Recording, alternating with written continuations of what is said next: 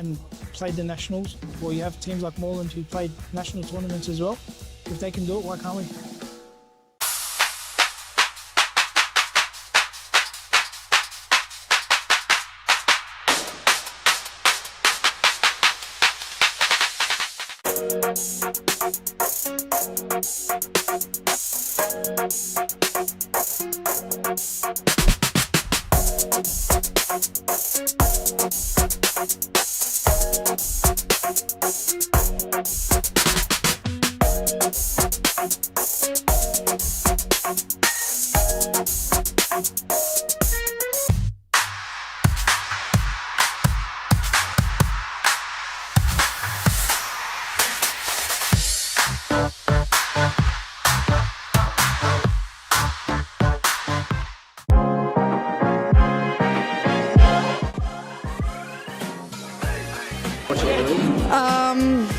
I would say Leila Abdulatif. I think Amanda Araha from Fitzroy. Claudia Fuscalzo. Oh, I'll be biased. Reed Jacobs, because she doesn't even know what she's got to do before she does it, let alone us. But then from across the league, Alexis from Fitzroy, she's too good. And Karina's alright.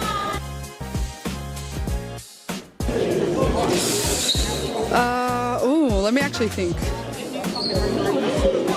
Fitzroy's white kit. Which team has the best kit in the league?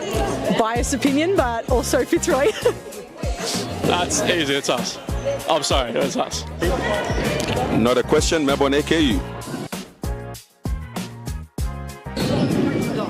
Liz Air. I think that one will have to be Leila Abdulatif. She would definitely win every time. Ooh. Leila Abdulatif. Baller. If I was a girl, probably not Layla. The most clutch player in the competition is definitely Claudia Fuscalzo. She is number one for sure. Sarah Easthope.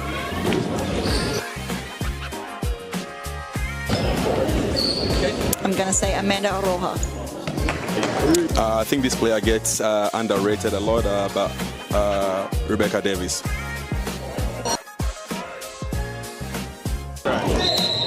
Claudia Fuscalzo. Gisela Pepino.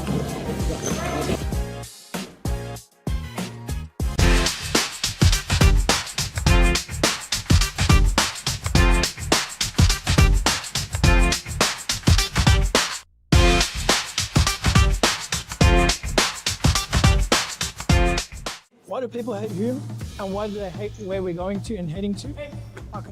I can truly say it's jealousy. You can see he's pretty professional now. Even for me, from an outsider's perspective, I can see the development of the club, and it's just a different level. I said, look, I want to take Hume into a different direction of expanding our connections, and that's when we started thinking abroad and thinking about, okay, what's Hume's future looking like? Are we going to sit the same, or are we going to grow? A part of any journey is learning, right? So Adam's learnt a lot, you can see. Made a lot of mistakes in the past. It was a rebuild. I took players from Championship. I took players from outdoor. Anything just to stay into the league.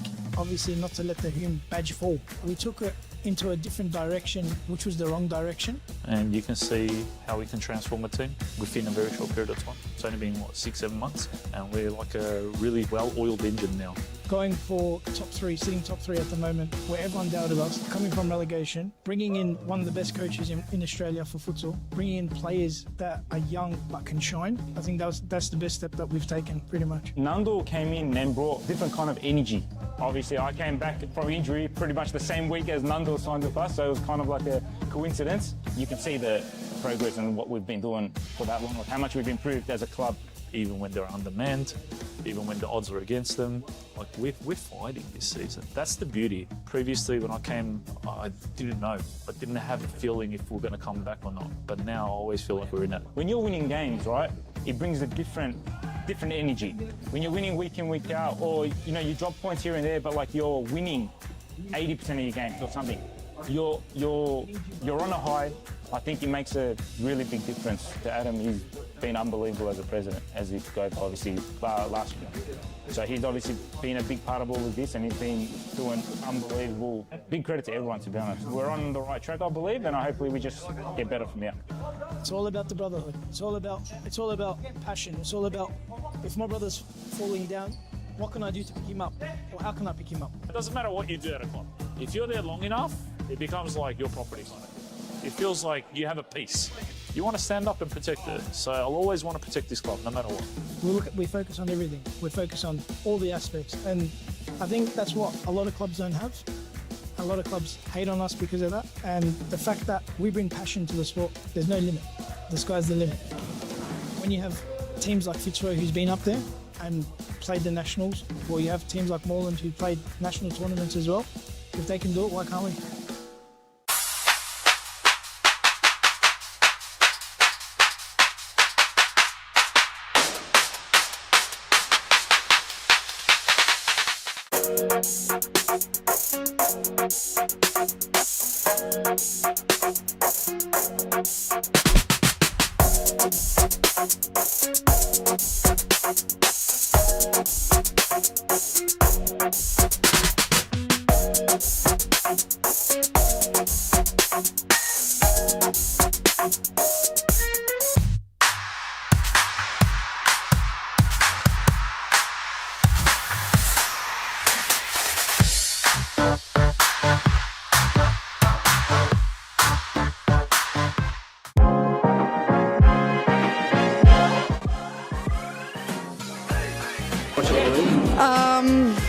I would say Layla Abdul too.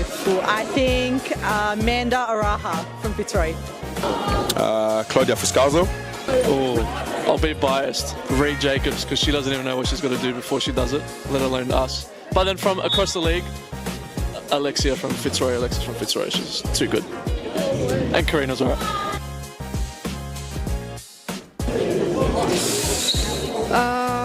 Let me actually think. Fitzroy's white kit. Which team has the best kid in the league?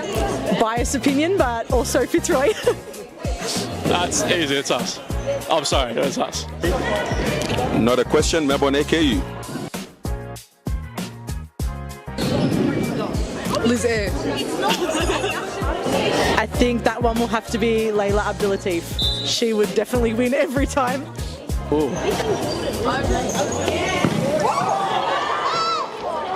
Layla Abdulatif, baller. If I was a girl, probably not Layla. The most clutch player in the competition is definitely Claudia Fuscalzo. She is number one for sure. Sarah Easthorpe.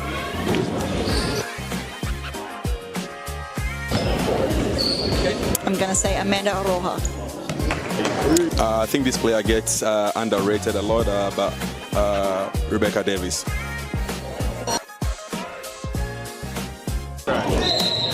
Claudia Fuscalzo. Gisela Pepino.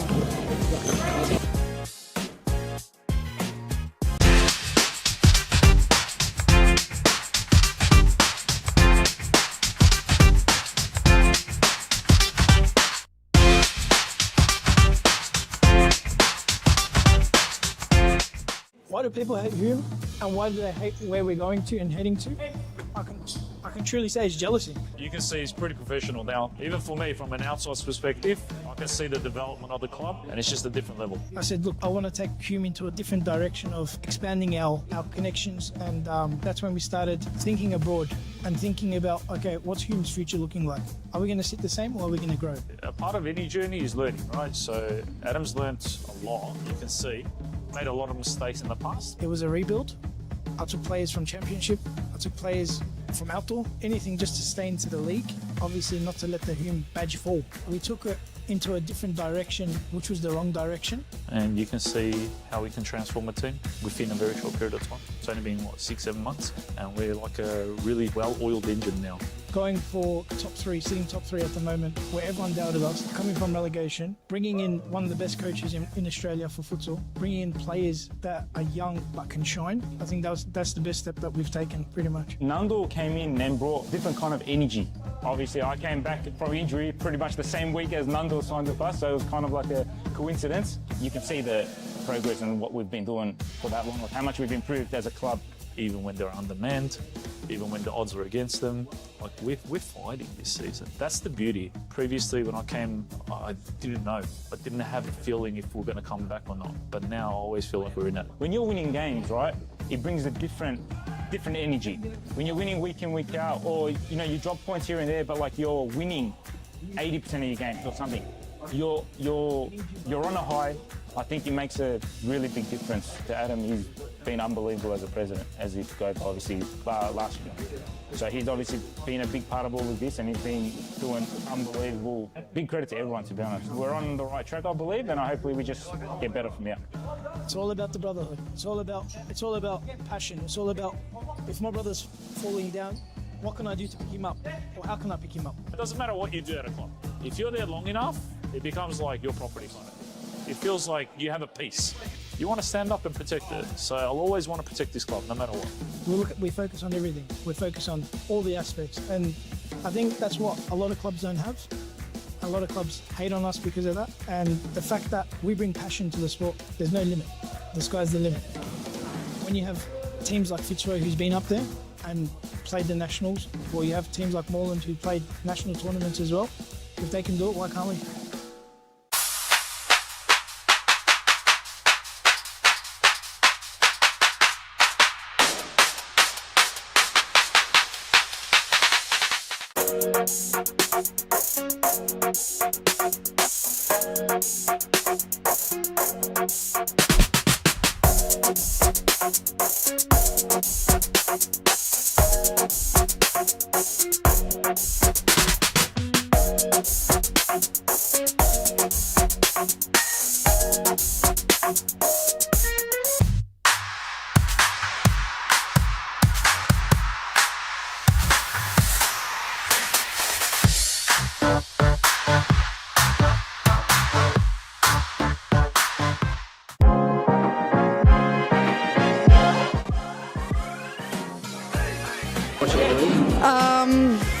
I would say Layla Abdul-Latif. I think Amanda Araha from Fitzroy.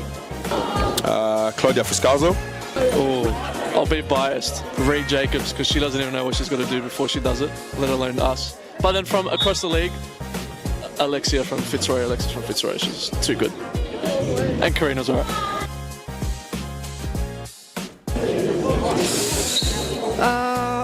Let me actually think. Fitzroy's white kid. Which team has the best kid in the league? Biased opinion, but also Fitzroy. That's easy, it's us. I'm sorry, it's us. Not a question, Melbourne AKU. Liz Air. I think that one will have to be Layla Abdul-Latif. She would definitely win every time. Ooh. Layla Abdul-Latif. Baller. If I was a girl, probably not Layla. The most clutch player in the competition is definitely Claudia Fuscalzo. She is number one for sure. Sarah Easthope.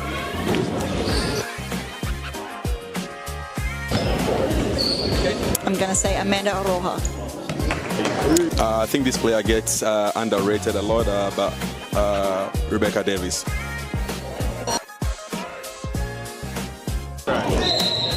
Claudia Fuscalzo. Gisela Pepino.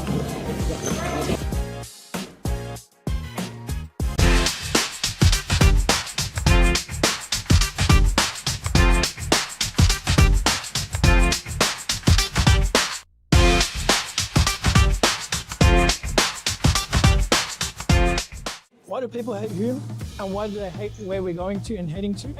I can truly say it's jealousy. You can see he's pretty professional now. Even for me, from an outsider's perspective, I can see the development of the club, and it's just a different level. I said, look, I want to take Hume into a different direction of expanding our connections, and that's when we started thinking abroad and thinking about, okay, what's Hume's future looking like? Are we going to sit the same or are we going to grow? A part of any journey is learning, right? So Adam's learnt a lot. You can see made a lot of mistakes in the past. It was a rebuild. I took players from Championship. I took players from outdoor. Anything just to stay into the league. Obviously not to let the Hume badge fall. We took it into a different direction, which was the wrong direction. And you can see how we can transform a team within a very short period of time. It's only been, 6-7 months? And we're like a really well-oiled engine now. Going for top three, sitting top three at the moment, where everyone doubted us, coming from relegation, bringing in one of the best coaches in Australia for futsal, bringing in players that are young but can shine. I think that's the best step that we've taken, pretty much. Nando came in and brought different kind of energy. Obviously, I came back from injury pretty much the same week as Nando signed with us, so it was kind of like a coincidence. You can see the progress and what we've been doing for that long, how much we've improved as a club. Even when they're undermanned, even when the odds are against them, like we're fighting this season. That's the beauty. Previously, when I came, I didn't know. I didn't have a feeling if we're going to come back or not. But now I always feel like we're in it. When you're winning games, right, it brings a different energy. When you're winning week in, week out, or you drop points here and there, but like you're winning 80% of your games or something, you're on a high. I think it makes a really big difference to Adam. He's been unbelievable as a president, as he spoke obviously last year. So he's obviously been a big part of all of this, and he's been doing unbelievable. Big credit to everyone, to be honest. We're on the right track, I believe, and hopefully we just get better from here. It's all about the brotherhood. It's all about passion. It's all about, if my brother's falling down, what can I do to pick him up? Or how can I pick him up? It doesn't matter what you do at a club. If you're there long enough, it becomes like your property kind of thing. It feels like you have a piece. You want to stand up and protect it. So I'll always want to protect this club, no matter what. We focus on everything. We focus on all the aspects. And I think that's what a lot of clubs don't have. A lot of clubs hate on us because of that. And the fact that we bring passion to the sport, there's no limit. The sky's the limit. When you have teams like Fitzroy, who's been up there and played the nationals, or you have teams like Moreland who played national tournaments as well, if they can do it, why can't we?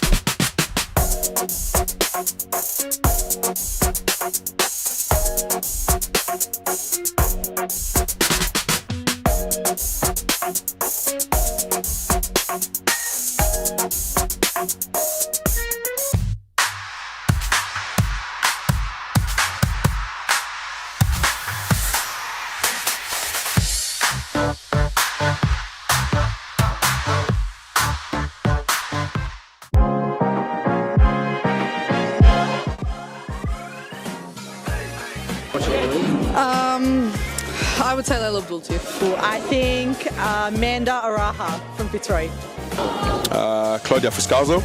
Oh, I'll be biased. Reed Jacobs, because she doesn't even know what she's got to do before she does it, let alone us. But then from across the league, Alexis from Fitzroy. She's too good. And Karina's alright.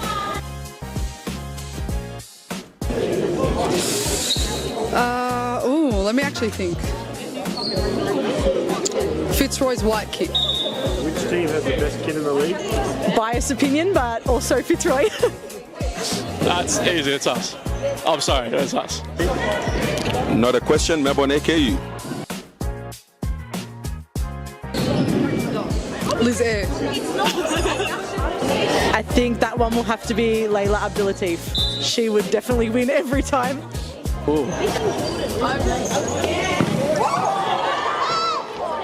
Layla Abdul-Latif. Baller. If I was a girl, probably not Layla. The most clutch player in the competition is definitely Claudia Fuscalzo. She is number one for sure. Sarah Easthope.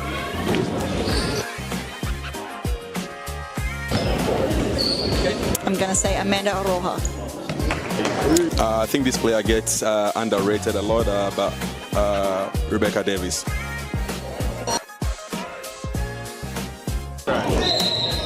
Claudia for Scalzo. Gisela Pepino.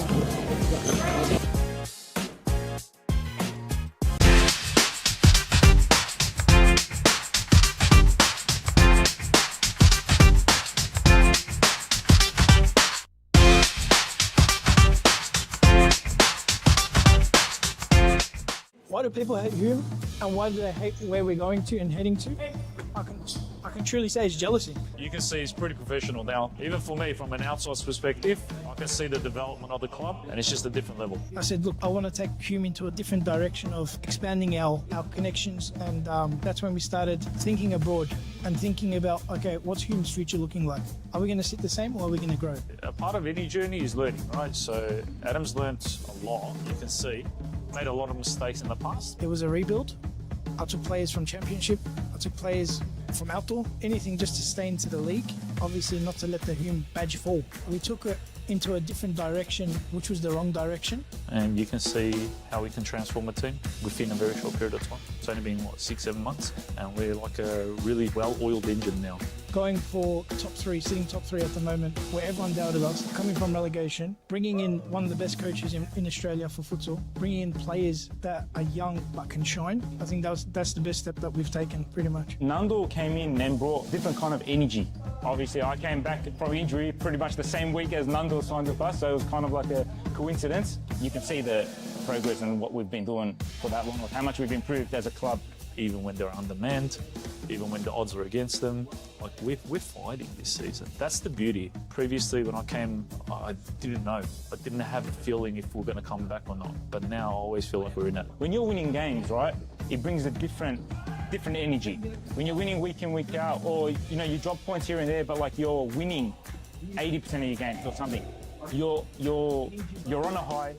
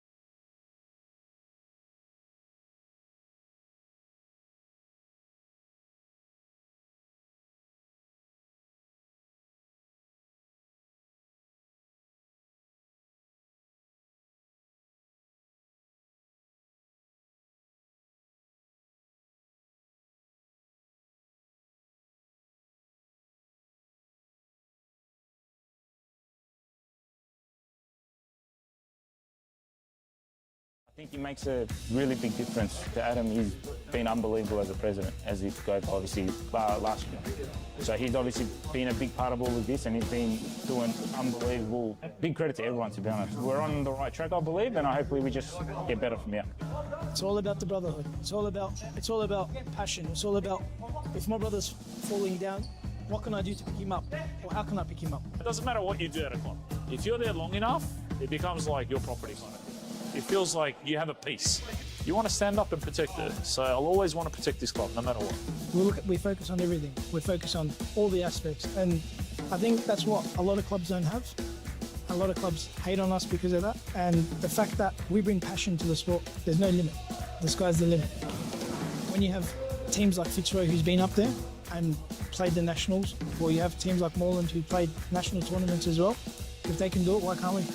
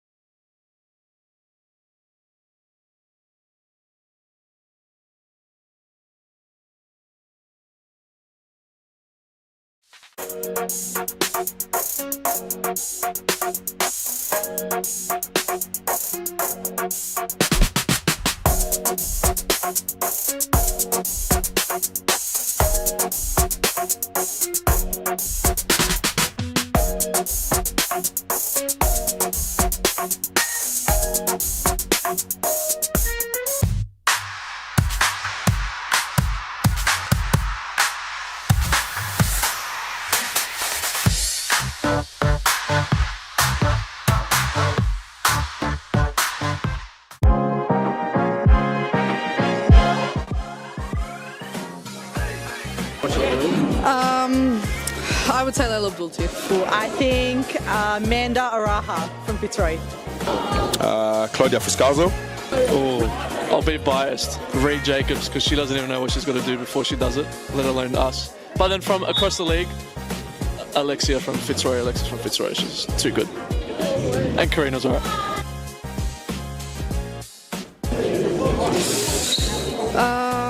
Let me actually think. Fitzroy's white kid. Which team has the best kid in the league? Biased opinion, but also Fitzroy. That's easy, it's us. I'm sorry, it's us. Not a question, Melbourne AKU. Liz Air. I think that one will have to be Layla Abdul Latif. She would definitely win every time.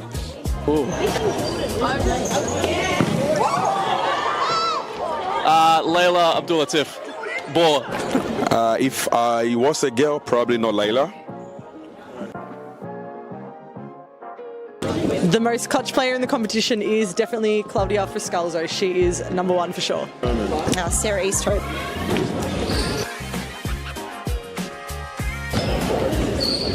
I'm going to say Amanda Roja. I think this player gets underrated a lot, but Rebecca Davis.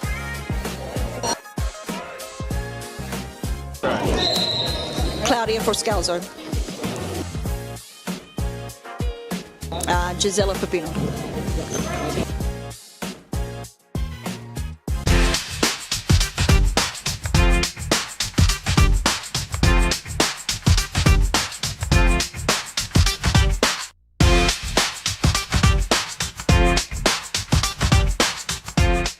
Why do people hate Hume, and why do they hate where we're going to and heading to?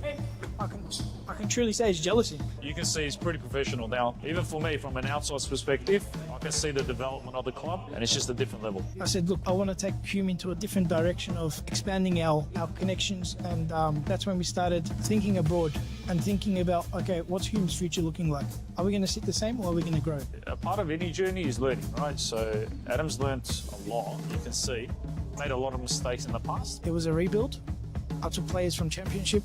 I took players from outdoor. Anything just to stay into the league. Obviously not to let the Hume badge fall. We took it into a different direction, which was the wrong direction. And you can see how we can transform a team within a very short period of time. It's only been, 6-7 months? And we're like a really well-oiled engine now. Going for top three, sitting top three at the moment, where everyone doubted us, coming from relegation, bringing in one of the best coaches in Australia for futsal, bringing in players that are young but can shine. I think that's the best step that we've taken, pretty much. Nando came in and brought different kind of energy.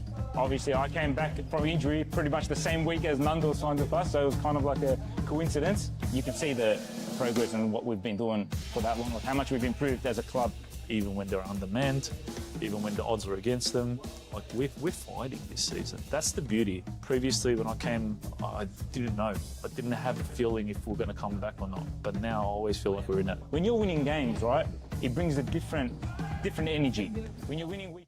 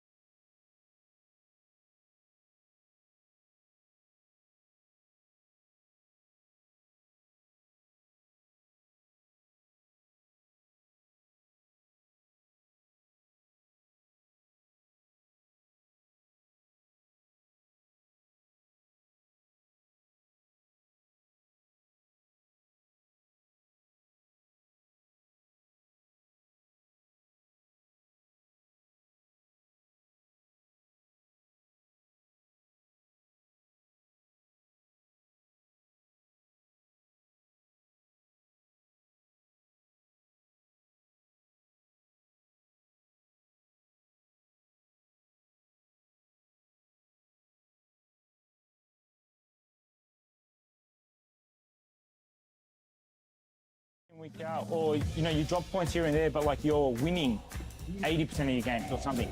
You're on a high. I think it makes a really big difference to Adam. He's been unbelievable as a president, as he goes obviously last year. So he's obviously been a big part of all of this, and he's been doing unbelievable. Big credit to everyone, to be honest. We're on the right track, I believe, and hopefully we just get better from here.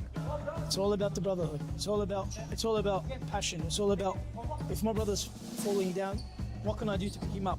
Or how can I pick him up? It doesn't matter what you do at a club. If you're there long enough, it becomes like your property kind of thing. It feels like you have a piece. You want to stand up and protect it. So I'll always want to protect this club, no matter what. We focus on everything. We focus on all the aspects. And I think that's what a lot of clubs don't have. A lot of clubs hate on us because of that. And the fact that we bring passion to the sport, there's no limit. The sky's the limit.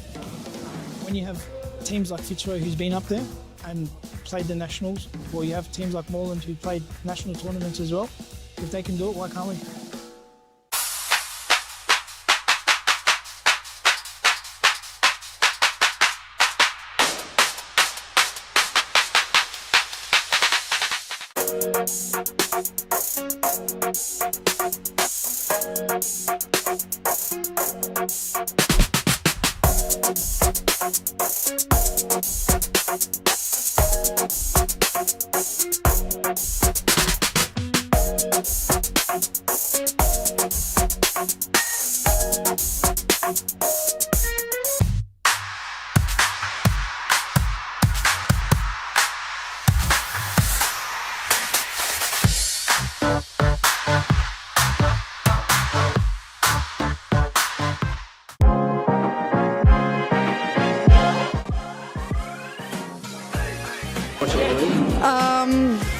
I would say Layla Abdul too.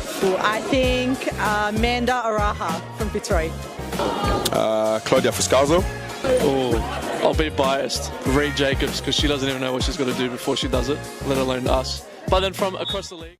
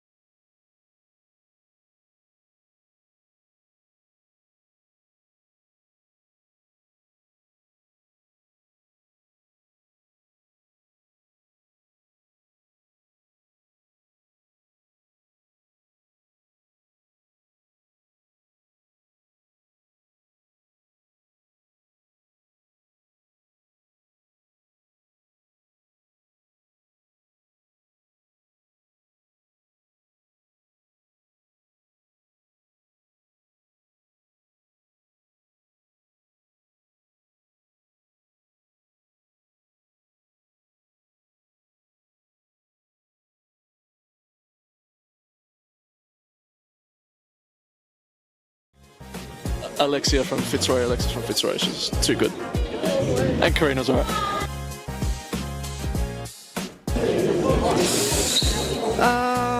Let me actually think. Fitzroy's white kid. Which team has the best kid in the league?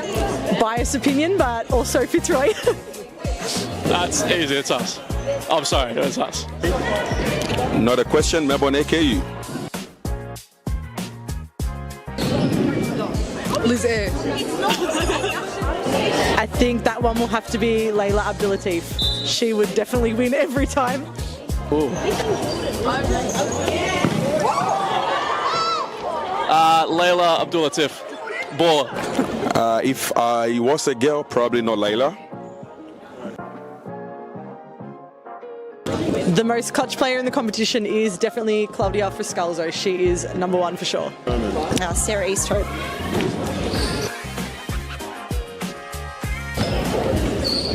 I'm going to say Amanda Roja.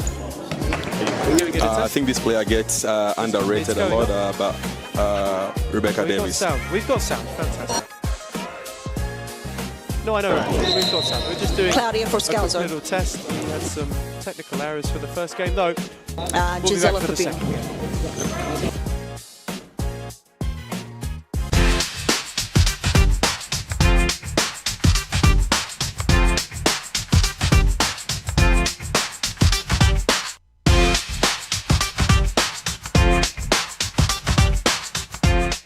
Why do people hate Hume, and why do they hate where we're going to and heading to?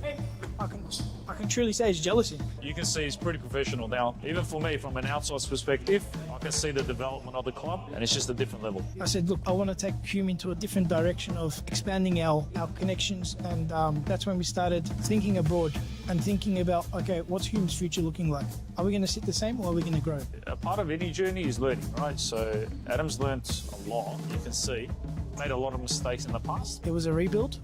I took players from Championship. I took players from outdoor. Anything just to stay into the league.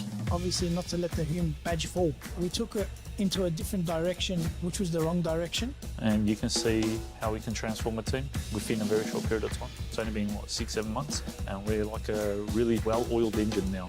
Going for top three, sitting top three at the moment, where everyone doubted us, coming from relegation, bringing in one of the best coaches in Australia for futsal, bringing in players that are young but can shine. I think that's the best step that we've taken, pretty much. Nando came in and brought different kind of energy. Obviously, I came back from injury pretty much the same week as Nando signed with us, so it was kind of like a coincidence. You can see the progress and what we've been doing for that long, how much we've improved as a club. Even when they're undermanned, even when the odds are against them, like we're fighting this season. That's the beauty. Previously, when I came, I didn't know. I didn't have a feeling if we're going to come back or not. But now I always feel like we're in it. When you're winning games, right, it brings a different energy. When you're winning week in, week out, or you drop points here and there, but like you're winning 80% of your games or something, you're on a high.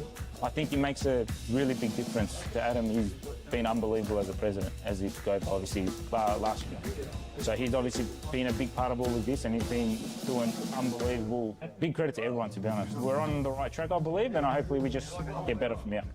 It's all about the brotherhood. It's all about passion. It's all about, if my brother's falling down, what can I do to pick him up? Or how can I pick him up? It doesn't matter what you do at a club. If you're there long enough, it becomes like your property kind of thing. It feels like you have a piece. You want to stand up and protect it. So I'll always want to protect this club, no matter what. We focus on everything. We focus on all the aspects. And I think that's what a lot of clubs don't have. A lot of clubs hate on us because of that. And the fact that we bring passion to the sport, there's no limit. The sky's the limit. When you have teams like Fitzroy, who's been up there and played the nationals, or you have teams like Moreland who played national tournaments as well, if they can do it, why can't we?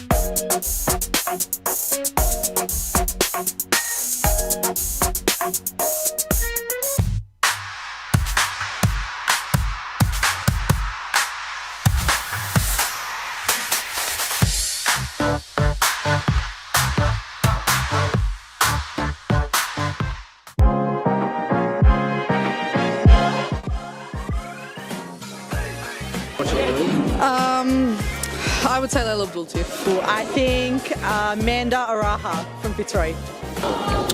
Claudia Fuscalzo. Oh, I'll be biased. Reed Jacobs, because she doesn't even know what she's got to do before she does it, let alone us. But then from across the league, Alexis from Fitzroy. She's too good. And Karina's alright.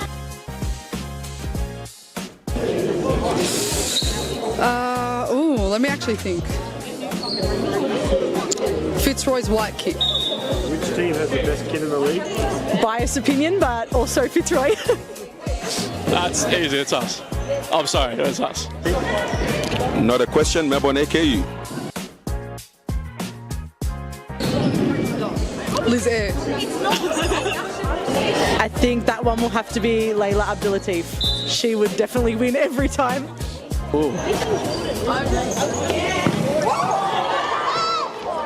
Layla Abdul-Latif. Baller.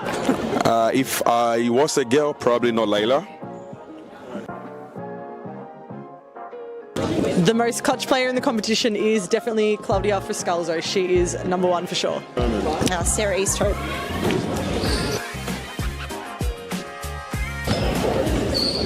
I'm going to say Amanda Roja. I think this player gets underrated a lot, but Rebecca Davis.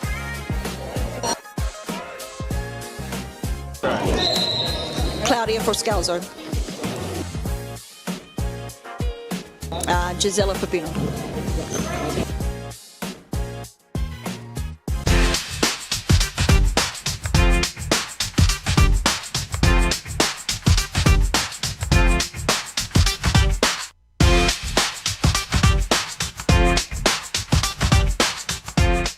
Why do people hate Hume, and why do they hate where we're going to and heading to? I can truly say it's jealousy. You can see he's pretty professional now. Even for me, from an outsider's perspective, I can see the development of the club, and it's just a different level. I said, look, I want to take Hume into a different direction of expanding our connections, and that's when we started thinking abroad and thinking about, okay, what's Hume's future looking like? Are we going to sit the same, or are we going to grow? A part of any journey is learning, right? So Adam's learnt a lot, you can see. Made a lot of mistakes in the past. It was a rebuild. I took players from Championship. I took players from outdoor. Anything just to stay into the league. Obviously not to let the Hume badge fall. We took it into a different direction, which was the wrong direction. And you can see how we can transform a team within a very short period of time. It's only been, 6-7 months? And we're like a really well-oiled engine now. Going for top three, sitting top three at the moment, where everyone doubted us, coming from relegation, bringing in one of the best coaches in Australia for futsal, bringing in players that are young but can shine. I think that's the best step that we've taken, pretty much. Nando came in and brought different kind of energy. Obviously, I came back from injury pretty much the same week as Nando signed with us, so it was kind of like a coincidence. You can see the progress and what we've been doing for that long, how much we've improved as a club. Even when they're undermanned, even when the odds are against them, like we're fighting this season. That's the beauty. Previously, when I came, I didn't know. I didn't have a feeling if we're going to come back or not. But now I always feel like we're in it. When you're winning games, right, it brings a different energy. When you're winning week in, week out, or you drop points here and there, but like you're winning 80% of your games or something, you're on a high. I think it makes a really big difference to Adam. He's been unbelievable as a president, as his scope obviously last year. So he's obviously been a big part of all of this, and he's been doing unbelievable. Big credit to everyone, to be honest. We're on the right track, I believe, and hopefully we just get better from here. It's all about the brotherhood. It's all about passion. It's all about, if my brother's falling down, what can I do to pick him up? Or how can I pick him up? It doesn't matter what you do at a club. If you're there long enough, it becomes like your property kind of. It feels like you have a piece. You want to stand up and protect it. So I'll always want to protect this club, no matter what. We focus on everything. We focus on all the aspects. And I think that's what a lot of clubs don't have. A lot of clubs hate on us because of that. And the fact that we bring passion to the sport, there's no limit. The sky's the limit.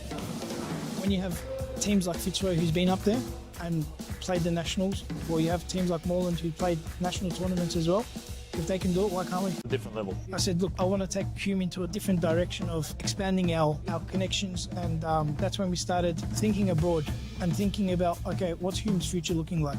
Are we going to sit the same, or are we going to grow? A part of any journey is learning, right? So Adam's learnt a lot, you can see. Made a lot of mistakes in the past. It was a rebuild. I took players from championship. I took players from outdoor. Anything just to stay into the league. Obviously not to let the Hume badge fall. We took it into a different direction, which was the wrong direction. And you can see how we can transform a team within a very short period of time. It's only been, what, 6-7 months? And we're like a really well-oiled engine now.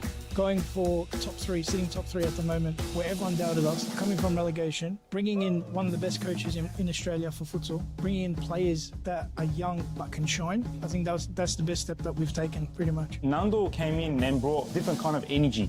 Obviously, I came back from injury pretty much the same week as Nando signed with us, so it was kind of like a coincidence. You can see the progress and what we've been doing for that long, like how much we've improved as a club. Even when they're undermanned, even when the odds are against them, like we're fighting this season. That's the beauty. Previously, when I came, Second edition for the second tier on your Sunday. We've got a Bulleen side who now know a win takes them back to the top of the tree against the Footscray team, who, if they are to pick up 3 points this afternoon, go within only 3 of RMIT and Melbourne Orients, who play in the late kickoff, though. This, for them, is the turning point of their season. They have reached a crossroad. A team that started slowly. They then went on a lengthy unbeaten run through the latter months of autumn, only to be hit by a wintry chill like many. Today, they take on one of the title hopefuls, and if they are to claim a scalp, it would set their promotion credentials well and truly back into motion. A team who made the playoffs this time last year and were dealt unfortunate heartache at the hands of Melbourne Aku. Footscray know that this is where the work is done.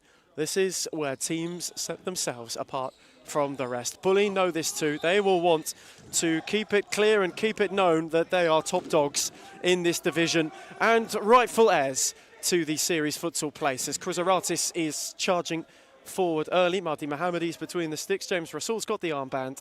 Kyriakos and Futurat all entrusted from the start. Milivanovic has been a good find between the sticks for Footscray. Elliot Frost, Maka Hancock's captain, Alexander Stojanovski and Norozi round out their opening 5 as well. If you've just joined us, a very good afternoon to you. Hope you're having a superb Sunday. It's unfortunately a bit of a grey one, a bit gloomy and a bit dim, but that is certainly any 3 words that are the opposite of the second tier, as Mohammadi's into a rather fine save. Good feet from Futurat, who evaded Stojanovski and now is motoring at motion, though couldn't get through beyond Hancock's. Early kickoff today saw Kensington beat Braybrook 7-5. It was a late rally, though a little bit too late for the newly promoted team, who are still languishing in the playoff places. They are looking to go back within touching distance at some point in the future, though it is not to be this week. Footscray can pull even further clear from them and can get themselves out of the relegation playoff places today too, or at least look to get further towards that kind of ground and that kind of look. As Mohammadi again invited to strike, Stojanovski intervened. Footscray, in fact, would only be 3 points from Orients and RMIT respectively. Still in 5th, lovely pull. Milivanovic got down, Hancock's intervened. Recovered by Kruzaratis, steered for Rasul, and Milivanovic was too tough to go beyond. Quick pair of saves as Kyriakos nearly found a flick. Got a touch away from him on its way through. It will be a Bulleen corner. Kruzaratis moved it on for Futurat. Wanting a quick start, good cut off by Hancock's, who could go charging. Frost was up, Stojanovski was the late runner, Elliot Frost was without option. The door was slammed shut by Rasul and Futurat. Now Kyriakos.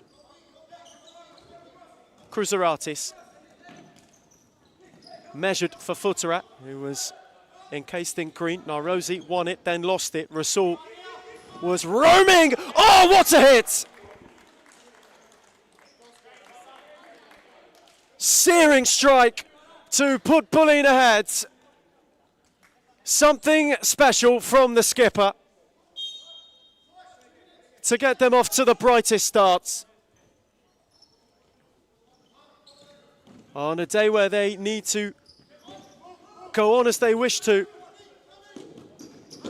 Bulleen have flown out of the traps. They have roared out of the lion's den.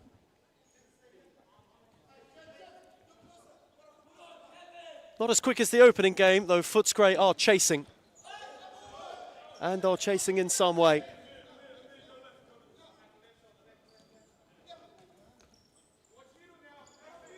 And you wonder for them just what it would mean. It took them almost until half-time against Northcote last week to go and break through, did Bulleen.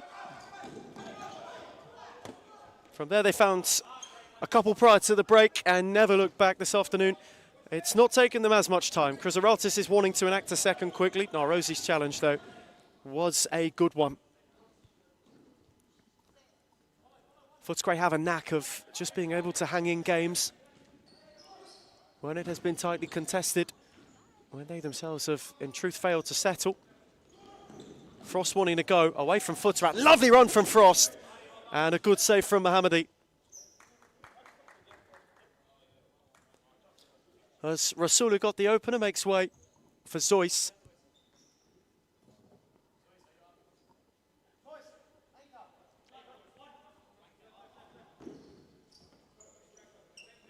Chrysaratis had the space closed, couldn't clear further than Frost. Futsarat was quickly back. Frost was twisting, turning and lost it, and Futsarat can go. One is up with him, of whom is Chrysaratis. Blistering from Bulleen, who go back to front to make it 2. The quickest of counters, and Chrysaratis, who is always in the goals, stamps himself on this particular Sunday too.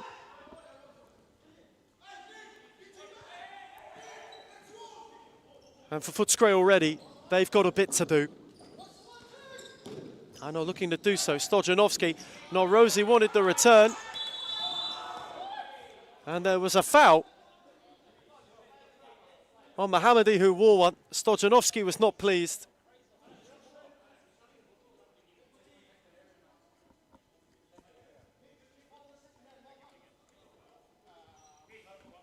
Mahdi Mohammadi wore one. He's just giving the ankle that was the collection of damage a test. It will be more than okay to continue. Patrikas is on the bench just in case, though. Here is Frost once again. He's looked lively from the off. Chrysaratis battled and saw him out of play.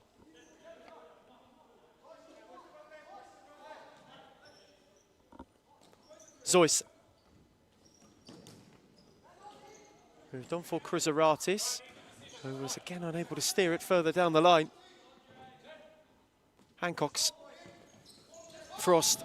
Footscray looking to get themselves going through the gears. Side who've made a habit of growing into games. Stojanovski. He was a late hero, and source of inspiration was the skipper merely 7 sleeps ago. To get them over the line against RMIT, it was a late flurry from him that secured all 3 points for Footscray. Player who's been a regular source of goals this season.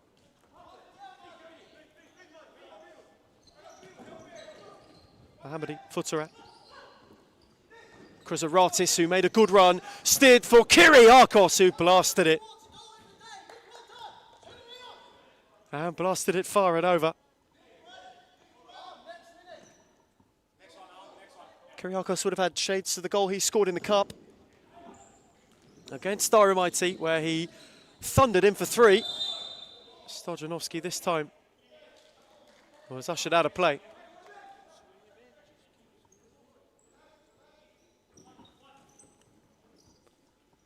Very tempered bullying start to this game. Zeus. Forward no further than Hancock's. Frost fancies a drive. Kyriakos was there to block. It fell for Zeus. On his own was Chrysaratis and was found by a corker of a ball. On for Futsarat. The return was far too heavy.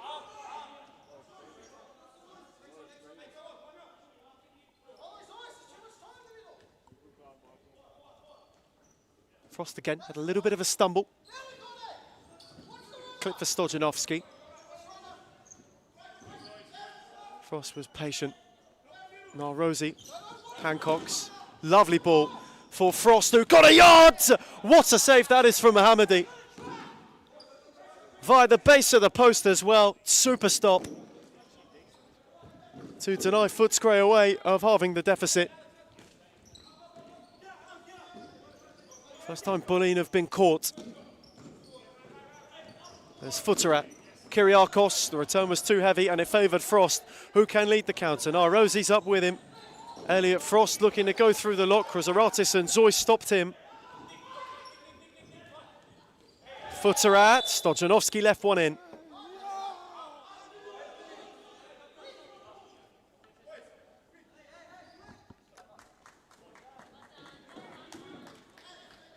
Halfway point of the first half, quickly forthcoming. Game that has flown by so far in its intensity and its pace. Two teams who want to get at each other.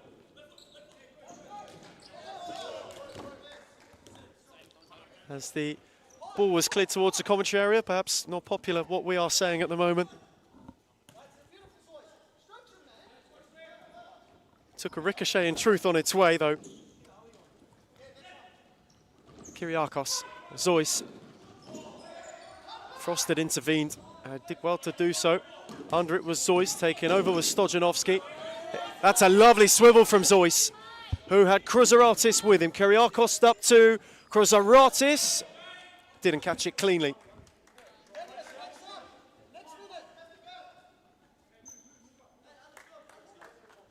Though Bulleen looks so dangerous on the break. Ramirez dropped it off for Narosi. Stojanovski. Sebastian Ramirez. Stojanovski, lovely ball for Narosi. On for Ramirez. Tried to clip it for Frost, who appreciated the intent and he appreciated the idea. Futsal running the changes. Stojanovski's opening stint will come to its end. Justin Von will be brought on and immediately dances away from two. On for Ramirez. Good challenge from Kruzaratis with a hand from Ali Kojabashk. Kruzaratis tried to go through the lot. Frost had a go. Kruzaratis had stayed down.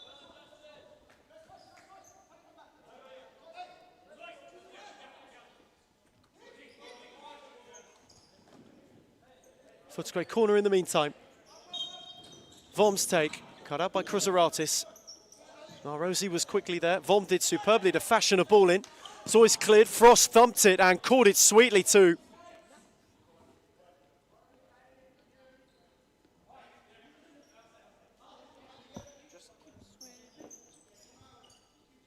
Had a ricochet that took it out of play, had a field of bodies to go through, did Elliot Frost, and struck it sweetly. Ramirez was impeded by Baksh in the end.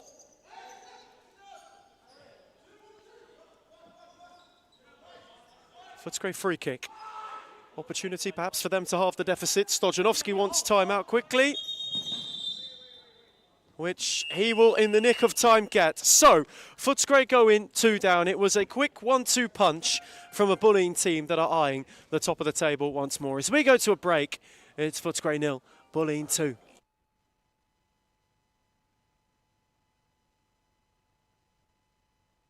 No, I didn't have a feeling if we're going to come back or not. But now I always feel like we're in it. When you're winning games, right, it brings a different energy.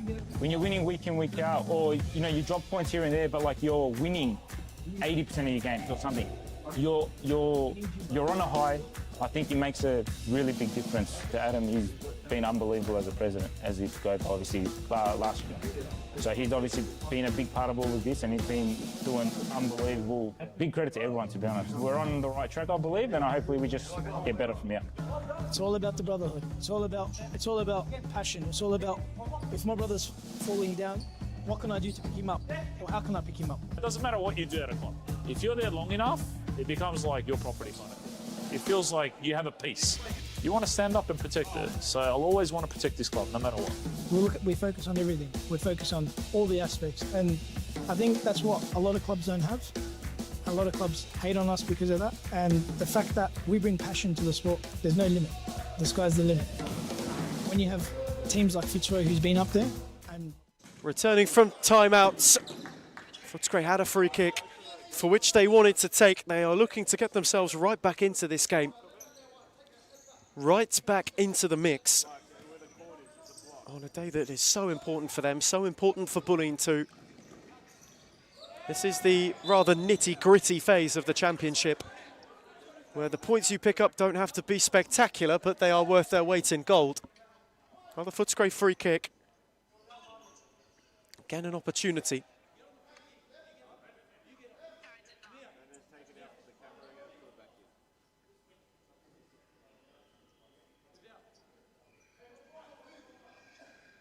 Frost is over it. He gave it a thumping drive. Mohammadi got palms and had to. Ramirez and Vom were lurking, just to give a faint little flick and turn it beyond him. Now Rosie went to take it. And will be asked to do so again by Ben Howe. Set it for Frost, who caught it sweetly! And Footscray have got away back. He has been threatening all afternoon long so far. Had a couple of really good drives that got blocked. And finally, Frost finds the corner as Rasul from kickoff gave it a go. And Milivanovic got palms.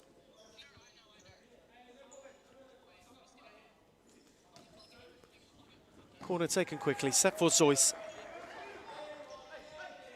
Mohammadi. Good turn. Rasul got it from Zoyce, looked to clip it to the back post for Katiforis. I was just not quite able to. Footscray are right back in this game. Herrera brought on for the first time. Milivanovic long. Katiforis cut it out. Vom battling, Rasul likewise. Ramirez.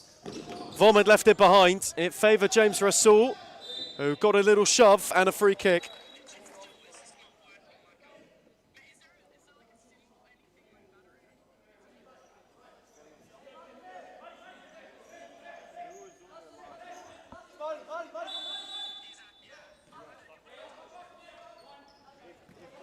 Mohammadi, Zoyce. Oh, steered teasingly to the back post where no one was waiting.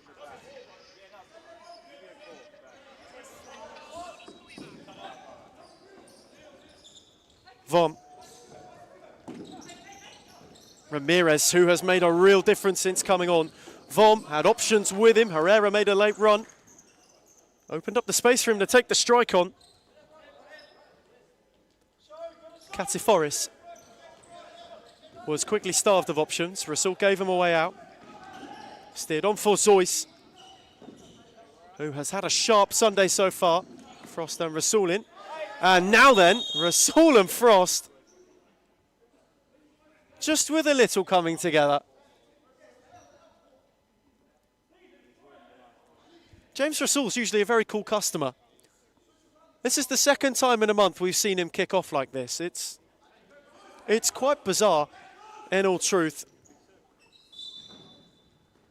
Side ball taken for Katiforis, who is charging with Ramirez. Those two wrestling. Katiforis did superbly and belatedly will win a free kick.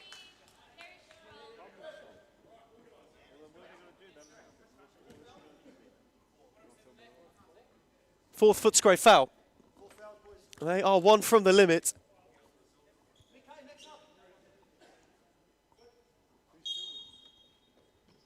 Rasul over it. Ramirez wore it.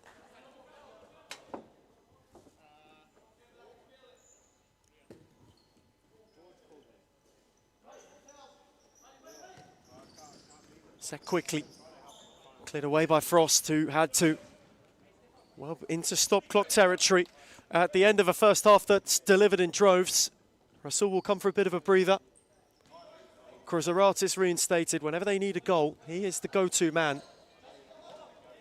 Gets it from Zoyce. Looked to thread for Katiforis, who spun Frost sharply, though was not able to keep the ball in play.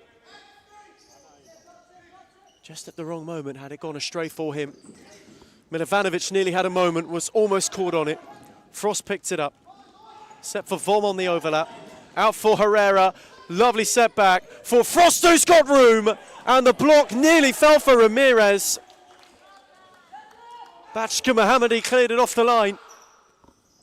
Vom took quickly, and the ball found its way out of play. Footscray, though, are really heaping the pressure on.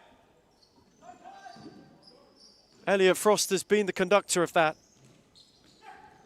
Ramirez, Herrera. Sebastian Ramirez. Going for Frost, out for Vom. Shifted a yard for himself. It was awkward for Mohammadi, who intervened in the end.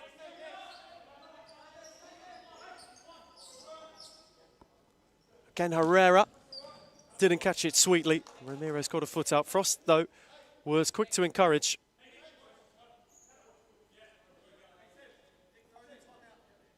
Footscray like what they are seeing. Bullying team manager Victoria fancies a timeout.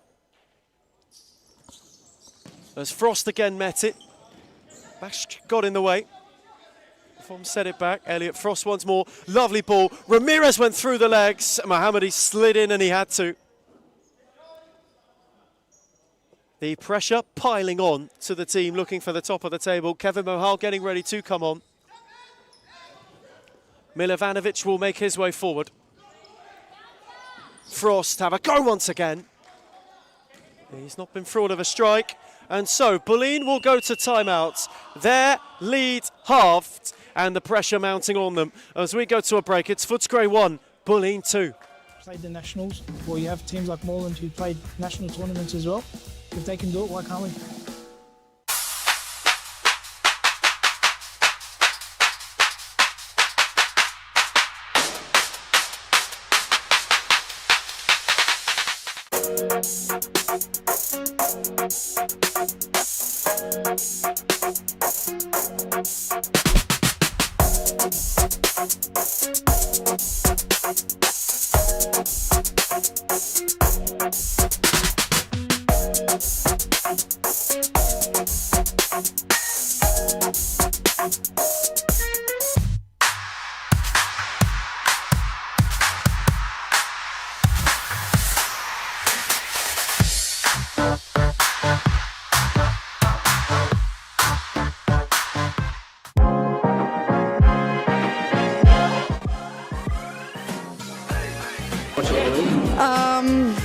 I would say Layla Abdul-Tif. I think Amanda Araha from Fitzroy.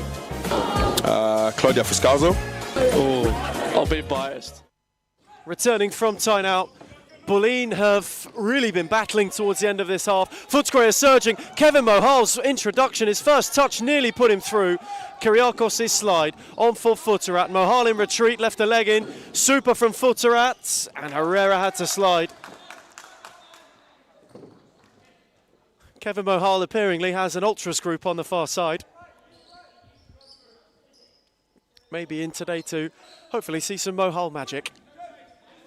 Has made waves at Footscray this season. Slowly found his feet in the second tier, is become entrusted by Stojanovski and co. Certainly so in a moment like this. That's a good press from Hancock's.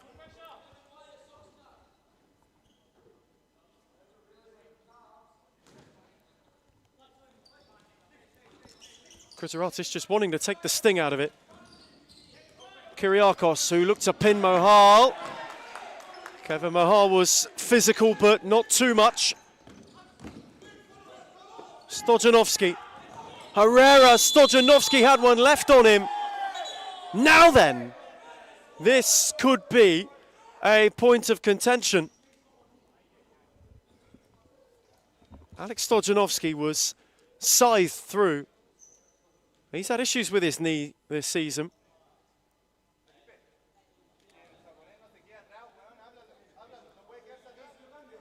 And again is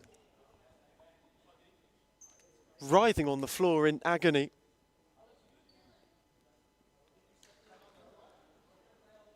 Another Footscray free kick. Stojanovski up gingerly.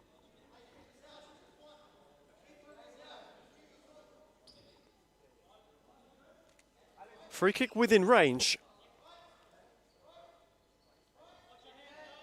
Hancock's will leave it for Stojanovski, who will sting the palms of Mohammadi. Quick to release Kruzaratis. He got round the back, denied by Milovanovic, mopped up by Mohal, who came across the clear. Is there to be a late surge from Bulleen towards the end of the half? Rasul, good challenge from Herrera.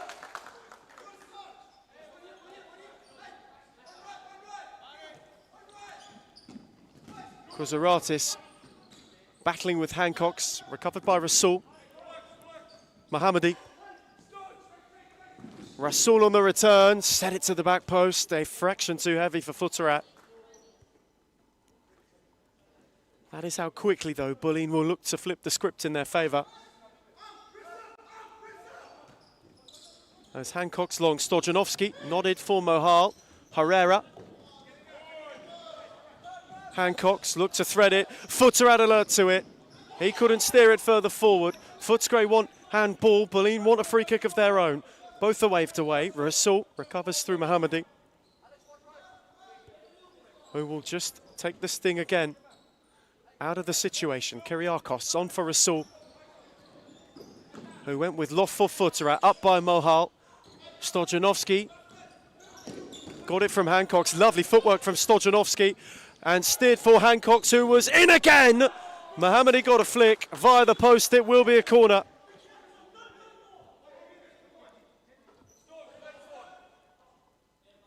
Footscray are surging for a second to the break. Corner for Stojanovski. Set for Hancocks in return. Still battling with Futterat, who had to clear. Into the final minute of the first half. Mahal returned for Hancock. Stojanovski. Mohammadi intervened. Kyriakos was under pressure. Lovely from Kruzaratis. Away from one. Slid in well did Hancock. Stojanovski will benefit and Mohammadi will deny him and then find Futterat, who can lead the counter. Up with him is Rasul. Likewise is Kyriakos. Hancock's recovered. Steered for Mohal. Herrera. Stojanovski.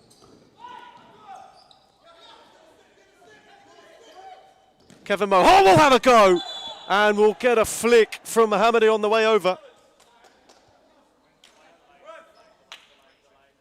Stojanovski stayed down this time though. Still not in a good way.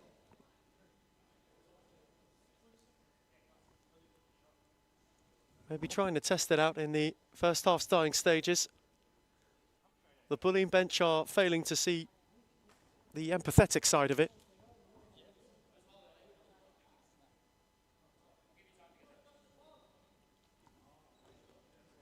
Stojanovski makes way. Frost for the closing stint. 24 seconds to half-time and Footscray have a corner and have ended the half in a wave of momentum.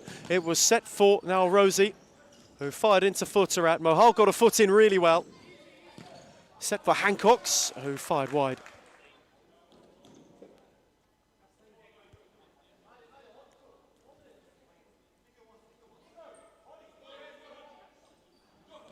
Though they may have them where they want them. Kruzaratis was clean enough. Futterat fired into Mohal. Frost was hustling him and won it. And Footscray in the nick of time with Kevin Mohal can get level. His magic moment. And Footscray find parity on the stroke of the break.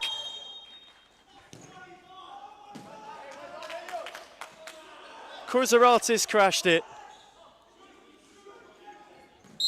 And the man with the loudest roar of the afternoon so far, Kevin Mohal, in the first half's dying embers, has come up big. Footscray make good on the momentum. They were 2 down, but are making a game of it. Half-time in Darabin. Footscray 2, Bulleen 2. Reed Jacobs, because she doesn't even know what she's got to do before she does it, let alone us. But then from across the league, Alexis from Fitzroy, she's too good. And Karina's alright.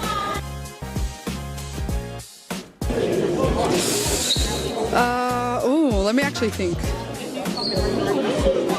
Fitzroy's white kick. Which team has the best kid in the league? Biased opinion, but also Fitzroy. That's easy, it's us. I'm sorry, it's us. Not a question, Melbourne AKU. Liz Air. I think that one will have to be Layla Abdulatif. She would definitely win every time.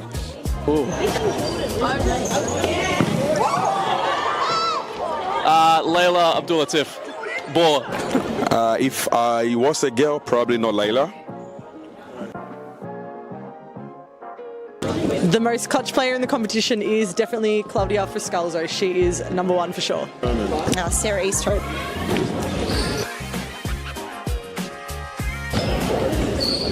I'm going to say Amanda Aroha. I think this player gets underrated a lot, but Rebecca Davis.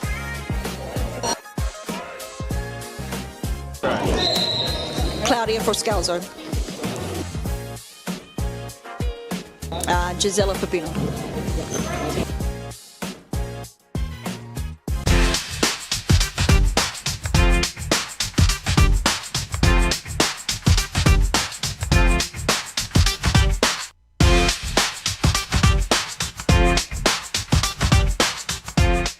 Why do people hate Hume, and why do they hate where we're going to and heading to? I can truly say it's jealousy. You can see he's pretty professional now. Even for me, from an outsider's perspective, I can see the development of the club, and it's just a different level. I said, look, I want to take Hume into a different direction of expanding our connections, and that's when we started thinking abroad and thinking about, okay, what's Hume's future looking like? Are we going to sit the same, or are we going to grow? A part of any journey is learning, right? So Adam's learnt a lot, you can see. Made a lot of mistakes in the past. It was a rebuild. I took players from Championship. I took players from outdoor. Anything just to stay into the league.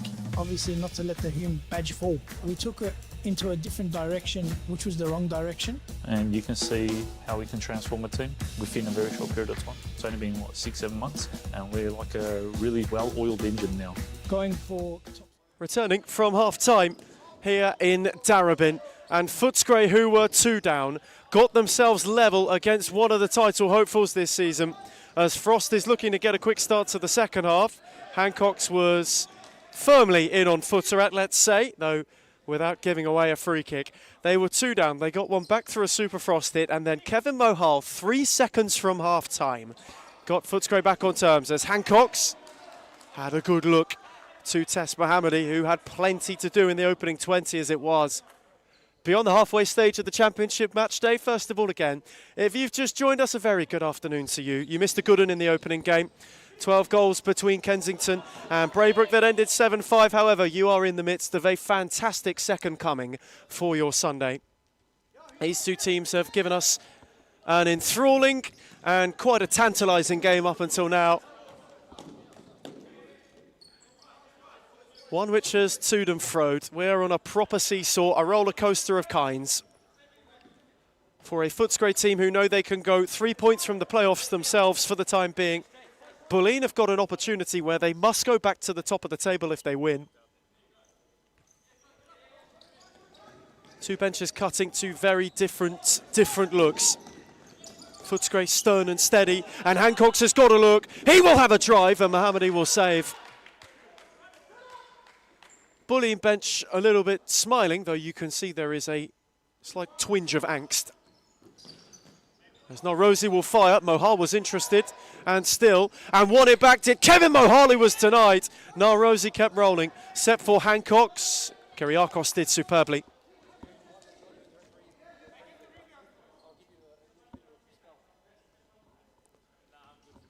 Alex Stojanovski thankfully back on his feet. He wore a few in the first half. There's no Rosie. Footscray got ahead of Hancock's. That's a good ball for Kyriakos, who poked it for Kruzaratis. Milovanovic makes a big save. Bulleen's first bit of bite on the other side of the break. As Kruzaratis. No way through Mohal, who could motor. Frost up with him. Poke back for Kevin Mohal. Set for now Rosie, who will fire wider the near post. That was lovely, though, from Kevin Mohal, who is having quite a game. Crazy confidence boost only brought about by a goal. Now Rosie, on his own is Mohal, who will roll it wide.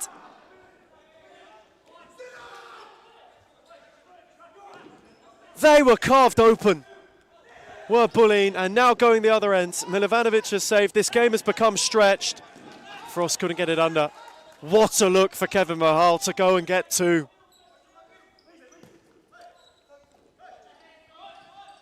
Could they come to rue that? Chrysaratis once more. So for Futsarat, who drove from distance. Now Rosie blocked, Zeus recovered. Chrysaratis. Kyriakos. Mahal had a lot of him. Futsarat. Too firm for Chrysaratis. Footscray have towed the line in terms of physicality so far in this game. Haven't been shy to get stuck in. Zeus lofted it, Kyriakos couldn't keep it alive. And Frost is in a hurry, as he should be. Norozi had stayed forward. Frost got away from two. Mohammadi save, Frost hit the post. They nearly caught Bulleen napping. Norozi was prepping for a corner. Mohammadi didn't get a touch. That was well spotted by Ben Howe. There's Kyriakos for Baksh. Lovely ball for Chrysaratis, who's denied by Milovanovic. Chrysaratis still going, away from Frost. Looking to have a go at Hancock's, could not quite. Frost got in first and was impeded. What a closing quarter of an hour we've got to this game ahead of us. These two locked level. Mahal couldn't quite get contact. Kyriakos, Chrysaratis. Switch was read by Hancock, who got ahead of Zeus. Couldn't find a ball further forward. Chrysaratis rekindled it. Looking to have a go at Norozi. Found Kyriakos superbly. Chrysaratis. Norozi no way through. Zeus then went and picked it off him. Set for Chrysaratis. On for Kyriakos. Bulleen are patient and probing. Baksh kept it alive. Kyriakos. Chrysaratis. I understand if they keep this game measured, it's on their terms. Good take from Kyriakos, who was away from Frost. Zeus on the follow-in, then Kyriakos. Milovanovic with a good save. Mahal has run his race for the time being, though what a race it was. Was steered on for Vom, who couldn't keep it in.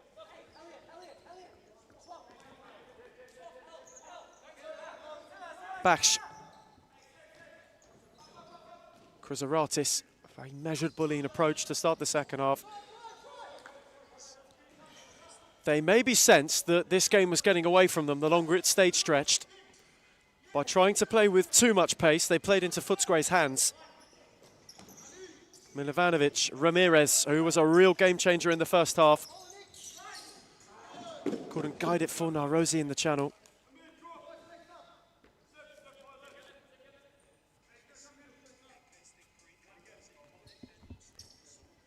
As Baksh will kickstart the next wave. Zeus will give him an outlet.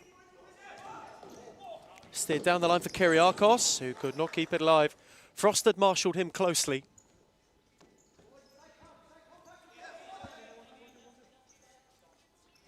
Norozi through the legs of Kyriakos. On for Ramirez. Frost. Fancied a drive. Chrysaratis blocked. Shout for handball is waved away. Vom 2 will strike. Kyriakos turn to act as the down wall. Ramirez looked to spin, only spun into Zeus, who picked his pocket. Ramirez wanted one in return.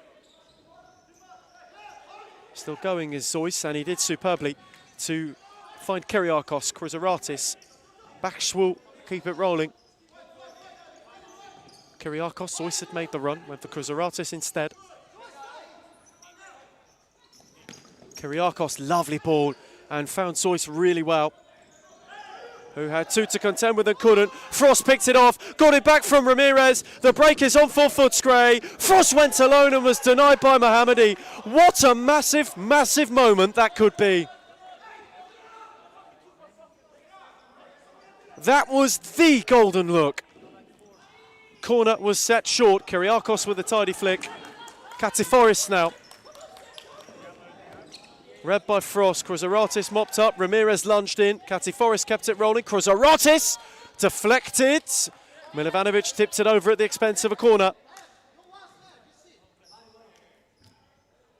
We have got a very good little game on our hands here. Corner taken quickly. Set for Mohammadi, who was not too far away. Elliot Frost, who has been a game changer. Likewise, Ramirez tried to tiptoe forward. Kyriakos scored a footing. Katiforis came away with it. No way through Vom. That was a good challenge. Who is charging? 2-on-1 for Footscray. Up was Narosi, set behind Vom. Katiforis couldn't keep it alive. How many looks? How many looks? As Vom. Narosi sizing up backs. Cut out by Kruzaratis. Ramirez was firm but fair. That's nicely done by Katiforis to get out of a bind. Kyriakos, Katiforis. Backs was smooth, too smooth. Read by Vom, who had one up with him. Deflection took it into the path of Mohammadi without fast. Milivanovic went on a venture. Kruzaratis was warded off because of it. And then Frost had one left on him.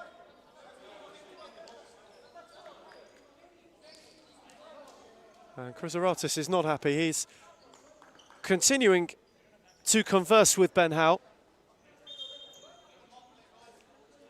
That is not a debate he will win. And in fact, the froth mop is required. Court needs some cleansing.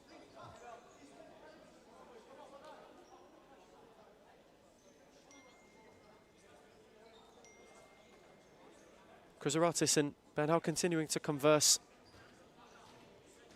Though it all is seemingly far more diplomatic than initially.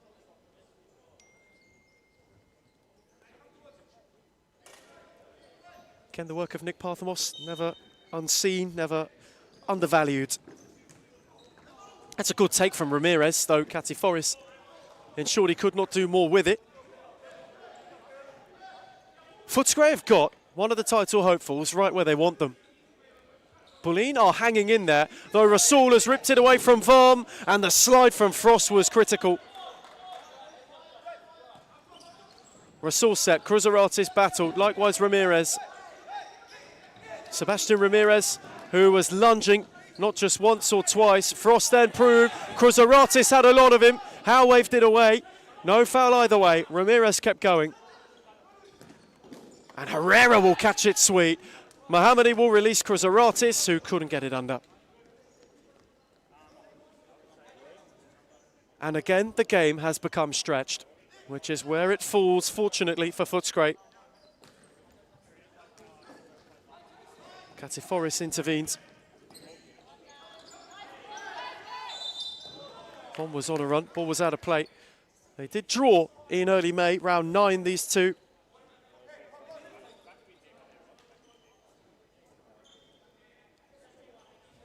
They have not since met in league action. That 2-2 draw is following a similar script today. Rasul's free kick. Milivanovic got palms.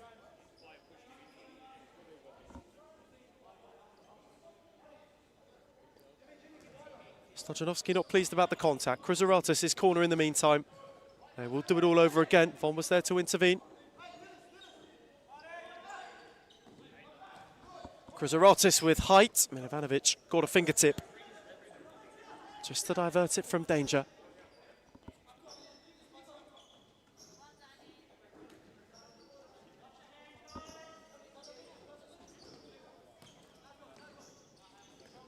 Set for Mohammadi.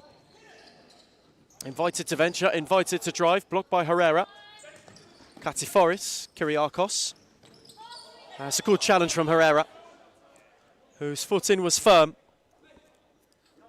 Well beyond the halfway stage of this second half. It's a half that, similar to its predecessor, has flown by. The futsal has been at good speed, at good quality. Well, the team has been able to find a way through, though. From our half-time stalemate, we are where we left things. Kruzaratis spinning. Good challenge from Vom. Picked up by Ramirez, who can go. Rasul was with him. Herrera's made the late run. 3-on-2 for the time being. It was just behind Herrera. And Katiforis can carry. Likewise, Kruzaratis. Ramirez was in firmly. North Cadenarians to close the show, who really have got quite the game to follow. As Kruzaratis, no way through, 3-on-2, options either side for Herrera, who went alone and Kyriakos just warded him off. Rasul recovered, Frost is in retreat, James Rasul is in behind, it will trickle and trickle its way in! And Bulleen have got the lead back, well and truly against the run of play. It was deft, it was delicate, though for Rasul and Bulleen it was delightful. Almost in slow motion, it looked like for an eternity it would hit the post. And then it took the faintest flick off the inside and over the line. And for all that Footscray have mustered, they must go again. Futterat was not best pleased about Herrera, just leaving an arm in.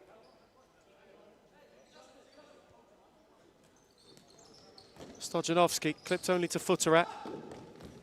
Recovered by Vonwell. Now Rosie battling, likewise Herrera, set for Stojanovski, who fashioned a shot, and Seuss will turn into his own net.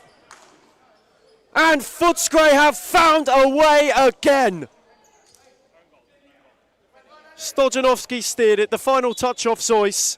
Bulleen want timeout. Having got the lead back, they surrendered it once more in quick style. We will go to a break. What a game we've got on our hands. It's Footscray 3, Bulleen 3. Sitting top three at the moment, where everyone doubted about coming from relegation, bringing in one of the best coaches in Australia for futsal, bringing in players that are young but can shine. I think that's the best step that we've taken, pretty much. Nando came in and brought different kind of energy. Obviously, I came back from injury pretty much the same week as Nando signed with us, so it was kind of like a coincidence. You can see the progress and what we've been doing for that long, how much we've improved as a club. Even when they're undermanned, even when the odds are against them, like we're fighting this season. That's the beauty. Previously, when I came, I didn't know. I didn't have a feeling if we're going to come back or not. But now I always feel like we're in it. When you're winning games, right, it brings a different energy. When you're winning week in, week out, or you drop points here and there, but like you're winning 80% of your games or something, you're on a high. I think it makes a really big difference to Adam. He's been unbelievable as a president, as he spoke obviously last year. So he's obviously been a big part of all of this, and he's been doing unbelievable. Big credit to everyone, to be honest. We're on the right track, I believe, and hopefully we just get better from here. Returning from timeout, 45 seconds from the stop clock. 6 goals, split 3 either way. It's similar to how it was in the early game. The championship has tightened. Every single team now is able to give one another a good go. Stojanovski, Vom, Kyriakos blocked. It'll stay alive for the Footscray skipper. Herrera hurriedly hammered through. What can Bulleen conjure? They have to go and do something.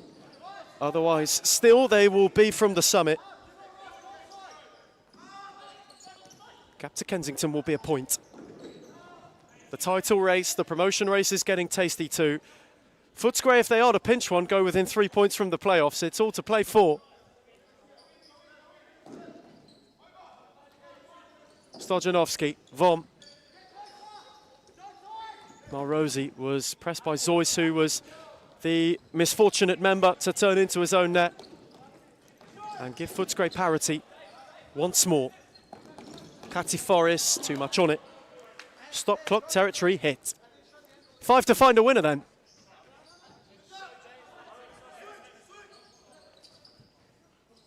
It's now Rosie. Found Herrera, who warded Katiforis off. It was behind Vom. Now Rosie kept it alive, and Herrera smartly gave him an outlet. Vom. For Stojanovski was on his own, and it took a magnificent save from Mohammadi to deny him. Zoyce up the line, Katiforis, Herrera in firmly. Again for Katiforis, who is charging. And who was warded out by Herrera. He did superbly. This game's just got a little bit of feeling to it. You can sense it. It's been bubbling, it's been boiling. At the moment has stayed at a simmer. For how much longer, you wonder.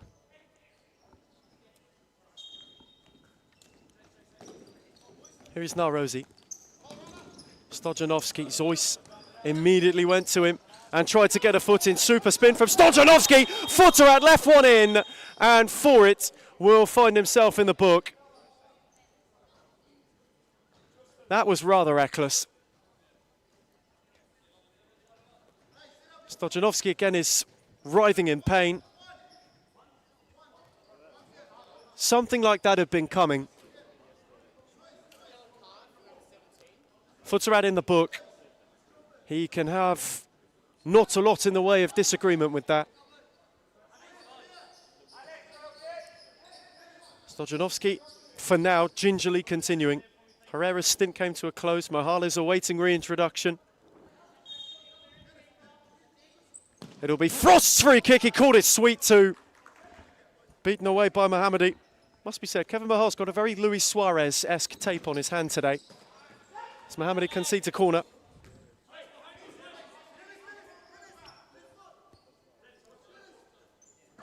Frost over it. Can Footscray find a winner? Lovely swivel by Narosi. Set for Stojanovski, whose flick was errant. Kyriakos can break. Great challenge from Hancocks. Zeus again. Once more left a lunging elbow. And we'll get a yellow card. And Paulina, one foul from the limit. It was just left languidly. Stojanovski made the most of it, to his credit. But the Bulleen bench were incensed.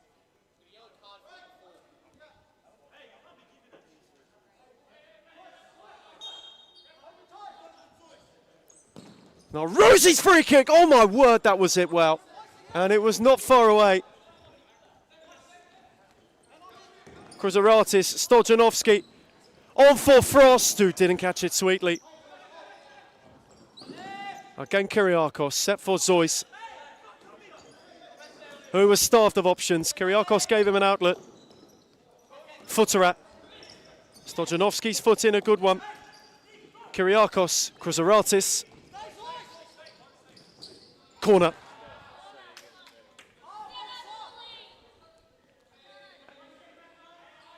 With how this has been contested, you feel like one could win it, and Kyriakos will steal in! Milovanovic has had a moment, and Kyriakos has given Bulleen the lead again.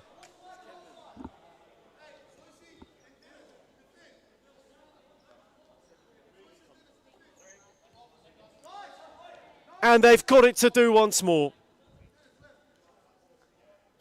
Footscray have been chasing all day long. They must conjure whatever they have left.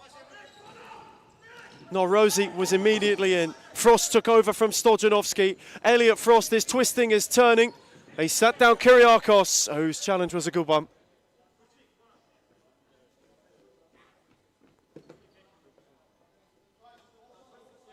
What can they find?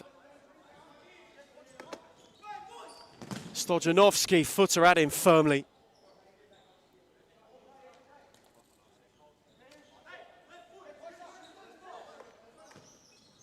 Instead for Narosi, couldn't get free of Zeus, who saw it out of play.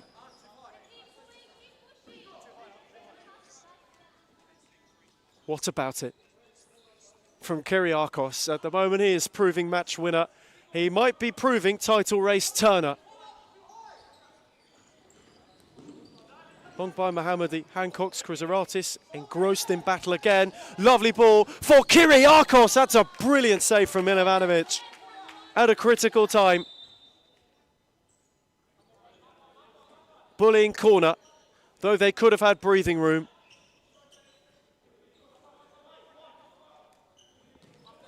Kruzaratis set for Zeus, who will fancy a go, will he? And it had a good save out of Milovanovic.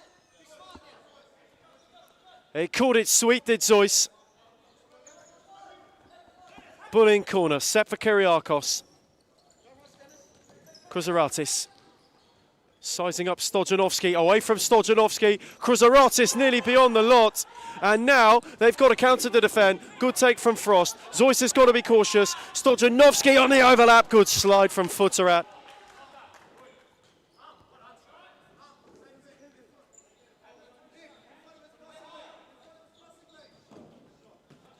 Frost corner, set for Milovanovic, who has got to go.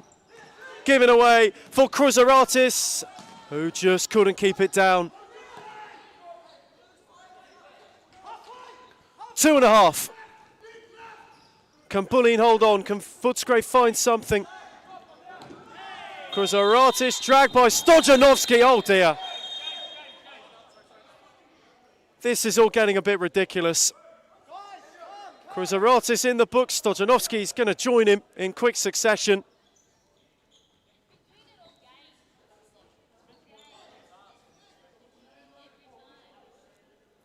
And it's all getting a bit ill-tempered.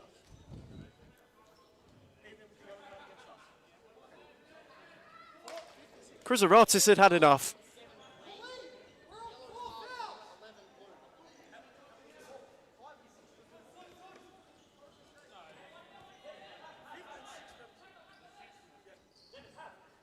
Kruzaratis now making menace with Milovanovic. Kyriakos over the free kick. Ben Howe will hold it just to ensure that Milovanovic is able to make a save if necessary.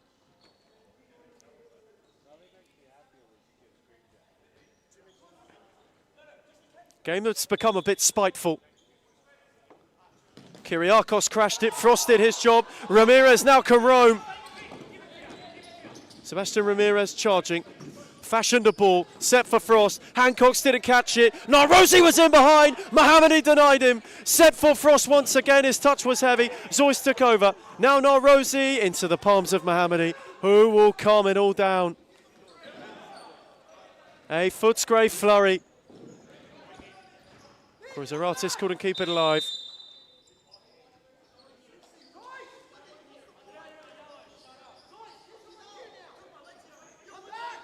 Stojanovski may want timeout. Footscray will issue it. Footscray will take it. They've got to find a way with 1:55. They're down a goal in a thriller. Footscray 3, Bulleen 4. It's all about the brotherhood. It's all about passion. It's all about, if my brother's falling down, what can I do to pick him up? Or how can I pick him up? It doesn't matter what you do at a club. If you're there long enough, it becomes like your property kind of. It feels like you have a piece. You want to stand up and protect it. So I'll always want to protect this club, no matter what. We focus on everything. We focus on all the aspects. And I think that's what a lot of clubs don't have. A lot of clubs hate on us because of that. And the fact that we bring passion to the sport, there's no limit. The sky's the limit. When you have teams like Fitzroy who's been up there and played the nationals, or you have teams like Moreland who played national tournaments as well, if they can do it, why can't we?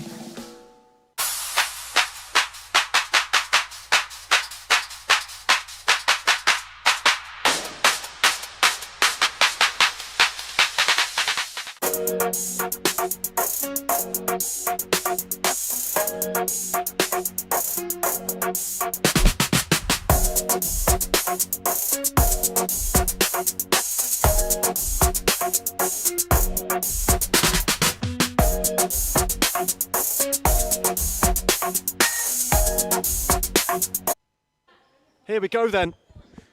Returning from timeout, 1:55. Bulleen lead Footscray 4-3. Some way, somehow, they have found a way every single time they've been tested today.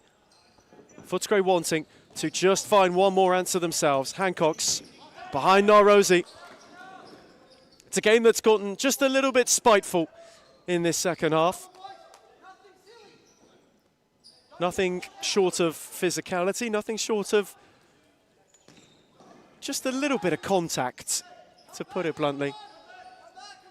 It's been a tempered game. And the tempers have at times spilled over. One of immense emotion and passion.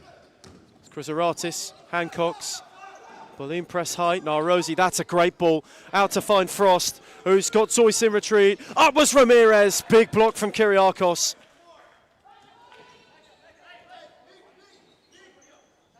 Glance at the time. 87 seconds to the close.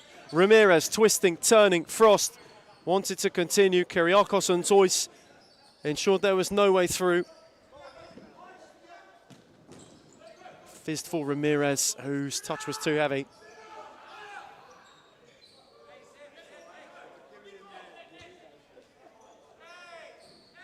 As Kyriakos had taken too long. 4 seconds had elapsed. It's always the little things at this time that can prove a killer. Ramirez in a hurry, quickly for Hancock. His drive cut out by Futterat. Set back for Milovanovic. He looked long for Frost, nodded for Hancock's. Futterat through with feeling.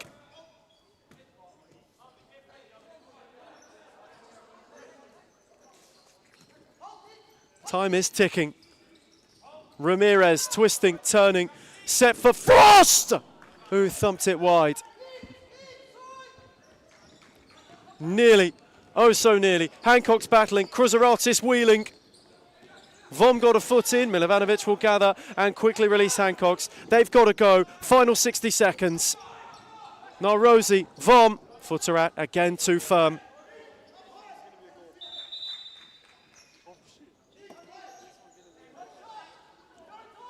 Now Rosie, corner, Footscray corner, 48 seconds to find something, to find anything.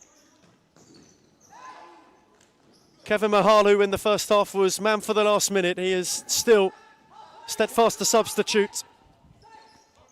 Herrera could be awaiting reintroduction. Man with silver boots, is he worth his weight in gold? Or is Frost about to swivel?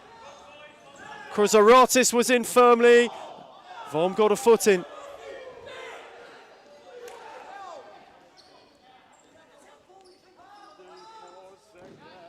Mohammadi, Kyriakos, still they have a look. Half a minute to go.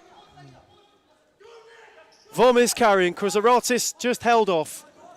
Hancock's, now Rosie, they've got to find something. Given away for Kruzaratis. Hancock's came flying. Zoyce was cool. Kruzaratis is charging. And Hancock's impeded him.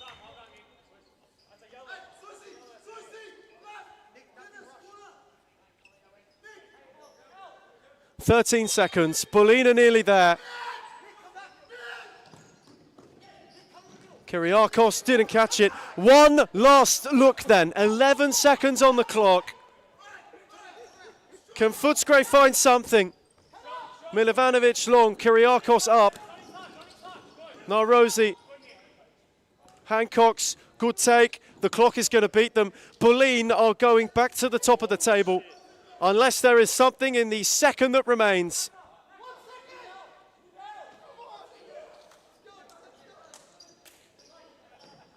Rasul thinks it's done. It is now.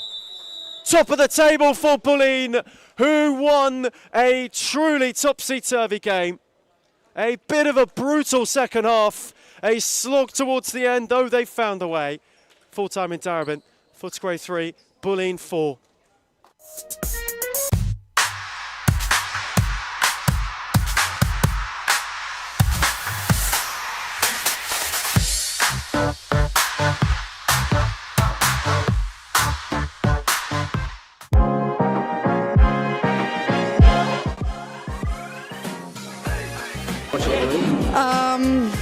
I would say Layla Abdul-Tif. I think Manda Araha from Fitzroy. Claudia Fuscalzo. Oh, I'll be biased. Reed Jacobs, because she doesn't even know what she's got to do before she does it, let alone us. But then from across the league, Alexis from Fitzroy. She's too good. And Karina's alright.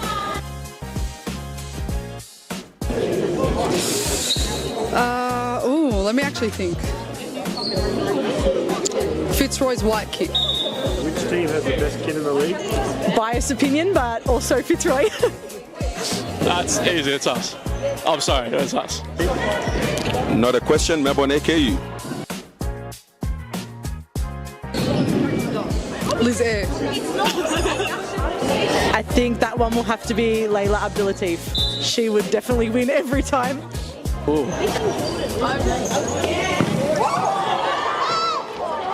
Layla Abdulatif, baller. If I was a girl, probably not Layla. The most clutch player in the competition is definitely Claudia Friscalzo. She is number one for sure. Sarah Easthope.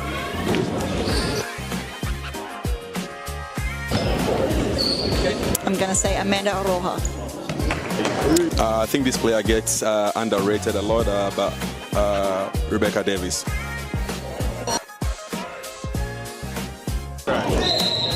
Claudia Friscalzo. Gisela Pepino.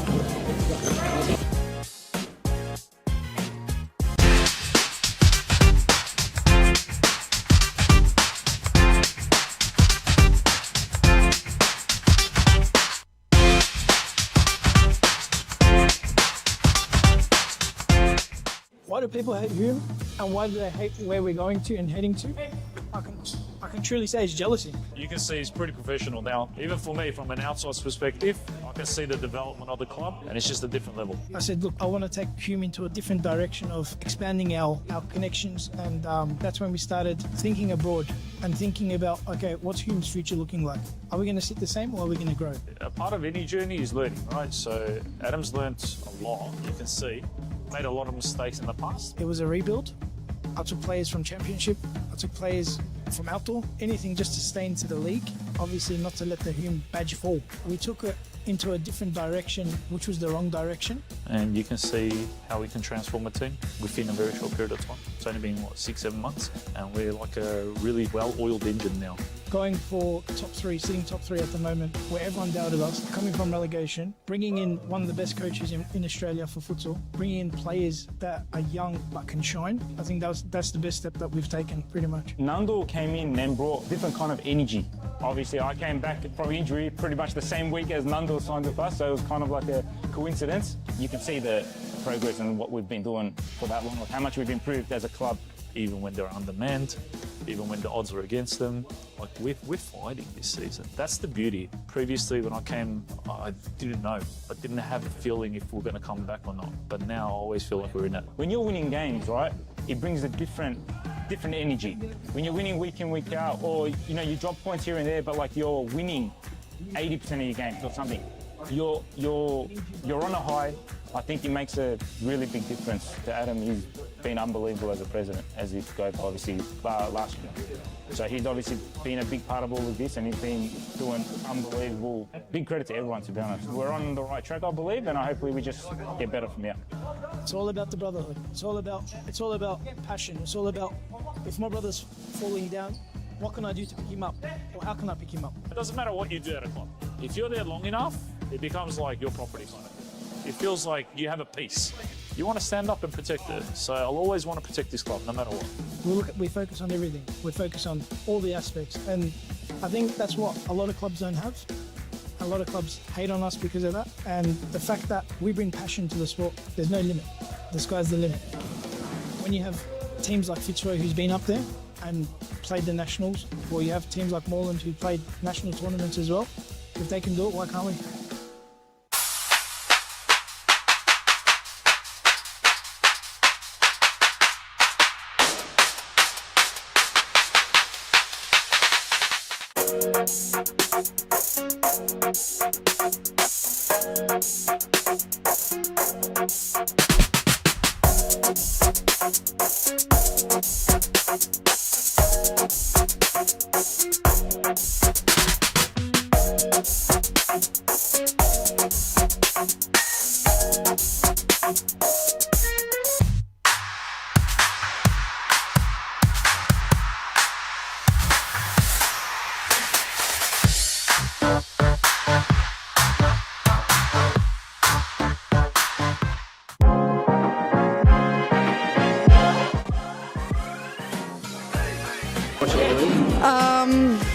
I would say Layla Abdulatif. I think Amanda Aroha from Fitzroy. Claudia Friscalzo. Oh, I'll be biased. Reed Jacobs, because she doesn't even know what she's got to do before she does it, let alone us. But then from across the league, Alexis from Fitzroy. She's too good. And Karina's alright.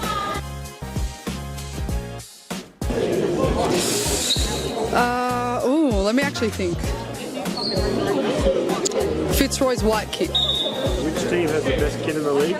Biased opinion, but also Fitzroy. That's easy, it's us. I'm sorry, it's us. Not a question, Melbourne AKU.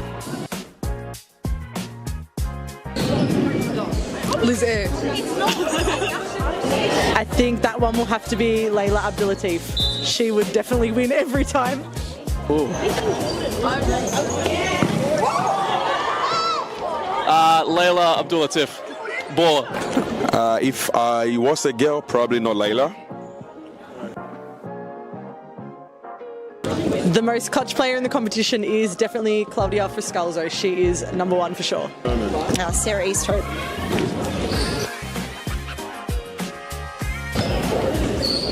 I'm going to say Amanda Aroha. I think this player gets underrated a lot, but Rebecca Davis.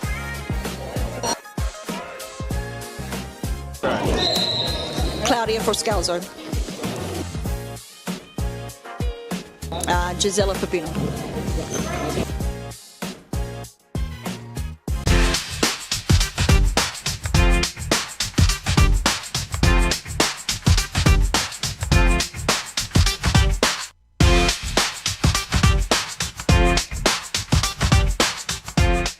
Why do people hate Hume, and why do they hate where we're going to and heading to?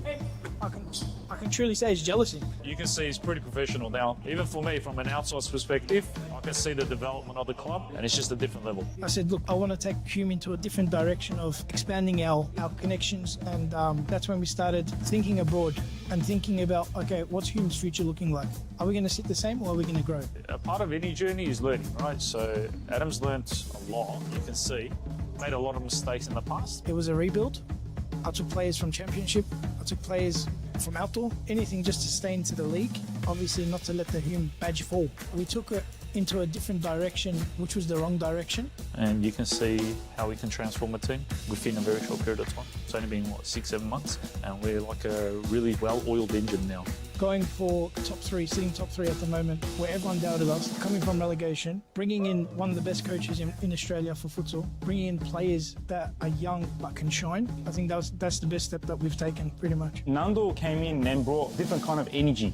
Obviously, I came back from injury pretty much the same week as Nando signed with us, so it was kind of like a coincidence. You can see the progress and what we've been doing for that long, how much we've improved as a club. Even when they're undermanned, even when the odds are against them, like we're fighting this season. That's the beauty. Previously, when I came, I didn't know. I didn't have a feeling if we're going to come back or not. But now I always feel like we're in it. When you're winning games, right, it brings a different energy. When you're winning week in, week out, or you drop points here and there, but like you're winning 80% of your games or something, you're on a high. I think it makes a really big difference to Adam. He's been unbelievable as a president, as he goes obviously last year. So he's obviously been a big part of all of this, and he's been doing unbelievable. Big credit to everyone, to be honest. We're on the right track, I believe, and hopefully we just get better from here. It's all about the brotherhood. It's all about passion. It's all about, if my brother's falling down, what can I do to pick him up? Or how can I pick him up? It doesn't matter what you do at a club. If you're there long enough, it becomes like your property kind of thing. It feels like you have a piece. Final instalment for the second tier on your Sunday afternoon, and it promises to be an enthralling, truly, encounter. A Northcote side who are still searching for a first league win up against a Melbourne Orients team that know today, if they are to be victorious, they are right in the picture for the playoffs. They'd move into third if they were to beat a Northcote team who have had a pretty sordid 2026 so far. An opportunity for them that really, for a side that wanted to be in and around the playoff mix, no, they must go and seize with both hands.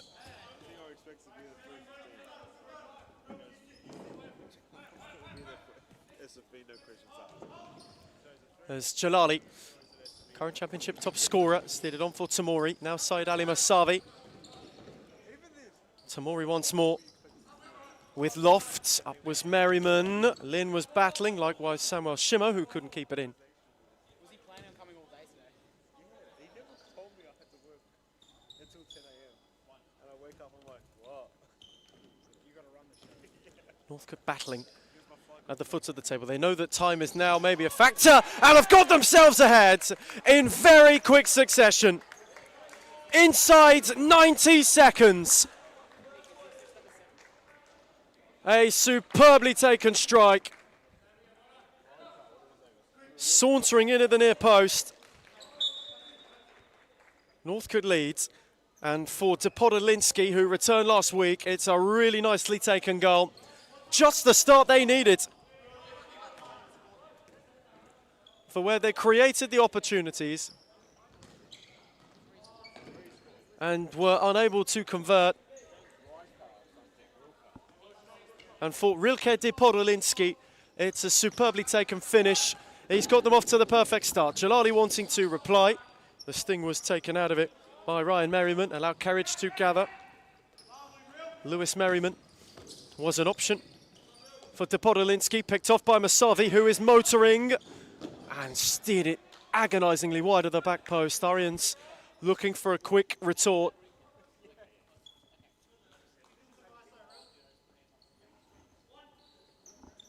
Merriman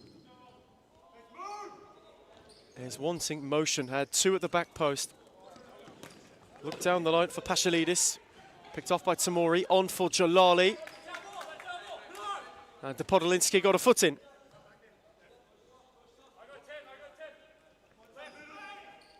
A test for an Arians team who have been in really good league touch recently.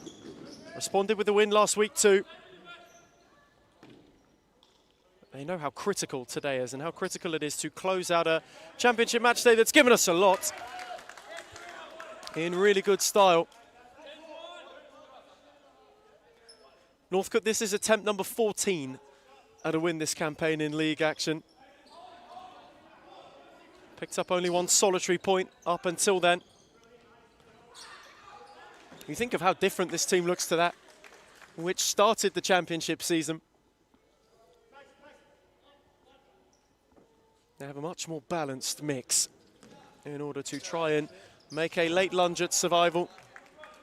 You think of some great escapes if they were to win today. You think of West Bromwich Albion in 2003-04, Sunderland many a season, Leicester the year before they won the Premier League title. Northcote hoping that similar luck will shine on them.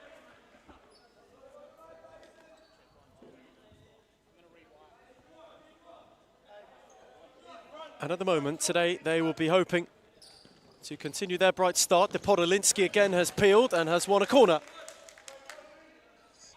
Good touch from Pashalidis to play him in. De Podolinsky's take with depth. Jalali got in quickly. Final second tier edition. What a day it has been. Two really enticing games so far in the championship. De Podolinsky, Mason Fitzgerald, his first touch, fancied a shot to the near post, which he did not catch sweetly. Mosavi looking the other way, Shimo got the final touch. Podolinsky had played the angles well. Ryan Merriman, De Podolinsky, who did superbly to keep it. Merriman continued. Tamori threaded for Syed Ali Masavi, who's denied by carriage. He then found Pashalidis. On the switch was Fitzgerald, who can go. Two up with him.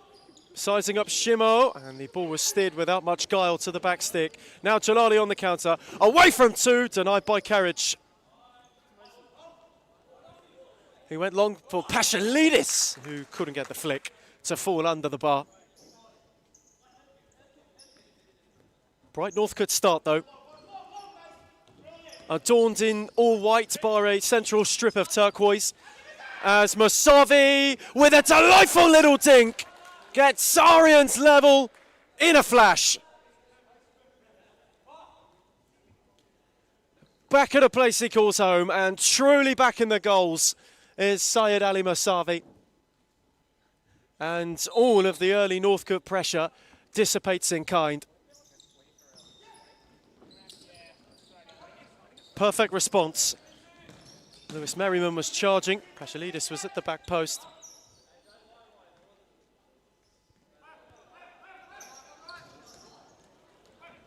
Jalali now, quickly the other way. Carriage made the save, quickly cut across.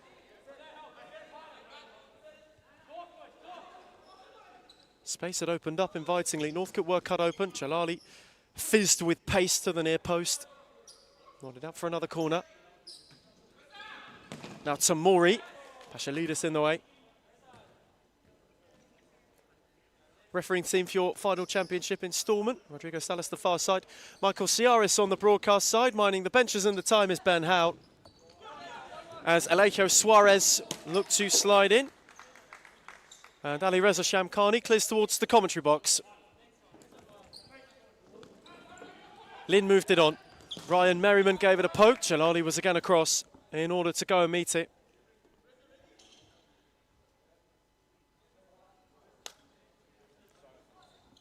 Can they conjure something? Made a bright start in this game.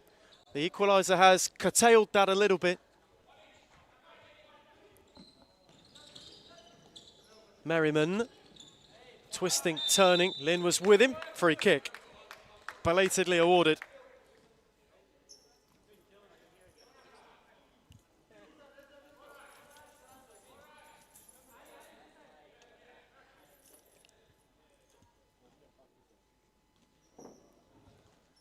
Northcote free kick. Lynn over it. Merriman likewise. It is Ryan Merriman. Was hit with menace though without direction. Good set piece opportunity squandered. Well, won by Reza. Shimo looked to mop it up. Masavi now away from Suarez. Well, one back by Merriman. Who can motor? Lynn's up with him. Ryan Merriman still twisting, turning, winning a corner. Shamkhani had to get palms. And might have a bit of a problem, does Ali Reza Shamkhani. Someone who has sustained a couple of hand injuries this campaign so far. Glance at the clock for Rilke de Podolinsky. 8.5 elapsed in this first half. One either way. Northcote went ahead, were reined back in. Corner set for Merriman. Gave it away to Tamori. The opportunity opened up again for Swan, who was on the drive. Unable to find a flourishing finish. Though they are creating a plethora of chances. Two Merrimans looking to link up. Lewis Merriman has got a problem by the looks of things. He was moving off in quite a lot of discomfort. That is something for Northcote to be concerned about. As Reza to guide it for Shokri, seen out by Carriage.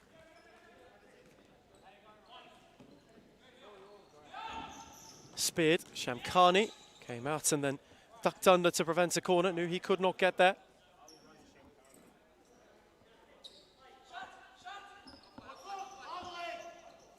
Tamori looked to spear it and it was taken well by Swan, who was shifted superbly, though couldn't keep it in. And timeout issued for Northcote in the meantime. So they went a goal up. They've been pulled back in as we go to a break in the final championship game for the weekend in Darebin. It's Northcote 1, Arians 1. You want to stand up and protect it. So I'll always want to protect this club, no matter what. We focus on everything. We focus on all the aspects. And I think that's what a lot of clubs don't have. A lot of clubs hate on us because of that. And the fact that we bring passion to the sport, there's no limit. The sky's the limit. When you have teams like Fitzroy, who's been up there and played the nationals, or you have teams like Moreland who played national tournaments as well, if they can do it, why can't we?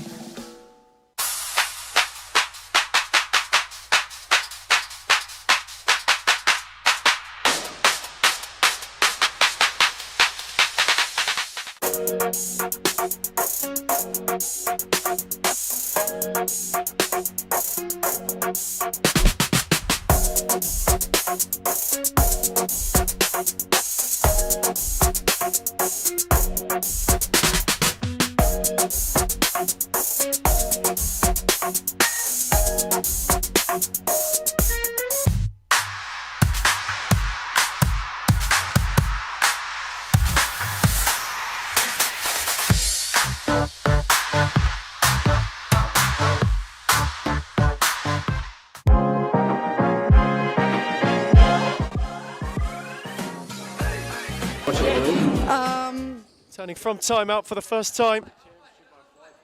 Halfway stage of the first half of the final championship game for the weekend. Northcote went ahead thanks to Rilke de Podolinski, who has looked lively since his return to futsal. There's Reza! Belter! Superb strike! It fell for him. It's a Reza rocket in Darabin. That's given Arians the lead.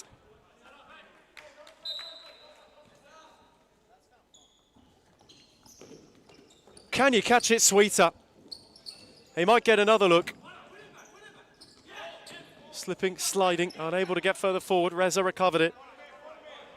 Put it postage stamp. And usually the mail isn't delivered on Sunday. Screamer.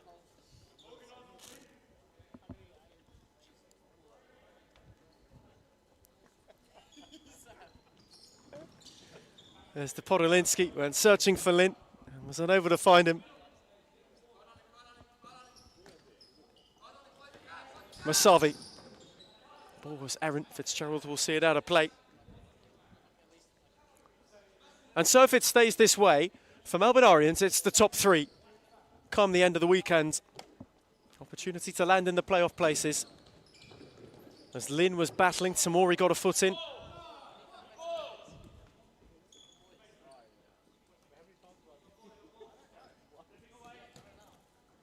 Again for Tamori. Peter Lin was too many to go round.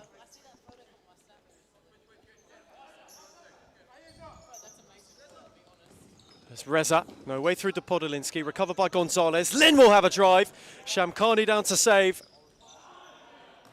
Tamori just able to see it out of play.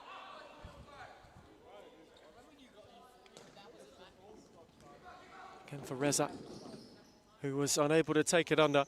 Oh, his sweet strike is the difference. De Podolinski. Fitzgerald. Looked to lift it deftly. Cut out by Swan. Masavi was charging. Fitzgerald had carriage in retreat. And now Lin, who's got room to go. He's got two up with him. De Podolinski was one. Trying to twist and turn his way out of trouble. Still Wilke de Podolinski. Gonzalez. Set back for Fitzgerald. Cut out by Reza. De Podolinski. Unable to sort his feet out. Swan was on the charge. Podolinski. Fitzgerald kept the door closed, allowed carriage to gather and release Lin, who can charge. Tamori was with him, and Reza Tamori won the 50-50 comfortably. Reza. Swan will drive, and it stung the palms of carriage.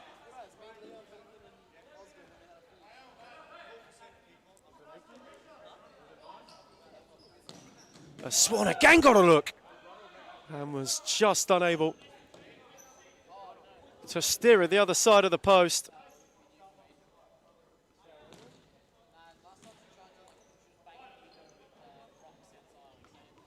Direct from carriage. Pashalidis got it down, recovered again by Swan, who's having a tidy game.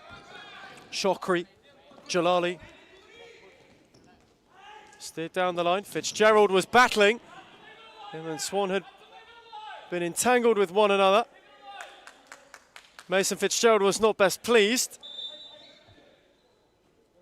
And he just got a shout from Michael Ciaris to leave it alone. Minute to the stop clock, first half Darabin. Closing Sunday's second tier script. At the moment, Arians have flipped it round. Where for Northcote they were hoping the story would fall in their favour. The narrative again is not being kind to them. Merriman. Lofted for De Podolinski, only as far as Masavi, who was brilliant. Evaded Pashalidis, Merriman got a foot in.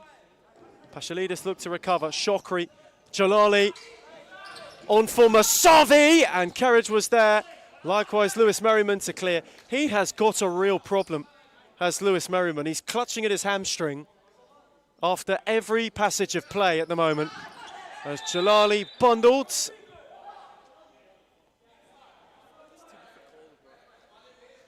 Now then. Now then. Free kick for Aryans, for Payam Jalali, right on the edge of the area.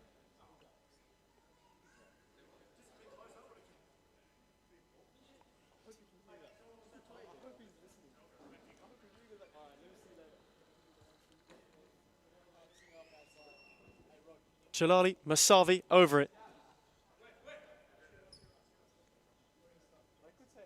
Opportunity for an Aryans third.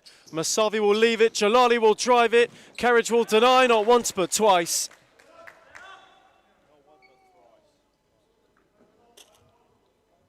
Aryans corner. They have really just snatched all of the sting from this half. Masavi driving. Lewis Merriman's over in order to get a foot in. Jalali didn't catch it sweetly. Looked to give it the whip towards the near post in order to trouble Carriage. Was just unable to do so. Merriman, Ryan finds Lewis, given away, Jalali in behind, and again Carriage judges well. Clears towards a small Carlton Heart contingent that have made themselves home by the far corner. They, of course, kick off the top flight edition of the weekend, which is quickly forthcoming. Championship has flown by, in all truth.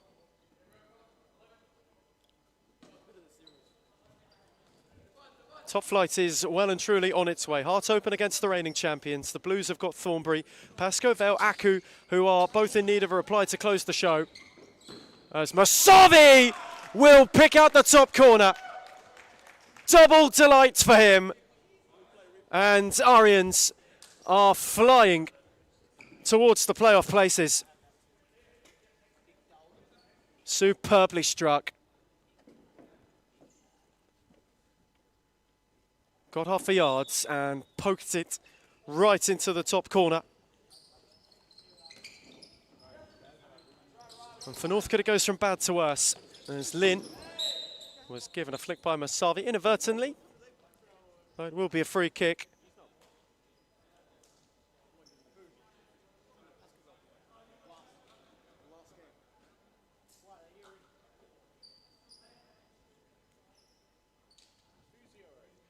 Lynn is over the free kick.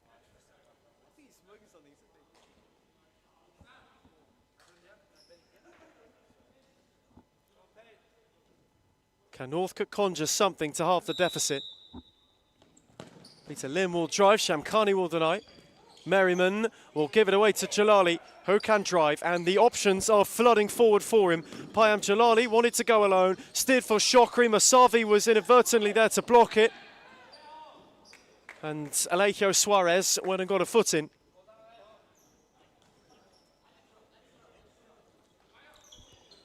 Merriman. Suarez. For Peter Lynn, who went with height. Shamkhani had come a long way and to good effect.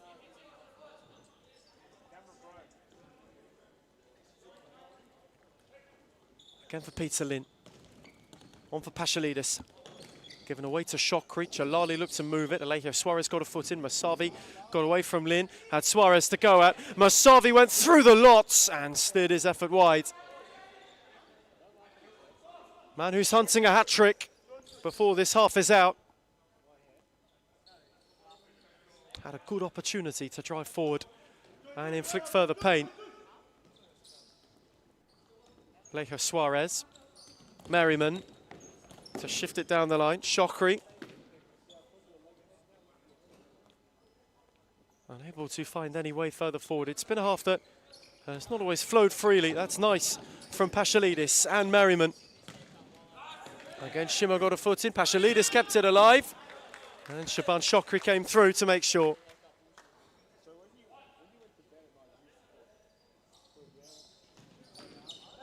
Fizzed across the face. Shamkhani got a touch. Arians perhaps planning a timeout. Reza is sauntering over to Ben Howell to hand the timeout slip in.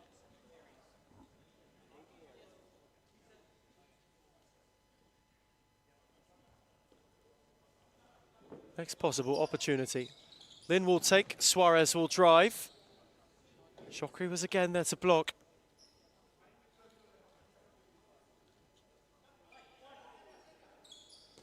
Suarez wide of the post. And now the timeout will be issued. So, Arians have got themselves some breathing room on the stroke of the break. It's Northcote 1, Melbourne Arians 3. I would say Layla Abdul-Latif. I think Amanda Araha from Fitzroy. Claudia Fuscalzo.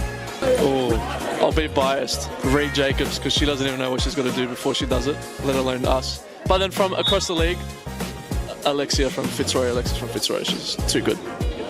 And Karina's alright.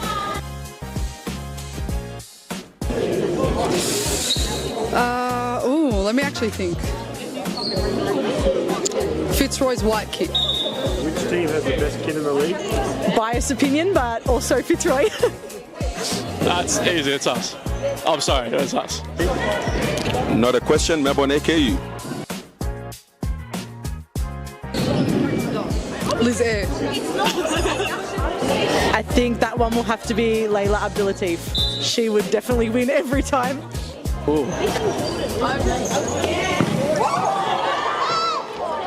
Layla Abdul-Latif. Baller. If I was a girl, probably not Layla. Turning from timeout, a tick under 3 to half time in Darabin. Arians have found from a goal down, 3 without reply. Shimo, Masavi through the legs of Fitzgerald. Carriage again came crashing through.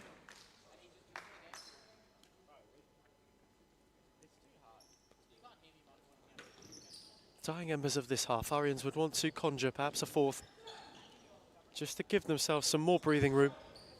Samuel Shimo, good stop from Jalali, who was twisting and turning with Suarez. Jalali got a yard, Carriage stayed firm. Release Merriman, who lost out to Jalali. Recovered by Lin. On for Suarez, Merriman. Fitzgerald opened up. Search for Lin, got away from Chokri. Masavi got a foot in, Shoban Chokri slid in robustly. Lin kept going, Chokri left a leg in, and rather inadvertently, and for it will get a yellow card.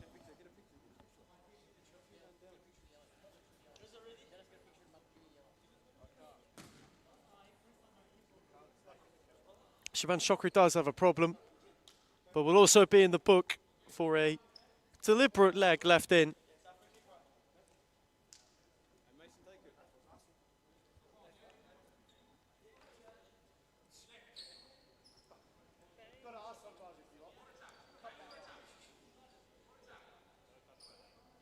Merriman over the free kick. Chokri in the book. Ryan Merriman within range. Fancies a drive. Masavi wore it.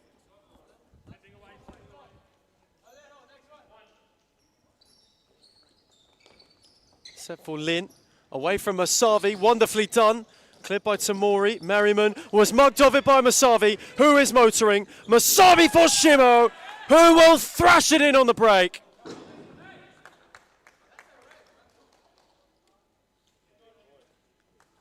Back to front in a flash. Arians are flying clear, and for Northcote maybe the frustration is too much to bear.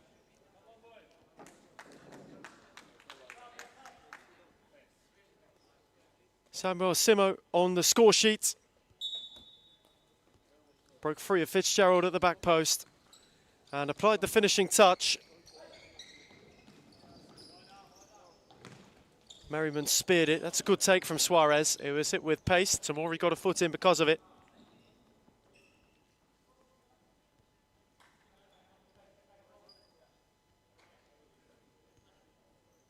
Again set for Ryan Merriman. Gelati got a foot in, he got the final touch.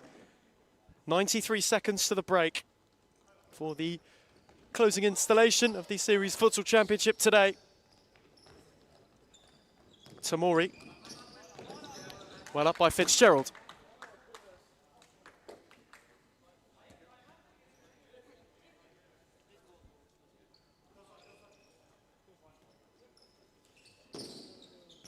Shimo's side ball was not only rolling, was a long way off the line. Quite an easy spot for Michael Ciaris. Merriman set for Pashalidis, who chested it coolly. And Tamori then ushered him out of play. And is the recipient of a hug from Pashalidis. All in rather friendly stead. Shimo looked to get out the back of Suarez. And you think to where the game beforehand was ill-tempered and at times quite spiteful, this has been quite cool, though that's not cool from Karic, who gave it away. Jalali is charging, Mosavi's follow-in was one that he truthfully got under.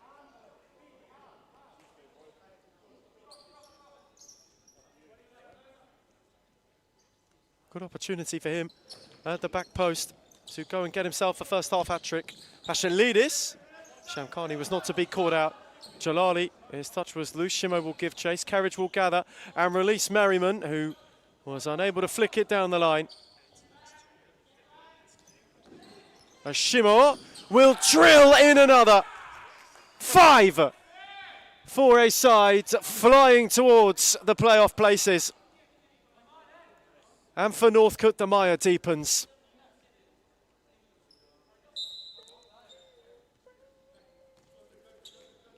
The truthful chasm that is relegation is for the Warriors, opening before them. That's well read by Tamori, who will go on his own and hit the base of the post.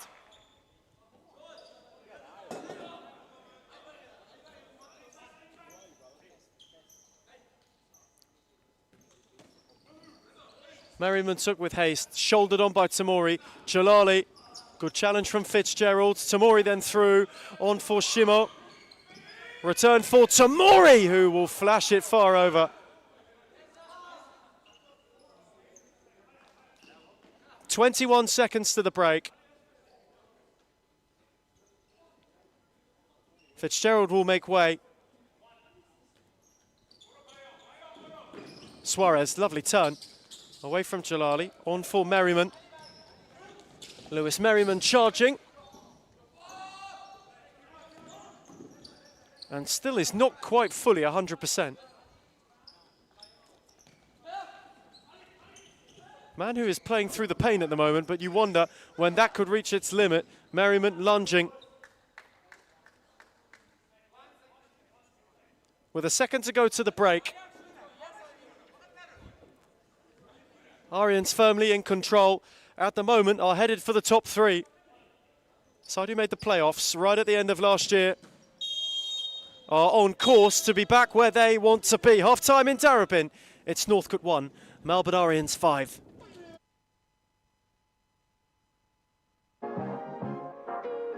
The most clutch player in the competition is definitely Claudia Friscalzo. She is number 1 for sure. Sarah Easthope.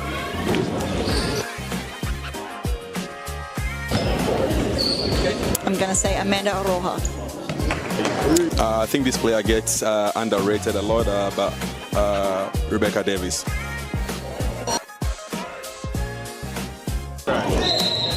Claudia Friscalzo.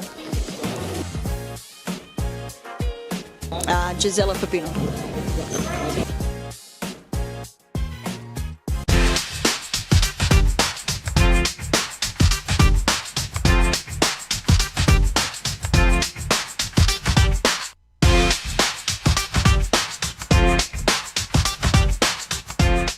Why do people hate Hume, and why do they hate where we're going to and heading to?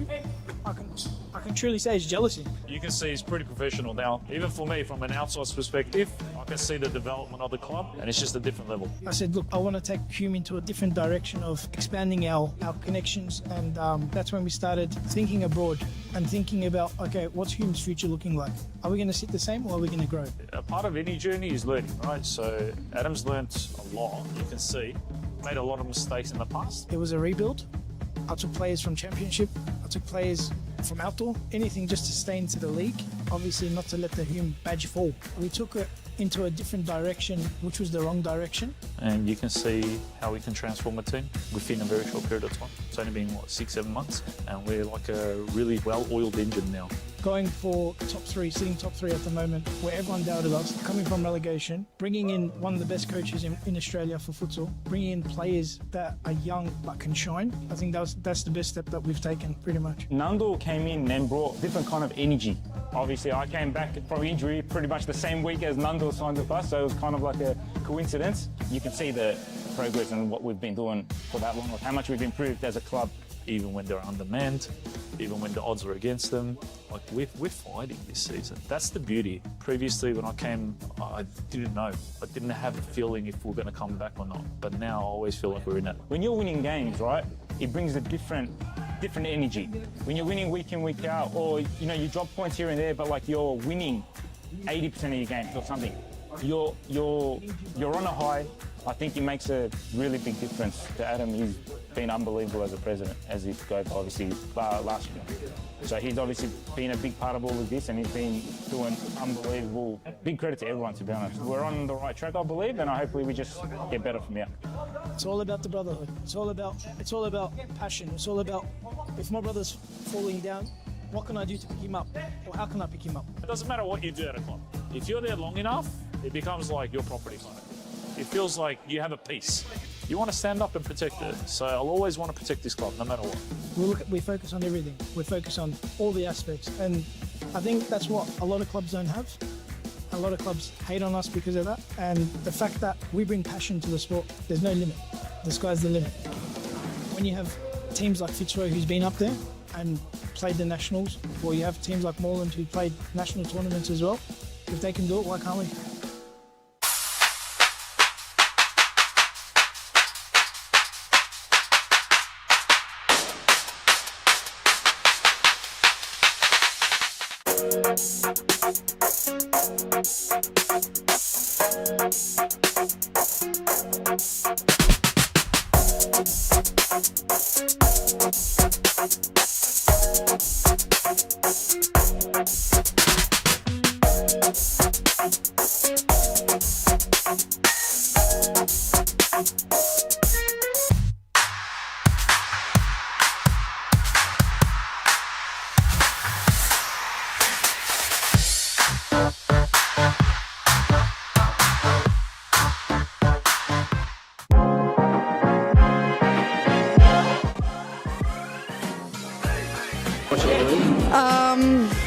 I would say Layla Abdul too.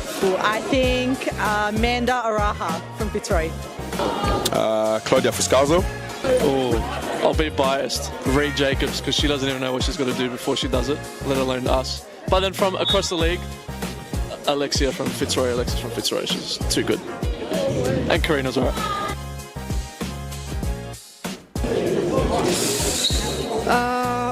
Let me actually think. Fitzroy's white kit. Which team has the best kit in the league? Biased opinion, but also Fitzroy. That's easy, it's us. I'm sorry, it's us. Not a question, Melbourne AKU. Liz Air. I think that one will have to be Layla Abdulatif. She would definitely win every time. Ooh. Layla Abdullah. Returning from half-time, final time for your championship match day. It's a Northcote team who, really in that first half, they started brightly, though faded quickly. Arian's side, who were fantastic towards the end of the half, they added 5 without reply. 5-1 the current score between these two teams. Northcote, though, will be wanting to see if they can chalk a couple back early and make a game of this. It's a bit too early to go for damage limitation, you suspect. With all being said, as Alejo Suarez moved it back for Lin. Lovely flick for Suarez. The return was a good one too. The effort, in truth, was struck wide. It's been a factor today in this second tier. Teams have been behind, have started the second half brightly. Shamkhani's palms were stung by Peter Lin. Reza Tamori to find Reza, who scored the pick of the bunch without a doubt from the 5 in the first half. A super strike to set Arians ahead. Picked out the top corner with aplomb. Suarez.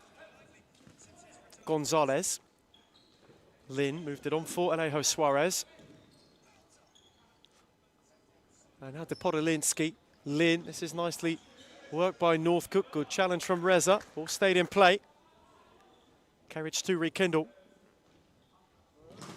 So attempt number 14 for them to get clear at the top of the table, at the bottom of the table, and get themselves off the mark. It is looking as though, again, it is not to be fruitful. Ryan Merriman is getting warmed up on the touchline. Pashilidis likewise. Corner was set for Swan, who will steer in a 6th. And the first strike of the second half is for Arians.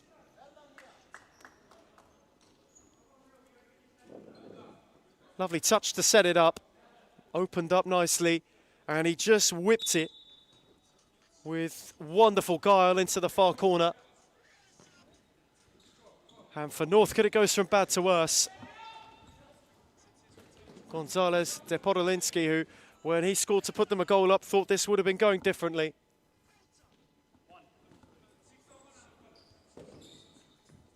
Rilke Podolinsky set it back for Carriage. Northcote side, who, you think back to late last year, were in the title race for such a good swathe of it. Was nearly a story in and of itself. Fell short to Carlton Hart. In the 9 months that have transpired since then, it can only really be described as horrifying how quickly things have unfolded for Northcote.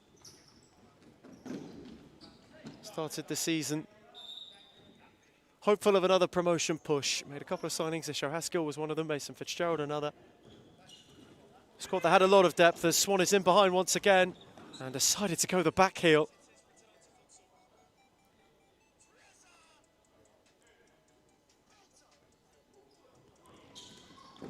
For this club, it has been almost a calendar year of catastrophe in a way, of calamity, and Reza is in behind and Lin slid in. The challenge was timed superbly. Arian's corner.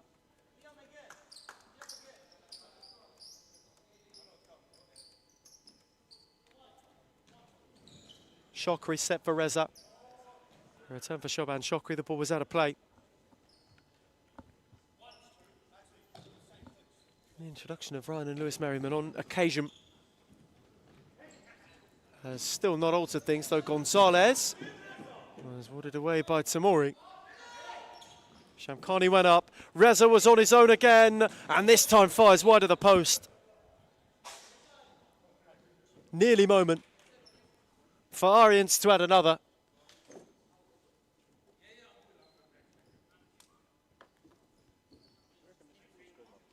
Side who, similar to Footscray, started the season slowly, did Melbourne Arians, but have recruited well in the transfer market, have really got ahead of steam. Reza once again will get a double, and will get a double in sub-style. A prolific pair of strikes. The touch was deft, and the finish was devastating. He has got 2, Arians have 7.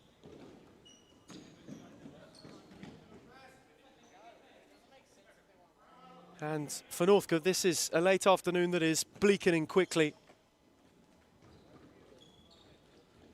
Right at the start of this second half. But for Melbourne Arians, what a boost this is for them. Side who had really started slowly in their league campaign. Need to make it 4 straight wins, 5 since they last dropped points.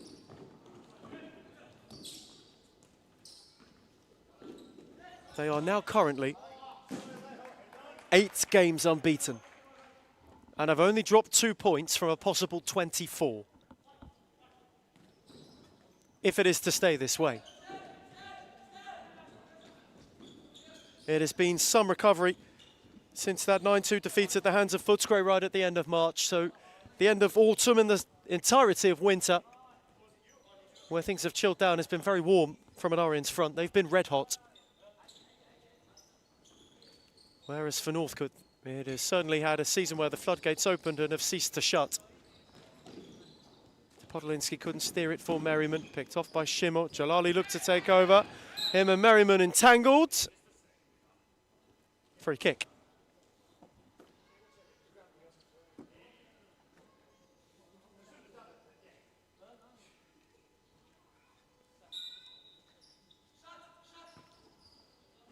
Right, Merriman just seeing the funny side with Michael Ciaris. Everywhere free kick impeded Payam Jalali. Suarez again got a foot in.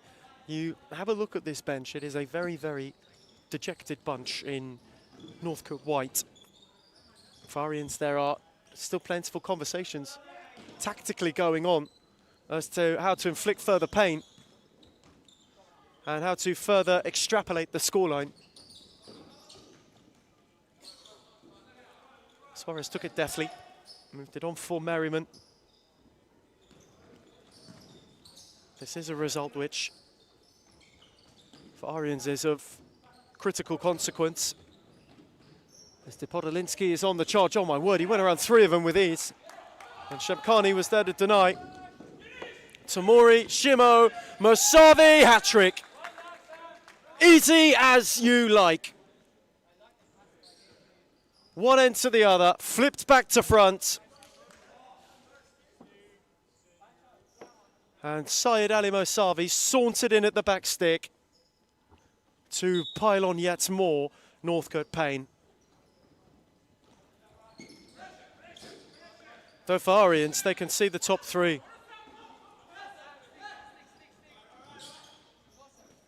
Mason Fitzgerald found Suarez. Jalali was too tough to go around. Takes them within 5 points from Kensington. Arians, in and of themselves, are only 6 points from the top of the table. A championship race that is becoming more bunched as the weeks go by. It's not out of the question, considering we are nearing and are at the 2/3 way point of the calendar year.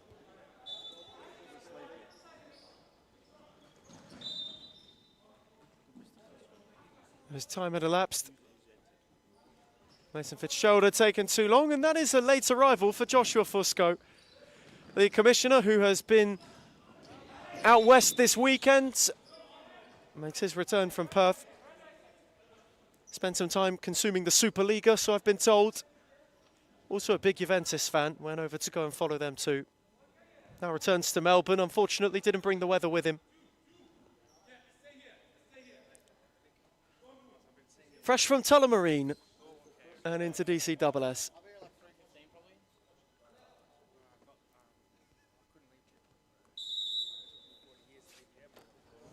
The Podolinsky's free kick, the wall does its job. Halfway stage of the second half.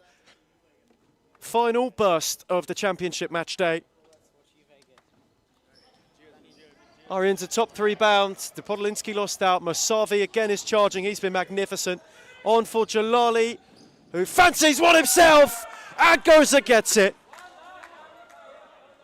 Brutal. And once again, North could have caught out on the break.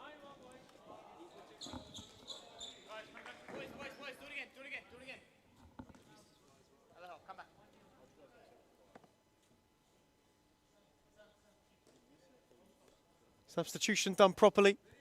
It had to be ensured. Protocol is protocol. And for Melbourne Orients at the moment, business is business. Unrelenting in the second half. And Musavi is looking to add double digits. Fitzgerald had to hack it clear. Real test for them. Kensington Nax for Orients. It's one where the fixtures are coming thick and fast. RMIT and Bulleen. So in the space of 3 consecutive weeks to round out August to start spring and September, they face all that are in the way promotion-wise. Footscray by them, Braybrook takes them into October. And towards the pointy end of the season, there's Fitzgerald. Again, pressed by Musavi, gave it away to Jalali. Musavi, they will almost walk it in, though Payam Jalali steered wide from point-blank range.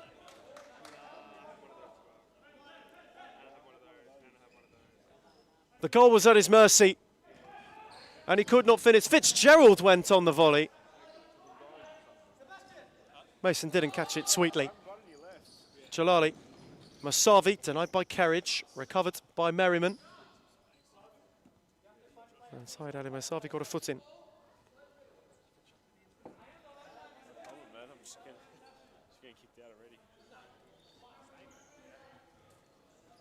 Already a quick change of hierarchy in the broadcast setup. Josh Fusco is in the building.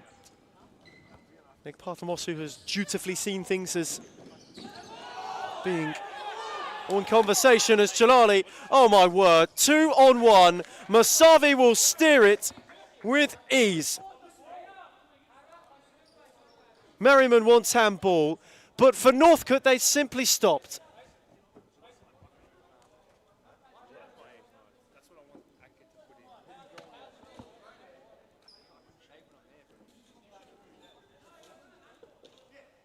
Fitzgerald makes way. There's a conversation between the two officials, and the goal will stand.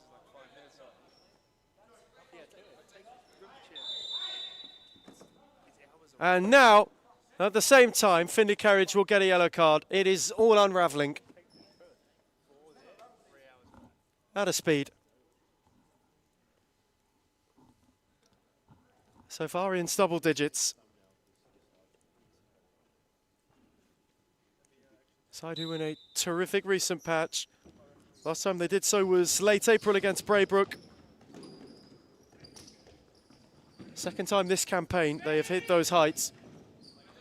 Into earlier these two teams met. They met the second match day. More on that as Musavi. Jalali couldn't steer it in.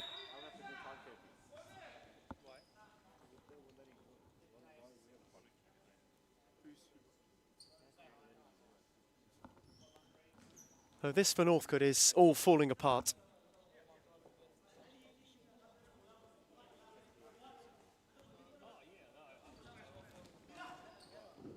So long for Lynn. Pashalidis lost out. Work back for Pashalidis. That's a good save from Shamkhani.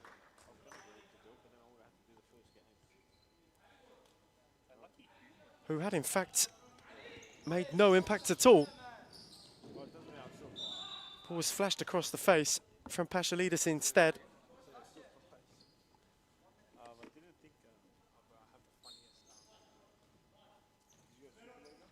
Gonzalez, that's deft. On for Peter Lynn. Looked to steer it for Pashalidis, was not quite able to find him. We are about to hit the stop clock, the final 5 of the championship match day.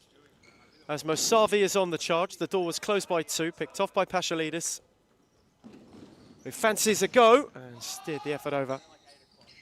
And then quickly recovered it, though was unable to keep it in while doing so.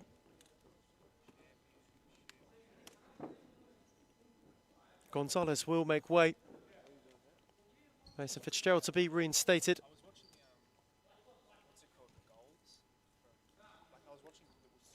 Shokri got it back from Musavi. Do they try to tick the time out, or do they go to take as many as possible? Days like this don't come round often. Jalali, Shokri, given away to Merriman, who will steer on for Pashalidis. Look to place it for Lynn, who slid. though was unable to get there while doing so.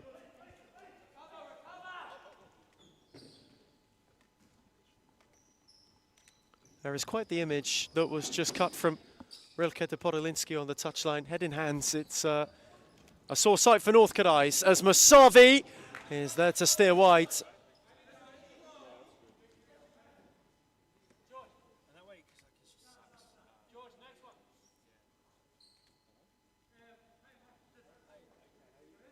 As this is a club on the brink of implosion.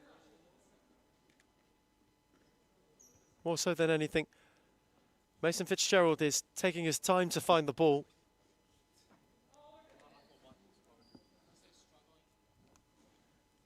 After a bit of a struggle, he finally recovers it. Long by Carriage, up by Reza. Over Pashalidis. Reza's had a game really that's been vintage today. More so than anything. Corker of the first goal has superbly taken second too.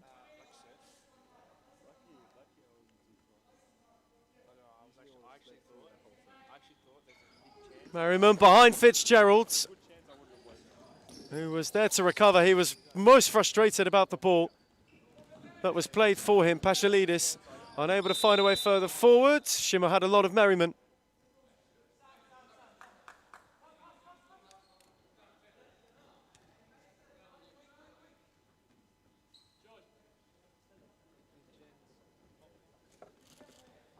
Late Northcote free kick. Can they go about salvaging something for what for them has been a bit of a dark day?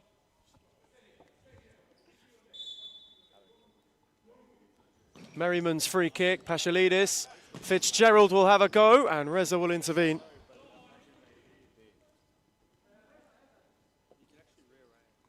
First real opportunity in a little while they've been able to conjure and create.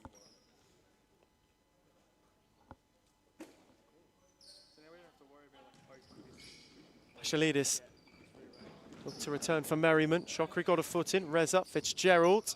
Clip no further than Swan. Musavi. Mason Fitzgerald went through.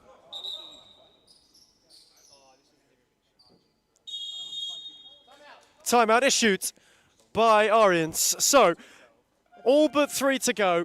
The result a foregone conclusion. Northcote 1, Melbourne Arians 10.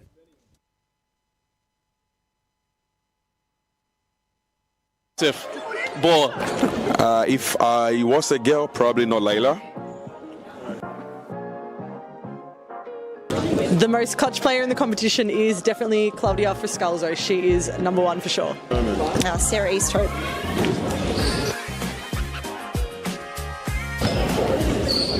I'm going to say Amanda Aroha. I think this player gets underrated a lot, but Rebecca Davis.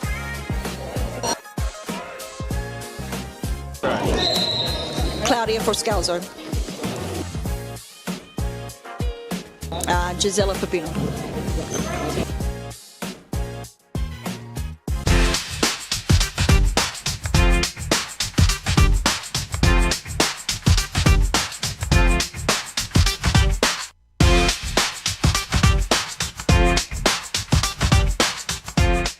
Why do people hate whom, and why do they hate where we're going to and heading to? I can truly say it's jealousy. You can see he's pretty professional now. Even for me, from an outsider's perspective, I can see the development. Returning from timeouts late in the play for the championship match day. Arians are motoring towards the playoff places. Far too strong for Northcote today. Northcote never really got going, bar the opening goal from Podolinski. Players have shown flashes. Ryan Merriman has tried his hardest. Alejo Suarez has looked tidy at times. Lewis Merriman's got a bit of a problem. We hope he's okay, more so than anything. As Tamori ricocheted off Fitzgerald, recovered by Swan. Reza. Ball was too heavy. Must look ahead to the top flight, must look ahead to Carlton Hart and Fitzroy, which will kick off the Premiership portion of the evening. Reigning champions against the Hart team, who are in good nick, to put it bluntly.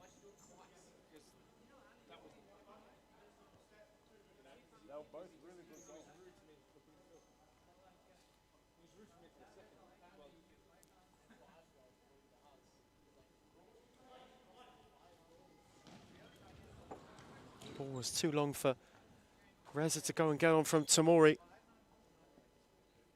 2.5 to the close in Darabin for the championship.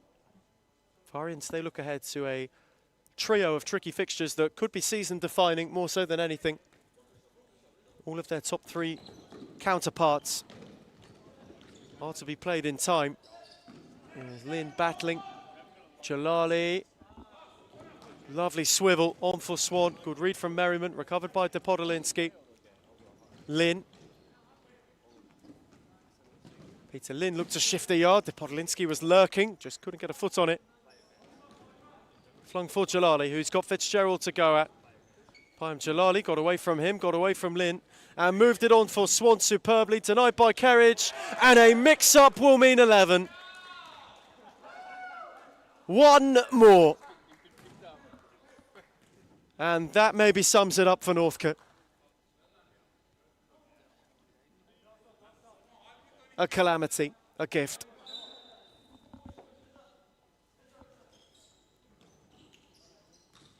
And this an afternoon that is a low point. For Melbourne Arians, though, this may be for them the pinnacle of a really good recent run. 8 unbeaten in league play. They have not lost since the autumn. There's Merriman and Suarez, and Shamkhani was alert.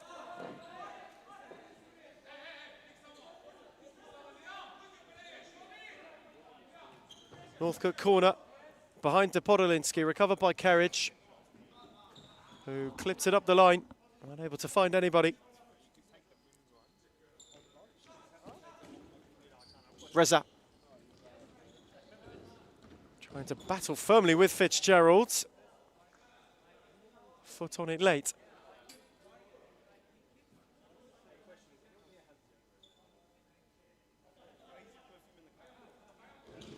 Merriman. Fitzgerald was robbed of it by Reza, who steered it on for Jalali, and he steers wide.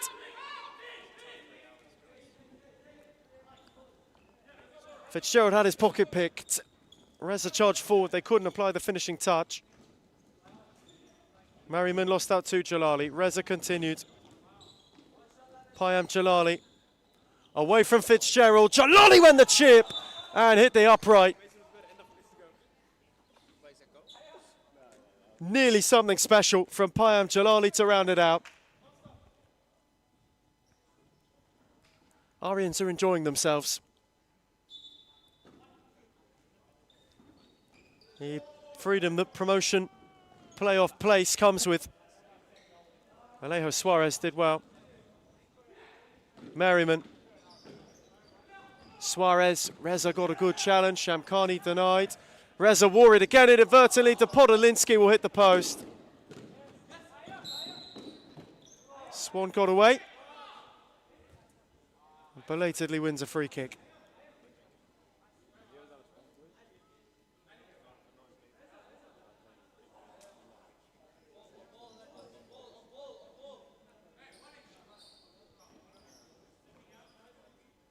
.65 seconds to the close for Championship Sunday in Darabin. Steered down the line for Shokri, who got the spin, though unable to pick out Swan centrally. Northcote take one for the road with them. Fitzgerald, one for Merriman. Lovely footwork from Ryan Merriman, who's away from 2. Merriman is looking to go beyond the lot, beyond 3. Was blocked by Shokri, recovered by Tamori, who evaded Suarez. Podolinsky was charging in retreat. And the shot from Tamori was thumped wide.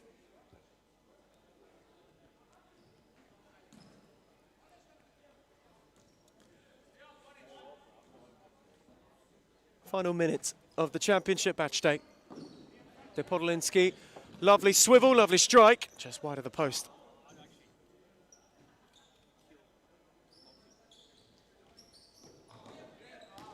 Swan on his own. Fitzgerald is 2-on-1. Kerridge made the save. Mosavi tried to shift the yard. Merriman recovered.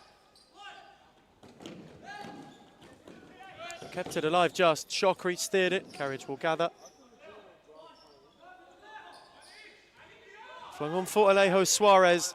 Time that ticks down. So it is the top 3 for Melbourne Arians. For Northcote, it is 14 in the league without a win. A side staring deep into the relegation mire. This may be, even for how it's been this season, their darkest day. Full time in Darabin for the championship match day. The top three is beckoning for Arians, who are on the promotion footpath once again. For Northcote, it is back to the drawing board. It finishes Melbourne Arians 11, Northcote 1.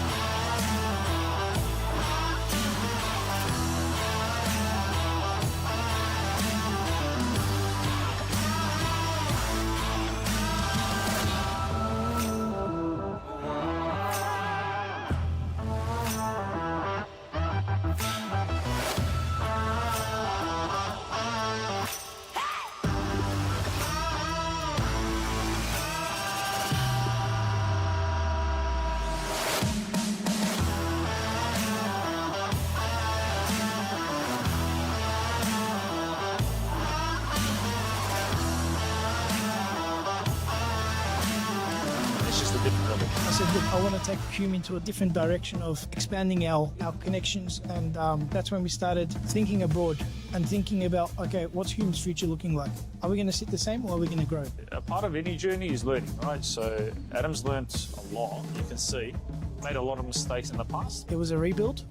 I took players from Championship, I took players from outdoor, anything just to stay into the league, obviously not to let the Hume badge fall. We took it into a different direction, which was the wrong direction. And you can see how we can transform a team within a very short period of time. It's only been, what, 6-7 months? And we're like a really well-oiled engine now.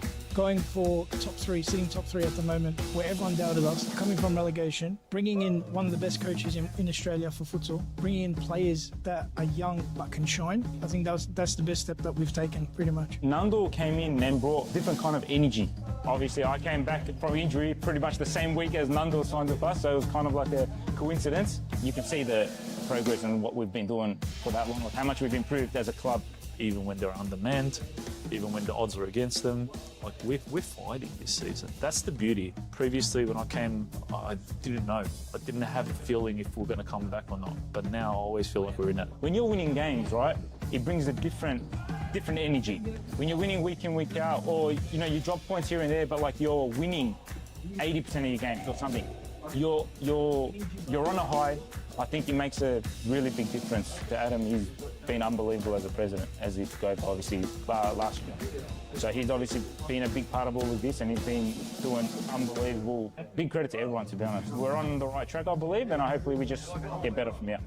It's all about the brotherhood. It's all about passion. It's all about, if my brother's falling down, what can I do to pick him up? Or how can I pick him up? It doesn't matter what you do at a club. If you're there long enough, it becomes like your property kind of thing. It feels like you have a piece.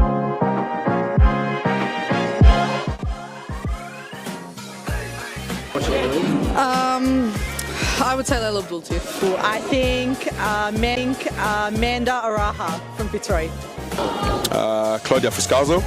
Oh, I'll be biased. Reed Jacobs, because she doesn't even know what she's got to do before she does it, let alone us. But then from across the league, Alexis from Fitzroy. She's too good. And Karina's alright.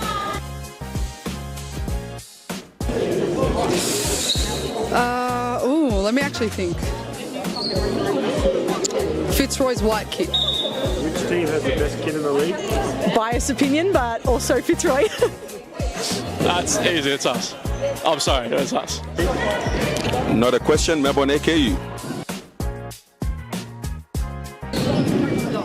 Liz Air.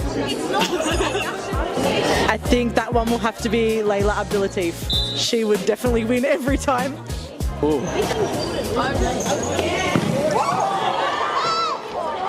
Layla Abdulatif. Baller. If I was a girl, probably not Layla.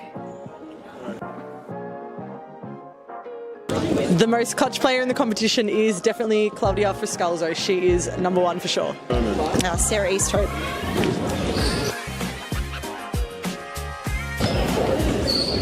I'm going to say Amanda Aroha. I think this player gets underrated a lot, about Rebecca Davis.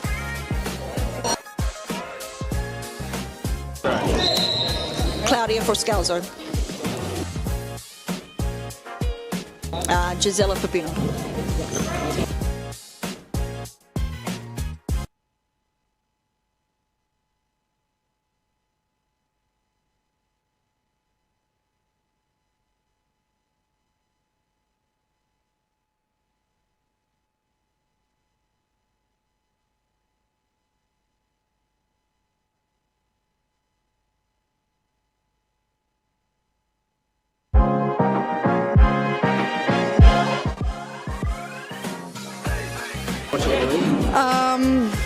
I would say Layla Abdul too.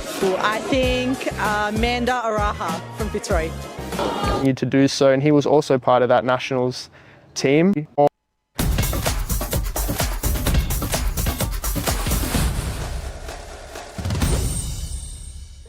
Cosmo Russo, another year around the blocks with Fitzroy. They're defending their crown yet again heading into 2026. How's the camp feeling ahead of another title defence? Definitely off the back of nationals, morale's pretty high, but we've been in this position before quite a few times, so we're pretty focused. I'd say we're back at training already. As good as nationals were, it's kind of already in the past. I feel like just everyone's in really good spirits, looking forward to the new season. Slightly different format, but yeah, we're ready, and yeah, I don't know, can't wait. On the format change, of course, a much longer season, cup competition has returned. How does that change the focus heading into the campaign? We play everyone 4 times now, 3 or 4 times, so I feel like there's more opportunity for the league and the positions to change within that time. Whereas previous seasons, it's felt very much like you lose one and the title's pretty much over then and there. So we just have to pace ourselves, still take one game at a time for sure, but understand it's a longer season with cup games in between there. So yeah, I feel like now more than ever, we're relying on the entire squad, and we have a pretty big squad. So yeah, I feel like it's a good opportunity for everyone to play big minutes and contribute both in the league and the cup competitions as well. Want to return the attention back to nationals, another title won by Victoria. Of course, the Tigers getting the job done in Gold Coast, but there was a story that developed over there with Sean Price, his goalkeeping in both the semi and the grand final. He was huge in those penalty shootouts and his own individual performance. Can we just touch on how that was seeing a young goalkeeper really step up on a big stage? We all love Sean. We all loved him before the tournament. He's just like the nicest guy. Doesn't miss a training, learning off Aaron all the time, like just eager to learn. And yeah, I feel like everyone was just so happy to see him have this breakout tournament. He's played games with us in the league or for us in the league before, and he's done really well. But I feel like this was definitely a kind of coming out for him. 2 huge penalty kind of shootouts, which he basically won it for us. But also just in the game as well, made like countless important saves, which kept us in the game. And then I feel like just the penalties were a cherry on the top. Is he a testament to how Fitzroy nurture up-and-coming players into becoming not just parts of the team, but instrumental parts of the club moving forward in the future? Would you say he's a beacon of that progression as a player at a club? I feel like Fitzroy, for as long as I've been involved, has had the same kind of development process with kind of senior players and then kind of middle players and then the younger players coming through the youth system. And I feel like we do a really good job, and this is a credit to Jimmy, we do a really good job of bringing in new players and exposing them to a very high level of futsal. You might not see it each week because they might not play all the time, but our trainings are very intense, often as intense, if not more, than the games we play. So those players, even though they're not playing week in, week out, they're getting exposed to a high level of futsal. And the knowledge is there. I mean, you've got Jimmy, you've got Scott, you've got Josh, myself, Aaron, like there's a lot of Corey, there's heaps of players there with good experience. And yeah, it's great to see someone like Sean, but I mean, we have other players like Seb, for example, had a season when he first joined the club where he didn't play at all, or maybe played a couple minutes, but he stuck with it. And the following season, I feel like he made huge improvements, and then I feel like has continued to do so. And he was also part of that nationals team. So yeah, it's just a credit to those boys who stick with it and kind of understand it's more than just one season. I didn't get as much game time as I would have liked. There's more to it. I'd like to shift the attention onto the national team setup and how it correlates with Fitzroy. You've had experience with Miles Downey in the men's setup. How does it compare? I feel like at Fitzroy we're in a really fortunate position, having Aaron and Scott in particular, as well as Corey, and I guess you could say myself, we have experience in that setup, and also Jimmy as well.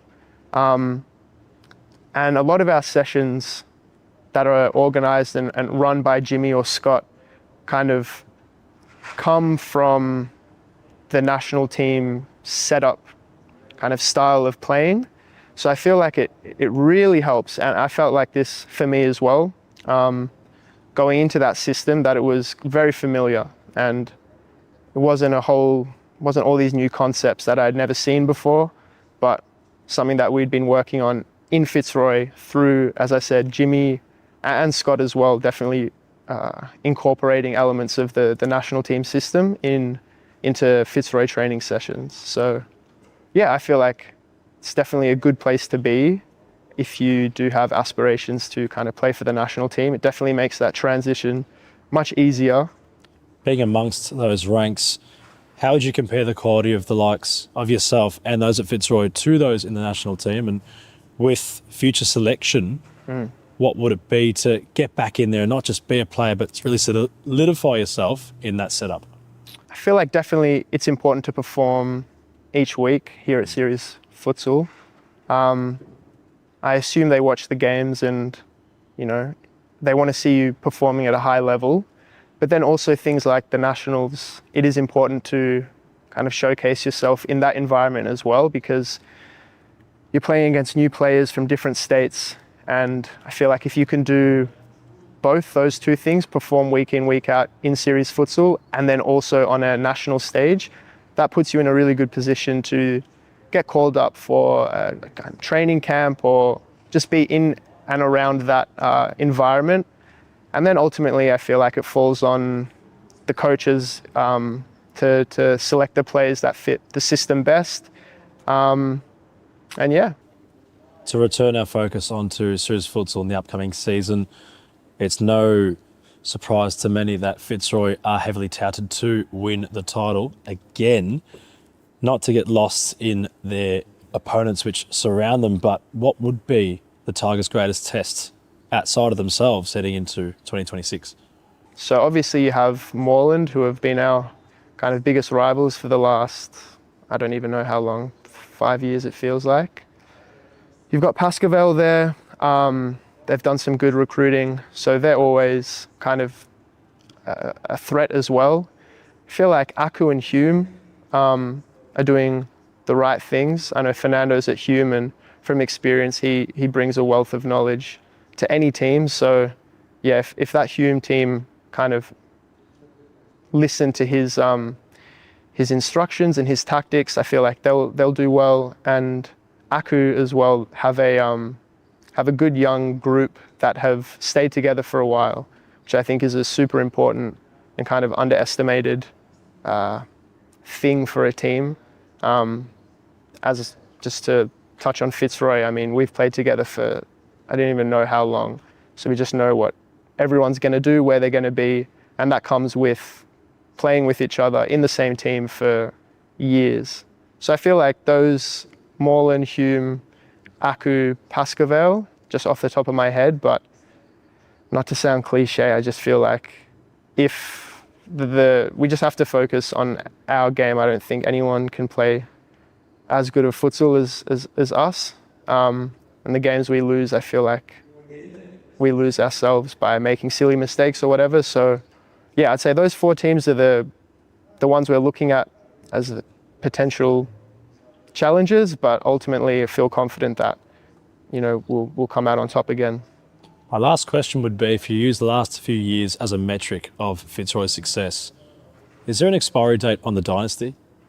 Knowing that you just continue to win, not just national competitions, but here in Series Futsal Victoria, is there ever a time where perhaps that isn't the goal? Not because it can't be, but due to availability, players moving on, retiring, not recruiting, not having the same level of calibre of those in the team currently. Not to go too forward in the future, but in the foreseeable future, it's hard to really see a time where that culminates. But through your lens, how do you see that? I feel like, I feel like that's kind of what makes Fitzroy so unique and special, is that for even the last 10 years, I mean, it used to be Fernando was the senior player, and then there were players under him. There was Alistair Dunlop and Ange Fusca, who I don't even know if people remember. And then below them were me and Scott. And then below us are Harry and Elias. So I feel like for as long as I can remember, Fitzroy have done an excellent job at integrating youth players into... And so welcome to the Series Futsal Premiership edition of the Sunday evening. A lot has been going on in the top flight in recent weeks. The title race is starting to take an all too familiar twist to many that have been around this part. It's a Fitzroy side who were emphatic against Melbourne Aku last week. They were truly, truly untouchable, firing well and truly beyond. QEMU's side, Jimmy Sufas and co have extended and stretched their legs following that 13-0 win to a massive, massive lead at the top of the table. The first time they've hit double digits this campaign. They'll be looking to continue to push that further than the 12 points it is against the Carlton Hut side, who have been in good touch recently and have not tasted league defeat for some time. They kicked off their own respective week with a 5-3 win against Hume. That followed the Thornbury victory at the end of June before the cup run. For Rudy Wickett and co, it's been 3 straight league wins. It's been back-to-back league wins for the first time since we left Thomastown for them. It's been a long time coming for Hart. They have come into this game at the right time. My name's Ethan Rigg, and this game promises to kickstart the evening in quite a way. A big name has made their return for Jimmy Soufis and co this evening as well. Tyler Garner will come from the bench. He's made the venture over from Western Australia, though, for the Tigers, for the reigning champions. Sean Price, fresh off a clean sheet between the sticks. Elias Parthamos, Josh Allen, Scott Rogan and Javaro Nepomuceno are all entrusted from the get-go for Carlton Heart. Ibi Habe's had a fantastic recent time of it. He is entrusted in goal. Karan Kura leads the line, flanked by Mar and Wicket. Shaban Rajab, who had a renaissance last week. It was vintage. He is trusted to start deepest for them this evening and is immediately on it. Rajab's got a look and Price's palms are stung. Early Carlton opportunity on a night where they can look to shock the reigning champions, can look to really keep this title race going with some pace. Farhad Hosseini is amongst the substitutes. Likewise, Josh Bowie, Peter Krakus, Matt Cruz against his former side, and Lucas Hogan, who has been a particular point of inspiration for Heart this season. Leonardo Gridelli. You think of Cosy Russo, who was in the goals last week. He will come from the bench for Fitzroy too. Likewise for Pep Filio, Harry Robotis, the aforementioned Tyler Garner and Oscar Bryant. All amongst the substitutes for which the reigning champions can choose from. They can go 15 points clear for the time being if they are to win tonight. It's been a season of not just consistency. Last week was as firm an example as any that the campaign's been one of Fitzroy domination. They will want to continue in kind tonight. It's been a little while since we've seen Tyler Garner.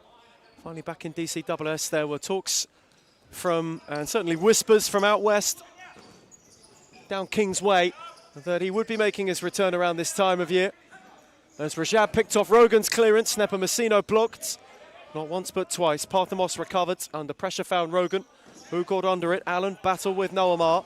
Josh Allen kept going, foot in from Wicket, only as far as Parthamos, on for Nepomuceno, who will have a go himself and fire wide of the near post.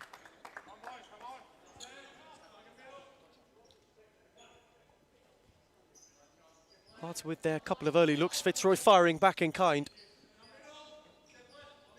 This for the reigning champions in pursuit of title number 13.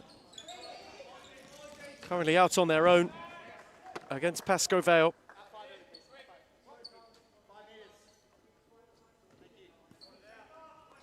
In terms of the all-time series futsal champion standings. There is Rogan, Parthamos denied by Habe. Kura recovered, had two to go round and did so. Karan Kura from range. It dropped kindly for Price, who was quick to give for Parthamos. Nice Parthamos sizing up former teammate Seb Wicket. On for Scott Rogan, who slid it for Allen. No, Amar was there to read it. Rajab. Habe. Kura went to be deft. Last time these two teams met was Noah Mar's debut as a Carlton Heart man. He got on the score sheet a day where they took the reigning champions close, but not quite close enough. All the time they met was right at the start of the campaign, a tough assignment for Heart to get the reigning champions early doors. That to be noted in league fixture, they have gone ahead against Fitzroy every time these teams have met this campaign in the top flight. They met two in the Leagues Cup. That was a equally tightly fought contest. Rogan.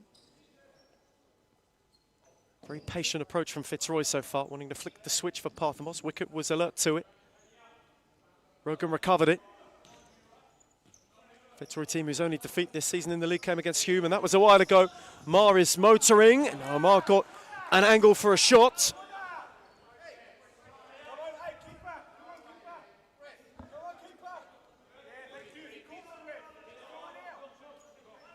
There's a shout for a corner that was waved away. Sean Price gave a wry smile. Allen is charging. Cruz got a foot in.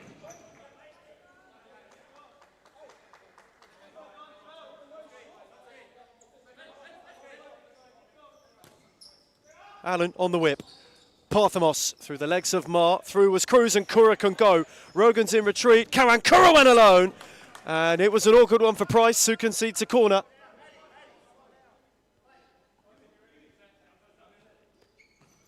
Kura's corner set for Mar. Went with height for Cruz, though too much height in truth.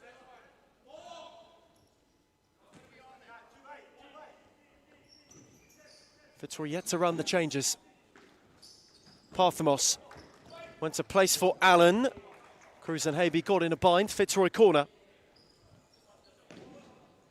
Josh Allen wanting to take quickly. Rogan got in at the near post and steered the reigning champions ahead. The first Carlton switch off is Fitzroy's first chance to pounce. And the skipper sets the tone for the evening. Stole in, steered in.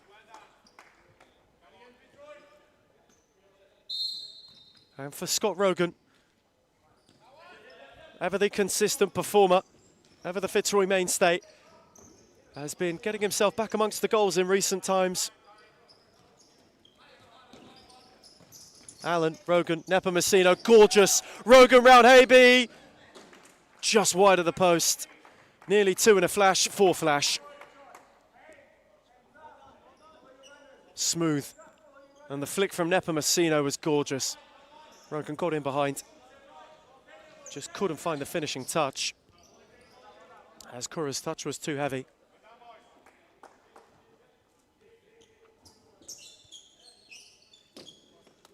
A nice Parthamos.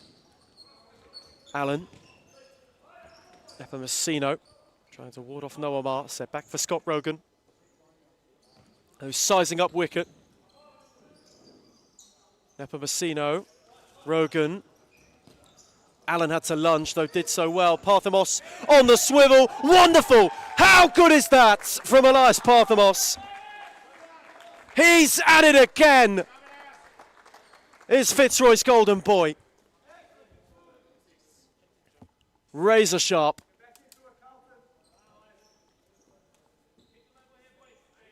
And the second he swiveled, you knew what would happen.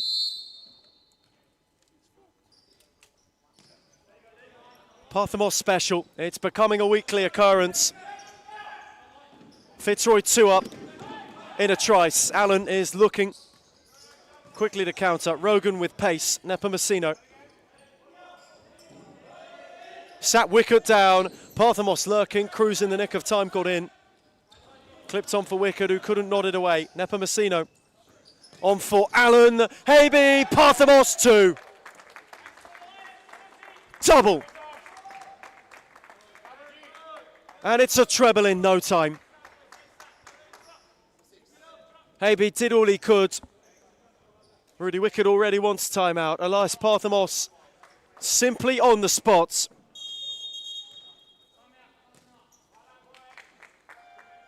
And 2 for one of Fitzroy's main men. Already has them marching. 3 up in no time, the reigning champions. It's Carlton Heart 0, Fitzroy 3.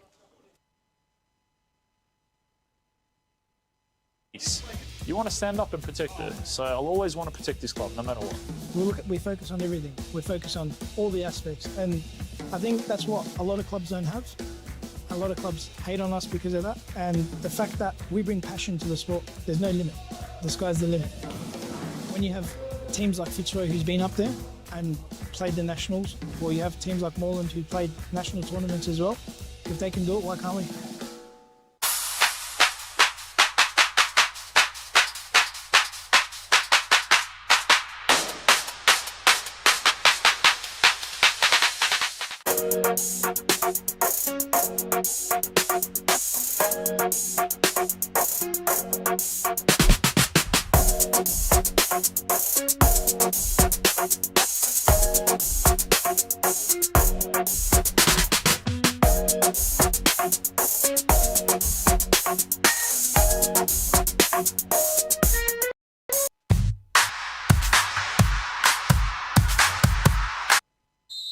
Turning from timeout, issued in quick time by Rudy Wickett. Fitzroy 3 up in a trice. The reigning champions have simply flown out of the traps. They made 2 changes in that timeout, and what a pair to bring on. Cosy Russo, Tyler Garner, both well and truly reinstated to the Fitzroy fold. It's been a bit of time since we've seen the man from out west.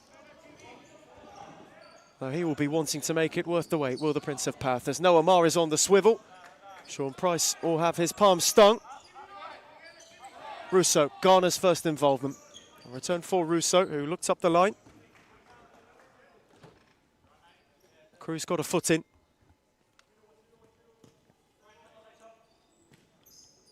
Fitzroy firing on all cylinders. Rogan.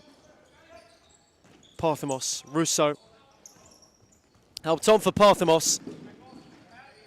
He's chasing a hat-trick. Trying to steer to the near post. Man who's been a regular goal-getter this season. Elias Parthamos finds himself on 2 fronts in the Golden Boot race, just not in the top flight in the Cup 2. Across all comps, few Tigers have found the net more frequently. Though their claws have been sharpened in the last week or so. As Rogan went at Mar, Habe undeterred, and quick to release Hogan, who's got Garner to go at. Lucas Hogan wrestled beyond, Price kept the angle closed. And then rolled it too heavily for Rogan.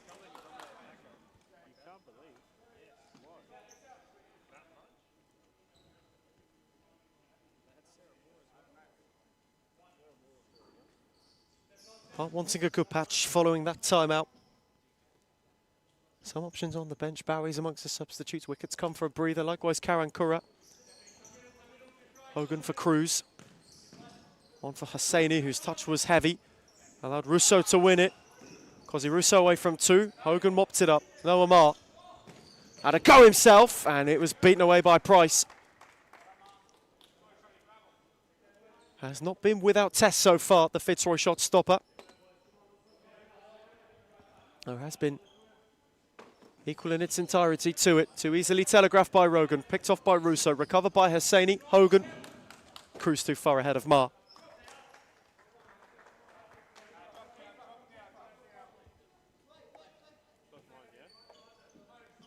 Tyler Garner to carry. Patient for Rogan. Space for Garner. Hogan in retreat. Set for Rogan, who called it sweetly, and Habe had to palm it away for a corner.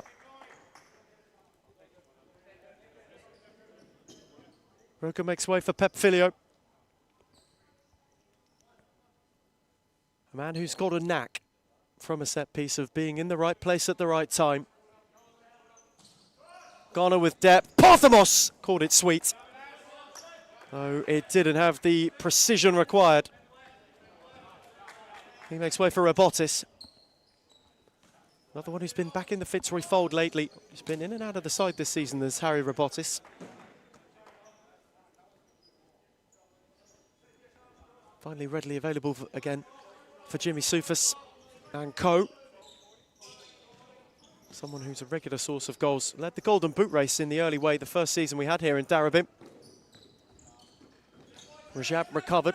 Robotis robbed him of it and won a corner, which was taken quickly for Garner. Rajab was in the way to intervene.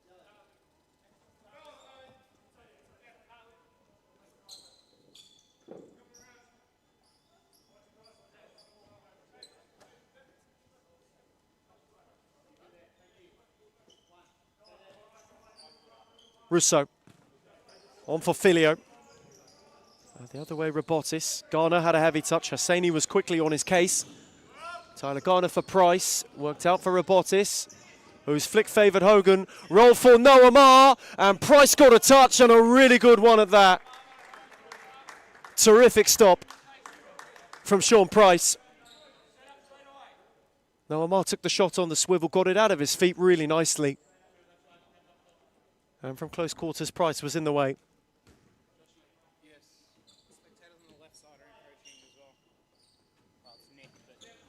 Carlton corner, Mar. Rajab left it, Robotis in the way. Hosseini was given a flick. Price and Pep Filio, who will put it out of play for Hart. Hosseini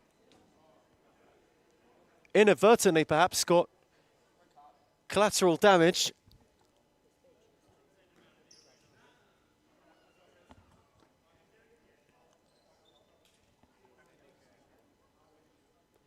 Thankfully, he's okay to continue. Hosseini moving all right. Someone who's been an important part of the Carlton Hart puzzle, has been good in recent weeks when they've been good. Garner, lovely. Russo took over. And fired just over.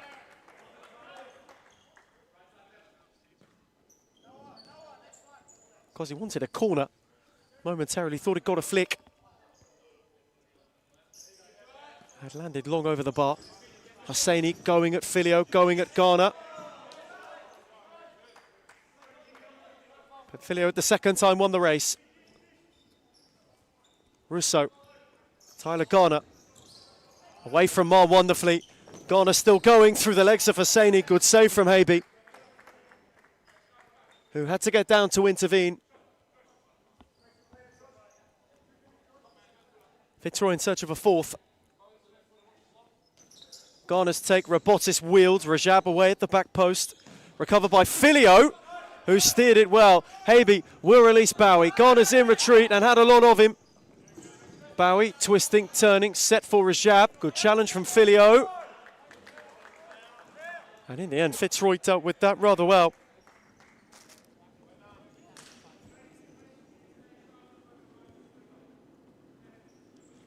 Russo will switch for Pep Filio.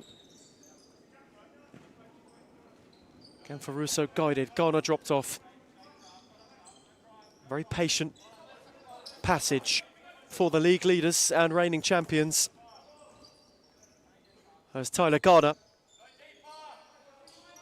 Has got Rajab to go at. Fashioned a shot that Habe had to deal with.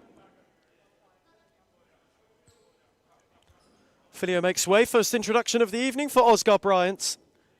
On the score sheet against Daku last week, took his finish tidily and was immediately involved to sting the palms of Habe.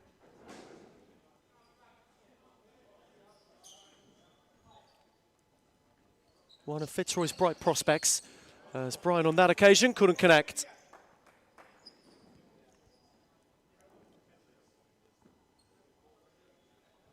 Someone who has had a much bigger role to play this season, though, has seen minutes come in quicker succession. Has been a youthful and lively cog in the machine. Taken his moments to stand out when they've come his way. Garner for Russo. Current Golden Boot leader, no one has scored more. Good read from Hosseini, who's away from Robotis. Couldn't go beyond Garner. Bowie didn't keep it alive.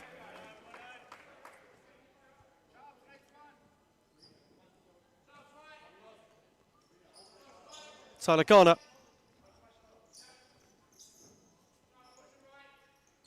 Brian just causing menace.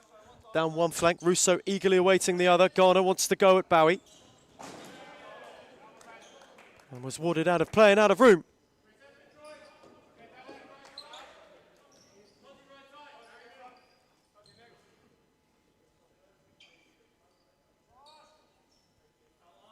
Since going 3 down, Hart have settled better.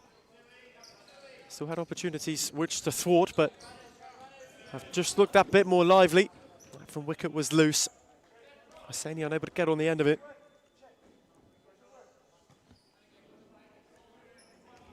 Quiet one so far for your referees this evening. Far side Michael Ciaris, near side Adrian Attard. Minding the benches and the time is Ben Howe for the opening top flight edition.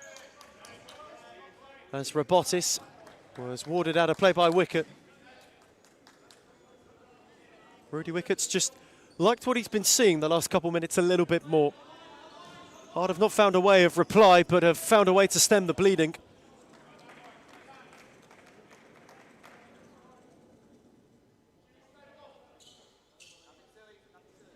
Brogan's foot in a good one. Just ticked beyond the halfway stage of the first half. Opening bits of the game that's seen a Fitzroy trio. As Garner goes for Bryant. Again for Tyler Garner. Sizing up Bowie, went the poke through Bowie's legs and got it back again, did Garner. Away from 2, away from 3, only clipped it into Habe, who was waiting. Flung for Hosseini, who again wanted to go at Rogan and couldn't.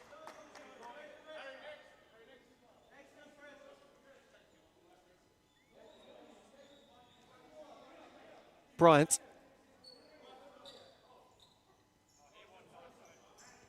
Wanting to go at Bowie. Set on for Garner. Return for Bryant down the line, who was unable to fashion more venom for the strike. Habe went to release, cut out by Garner.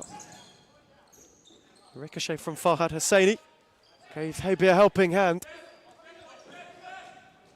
Wicket. No way beyond Robotis, too long for Hosseini. Fitzroy have really suffocated Carlton Hart well in this first half so far. As Rogan's on the charge. Rogan was held by Hogan, and free kick. Lucas Hogan just couldn't go with him. Nepomuceno and Parthamos brought back on the runs for Ghana and Robotis respectively will end for the time being.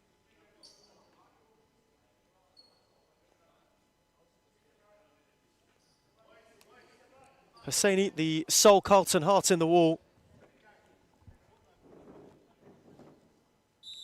Parthamos is within range. Here's Elias Parthamos' free kick, beaten away by Habe. Bowie looked to send it. Hogan got ahead of the lots and has rolled his effort wide. Comfortably though, Carlton Hart's best look of this first half. Finally had the space open. Hogan just couldn't steer it beyond Price.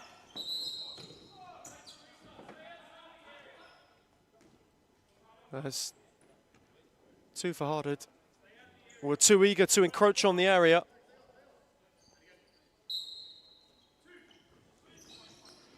Price set for Rogan, who couldn't find Nepomuceno.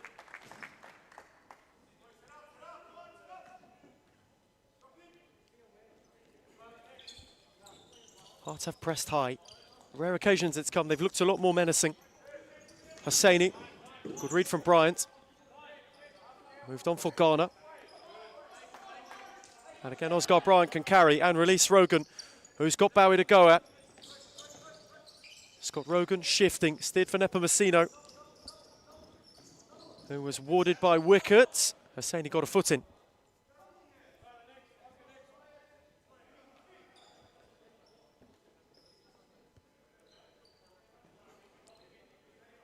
Two Fitzroy changes ready. Josh Allen is up and about. Likewise, Elias Parthamos. Kawankura is getting instruction from Rudy Wicket. Can Hart blemish the clean sheet and just find themselves something? As Ghana again makes way.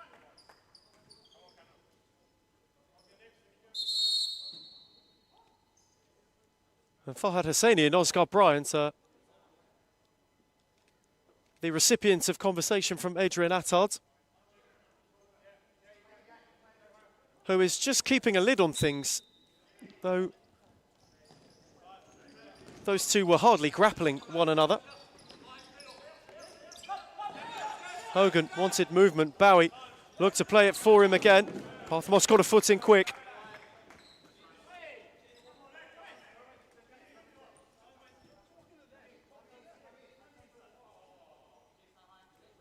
Bowie and Hogan in consolation with the Fitzroy bench. Lucas Hogan's not best pleased with some of their antics. All of the sting taken out for Parthamos. Well, again can gather. Rogan behind Parthamos. There is that little bit of fine-tuning still.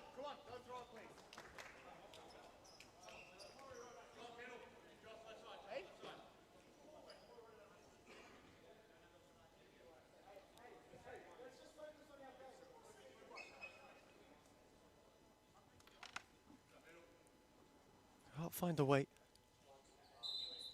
to go and enact some positive change. Bowie rolled it. Hogan, Kura, set for Bowie, blocked by Rogan. Allen, Parthamos, that's really nicely done. To find Josh Allen once more, that's tidy. Parthamos with space, on for Rogan. Hogan just warded off Allen, Parthamos. Nepomuceno was battling, Rogan had the space. Elias Parthamos continued and won a corner.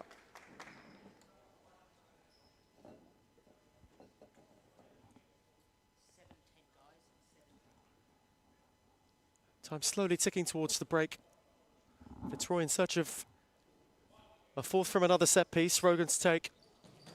Looked to spear it across for Parthamos. Take two was blocked by Bowie as well and picked off by Wicket. Kura was forward, well read by Josh Allen, who worked a yard for himself and thrashed it wide.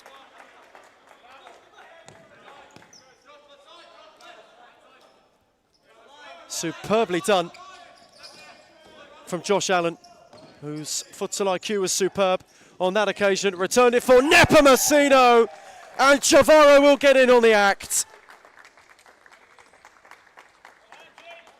Picked off and punished.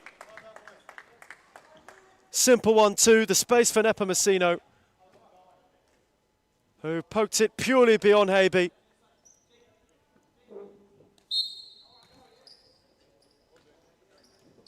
Fitzroy are flying and are eyeing a 15-point gap. Rogan can charge. Scott Rogan had 2 to go round. Took Hogan and Kura to stop him.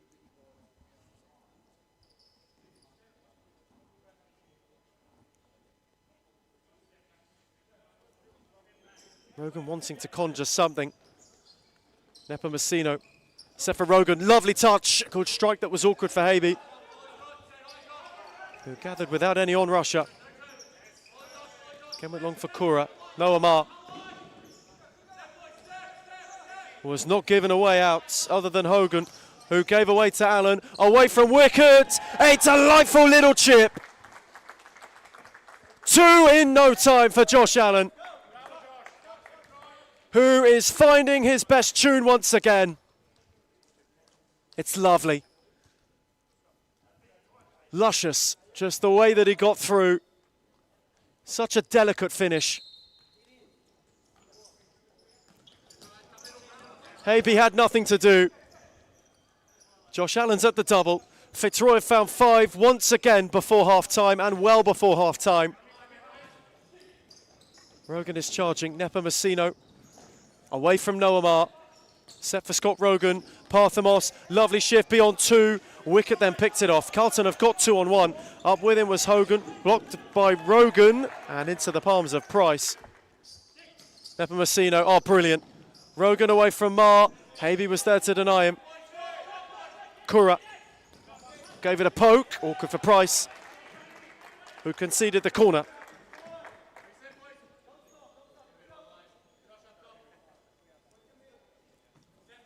Garner getting readied. Noah Ma drove into Rogan, who will make way for Rousseau.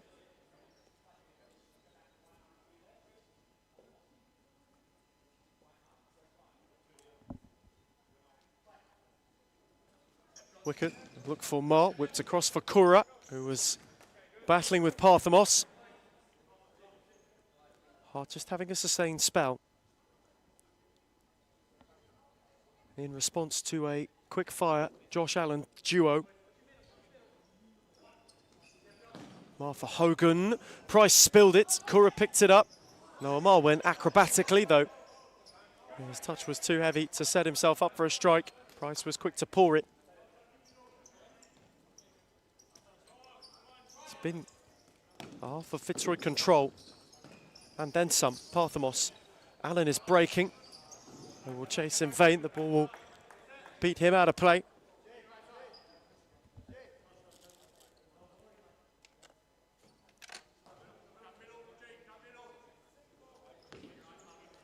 Approaching on in all competitions, really, for Fitzroy. A lengthy time unbeaten. Their last defeat in League and Cup action all the way back on the 8th of March. As of today, we have ticked beyond 5 months since they last tasted defeat in any form of futsal in Victoria. One of the state's most prolific, one of the nation's most prolific, are well and truly at it again. 1 defeat in a calendar year so far, in 6 whole months of futsal. Ghana.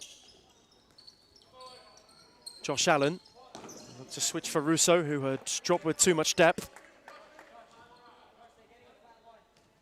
Ball have found its way out of play. Wickets, likewise, Hogan gave a hand up in way of apology. Wicket hit it too firmly. Allen. Rousseau. Return for Josh Allen. Cosy had just darted beyond. Instead, it's dropped for Ghana. Parthamos. Allen. That's Parthamos once more. On for Cosy Rousseau. Fitzroy simply taking time as they please. Trying to create room for Ghana. Parthamos. Rousseau. Hugging the touchline. Couldn't quite squeeze it for Ghana. Hogan cleared. Allen the only one forward. Ghana battled with Hogan. One up by Wicket. Noah Ma away from Rousseau. Kura. Wicket. Set for Hogan. Cosy Rousseau will block. Kura on the swivel. Lovely hits. Clean sheet blemished, and Hearts have got themselves up and running. Sharp swivel from Kawan Kura.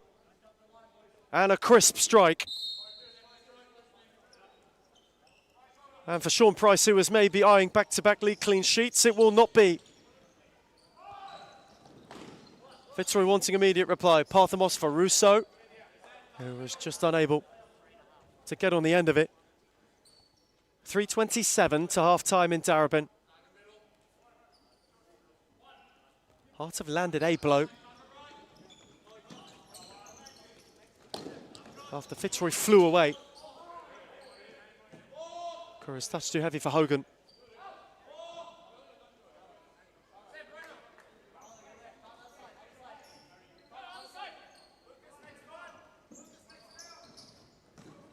Rousseau, when searching for Robotis, ball had too much depth.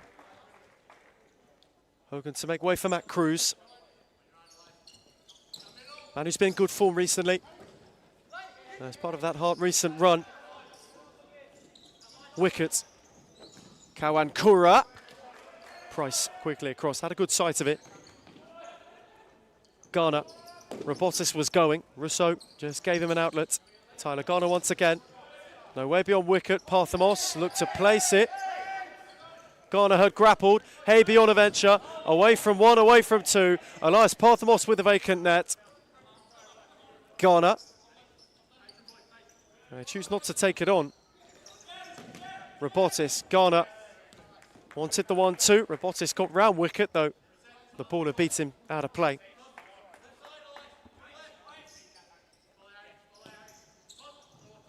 Ma. No way through Rousseau. Hearts have really struggled in this first half to play out. I've really struggled, but the stretch that saw the goal for Kawan Kura to land the glove on Fitzroy. Robotis through the legs of Kura, though no further.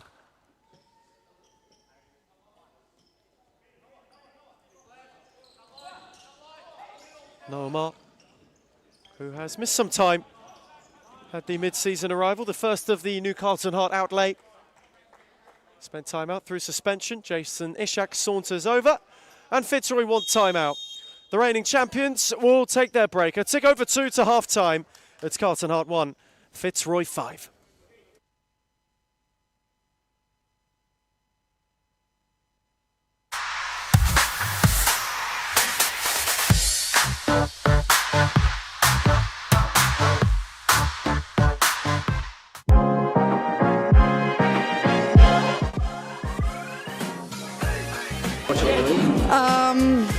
I would say Layla Abdul-Tif. I think Manda Araha from Fitzroy.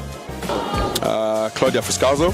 Oh, I'll be biased. Reed Jacobs, because she doesn't even know what she's got to do before she does it, let alone us. But then from across the league, Alexis from Fitzroy. She's too good.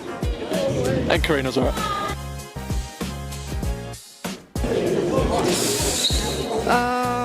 Let me actually think.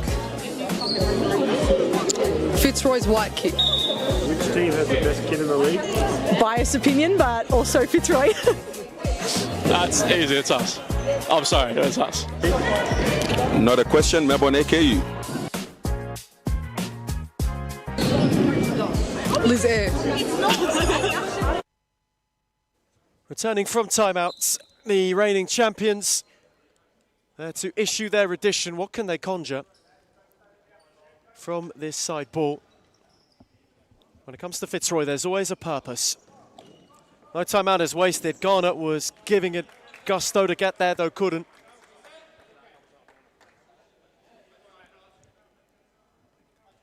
He gave good chase, though was unable to do much more with it.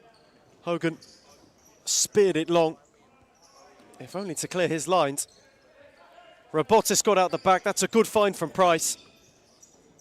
Wicket. Ma lost it. Garner gained it. Tyler Garner denied twice by Hogan.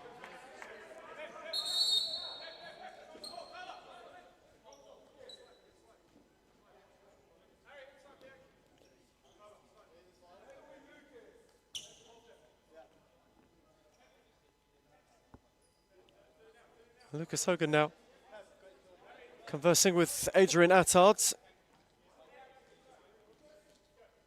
Hogan looks bemused as to why he was the subject.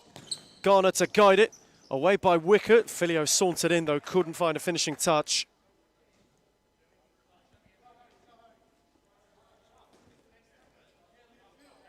Fitzroy corner. Set by Filio for Rousseau. Garner. Wielded away by Hogan, who did well. Filio. Good run from Rousseau to keep it alive. Set for Garner.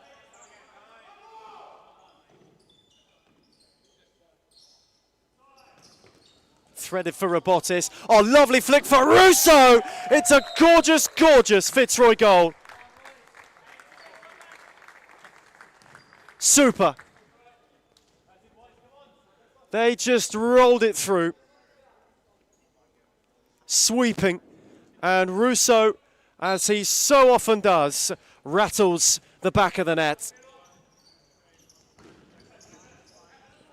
That is them at their best. Free-flowing Fitzroy futsal. And there's something fanciful about it. Hartard withstood up until the final minute of the first half, being inflicted further damage. Ma lost out. Garner is going. Rousseau was too eager to find him.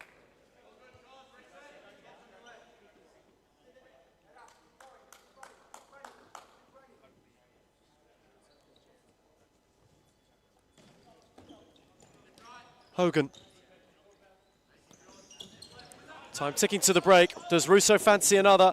Set on for Robotis, recovered by Cruz. No Omar. Wickets up with him.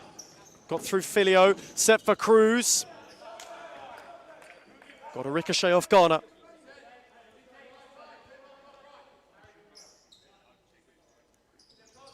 Hogan, wicket. Lucas Hogan made it work. Price saved well at close quarters. And inadvertently, albeit, it struck the arm of Lucas Hogan.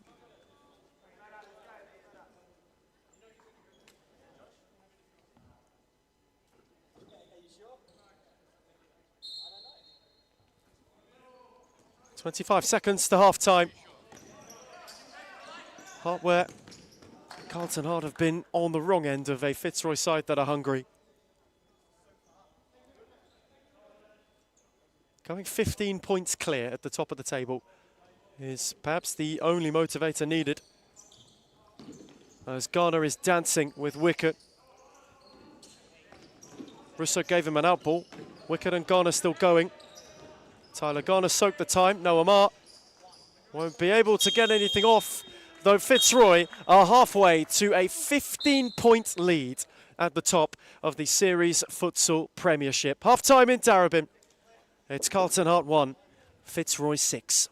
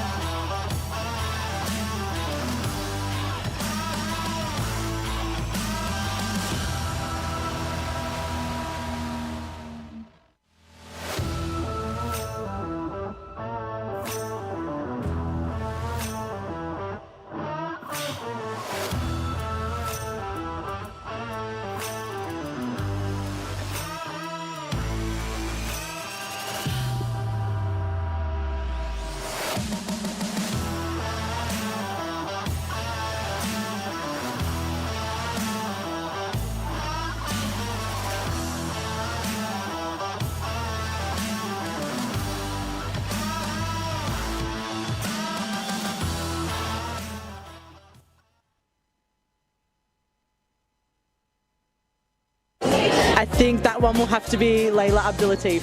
She would definitely win every time.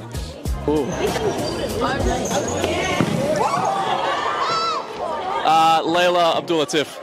Baller. If I was a girl, probably not Layla. The most clutch player in the competition is definitely Claudia Friscalzo. She is number one for sure. Sarah Easthope.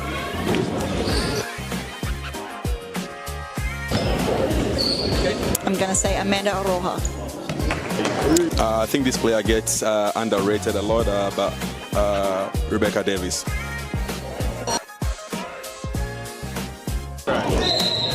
Claudia Friscalzo. Gisela Pepino.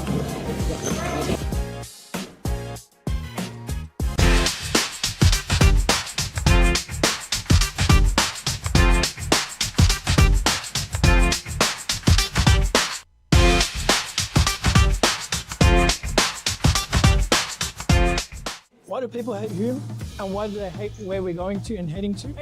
I can truly say it's jealousy. You can see he's pretty professional now. Even for me, from an outsider's perspective, I can see the development of the club, and it's just a different level. I said, look, I want to take Hume into a different direction of expanding our.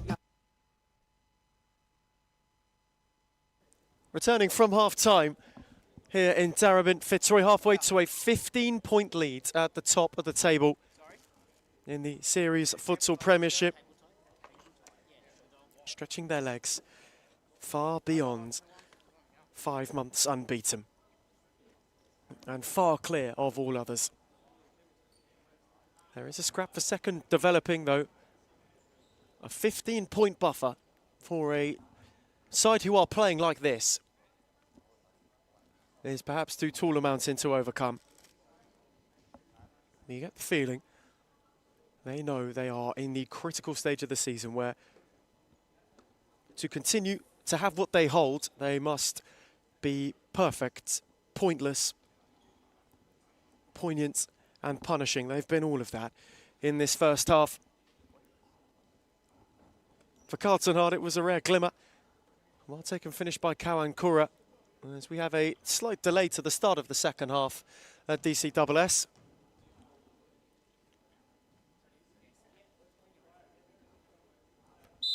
Ben Howe with a pair of pliers in hand. No play can get underway. Elias Parthamos got things going. It nearly fell for Bryant. Marr moved it for Hogan, who was bundled by Parthamos. You just wonder, what can Carlton conjure in this second half to save some face? As well as chalk off as many as they can. How much further damage could be inflicted by Fitzroy? Noah Marr's free kick, beaten away by Price. Let's start this half as brightly as possible with Rudy Wickett's side. They will know that things are not necessarily said and done. If they get a couple early, you never know. Marr. Wickett got a foot in. Marr ahead of Parthamos. Last Parthamos just started with a bit between his teeth at the start of this second half.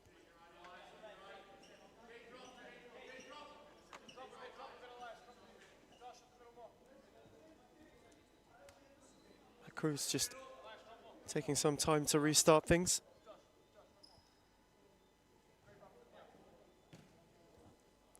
Move for Lucas Hogan. Again for Cruz. Wicket. Matt Cruz went with loft. Price read it well. Has had a really good season. Up to this point has Sean Price kept a few league clean sheets, kept well in the cup also. Competition where Fitzroy have maybe given up more chances than they would have liked to. Was superb at the national championships as well. Really won the favour of Jimmy Soufis at that competition. And has been unmoved as number one. Really since the start of the year on the Gold Coast. Lovely ball from Parthamos. In behind, Nepomuceno. Set for Oscar Bryant, whose touch took him wide. He couldn't quite poke it through for Parthamos.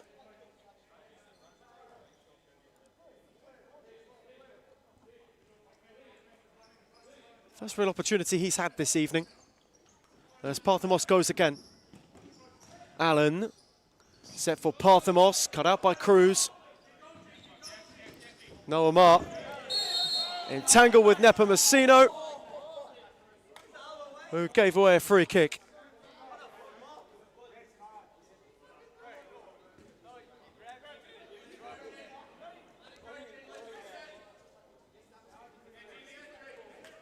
Noah Mar drawing ire from the Fitzroy bench. Having a little bit to say to those in Canary waiting to come on. Shake of the head from Jimmy Soufis. Hogan, good read by Bryant. Nepomuceno on for Oscar Bryant, who nearly got away from wicket. Mar went and won it, was swarmed by two. Nepomuceno with fancy feet, set back for Bryant, cut out by wicket. Given away to Josh Allen, and Cruz was there to intervene. Oh, he's hunting a hat-trick. Here's Allen.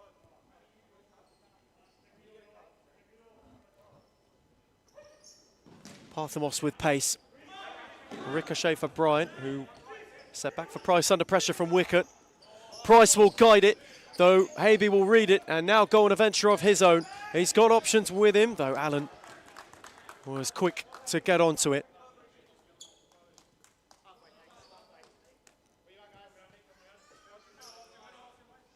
Cruz again with wicket on for Mar.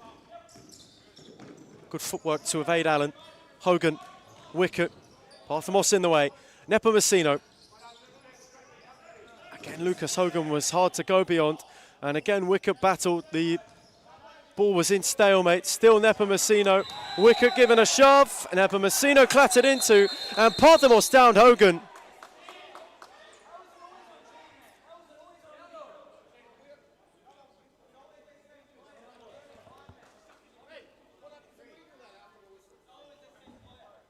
First real flashpoint of the second half.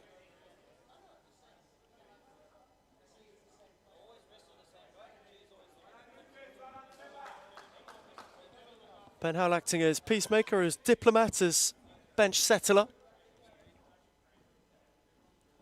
Noah Mar and Nepomuceno conversing. Carlton Hart will have a free kick. And Elias Parthamos is in the book.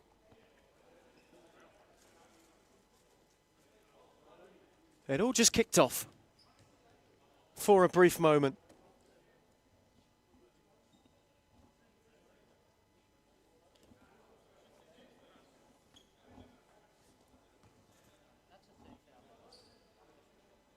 Lucas Hogan awaiting a free kick. 3 Fitzroy fouls in 2.5 second half stop clock minutes.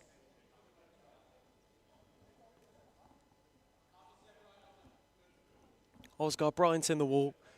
Lucas Hogan over it.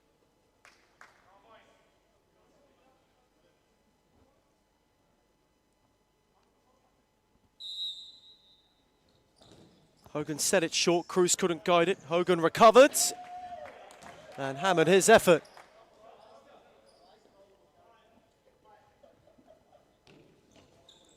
It's steered comfortably over. Cut out by Nepomuceno, who again could battle, set it behind Bryant, picked up by Hogan, who was wrestling and battling, and Parthamos is clear. Elias Parthamos on the charge! Explosive from Elias Parthamos, who, when he gets moving like that, when he gets in that kind of place, is near impossible to stop. Bottom corner pierced.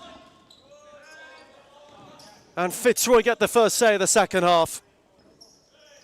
Noah Mar wanting immediate reply. Parthamos picked him of it. Nepomuceno with him. Allen providing the late run. He was set behind him.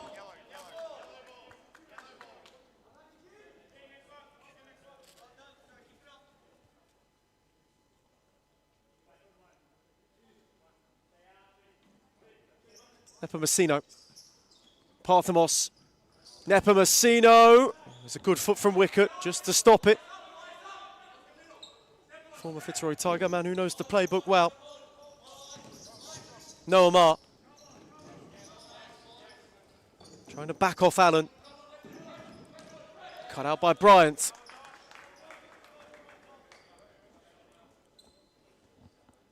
Scott Rogan reinstated. A loose throw from Habe. Ricocheted for Rajab, who was under pressure from Bryant.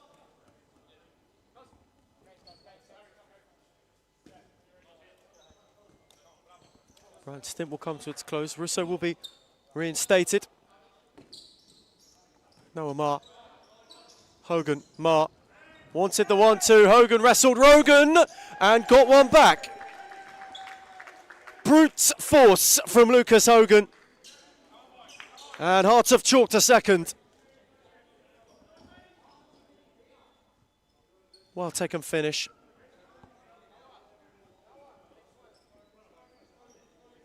Rogan wanted a foul, which he won't get. Hogan breezed beyond him.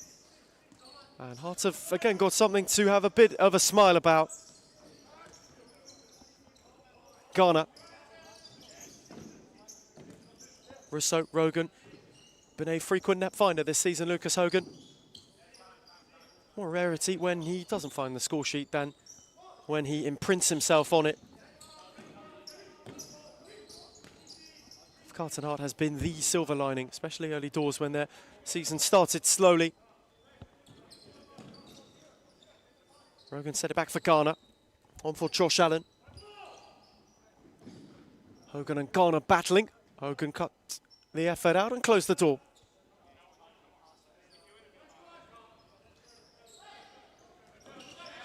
Maybe too easy. Read by Rogan, who fancies a drive and drove it over the top.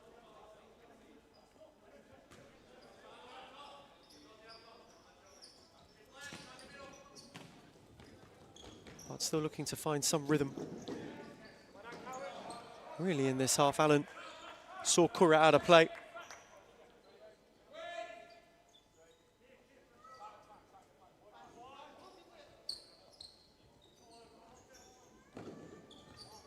Sean Price remarkably long. Garner invited Wicker to win it. Now Rajab, who got it from Habe. Good read from Allen, who moved it for Garner superbly. And 3-on-2 is encroaching. Tyler Garner went alone. And forced the fine save out of Habe. Another Fitzroy corner. Taken by Allen. Set for Russo, guided for Rogan, wonderful. Just so smooth. Intelligent from Russo. Guided it to Rogan, who simply stroked it beyond Habe. A set piece special. Worked to perfection, and Russo's in again, and this time fired wide.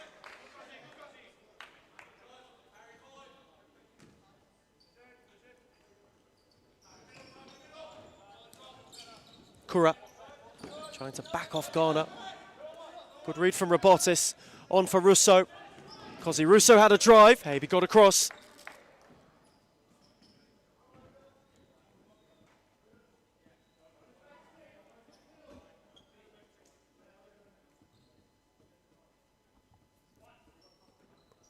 Rogan's take. Russo got clear. Robotis poked one in. Ahead of all comers. And Harry Robotis gets himself in on the Fitzroy party. And they are one from double digits for the second week running. Ruthless. The only descriptor possible is ruthless.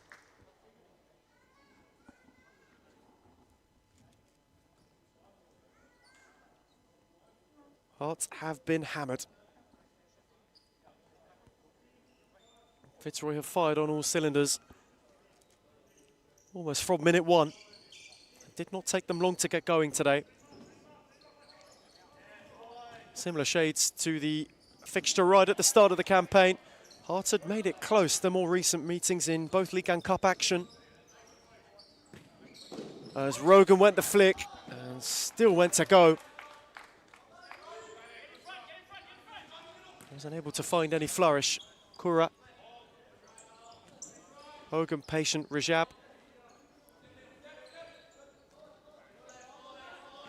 Again for Lucas Hogan, well read by Russo, recovered by Garner.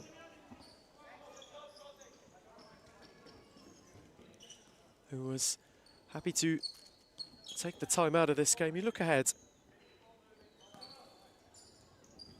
here in Darabin for what is to follow us this evening. It's the opening act of the top flight. More in a moment as Rajab with a good slide. Denied Rogan to go further forward.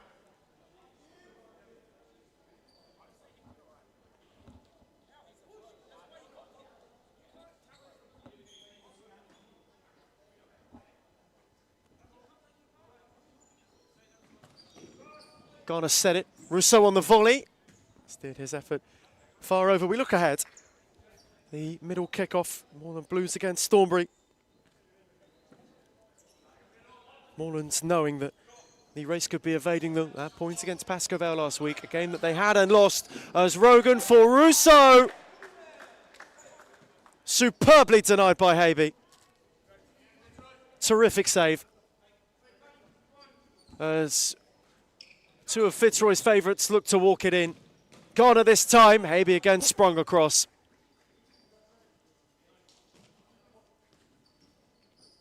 Corner was taken with haste. Garner sizing up Hogan. Rogan. Switch for Rousseau. On for Scott Rogan again. Another Fitzroy corner. Succession for the reigning champions of set plays.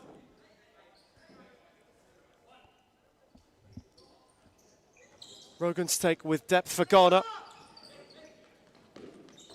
Rogan with far too much on it for Robotis. And Rudy Wicker wants timeout, which he will get. Hart, well and truly on the brink of a little bit of implosion. As we get a timeout, it's Carlton Hart 2, Fitzroy 9. Connections, and that's when we started thinking abroad and thinking about, okay, what's Hume's future looking like? Are we going to sit the same or are we going to grow? A part of any journey is learning, right? So Adam's learnt a lot, you can see. Made a lot of mistakes in the past. It was a rebuild. I took players from Championship. I took players from outdoor. Anything just to stay into the league. Obviously not to let the Hume badge fall. We took it into a different direction, which was the wrong direction. And you can see how we can transform a team within a very short period of time. It's only been, what, 6-7 months? And we're like a really well-oiled engine now.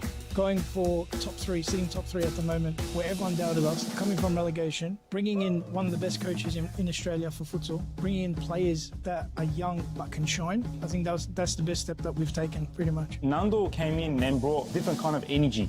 Obviously, I came back from injury pretty much the same week as Nando signed with us, so it was kind of like a coincidence. You can see the progress and what we've been doing for that long, how much we've improved as a club. Even when they're undermanned, even when the odds are against them, like we're fighting this. Returning from timeout, Rudy Wickett issued it. Carlton Hart wanted it. This is an early evening that's gotten away from them quite quickly. Fitzroy in this second half have piled on a further 3.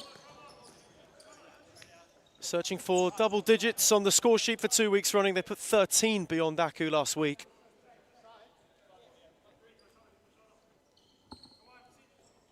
It's a side that are fine-tuning and hitting their straps at the right time. This is the portion of the season where the points maybe matter more. Even though the run-in, they feel as though they have greater weight. This is a team that are quietly in the cold, the crispy chill of a Darabin winter, doing damage towards yet another title. Crowned kings of this land. Right at the end of last year, under a sweltering summer sun, they will be hoping to do so again when December comes round. They are on course to be 5 games clear at the top of the tree. For the time being, there are still 2 games tonight that have effect on that. No way for Hume to retort this week. They've got the bye.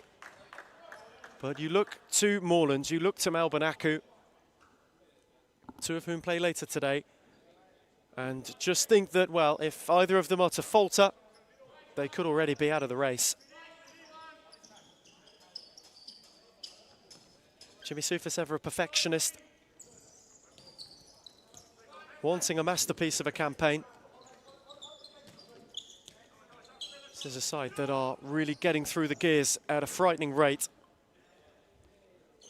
Pep Filio getting ready for his reintroduction. There's a few Moreland Blues watch on and make their way to the dressing room. They are up next, of course. Watching a famous foe charge further off into the sunset.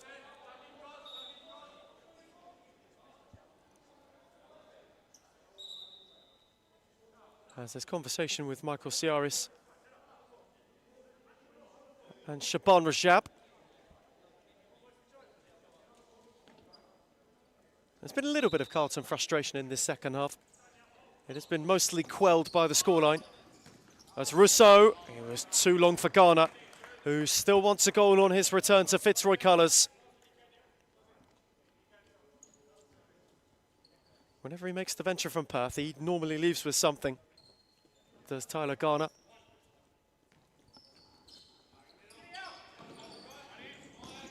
Maybe look for Hogan, who got up ahead of steam, though the ball was hit a fraction too heavily for him to get on the end of.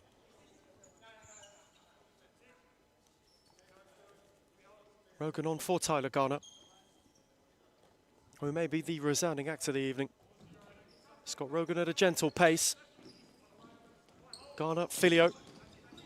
Looked to guide it for Ghana. He was on the slide to keep it alive and couldn't. For Carlton Heart, though, it's been a good month and a bit, though it has all come crashing down tonight. They must look to reset quickly, as soon as possible. The relegation battle waits for nobody.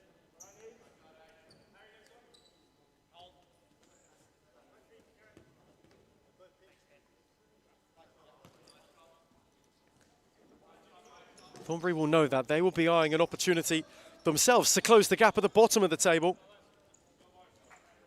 Hearts' really good recent form has seen them pull 6 clear. The Hounds 4 are adrift at the bottom of the table. Pascoe 5 clear of them. If they are to pick up points tonight, currently they sit 2 points from Hearts, so they will be eyeing an opportunity to climb back up into 5th. Carlton have Aku next week, a side who they had beaten not too long ago in cup competition, though had hammered them respectively in the league. For Fitzroy, it's the Big Cats Cup. 2 famous old rivals, which you sense is why Ghana is in town. He usually makes the venture for that kind of contest. Filio, Parthemos stumbled and Hogan picked it off, though couldn't clip it for Kura. And that Big Cats Cup for Fitzroy will be their last action of the winter. They've got the bye prior to a return in September, though they're thrust immediately back into the Classico. 3rd of 4 in the league this campaign.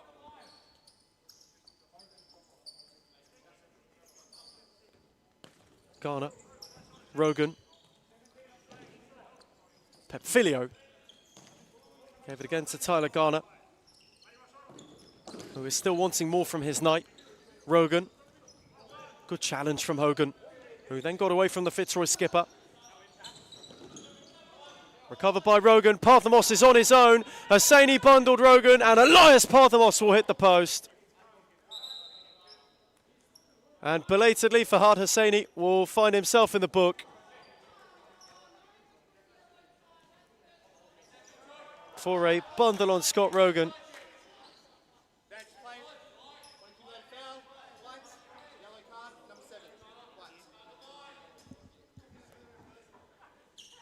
Fahad Hosseini finds himself in the book.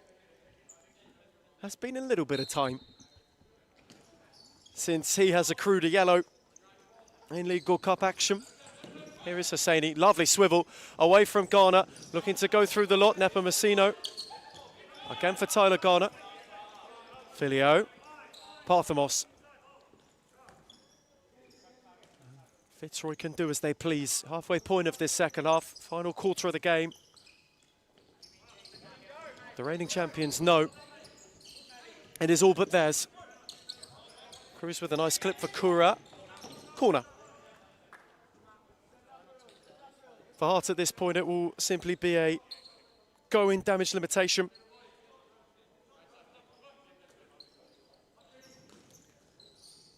Lucas Hogan, lovely swivel. Good block from Parthamos.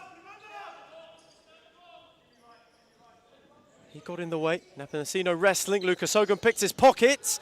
Denied by Price. And then Garner got free. And Tyler Garner can go at Cruz. Hosseini as well is in retreat. Napinacino on the switch. With 2 to go around, Javara had the door closed. Hosseini, Kura. Lovely ball for Hogan, who was given the faintest flick from Garner.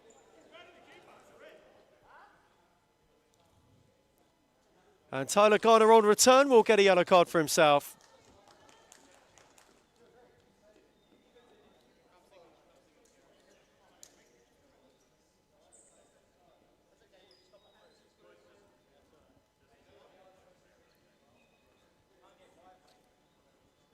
For the yellow card.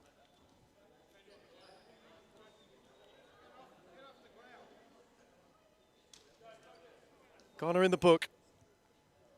Hart have a free kick. Kura and Hosseini are over it. Can they find a way? Again to chip one back.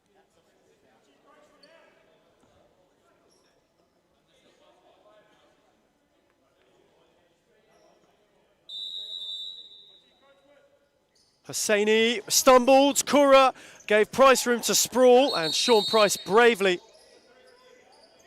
very bravely stayed on and won a free kick. And the change for Fitzroy will be made, and in fact, with immediate effect, Leonardo Gradelli's first involvement will to find himself in the book for an incorrect substitution. Adrian Attard, eagle-eyed.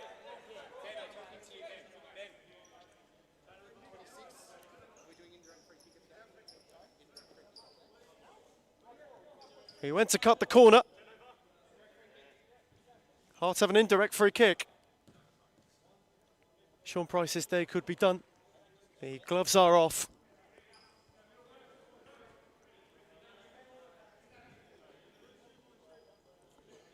Matt Cruz. Over the latest Carlton free kick. Cruz, Kura's flick, good block by Allen. Parthamos. Napinacino, Parthamos, nicely done. Press was neatly evaded. Filio now. Parthamos.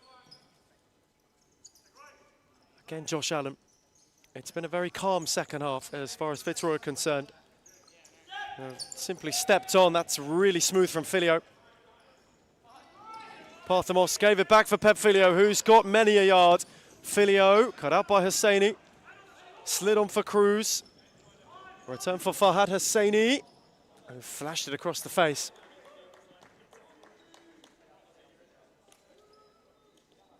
Oscar Bryant getting readied.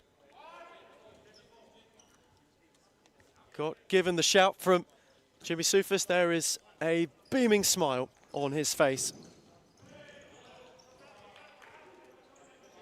Lad who's not yet too far beyond 18 years old, and Lucas Hogan now for dissent will find himself with a yellow card.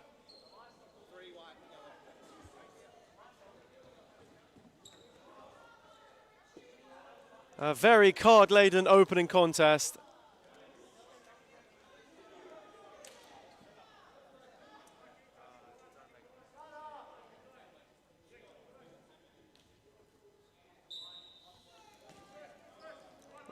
Napinacino for Filio to restart things. On for Parthamos. Filio impeded by Kura. Goes too quickly up. Aforementioned Blues and Hounds to follow. They're both sporting very different attire. Noamar, good from Parthamos, well read by Hosseini. Kura gave it a drive at the near post. Gradelli was undeterred. Allen then intervened. As Touch was too heavy. Hosseini escorted the ball out of play. How many can Carlton grab? That will simply be their question. Goal difference could be important at the foot of the table, which they've taken pole position of in recent weeks. Kura and Nepomuceno entangled. And he shot for a foul is waved away. Allen, Nepomuceno. Going to go at Noah Ma. Again, had no way further forward, though.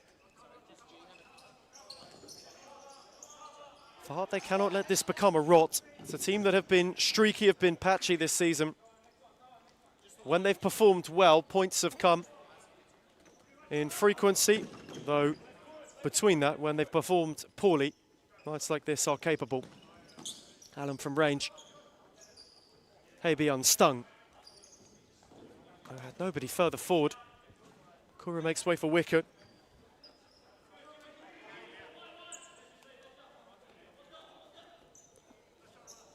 There's Oscar Bryant.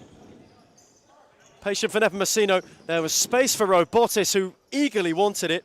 Bryant will go for him. Robotis pressed by wicket. Likewise Hosseini, who got a foot on it. Habe will cool things down. Ma lost out. Josh Allen got a foot on it. Habe will let it trickle out of play.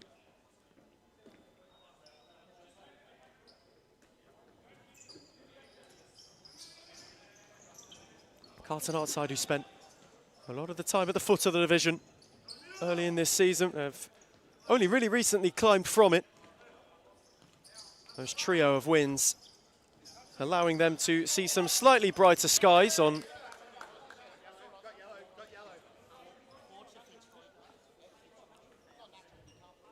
what has been,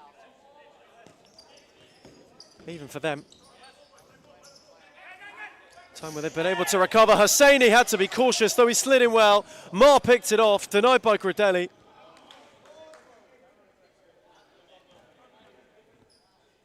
Farhad Hosseini was walking the tightrope there for a minute, having already been booked. Gradelli came out to close the angle quickly. Ma couldn't drive beyond Bryant. Hosseini again, good press from Oscar Bryant. No way through, Filio readied. Allen will come for a stint on the bench.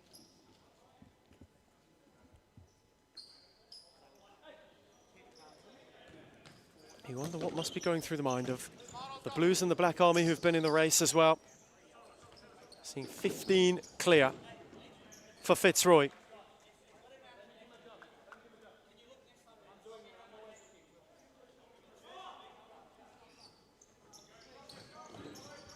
They must know already. Things are starting to slip away from them in terms of the title race. As Rogan,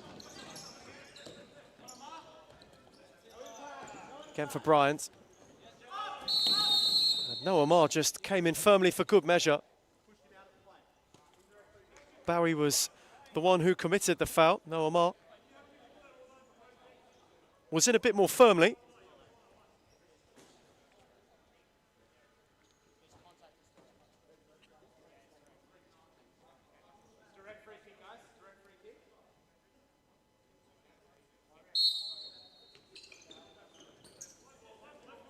Free kick set short for Filio. He sends Fitzroy in a state of management now too. Knowing the job is all but done tonight.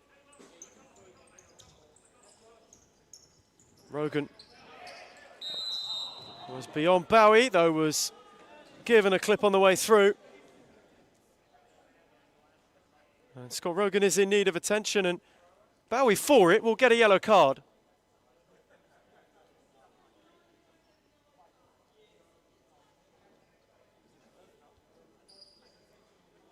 Scott Rogan just being tended to. Oscar Bryant, who is the Fitzroy prodigy, going to ensure the skipper's okay.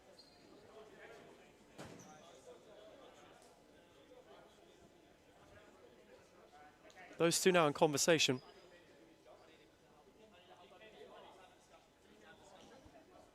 Over what could be taken.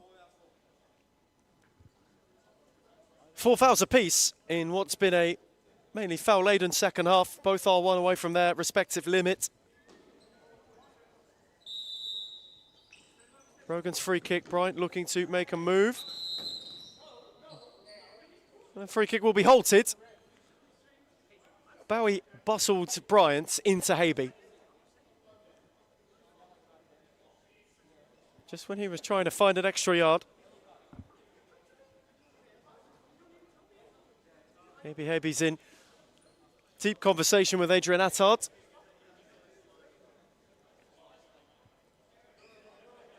Free kick, take 2 then. Rogan over it.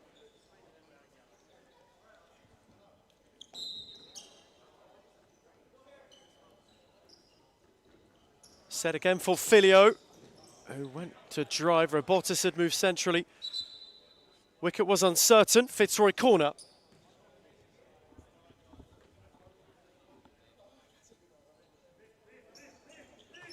Set with depth by Robotis. Rogan caught it sweetly on the volley, though couldn't steer it.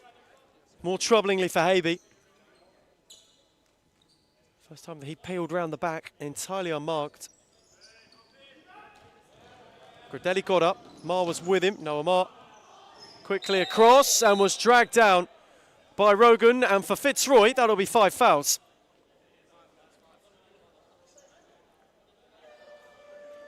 So the reigning champions have hit the limit in the second half.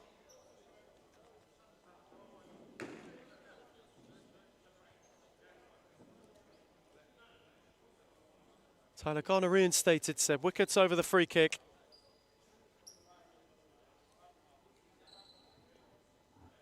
Five and a half to the close.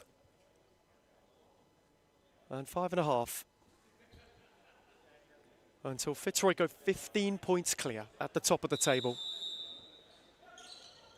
Wicket will crash it, and it will ricochet off Bowie, who was friendly fire. As Rogan, Garner. Fitzroy still going through the motions. Searching for double digits. Does Tyler Garner fancy one? He will square it for Rogan, who will steer in 10. Double digits 2 weeks running. It's a really good ball from Tyler Garner, hit with pace.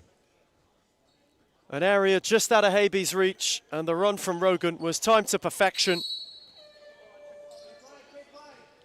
2 for him tonight. Good night work for the Fitzroy captain.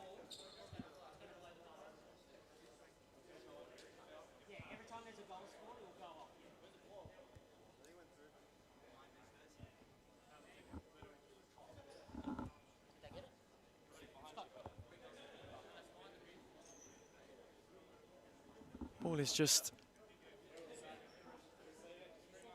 playing hide and seek with Scott Rogan. He has now found it.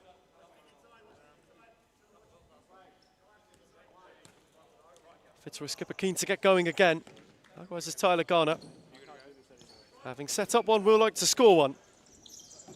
Parthamos got it back from Rousseau. Again, Garner.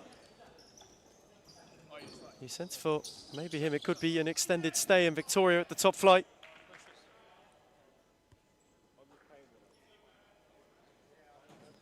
Rogan thought he was given a flick by Noah Mar.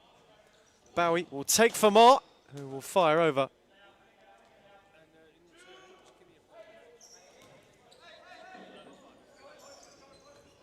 Gradelli's been active since coming on. Has looked to try and enact things. Rousseau, Garner. Lovely ball for Rousseau and a good save from Haby. Terrific ball. It's a steer for Cosimo Rousseau, who was denied well in kind. Parthamos got it back from Rousseau, on for Garner. Tyler Garner wanting to tiptoe forward, no way beyond Cruz, recovered by Parthamos. Gradelli, Rogan. Again Garner. Without a way through. Cruz recovered it. Rousseau went to press him. Haby had to Cohen clears, was starved of options.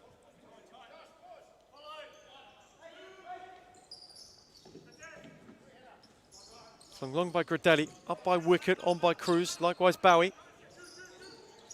Matt Cruz, Russo got a foot in, Wickett, caught it sweetly though, steered his effort quite wide in the end.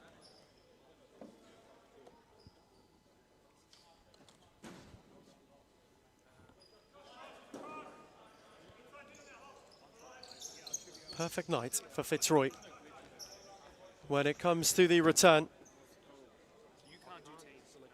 to a firm, even firmer stranglehold on top spot on the table. Morden can keep the gap at 12. Next up against Thornbury, Aku, who were mauled by the Tigers last week. Have got the late opportunity against Pascoe Vale to go and reenact some sorts of character revival. To close the show, Kui Mew and co. against the Charchies and the Lions, who are back with Felipe Evangelista, who returns from suspension. There's Cruz, Parthamos, Rogan out for Russo. Parthamos. Flick for Tyler Garner.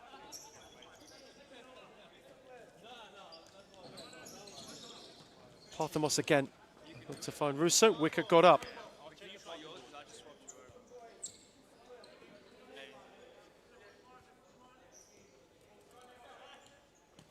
You wonder for the Hounds just how much this could buoy them to go and really bunch up the bottom three once again.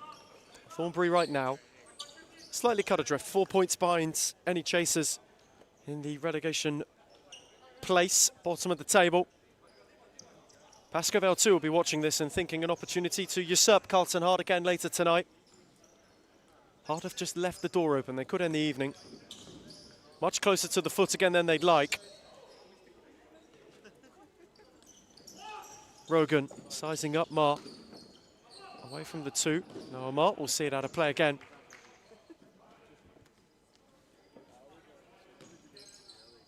Mar got it from Wickett. Tried to go beyond Parthamos. Rogan looked to clip it further. Garner had dropped off.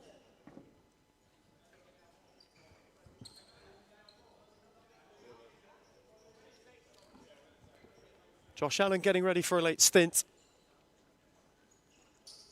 Hart are perhaps hoping for the whistle.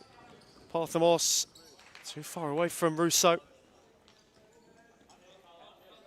Rogan makes way.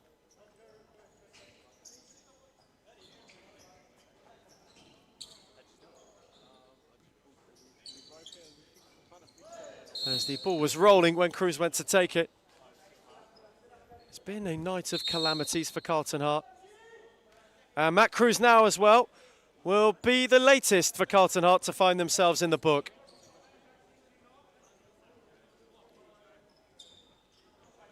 Many a yellow for Rudy Wickett and co being issued tonight. Cruz the latest in line.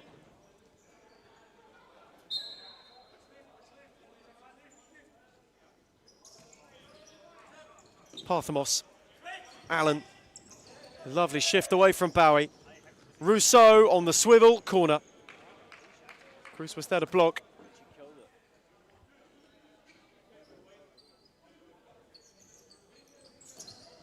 Corner was taken, Mar was in the way.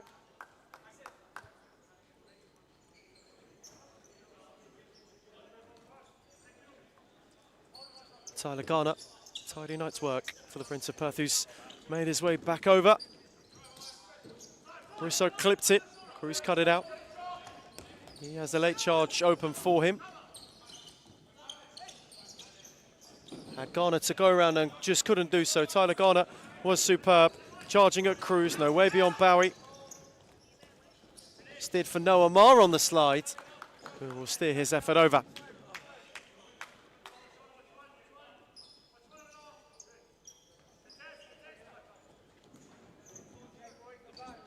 Gradelli, without an option further forward, speared it.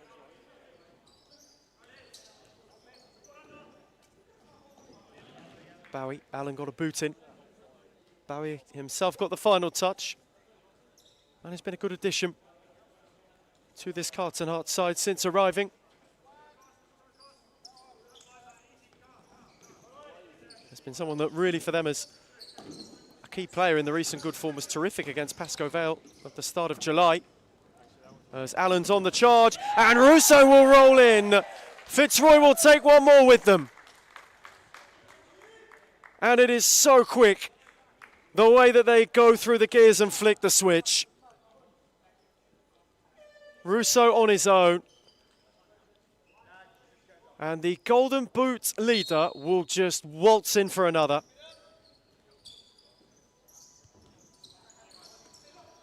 Who will catch him? Who will catch them? If there are to be any challengers, and Russo can go again.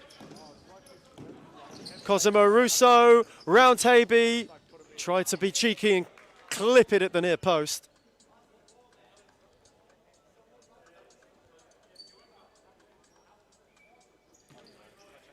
Fitzroy corner, set for Ghana. Allen. Beyond Bowie, though not wicket. Josh Allen was then pressed. Gridelli likewise. Had a loose touch. Wicket was hunting well. 70 seconds on the dot to go. Opening Sunday instalment for the top flight in Darabin. Fitzroy firmly flying clear, and Ghana finds Russo, who looked to go beyond Bowie. Again was unable to. Wicket, Ghana got in the way. Russo looked to take over. Got beyond Cruz. Allen for Tyler Ghana, and Habe will deny him. Still he searches for that goal on return. Bowie, great ball. Wickets. Got the final touch.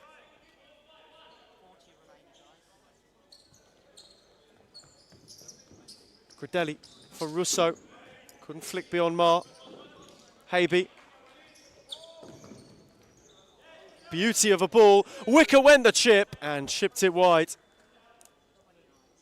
Was almost something special for a consolation for Carlton to take with them. Ghana, that's gorgeous. Beyond Bowie. Sizing up Cruz and Mar at the same time. Got the final flick to Tyler Ghana.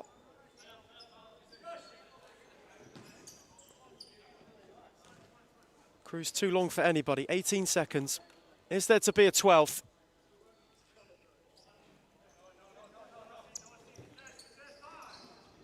Gridelli returning for Habe in kind. And so, 15 points clear. Maybe one more for the Roads. Mar in the way. Maybe Carlton grab a consolation. 3-on-1. Cruz. Bowie will do so. Nicely worked. Move to the back post. And Carlton Heart will get the last say.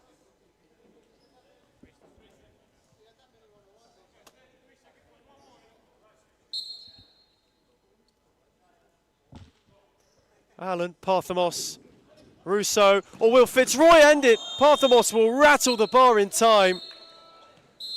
Nearly straight from kickoff. They took the last one for them. But for Fitzroy, it was a ferocious performance again. 15 clear at the top of the table. It finishes Carlton Heart 3, Fitzroy 11.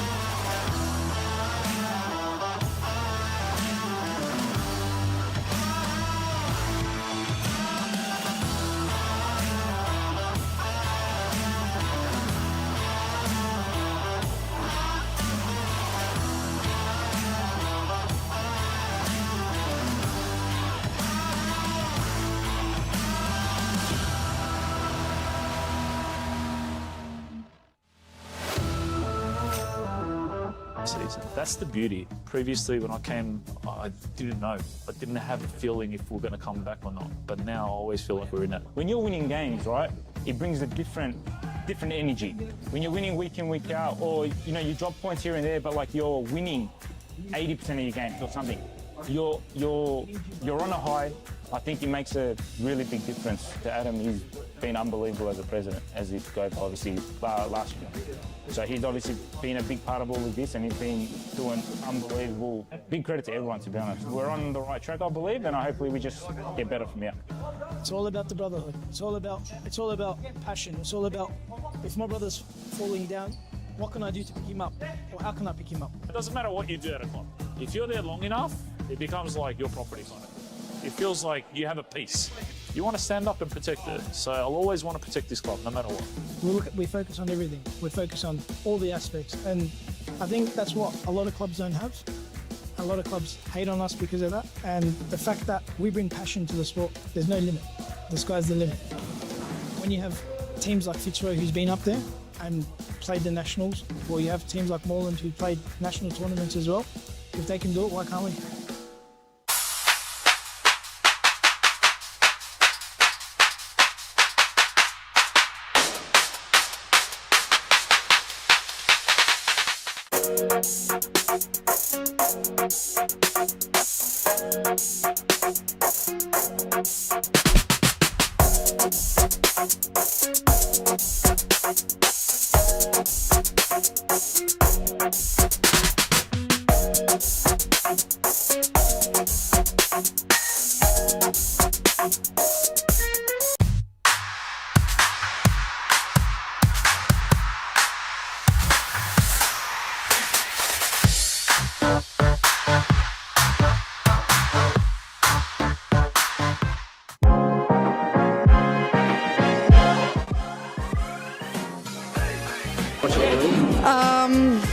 I would say Layla Abdul Latif. I think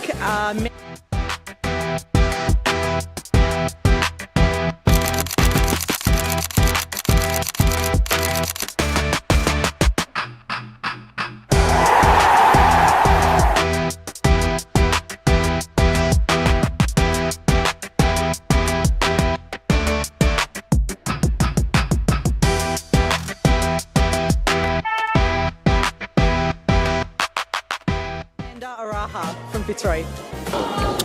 Claudia Fuscalzo. Oh, I'll be biased. Reed Jacobs, because she doesn't even know what she's got to do before she does it, let alone us. But then from across the league, Alexis from Fitzroy. She's too good. And Karina's alright.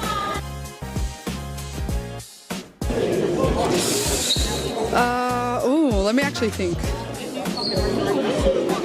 Fitzroy's white kit. Which team has the best kid in the league? Biased opinion, but also Fitzroy. That's easy, it's us.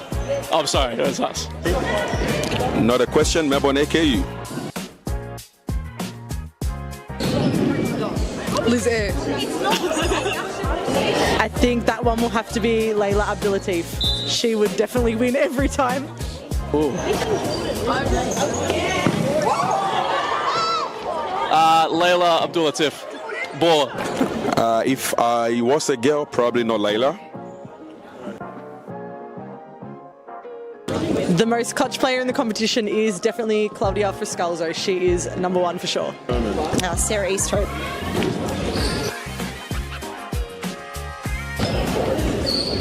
I'm going to say Amanda Aroha. I think this player gets underrated a lot, but Rebecca Davis.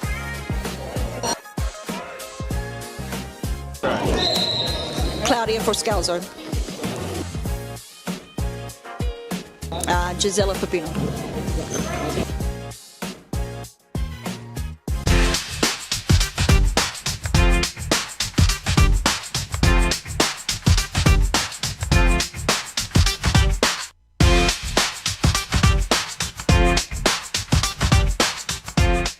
Why do people hate him, and why do they hate where we're going to and heading to? I can truly say it's jealousy. You can see he's pretty professional now. Even for me, from an outsider's perspective, I can see the development of the club, and it's just a different level. I said, look, I want to take Hume into a different direction of expanding our connections, and that's when we started thinking abroad and thinking about, okay, what's Hume's future looking like? Are we going to sit the same or are we going to grow? A part of any journey is learning, right? So Adam's learnt a lot. You can see, made a lot of mistakes in the past. It was a rebuild. I took players from Championship. I took players from outdoor. Anything just to stay into the league. Obviously not to let the Hume badge fall. We took it into a different direction, which was the wrong direction. And you can see how we can transform a team within a very short period of time. It's only been, 6-7 months? And we're like a really well-oiled engine now. Going for top three, sitting top three at the moment, where everyone doubted us, coming from relegation, bringing in one of the best coaches in Australia for futsal, bringing in players that are young but can shine. I think that's the best step that we've taken, pretty much. Nando came in and brought different kind of energy. Obviously, I came back from injury pretty much the same week as Nando signed with us, so it was kind of like a coincidence. You can see the progress and what we've been doing for that long, how much we've improved as a club. Even when they're undermanned, even when the odds are against them, like we're fighting this season. That's the beauty. Previously, when I came, I didn't know. I didn't have a feeling if we're going to come back or not. But now I always feel like we're in it. When you're winning games, right, it brings a different energy. When you're winning week in, week out, or you drop points here and there, but like you're winning 80% of your games or something, you're on a high. I think it makes a really big difference to Adam. He's been unbelievable as a president, as he got obviously last year. So he's obviously been a big part of all of this, and he's been doing unbelievable. Big credit to everyone, to be honest. We're on the right track, I believe, and hopefully we just get better from here. It's all about the brotherhood. It's all about passion. It's all about, if my brother's falling down, what can I do to pick him up? Or how can I pick him up? It doesn't matter what you do at a club. If you're there long enough, it becomes like your property kind of. It feels like you have a piece. You want to stand up and protect it. So I'll always want to protect this club, no matter what. We focus on everything. We focus on all the aspects. And I think that's what a lot of clubs don't have. A lot of clubs hate on us because of that. And the fact that we bring passion to the sport, there's no limit. The sky's the limit. When you have teams like Fitzroy, who's been up there and played the nationals, or you have teams like Moreland who played national tournaments as well, if they can do it, why can't we?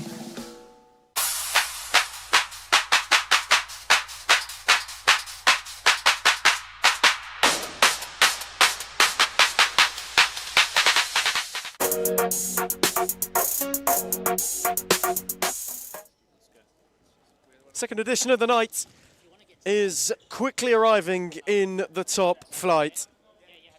Thornbury side, who currently sit bottom of the table, who know the relegation mire is getting to a point where it could quickly open up against the Moreland team in desperate need of a win. Point against Pascoe Vale, a game that they led late. Then a topsy-turvy, goal-laden affair. The Blues knowing their fate in the title race is quickly becoming out of their control.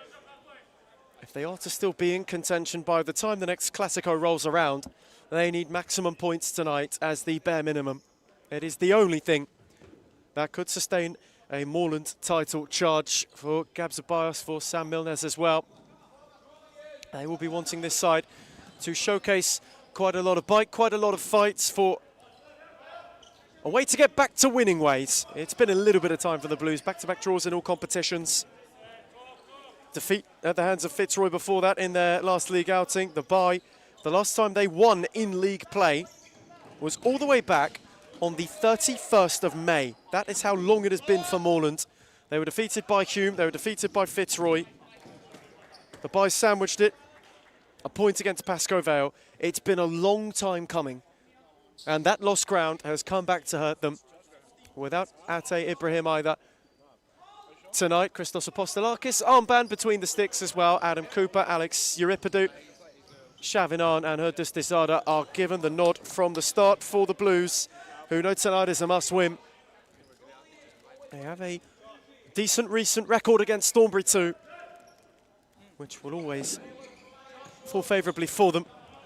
The Hounds themselves know that they can bunch the bottom of the table right up. Tom Montfroy, who's had a good recent run of things between the sticks, is again entrusted. Josh Loretta given a start, likewise Liam Zacharias, Julian Petrago, and Ollie Slingsby. And here is Petrago, who is on the move, away from Euripidou. Steered it to the back post, though, scuffed it. Call on a few substitutes. Wagner Marrero is amongst the subs. We've not seen him in a bit of time. Cordero, likewise, Fateh, Aidan Power, Frankie Pashias, Pakistani international Mahdi El Khawaja too. It is a Thornbury team. Ryan Brust, also a bench option that is deep this evening for the Moreland Blues. The pair of Angelati, Erkan Bayrakli and Jamie Guo are all the substitutes. Moreland must win. There are no two ways about it. As Buitrago is dawdling, picked off by Dustizada, rattled by Arn. Set back for Euripidou. Again, Dustizada. Shavin on. Moreland team have had a topsy-turvy season. Euripidou charging. Good challenge from Buitrago. Just to slow him up. He felt their real window of opportunity in terms of title contention. Came at the hands of that last Classico. Defeat against the Fitzroy Tigers right before we went to a cup break. They'd also been beaten in their prior league outing against Hume. That was the time of real momentum loss. They've not really yet regathered it. They'll have to stay in the hunt. Inaugural champions here in Darebin were Moreland. Since have seen Fitzroy reclaim the crown. Shavinan picked it up off a loose Slingsby ball and rolled his effort wide.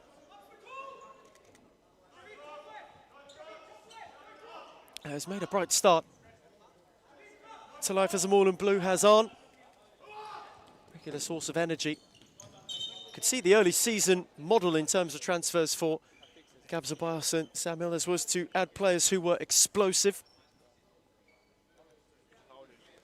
And you saw the technically astute pair of signings in the Angelati as Liam Zacharias has got a bit of a problem behind play. Thornbury number 4 with a blood nose. He's being tended to. Flurry of early Moreland chances. Slingsby's touch invited Euripidou to tangle with him. Ollie Slingsby got away. Happy to retreat in kind. Buitrago, Slingsby. Away through Dustizada. Slingsby got the final touch. Cooper. Went to draw Slingsby. Shavinan. Adam Cooper. Bayrakli had to lunge. Euripidou, Cooper away from Slingsby, gave it away to Loretta, who had it open up for him. Slingsby, Buitrago. Good read from Bayrakli, and it had to be. And now Arn can counter. 2 up with him, one of whom was Cooper. Loretta keeping the door closed. Adam Cooper fashioned a yard. Bayrakli kept it rolling. Euripidou, who is keeping things calm. Arn, Cooper, good foot from Loretta. If you've just joined us, first of all, a very good evening to you. And you missed the reigning champions stretching their legs, flexing their muscles, going 15 points clear against Carlton Hart. A good run for Rudy Wickett's side came to an end in slightly sordid fashion as far as they're concerned. But for Fitzroy, back-to-back games where they've hit double digits, they are just starting to look inevitable and insurmountable. Cooper, Arn, looked to be slick for Bayrakli, cut out by Bruce, on for Slingsby. Buitrago, Loretta, Bayrakli picked his pocket, Adam Cooper had stayed up! Montfroy made a fine save, though belatedly a free kick is awarded.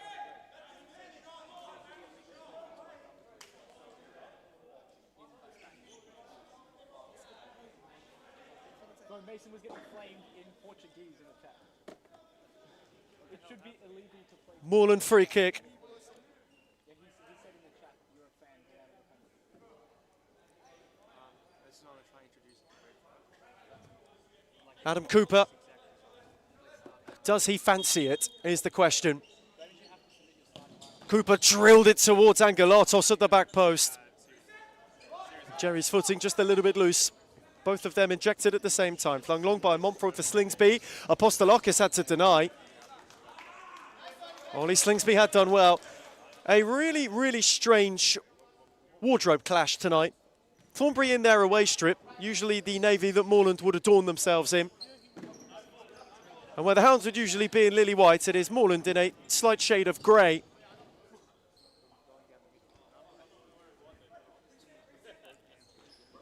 Romario Barho seeing the funny side of it. Barakli won it back. Cooper. Angelatos.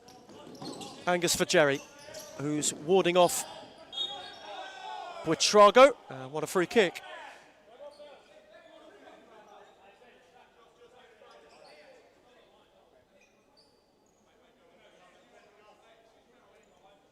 Jerry Angelatos' free kick. Couple early for Moreland.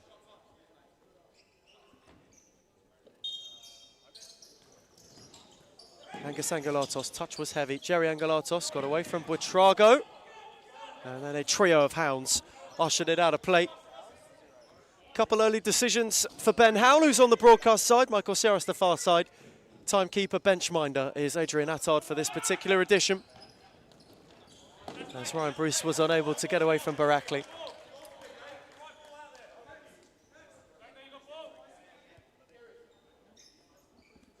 Gabzabias already up and instructing.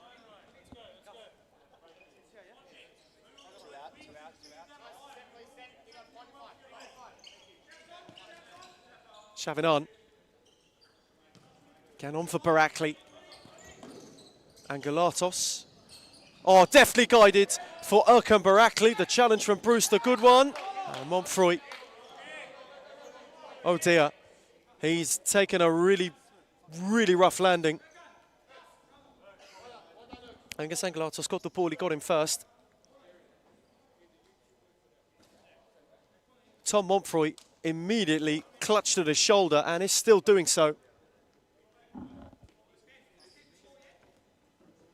Not a good sign for the Thornbury shot stopper. He's been preferred to Moe Fatea, who is on the bench tonight. Availability, the best ability for Romario Barho and Fradham Nash's side. There's Bruce. Looking to tiptoe forward, Slingsby. Ryan Bruce, Wagner Marrero. Into Angelatos, who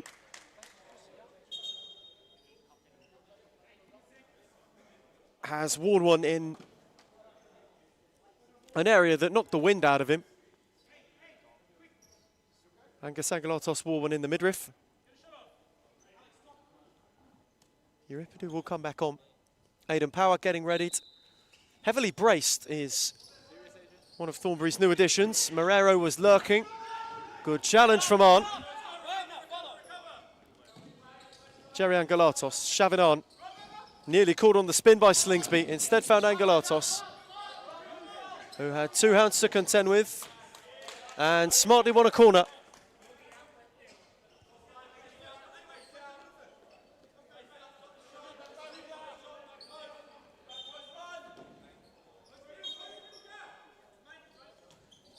Taken for Euripides. Looked a shuffle beyond Marrero. Alex Euripides kept it alive. Flick for Angelatos, good boot in by Bruce. On, Euripides. Set for Angelatos again. Who is there to recover? Jerry Angelatos. Shaving on, steered it superbly for Erkan Barakli, who couldn't make more of it. Shaving on is down on the far side from the contact he wore. Ben Howell issues a rolling foul.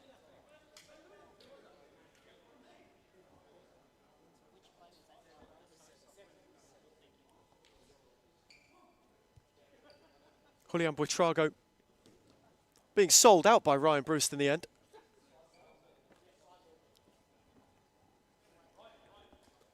Who was quick to say that it was not him and just gave a knowing look in Buitrago's direction. Frankie Pachias will make his way on for Thornbury.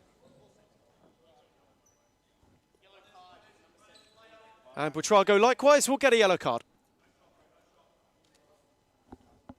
game's first this evening. Euripidu rolling.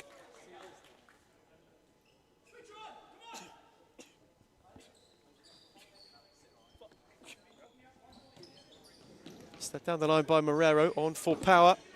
Place for Wagner Marrero, blocked by Euripidu, recovered by Barakli, who got it once more from Alex Euripidu.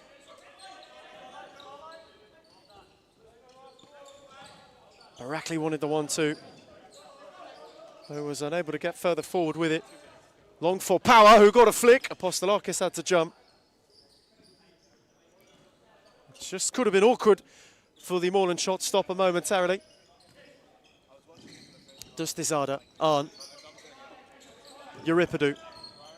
Lovely ball. Chavinon with a gorgeous take and just couldn't guide it over and in. That was lovely from the pair of them. Euripidu's ball was smashing. Arn's take was deft. It just needed the finishing touch. The only thing it lacked.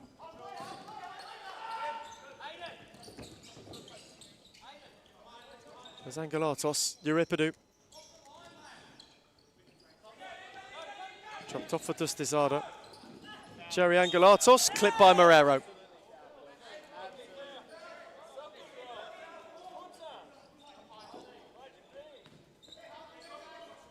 Cooper. Thornbury have quickly racked up the fouls. They're on 4 already. 1 from the limit of the Hounds. And we are not yet at the halfway stage of the first half. Chavinon to begin the next Moreland wave. Steered it for Cooper. Euripidu. Invited to shoot! And pierced through with a beauty. Opened up for Euripidu, who gorgeously guides Moreland ahead. Sweetly struck.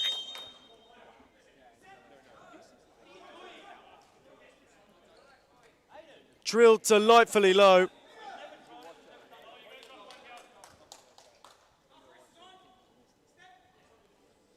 And Moreland, who had knocked on the door early, have got themselves ahead.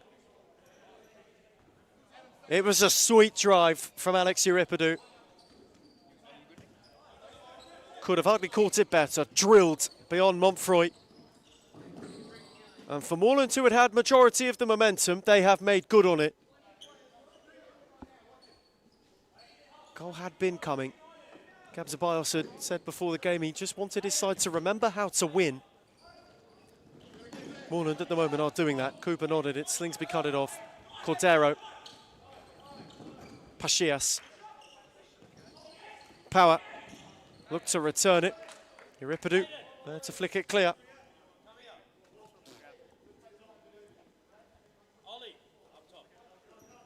And Zacharias will be pulled on. And Liam Zacharias, having been patched up from that earlier blood nose, is quick to be recalled by Romario Barho. Dustizada, Cooper. Euripidu. Cooper. Alex Euripidu again. Cooper clipped it. Arn was smooth. Cooper. Pachias was uncertain. Montfroy will make the gather quite calm and comfy. Moreland had boxed them in. They boxed them in brilliantly.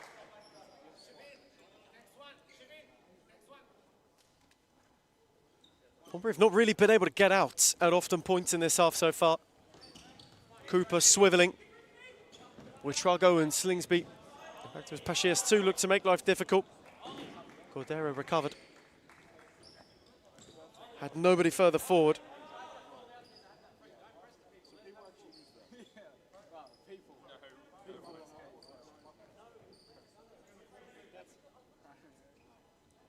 Cooper measuredly forward. Dustizada. 1-2 between those two. Euripidu now. Pachias with a really good challenge. Cordero on for Zacharias. Slingsby. Zacharias kept going. And just ran out of room as he looked to pull the trigger. Apostolakis releases Angelatos. Angus in behind. It was awkward for Montfroy, who thought about it for a second. Cordero and Euripidu put it off him.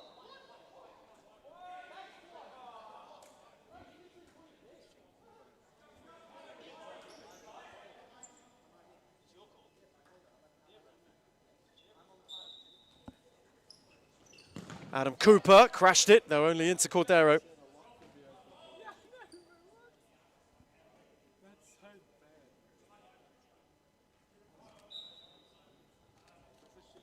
Moreland have just had a bit of a burst.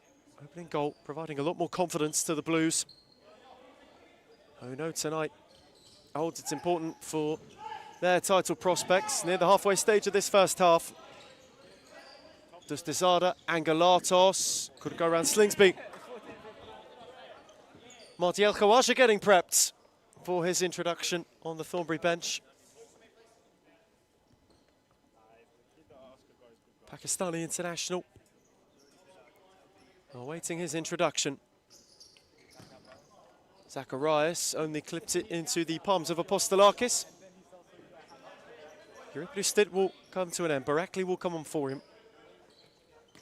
Angelatos, Cooper. Dustizada, Cooper, Barakli. For Cooper once more. Angelatos, again for Barakli. Zacharias backing him off, Dustizada. They couldn't evade the press, and now Slingsby can go. Two up with him, one of whom was Pashias. Good slide, Apostolakis.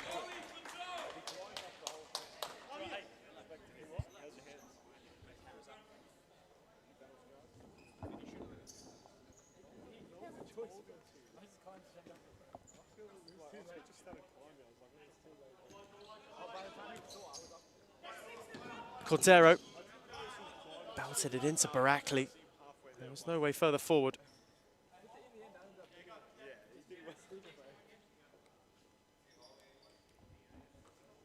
A few Baskerville Lions, a few members of the Melbourne Aku contingent have made their way in the building there. The show closer. At the moment, the Blues are doing their bit towards their own bid to stay in the race. Adam Cooper on the charge. Safe pair of hands for Montfroy. Thornbury side who in recent weeks have been in games without being able to enact much more. Stranded adrift at the foot of the series Futsal Premiership. Not been without battle for Romario Barho and co.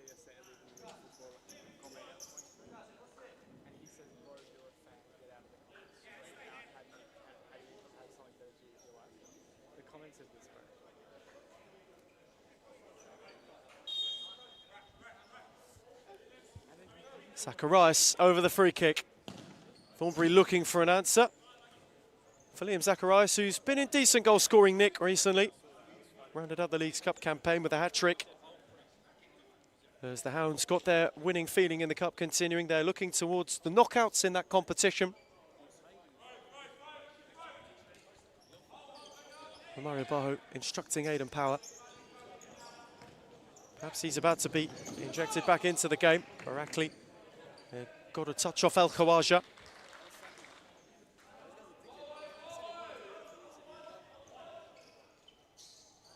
Barakli lurking with depth for Cooper. It was measured well. Zacharias trying to hold off Adam Cooper. Cordero ensured he couldn't go any further.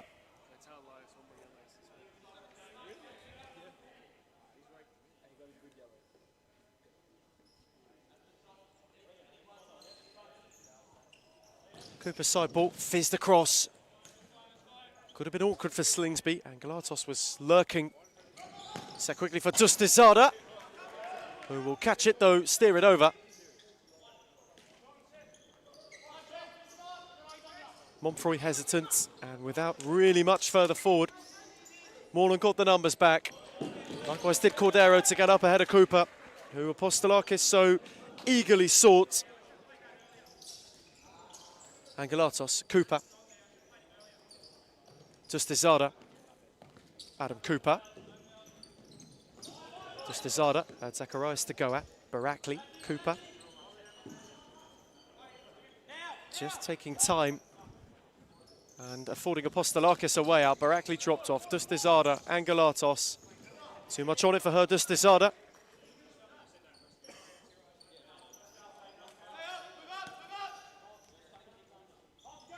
Butrago. Him and Al-Khawaja just not on the same wavelength whatsoever.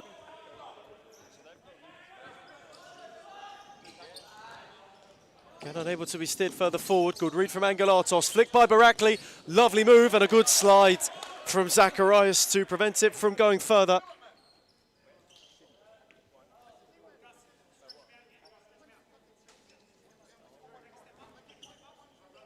Moreland corner. Barakli to take.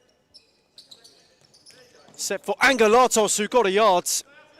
Zacharias had dropped off to cover Angus. Jerry got a shot away, though couldn't. Trouble Montfroy. Barakli on the slide. Angelatos. Cooper. Looked to crash it centrally. Liam Zacharias was in the way. Anything back for Thornbury? Mentioned it's been a while since Moreland have won a league game. For the Hounds, it came on the 29th of March, their sole league win over Carlton Heart. It's been in excess of 4 months now. There's Barakli. Angus Angelatos. Good save, Montfroy. Climbed across and got a paw on it.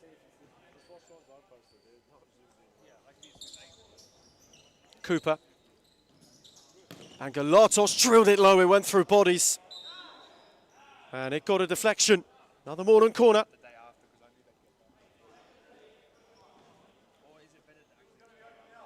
The Blues are bounding.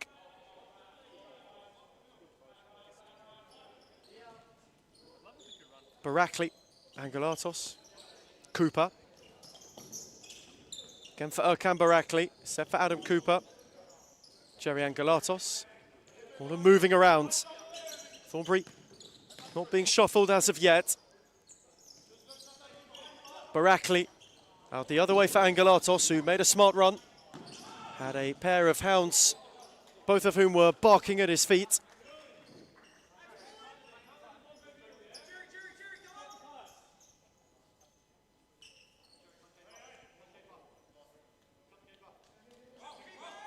A big for Liam Zacharias.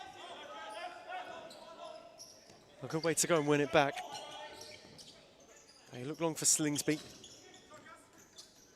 And Galatos thought about the clearance and just cleverly ushered it over the touchline. After flowed freely at the start, has become a bit stop-start in its second bit. Angelatos, Cooper. More than the solitary goal, though Jerry Angelatos denied by Montfroy, who got an all-important palm on it. Zacharias under pressure. Cooper came through and crashed it away from all comers.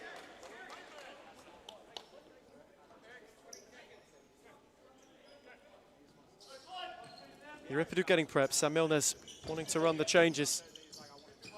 Tidy from Slingsby. Set for Butrago.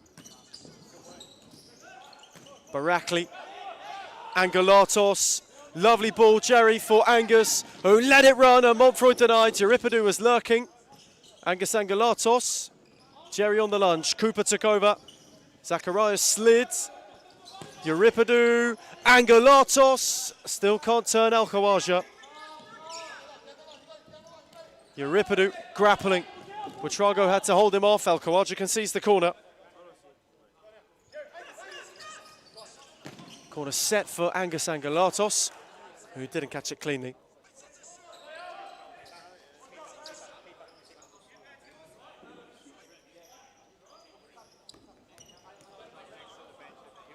Slingsby. Good read from Euripidu. Can't find a way further forward.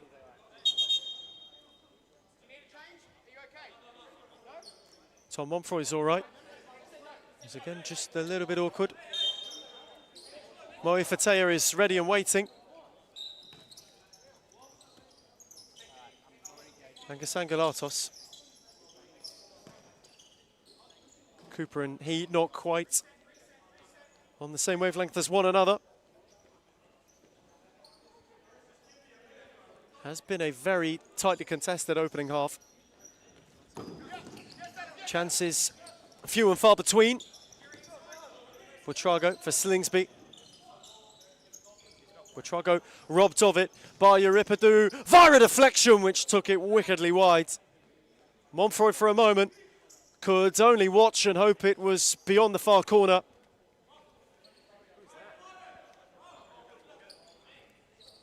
Moreland set piece. Euripidou, Angus Angelatos, Adam Cooper. Space for Apostolakis, who can go. Moreland for the moment going fifth man. Euripidou, and Christos will stay up. Cooper, Apostolakis. Angelatos, cut out by Buitrago, who had a vacant net. He also had Loretta. Pachias was one further forwards. Romario Barjo wanted that ball to be played.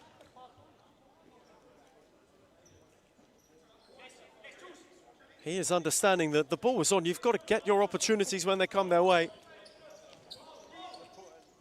Been a bit of a frustrating half for the Thornbury United manager so far. Loretta. Good challenge from Chavinon, who will smash his effort wide. Opened up invitingly for him. Had one further forward, arm went alone. Couldn't apply the finishing touch.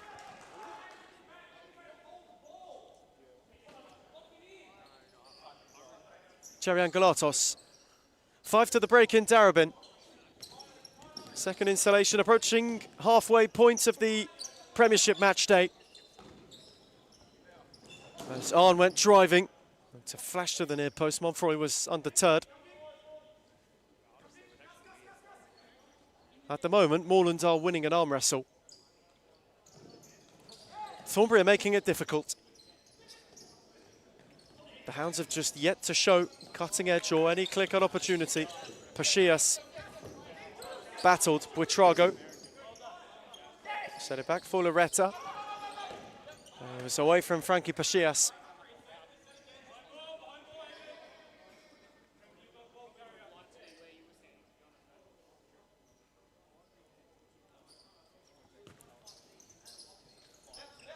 Chavinon, Jerry Angelatos. Angus was an outlet. Frankie Pachias in firmly, and that will be 5 Thornbury fouls.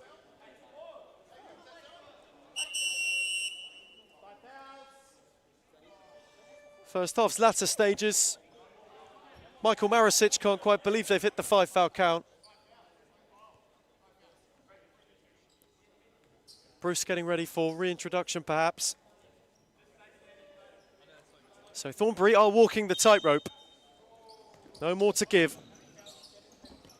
Closing stages of the first half. Chavinon. Angelatos went searching, on went motoring, though was always going to be at a loss to keep it in. Aidan Power. Couldn't spin Angelatos. And Michael Marisic this time races over. So Thornbury will have timeouts. Just under 5 to half-time in Darabin. Alex Euripidou's strike is the difference. It's Moreland 1, Thornbury 0.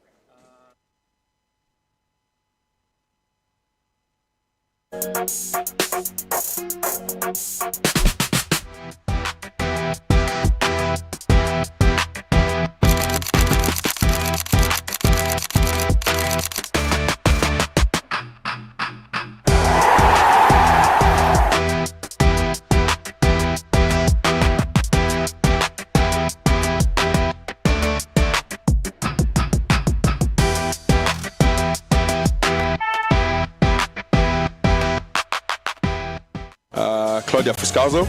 Oh, I'll be biased. Reed Jacobs, because she doesn't even know what she's got to do before she does it, let alone us. But then from across the league, Alexis from Fitzroy. She's too good. And Karina's alright.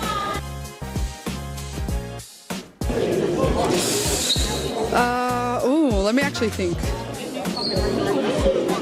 Fitzroy's white kit. Which team has the best kit in the league?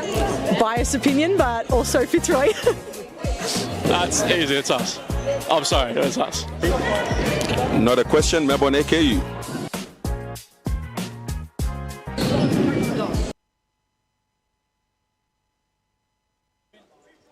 Returning from timeout.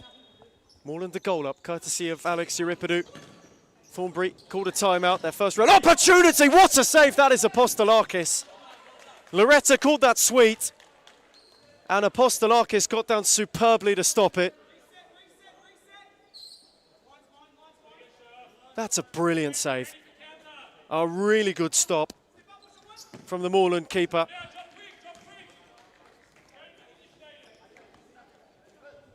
Spent some time out of the team, was on international duty for a good portion of the year so far. Apostolakis, though, has come up big when they've needed him. There's Barakli. Shaving on. Barakli wanted to go forward. Power got a flick, and to good effect. Again, Aidan Power had to get up. Angus Angelatos likewise. Buitrago steered it far away from Power.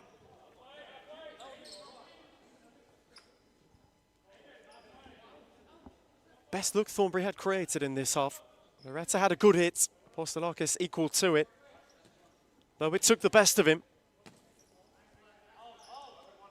First really clear-cut opportunity the Hounds have created.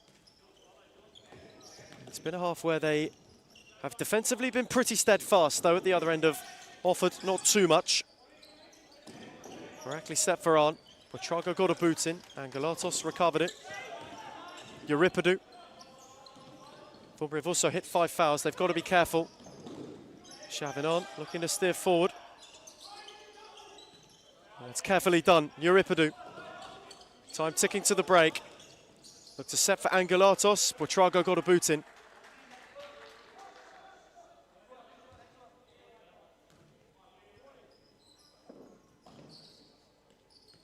Shaving on, Barakli. Oh, nearly got it under. Loretta was there to press him. Apostolakis gave him an outball, went searching direct for Euripidu. Monfroy alert to it. Buitrago unable to get it under. Power had dropped off well. Barakli.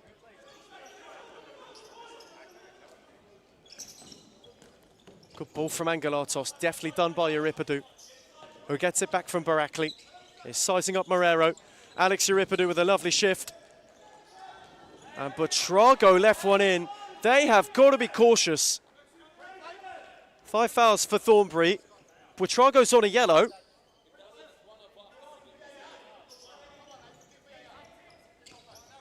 Marrero, Buitrago. Can Thornbury find a late change to the script? Aidan Power. Neatly done. Wagner Marrero. The switch was on for Power. He chose Buitrago instead. Marrero. Bruce, far too much on it.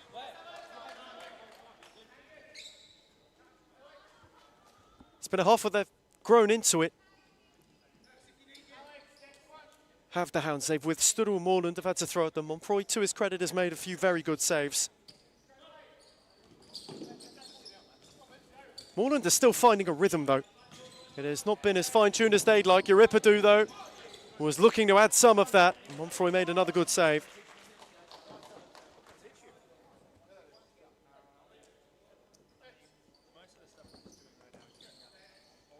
Cooper. Jerry Angelatos, Adam Cooper again. Shaving on. No, way beyond Bruce.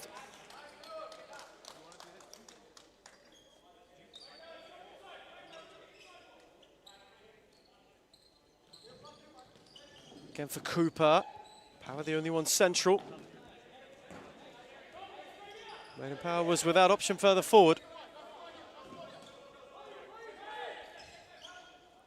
Long from Apostolakis, taken by Cooper, who is backing off Bruce. Angelatos, shaving on. Barakli wanted the 1-2. On away from Buitrago momentarily. Angelatos in case. Buitrago took a tumble. Power looked to keep going. Jerry Angelatos kept it. Shaving on. Barakli, Power's got to be careful. Buitrago with a good read. Arn is now under pressure. That's a wheel Buitrago. Cooper, who gave him an outlook. Return for Shaving on. Good save, Monfroy. Really good stop. Comfortably the smoothest Moreland move since they went ahead. And it needed a good save from Monfroy. Barackley. Bruce intervenes. Slingsby unable to get on it. 62 seconds to the break. As it stands for now, Moreland are keeping the embers of a race alive. Side that have been in transition this season. The blueprint's been laid out. Capsabayo, Sam Milnes have been hard at work.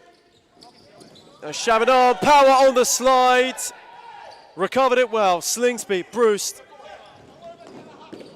Dustazada did well to recover it. There was protest from the Moreland bench that was the 6th foul. It was waved away at last by the officials. Cooper wanted Angelatos, who was out of room. 30 seconds to the break.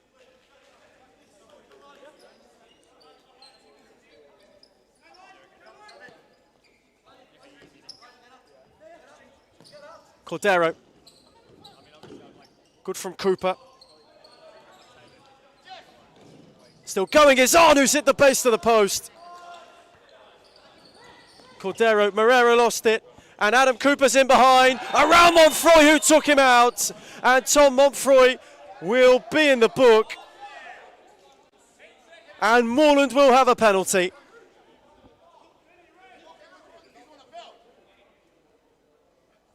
Two were back on the line. Monfroy still is maybe fortunate.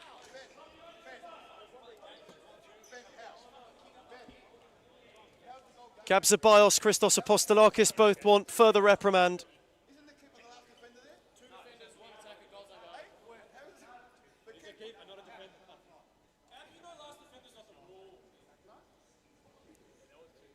Gabzabios continuing to argue.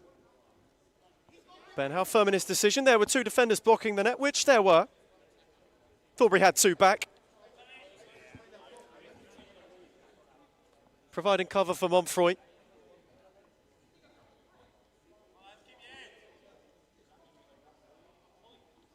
A late penalty, however, for Adam Cooper. Moreland, who have created their fair share of chances. Now through Cooper, have their penalty blazed over. Out of anyone, you wouldn't pick to miss. Unbelievable from Cooper. Late fling for Slingsby. Is there a late leveller? Cordero! Marrero! There will be! How you rue your chances.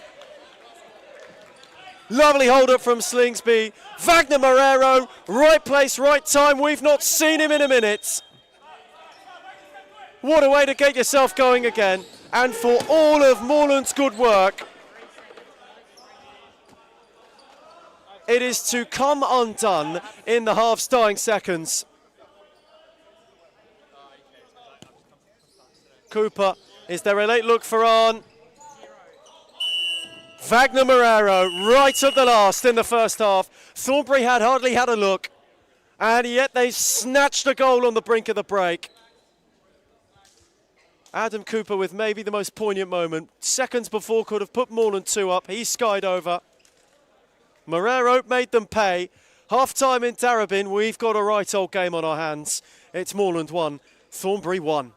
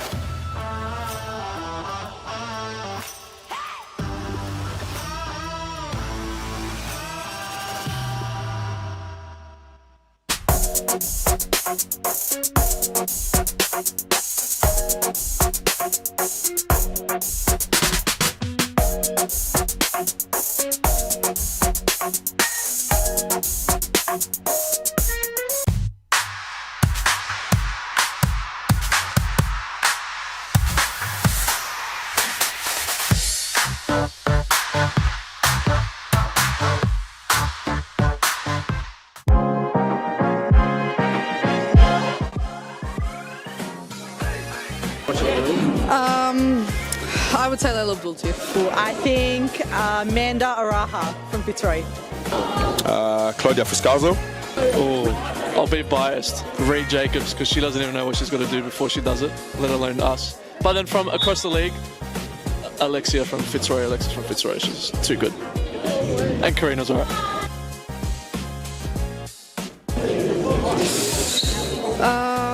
Let me actually think. Fitzroy's white kid. Which team has the best kid in the league? Biased opinion, but also Fitzroy. That's easy, it's us. I'm sorry, it's us. Not a question, Melbourne AKU. Liz Air. I think that one will have to be Layla Abdulatif. She would definitely win every time. Ooh. Layla Abdulatif. Baller. If I was a girl, probably not Layla. The most clutch player in the competition is definitely Claudia Friscalzo. She is number one for sure. Sarah Easthope.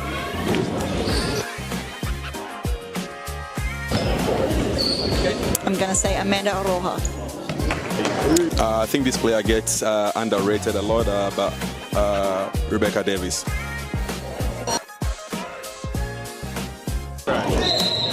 Claudia Friscalzo. Gisela Pepino.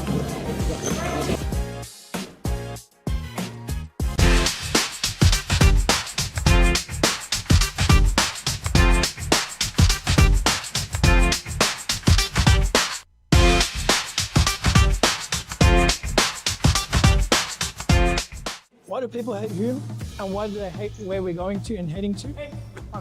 I can truly say it's jealousy. You can see he's pretty professional now. Even for me, from an outsider's perspective, I can see the development of the club, and it's just a different level. I said, look, I want to take Hume into a different direction of expanding our connections, and that's when we started thinking abroad and thinking about, okay, what's Hume's future looking like? Are we going to sit the same, or are we going to grow? A part of any journey is learning, right? So Adam's learnt a lot. You can see made a lot of mistakes in the past. It was a rebuild. I took players from Championship. I took players from outdoor. Anything just to stay into the league. Obviously not to let the Hume badge fall. We took it into a different direction, which was the wrong direction. And you can see how we can transform a team within a very short period of time. It's only been, 6-7 months? And we're like a really well-oiled engine now.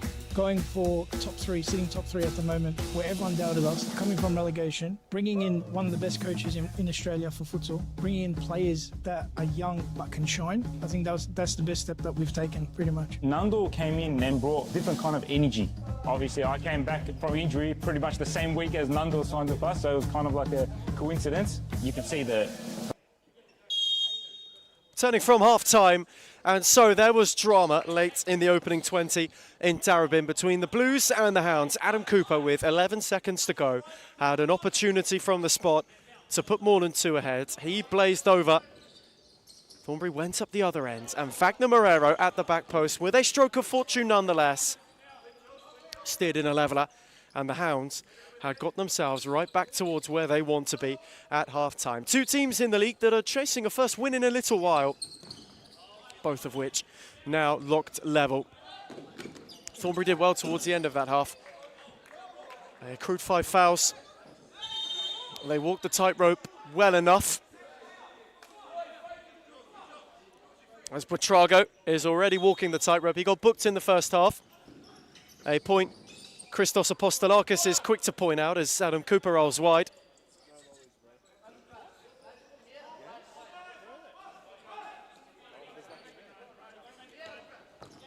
Cut up by Angelatos. Dustizada again for Adam Cooper. Away from Buitrago and belts it off the post.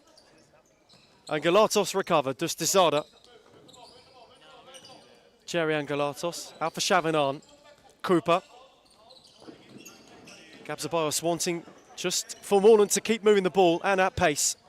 Dustizada. Bruce there to block. And Bruce away from Cooper. Apostolakis quickly there to cover. And Galatos. On for Arn. Shifting a yard was Chavinan. He blazed his effort over. So that is the kind of guile that they will need to play with in this second half if Moreland are to get themselves back ahead, to get themselves back towards more promising shores. Bruce, under pressure from Dustizada, had no outlet and no out ball. Gathered on the far side by Luke Powley, who's not in the Thornbury side this evening. Influential part of this team, missing tonight. Cooper's touch loose. This to be another week of Moreland frustration. Last two games, all competitions have both been draws, both respectively against Pascoe Vale. Though at the moment, they are battling the hounds.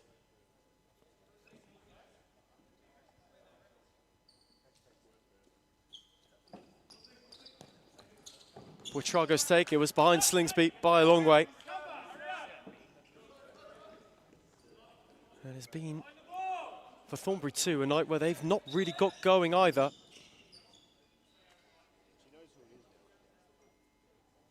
From where Moreland in likewise, they found a good rhythm towards the end of the half that almost brought about the second.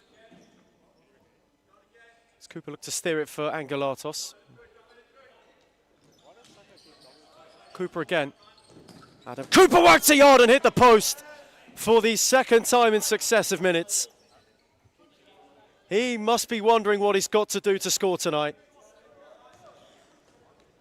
Almost a carbon copy. On the flip side, if you invert the angle, it would have been the same strike.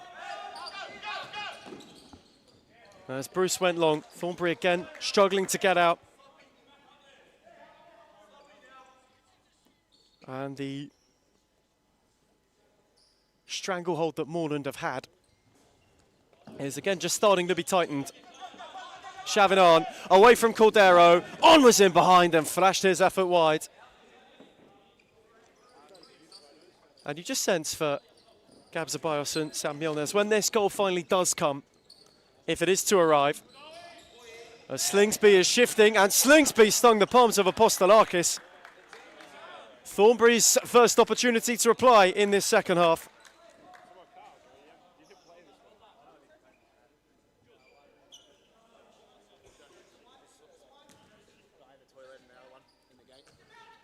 Slingsby's corner, set for Buitrago. His touch was loose, he could not keep it in. Cooper quickly, Angelatos stayed high. No way around Buitrago, who, since again finding an early booking, has been good. Cooper got under it. Dustizada unable to get it down. Angelatos will drive. Dustizada on for Chavinan, set back for Cooper. Angelatos, Cooper, good foot in from Buitrago. Jerry Angelatos, Adam Cooper's got half a yard and has won a corner.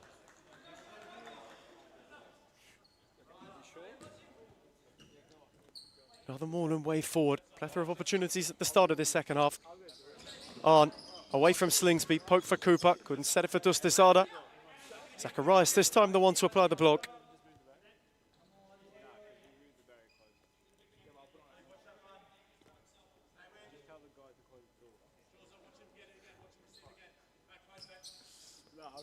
On, again old Zacharias got a yard and couldn't find Cooper. Gabzabios just letting Chavinan know, if you beat the man, have a go. Space had opened up for him to have a strike. And he did not take it on, much to the Moreland manager's bewilderment. Speed long for Slingsby, got away from Dustizada. Set behind Pachias, Angelatos, Chavinon. Jerry Angelatos. On for Dustisada. Out for Adam Cooper, who looked to drill it. Chavinon flicked it. Angelatos couldn't get up in time to apply a flourish.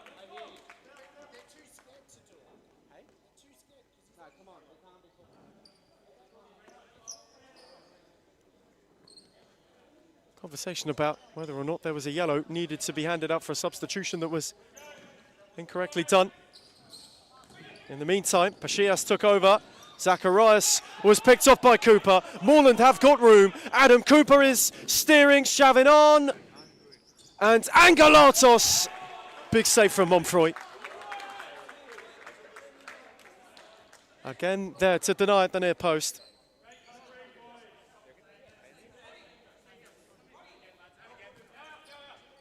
Barakli.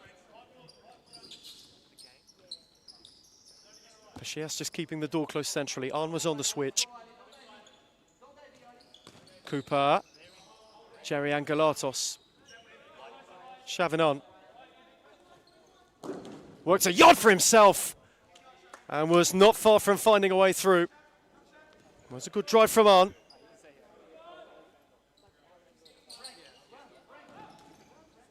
Again, Slingsby, Monfroy's outlet. Again, he's battled with Barakli. Well, Slingsby, while trying to get back to his feet, had it played out inadvertently off him.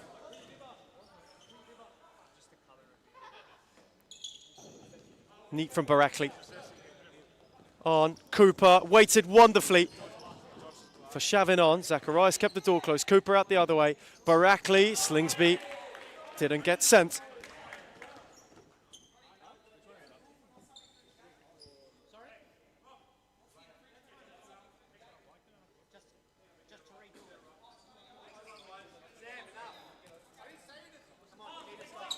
On, Barakli. Again for Chavinon. Erkan Barakli. There's just a little subplot unfolding. Behind play, Apostolakis and Moreland are still wondering about that particular infringement. There's a look of disdain from Sam Milner. It's not towards the referees, just wanting his side to calm things down. As Euripidu. Angus Angelatos, Cooper, Barakli, who worked the space well. Slingsby stayed with him.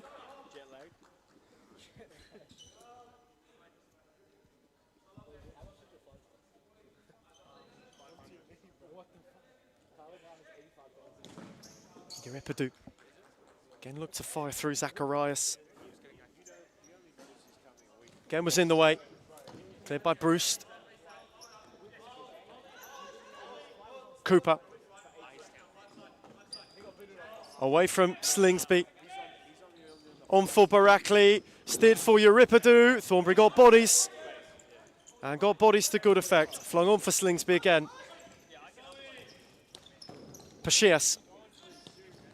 Slingsby found space. Cooper's in retreat. And had two in Moreland. Blue to contend with. And Slingsby flashed his ball across.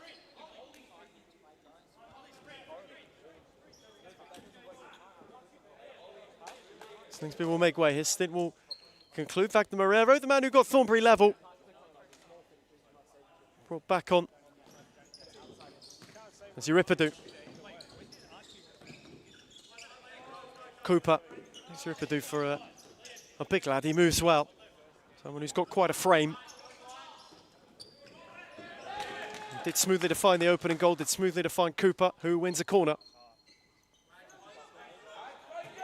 Cooper's take, Barakli was central. Angelatos had it come his way.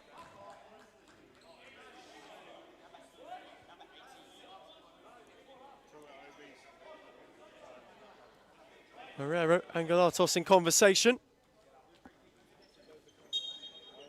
Zacharias to take the free kick. Cordero. Marrero. Lucas Cordero had dropped off in support, set back for Pachias. Zacharias ahead of Barakli, recovered by Euripidu. Angus Angelatos, Adam Cooper. Moreland motoring forward. Euripidu. Patient, no way through Zacharias.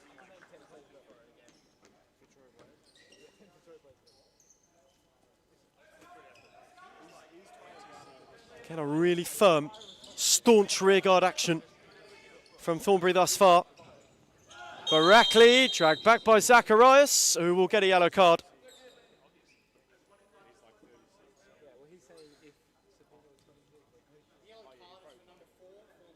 Booking for Thornbury's number 4.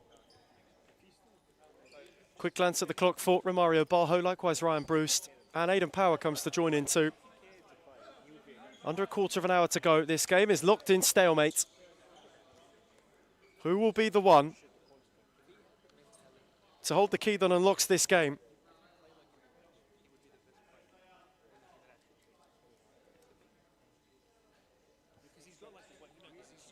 Adam Cooper's free kick. Does he fancy a go?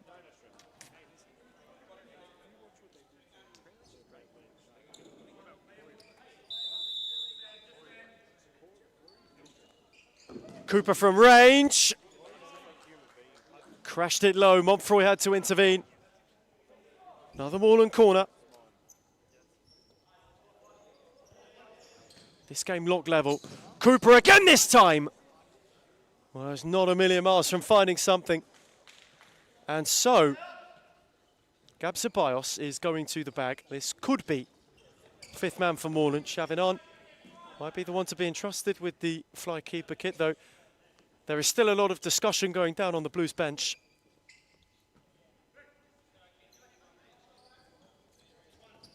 Arn, in fact, will get it. He will be the one entrusted. It's Pachias. One back well by Barakli. On for Euripidu. And Angelatos was lurking. Montfroy sprawled. Though neither made any contact. Chavinon is going to be Moreland's 5th man. Flykeeper kid is on. Barakli. When do the Blues pull the pin? When do they go to it? You could imagine. Patience is dwindling. Angelatos is lurking. Zacharias made many blocks he knew not many about. And Apostolakis will go.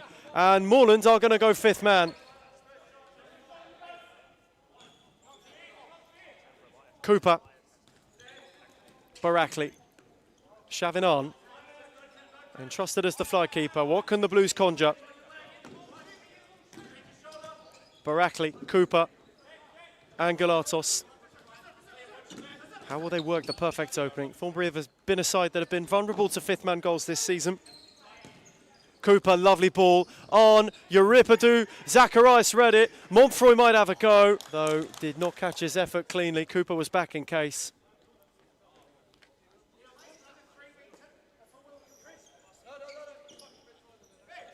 Again, Cooper carries.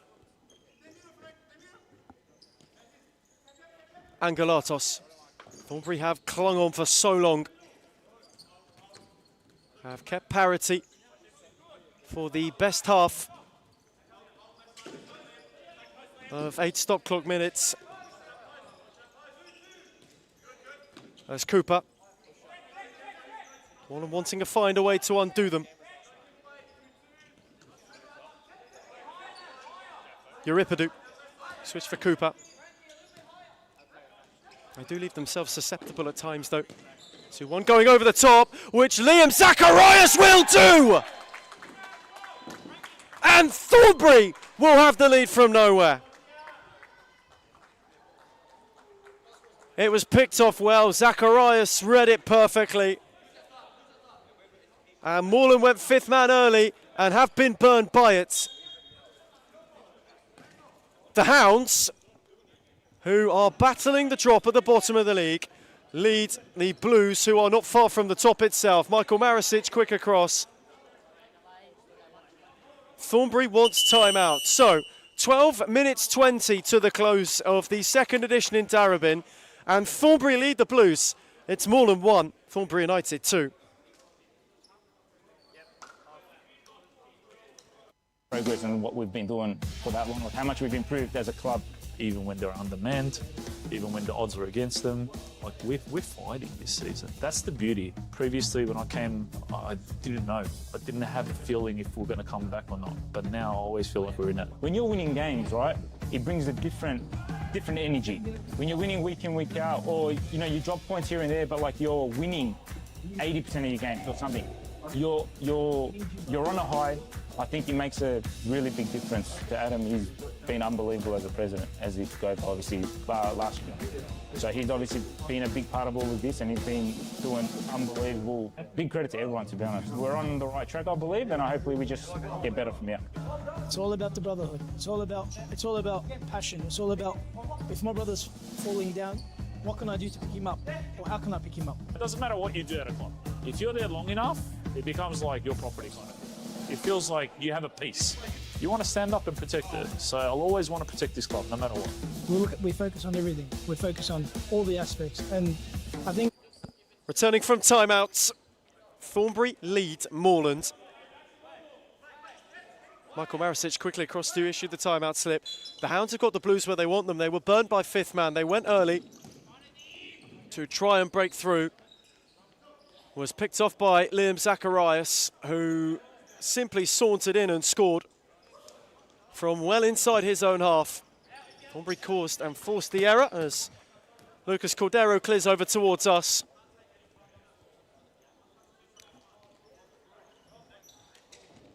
Chavinon has put the fly kick experiment away for the time being. Cooper, Barackley.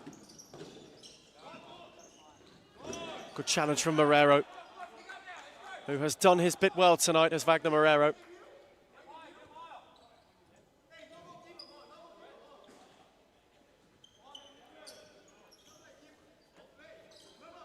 What can Moreland conjure is the question. They must find something. The race could depend on it for them. Barackley, Euripidou, Cooper. Couldn't turn Loretta, won a free kick.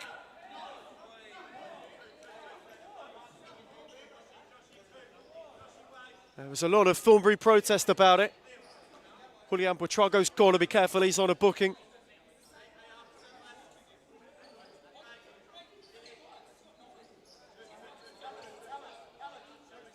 They were walking the tightrope just for a second there, the Hounds.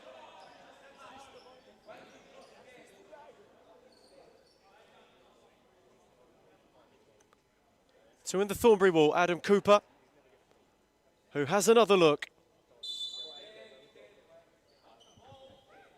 It is Cooper's take. He will crash it wide.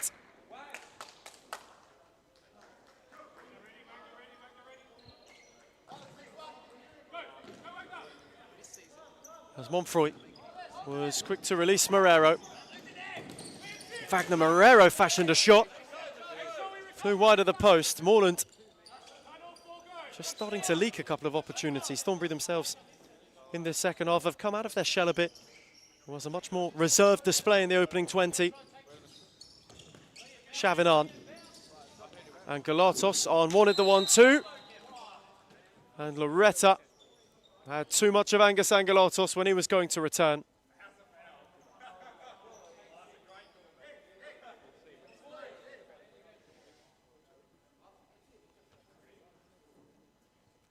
Moreland free kick once more. Third foul for Thornbury, who are just starting to get closer to the limit again. They were in excess of it in the first half. Barackley, Cooper. Lovely return for Erkan Barackley, who will steer Moreland level. Lovely move. Simply crisp from Cooper. Barackley beyond one, and then blasted it beyond Monfroy. And Moreland have just picked themselves off the canvas.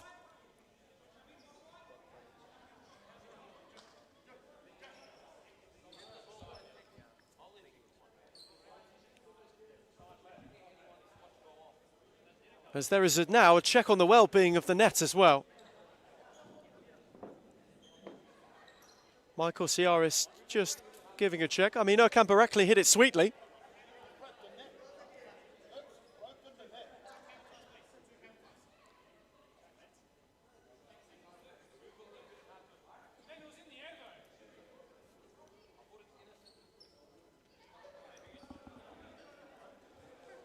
And there is question over what is going on here.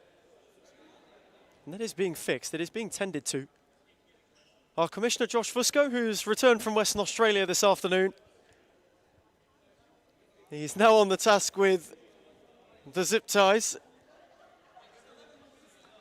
Spent a lot of time out of WA consuming Italian football in the week.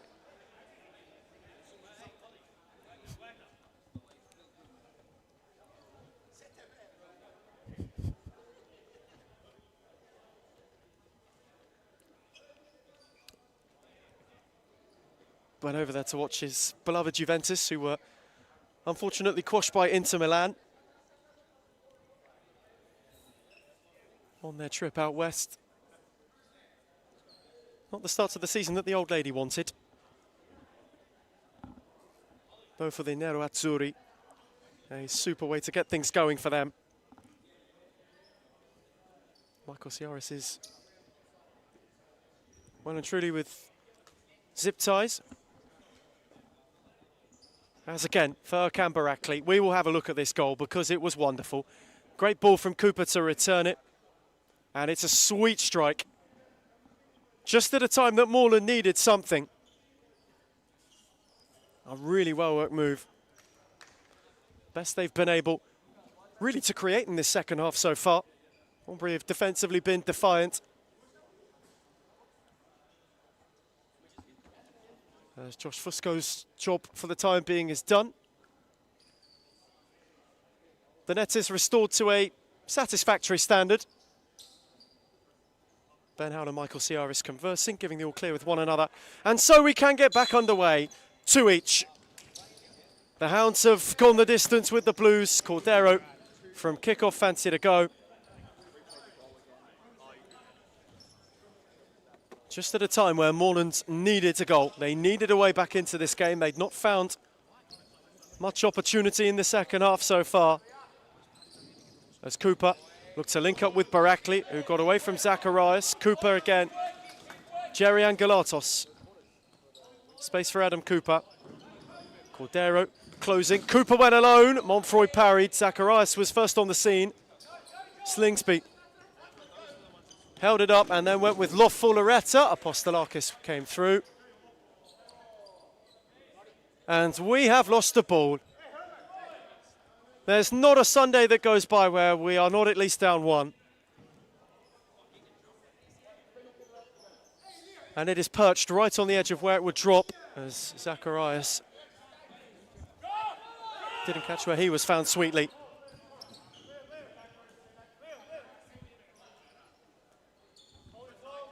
Barakli. Loretta had just dropped off.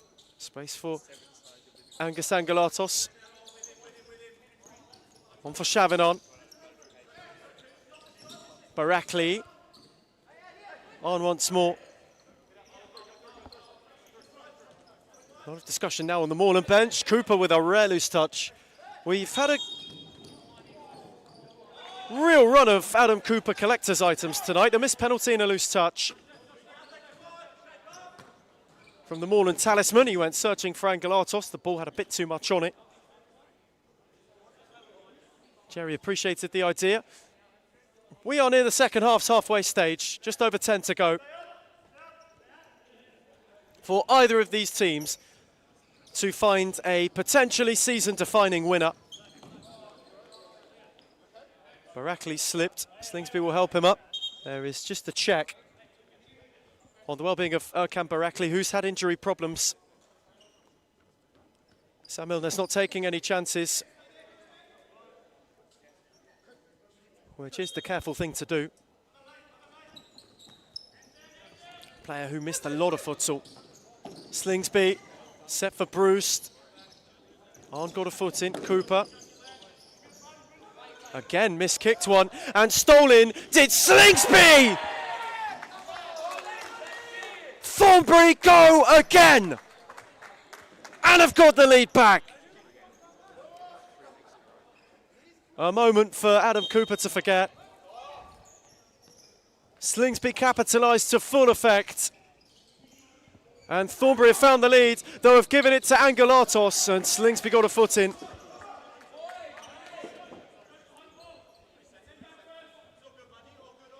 For those of a Fitzroy persuasion, you're watching with glee. 15 points clear, the nearest challengers faltering. Angelatos. Shaving on. Euripidou.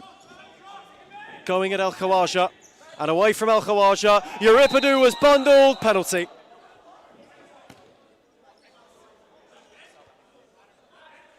So a second look from the spot for Moreland. Adam Cooper doesn't fancy coming back on.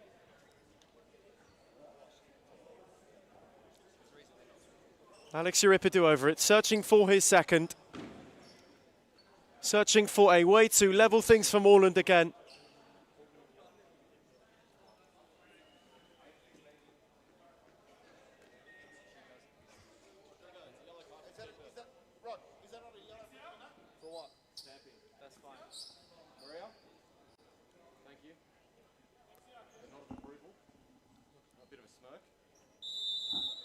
Adam Cooper on commentary perhaps. Euripidou from the spot, scores this time, and Moreland are level once more. Double for Alex Euripidou. And we again are back where we started. 3 each. In a game that in its second half has gone from a little bit slow to rather entertaining.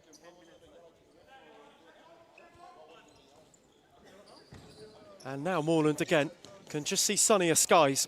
Dustizada, Euripidou. Twisting and turning away from Loretta. Angelatos went beyond. Jerry Angelatos warding off Slingsby. Looking to fashion a shot. Dustizada poked through. Montfroy recovered. Bruce. He took a tumble away from Arn, who then took over. Euripidou with him. Chavinard will drive. And Loretta will block.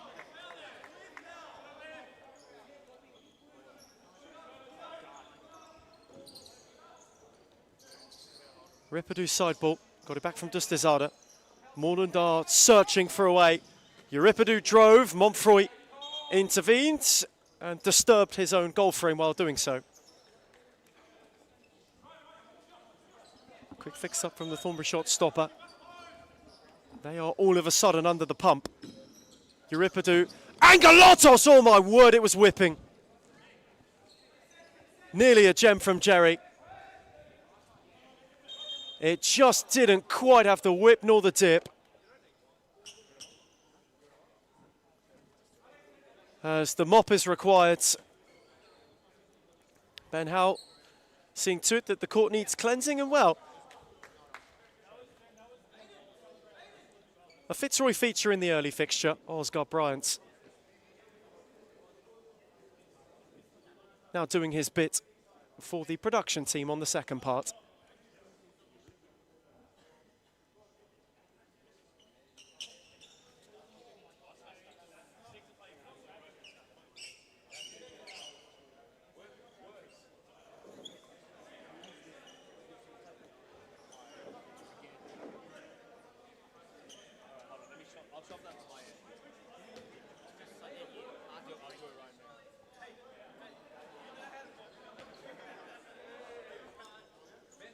Oscar Bryant maybe getting a bit more of an extended shift than he initially had in mind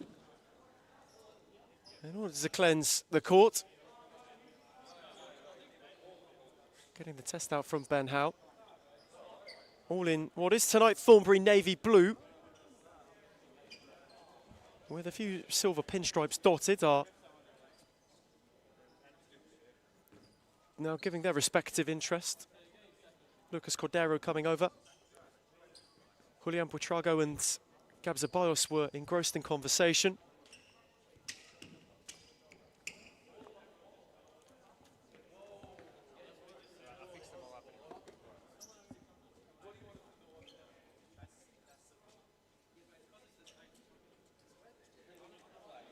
But still, not all parties are satisfied.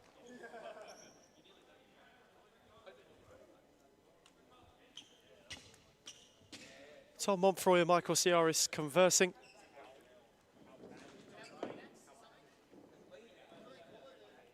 Oscar Bryant. And in fact, this might need further inspection. This is unbelievable. As again, Josh Fusco, he's had a busy day today and has had a busy week. Adam Cooper is intrigued as to what is going on. Ben Howell is now testing the surface as if it were a test match. Referee on our near side is taking centre. And now everyone's happy and we can get going again. Never a dull moment in this place whatsoever. Montfroy restarts things, quick to release Bruce. On for Loretta. Bruce once more, Euripidu quickly across. 8:52 to go. These two teams locked level.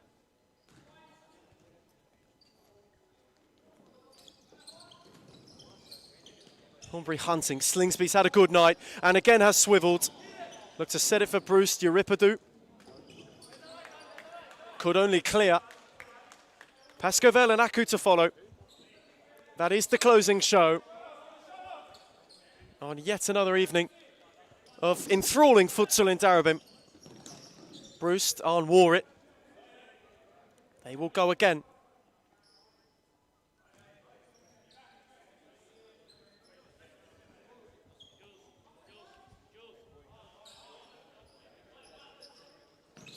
Again taken quickly. Prostalakis was sprawled.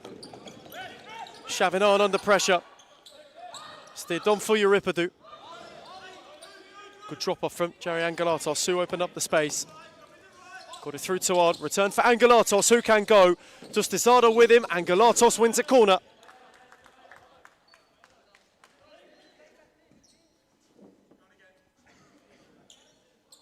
More than quick to act on the break. Jerry Angelatos' take. Euripidu with a little loose touch, then was met by Loretta, likewise Slingsby. His challenge was firm, though was not one that enabled him to go further forward. On. Cut off by Buitrago. Slingsby wanted to return it, Chavinon was alert to it. And so for Thornbury, it's been some time since they last picked up a point in the league. They were beaten 7-4 by Moreland last time these two teams met. You have to venture beyond the start of winter. The last points they accrued were in a 5-5 draw with Pascovel on the 19th of April. It has been a long, long time between any sort of upward movement. Though Bruce is moving with some motion around the lot and almost pulled the trigger, not once, not twice, but thrice. Moved it on for Buitrago. Slingsby lofted. Loretta. Away by Euripidu. Buitrago! Oh my words! Apostolakis has a blunder and Thornbury find a way again. It wasn't a precise palm. It was caught through traffic. At a moment that Christos Apostolakis may want to forget. And Thornbury have thrown themselves into the lead once more. They've not picked up a point in 3.5 months. And now are looking at a first win in even longer than that. Moreland must again go and find something. Cooper. And Montfroy will return serve. And Adam Cooper will get a leveller. Not a couple minutes for the keepers' union. Drilled low by Cooper. Too hot to handle for Tom Montfroy. A moment that he too now will forget. And we are once more back level. Pachias is looking to enact more change to that. Blocked by Angelatos. Move back for Buitrago. Bruce. For Frankie Pachias, who couldn't keep it in.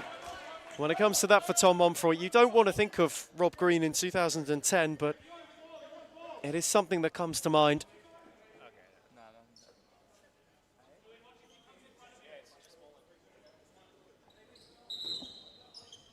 Angelatos. Aidan Power had not retreated the necessary number of yards.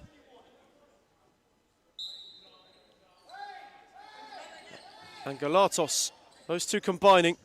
Angus Angelatos will drill it. That's a good save from Montfroy, who slid down low. Bruce under pressure. Jerry Angelatos, touch was heavy. Pachias, that's a beauty of a roll from Barakli.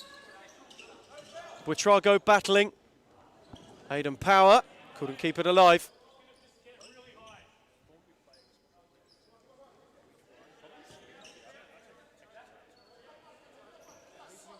Cooper.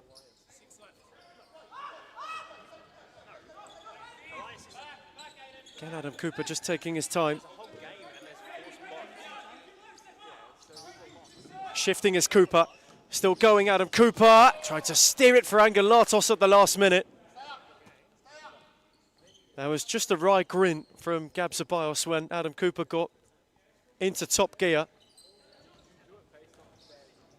Could not quite find Angelatos. Bayrakli battled well. Away by Apostolakis, who had no other option.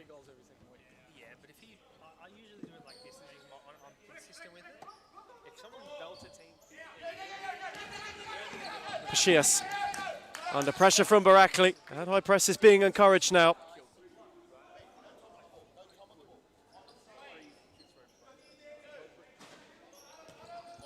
Taken quickly by Bruce. On for Buitrago. Pachias. Ryan Bruce. Good challenge from Cooper. Pachias picked it off. Likewise did Angus Angelatos, who was charging though. Bruce was there to intervene. Power was on his own. Apostolakis through with force. Had to judge that spot on.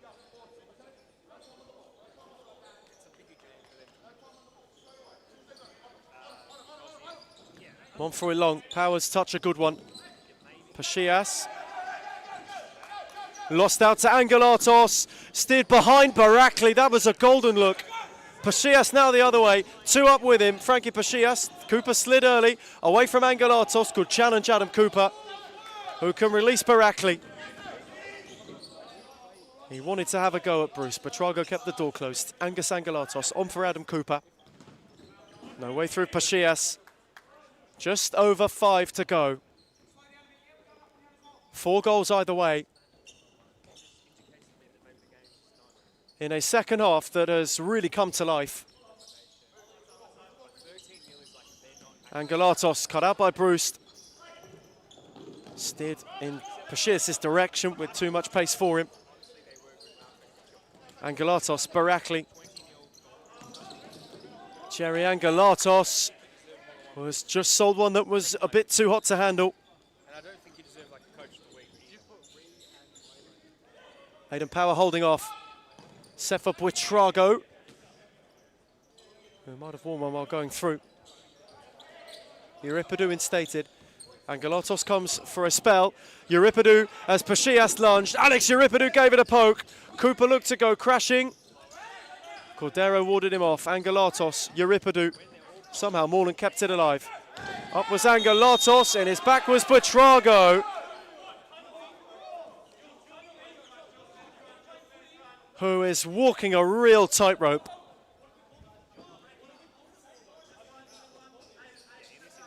Makes way for Marrero. Maybe precautionarily.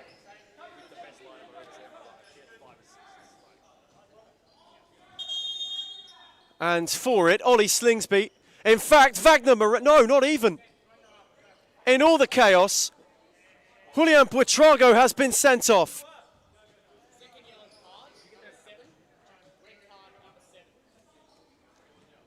So Thornbury will be without him. He has walked a tightrope all night long, and now will walk.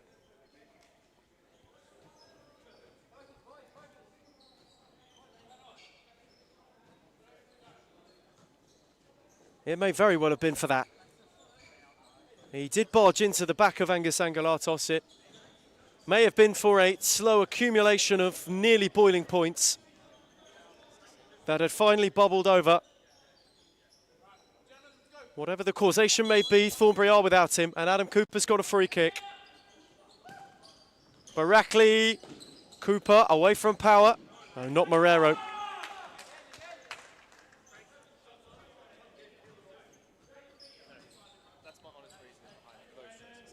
Barakli again, Moreland hunting a winner. Wagner Marrero in firmly. It was robust from Marrero. Power couldn't get it under. Cooper took over. Looked to clip for Barakli, recovered by Monfroy, who can release Pachias. Aidan Powers up with him, and Apostolakis makes a big save.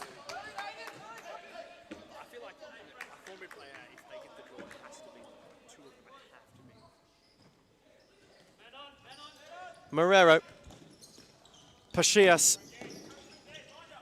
Thornbury have just stayed in this game. Can they go and snatch it?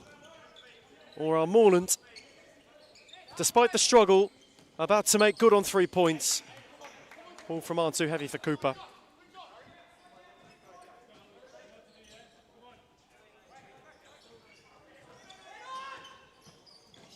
Cordero, Slingsby. Return for Luca Cordero, cut out by Angelatos. Slingsby. On off the ricochet. Couldn't find Cooper.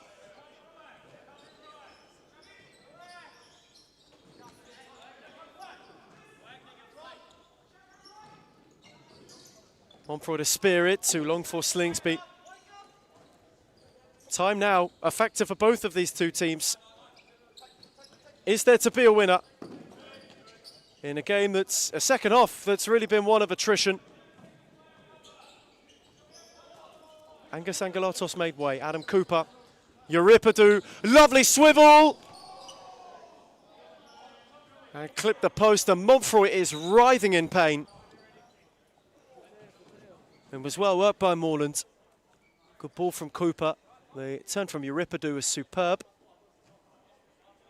And Monfroy might have won one inadvertently from his own teammate who was coming back.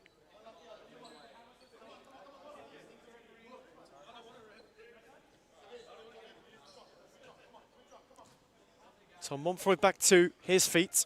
Gets the all clear to continue. 3:35 on the clock for either of these two to fashion a winner. Marrero, long, cut out by Slingsby. Euripidou, Cooper. Chavinan, on for Alex Euripidou, denied by Monfroy. Arn couldn't connect cleanly.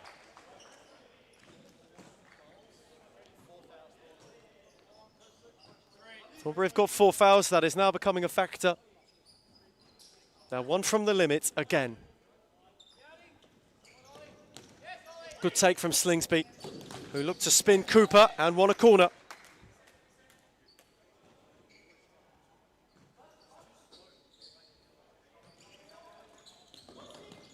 Cordero, Wagner Marrero. And Galatos got a foot in though, that is all he could do. Monfroy long, too long. Only found his counterpart. Chavinan. Euripidou. Arn, Cooper, sizing up Slingsby. Lovely shift from Adam Cooper, who has thrust himself forward for Euripidou, who couldn't sort his feet out.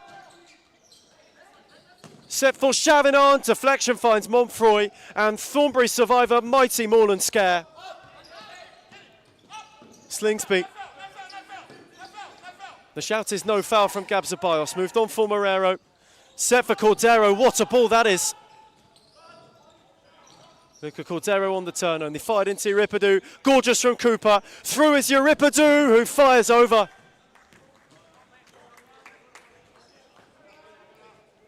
They cannot believe their eyes. Somehow still, Moreland have not found a goal to break this game in their favour. Cordero. Barakli in ahead of Zacharias. Stays this way, the gap is to be 14 points between themselves and the reigning champions who are running away with it.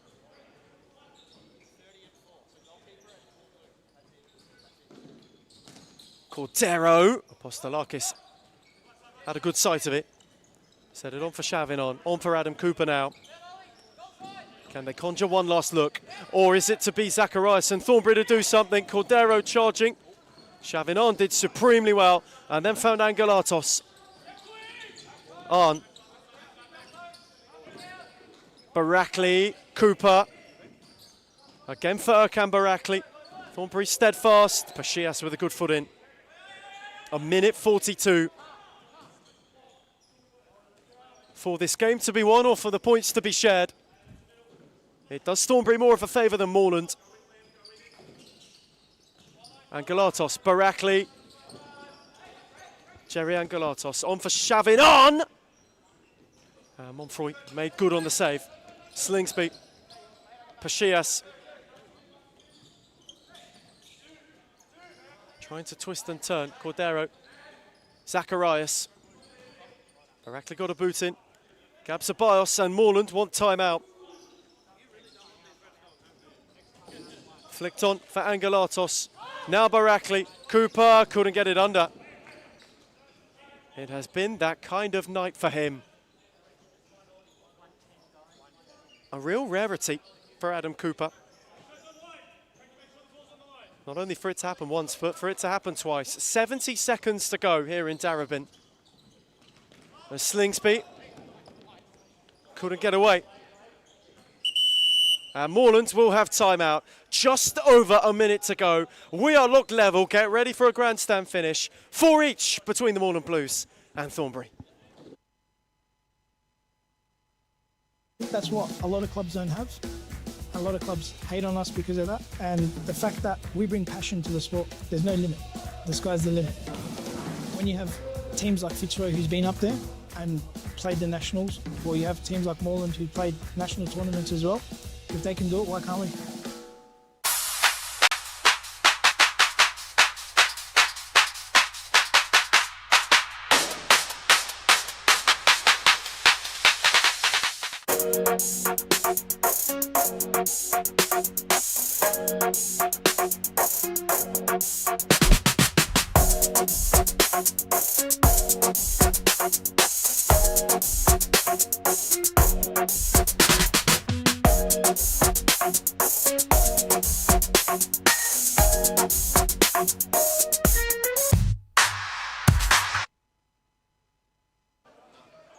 Returning from timeout.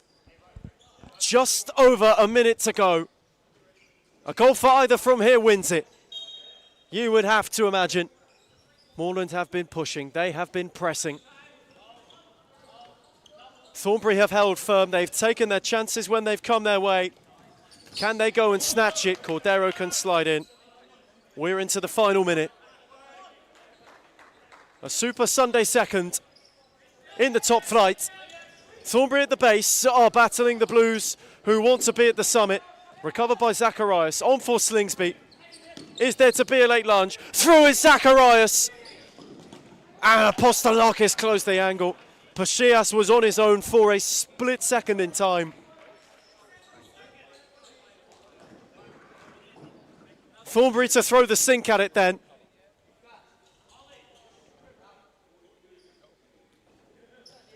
Cordero. No way through Cooper.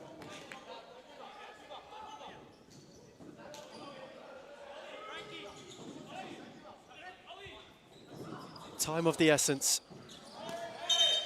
Ball was rolling. Ball was well and truly rolling. Cordero might have squandered a look. Cooper and Moreland to go. Angelatos on.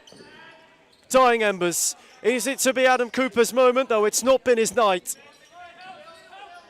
Cooper on. Cordero's there again. 26 seconds. Gabsabios saying don't give up. Wanting his team to go to the bitter, bitter end. Cordero in the book. He'd not retreated far enough.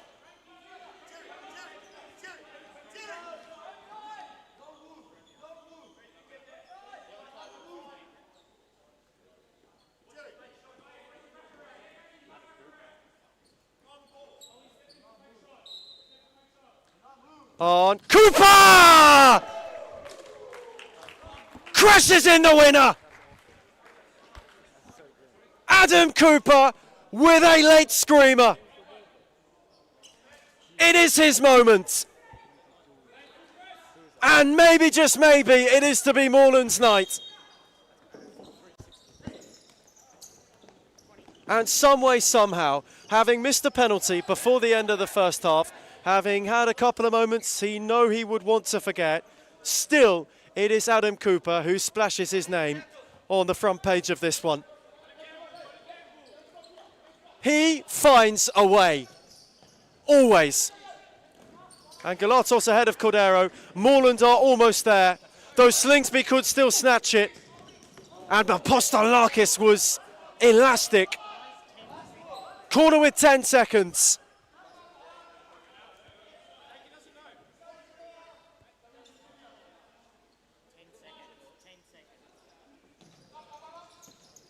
Set for Slingsby.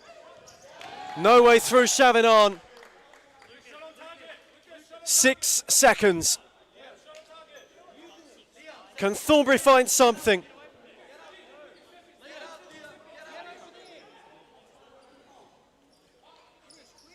Zacharias drives it wide.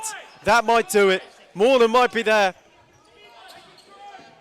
Euripidou for Arndt. They only just got that in the nick of time. Flung long for Angelatos. And so the Blues are going to survive the most almighty of scares.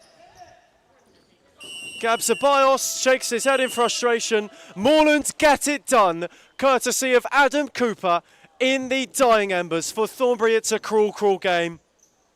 A 9-goal thriller for the second installation. The gap stays at 12. Moreland just about keep themselves in the race. Full time in Darabin. Moreland 5, Thornbury 4.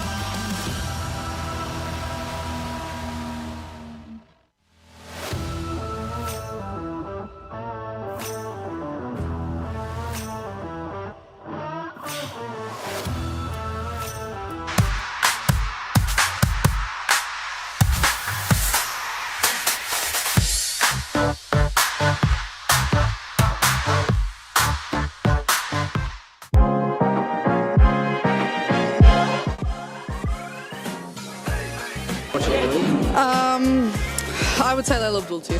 I think Amanda Araha from Fitzroy. Claudia Fuscalzo. Oh, I'll be biased. Reed Jacobs, because she doesn't even know what she's got to do before she does it, let alone us. But then from across the league, Alexis from Fitzroy, she's too good. And Karina's alright.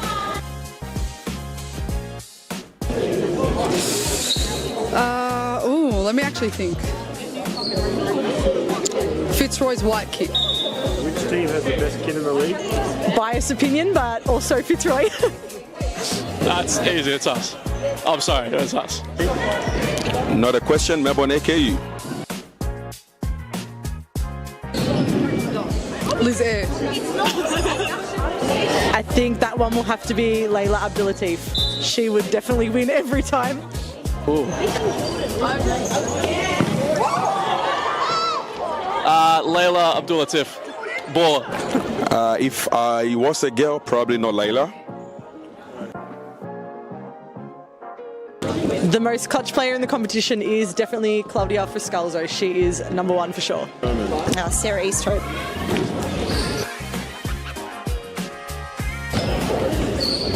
I'm going to say Amanda Aroha. I think this player gets underrated a lot, but Rebecca Davis.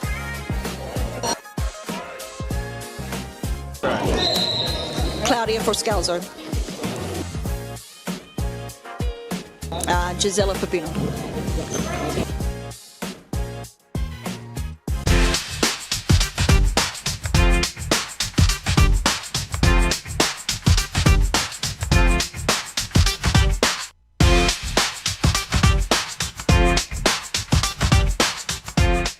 Why do people hate Hume, and why do they hate where we're going to and heading to?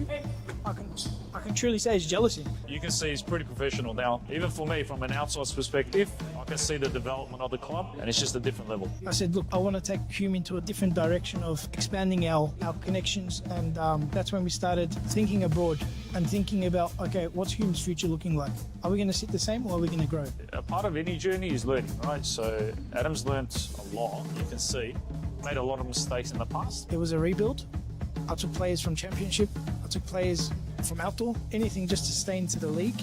Obviously not to let the Hume badge fall. We took it into a different direction, which was the wrong direction. And you can see how we can transform a team within a very short period of time. It's only been, 6-7 months, and we're like a really well-oiled engine now. Going for top three, sitting top three at the moment, where everyone doubted us, coming from relegation, bringing in one of the best coaches in Australia for futsal, bringing in players that are young but can shine. I think that's the best step that we've taken, pretty much. Nando came in and brought different kind of energy. Obviously, I came back from injury pretty much the same week as Nando signed with us, so it was kind of like a coincidence. You can see the progress and what we've been doing for that long, how much we've improved as a club. Even when they're undermanned, even when the odds are against them, like we're fighting this season. That's the beauty. Previously, when I came, I didn't know. I didn't have a feeling if we're going to come back or not. But now I always feel like we're in it. When you're winning games, right, it brings a different energy. When you're winning week in, week out, or you drop points here and there, but like you're winning 80% of your games or something, you're on a high. I think it makes a really big difference to Adam. He's been unbelievable as a president, as it goes obviously last year. So he's obviously been a big part of all of this, and he's been doing unbelievable. Big credit to everyone, to be honest. We're on the right track, I believe, and hopefully we just get better from here. It's all about the brotherhood. It's all about passion. It's all about, if my brother's falling down, what can I do to pick him up? Or how can I pick him up? It doesn't matter what you do at a club. If you're there long enough, it becomes like your property kind of thing. It feels like you have a piece. You want to stand up and protect it. So I'll always want to protect this club, no matter what. Returning for the final bit of action for your Sunday evening. It's a Pascoe Vale team who have recently been reinvigorated by some good form against an Aku side who are fresh off a thrashing at the hands of the reigning champions. They are looking to reply in the biggest way possible. QEMU will have had a lot of time to ponder in the week just gone. For Maurizio Novak and co. A couple of returning faces. Felipe Evangelista's back from suspension. That's a big in for Pascoe Vale. Kevin Dos Santos still not unavailable through suspension anymore, though not in the fray this evening. He saw the return of Aaron Yu last week, and he was at his most important as they picked a point off against the Moreland Blues. They've got the opportunity, if they are to get all three tonight, to usurp Carlton Heart. They are yet to beat Aku this season, though, in league play. Both other occasions, they lost 2-0 on opening night and 7-2 not too long ago. So, for the Lions, there is a lot really for them that needs to fall favourably. Aku team are looking to rebound. They saw Moreland scrape it against Thornbury. Hume have got the bye. No opportunity for them to get going tonight. They know that this could be a golden glimmer to get into the top three and to put the pressure on. As Chu were to go forward for Ruslan. Forward with the starters, James Norbury, Marcus Fernandez and Lucas Griggers in goal for Pascoe Vale. You've got Aaron Yu, you've got Andre Caro, Kademi, Kevin Lamb and Jonathan Sapina, who's been in really good form as of recent. Felipe Evangelista's return will come from the bench, likewise for Luis Flores, Kazumu Kurodate, Dan Baker, and the return of Robocop as well for the Lions. As Sapina, Lamb, put in from Ruslan, Caro reset it, Kademi, who had a go from this kind of range last week. Got it back from Lamb. Look to steer for Caro. Now way through Ben Chu, who conceded the game's first corner. Aku themselves, they've got some talent on the touchline. Christian Peluso, Anthony Mamos, Lexi LaRocca. All amongst the substitutes tonight. Likewise, Xavier Fernandez. It's been a little bit of time since we've seen him in league action. Lovely return from Sapina for Lamb. Greg made the first, made a brilliant second, and then Sapina was blocked by Ruslan. That is terrific goalkeeping from Lucas Grigg. Man who's having quite a season between the sticks. Came up massive. Great ball from Sapina to kick the attack off. There's just been a renewed feeling to Pascoe Vale in recent weeks. There's Kademi, Lamb, gorgeous roll. Back for Kademi. Fernandez, cleared no further than Kademi, who started brightly. Sapina, Caro, Lamb. Drilled for Andre Caro, who hit the post. And Fernandez will counter the other way. Two up with him, one of whom was Norbury. Kademi closed the door, Aaron Yu gathered. Andre Caro came close. He came oh so close to getting the opener in quick style. Rescued a point against his former side last week. Though the run was precise from the doctor, the finish was not quite so. Kademi was patient, steered for Sapina, who battled with Ruslan, recovered by Lamb, Kademi, Caro. Pascoe Vale wanting to pounce early. Maurizio Novak has been very keen about the way he's wanted his side to start games. Kuimu prepping a change. Christian Peluso is already back up on his feet. As Lamb, Sapina. Return for Kademi. Trying to thread it for Sapina with too much force. If you've just joined us tonight on the Late Late Show, first of all, good evening to you. You've missed quite a day of futsal. Fitzroy got it done in the top flight portion of things against Carlton Heart in rather convincing style. The game just gone. Adam Cooper with 26 seconds to go secured all 3 points for Moreland, who were frustrated and who were taken the distance by Thornbury. And in the closer, Pascoe Vale have started brightly against Aku. He missed a day of championship futsal that saw the league leads exchange hands as Andre Caro wins a corner.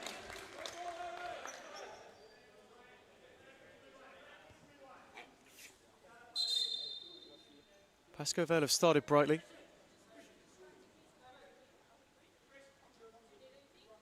Joe Akon in conversation with Ben Howell, who is minding the benches for this final game. Adrian Attard, the far side. Maria Patrikis is on the broadcast side. Sapina, Lamb, Andre Caro, Kademi. Again for Kevin Lamb, who's looked lively in recent weeks. As look back to the more electrifying tone we're used to from him. Chu makes way for Xavier Fernandez.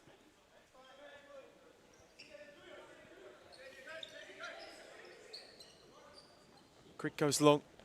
Lamb's flick on. Caro. Sapina. Was trying to size up Norbury, who has gifted another start. He's again another one who's been in and out of the side this campaign.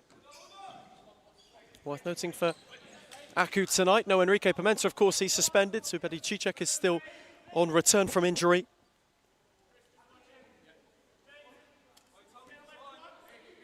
They've had some early defending to do. Lamb set back for Aranu. Futsal allowed to carry forward. And Kevin Lamb's got a yard and will thump it through Grigg for the opener. He has launched the Lions ahead. And for Kevin Lamb, someone who has been finding a much cheerier tone to their futsal again, it's a goal that for him that has been coming. Regular scorer in recent weeks, though that is the more explosive tone he can provide. Pascoe Vale off a bright start have the lead. Aku have it to do. Peluso's looking to do just that. Sapina concedes the corner.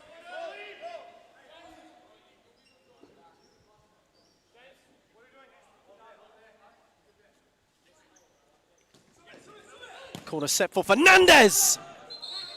Got a fingertip from you and it needed it. It's a fine feather of a save.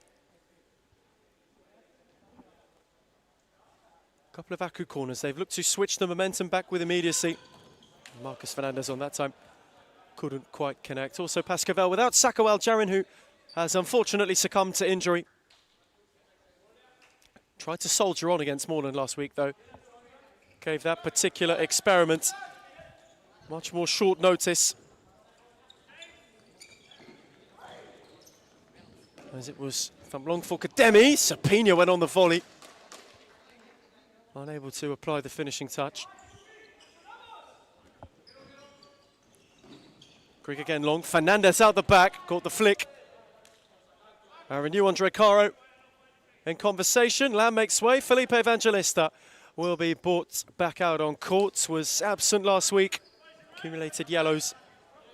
He has served his suspension and is looking to again enact change for Pascoe Vale. Sapina, Caro. Still battling with Peluso. It took Fernandez two to get a foot in.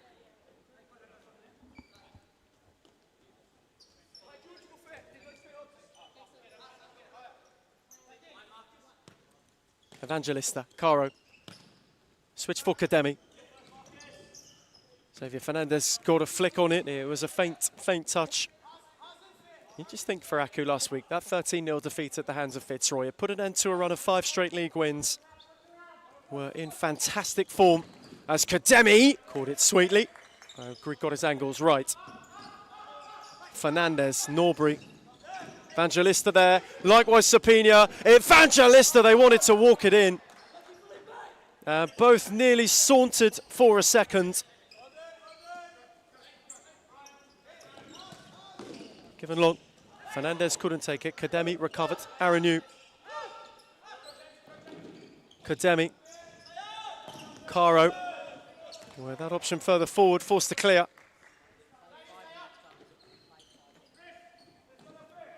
Peluso. Xavier Fernandez warding off Kademi. Couldn't find Norbury, and Evangelista's got space. Felipe Evangelista twisting, turning, got away from Fernandez, set it back for Caro. Sapina. Andre Caro. Evangelista was measured. Fernandez in retreat. Kademi on the switch. Sapina. Caro, whose touch was a good one. Evangelista recovered. Kademi. Evangelista steered it. Fernandez cleared it. Peluso took it over. And Christian Peluso's on the charge. Away from one. Sapina, though, proved too tall in order to go beyond. Those two who early doors to Aku's time in the top flight around this time last year were quite the dynamic duo. As here is Kuradate. Grigg has come a long way. Fernandez got a foot in, away from Evangelista. Kuradate quick to recover. Kuradate. Sapina, away from Peluso. On for Caro, denied by Grigg at the near post.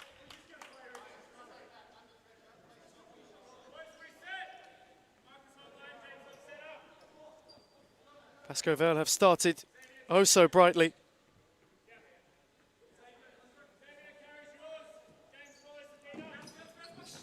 Clipped into a dangerous area. Xavier Fernandez has had a lot of top defensive work to do so far. So with depth for Caro. Sapina. Evangelista looked to poke it through the crowds, though couldn't in a problematic way for Grigg.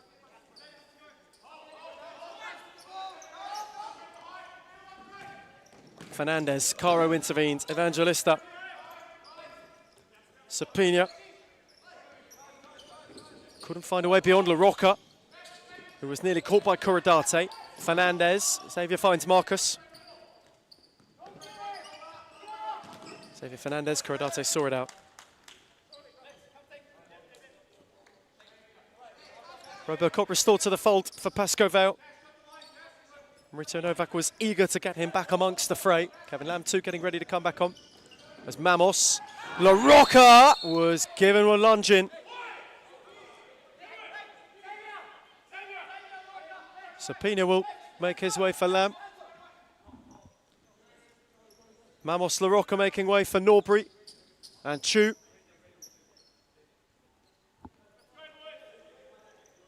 Free kick for Aku, who have got a good opportunity to have a look at a leveller.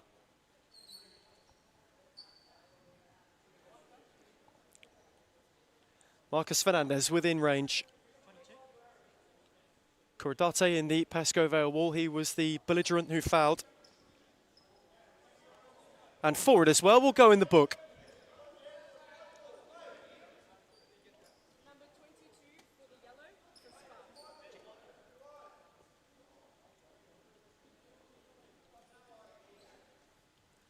Fernandez's free kick. Aaron Yu has made the venture. Set for Norbury and denied by Yu. And Chu in quickly. Aku appealed for a foul. They won't get it. And Mamos quickly reinstated.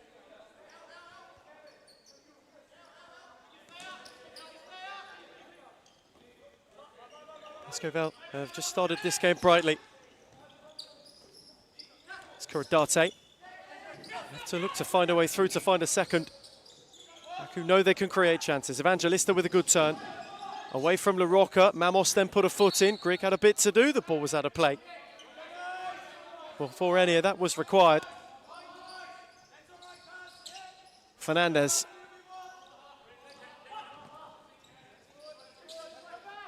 Can out for Peluso. Able to thread it forward. Marcus Fernandez had just gone a little bit too early. Aaron Yu, Australian international, getting courage to gather. It's good to see him back. And good to see him back in good health. You think of everything that happened at DCSS for him. Player who's recovered in kind. I spent some time overseas in recent memory. How big a difference he makes for this Pascoe Vale side, though. There's Evangelista. Fancied a drive, and it needed saving from Grigg. Firm palm to push away for a corner.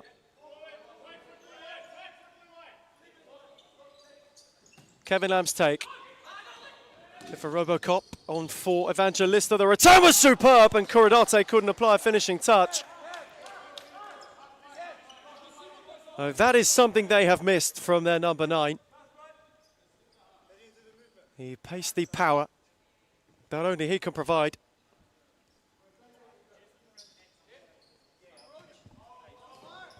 Chu for Peluso. Mamos warded off it. And while wrestling with Robocop, had too much of him.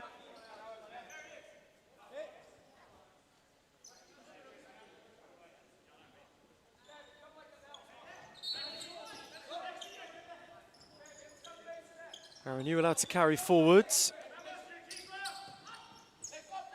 Can Pascoe Vale provide? Yu has stayed up as a temporary 5th man. Corradate, Yu. Kevin Lamb. As Aaron Yu retreats, look to steer it centrally. Lamb couldn't recover. Good swivel from Mamos, who's got options with him. Anthony Mamos went alone. Corradate got in the way. LaRocca had just darted beyond it, was a fraction too late.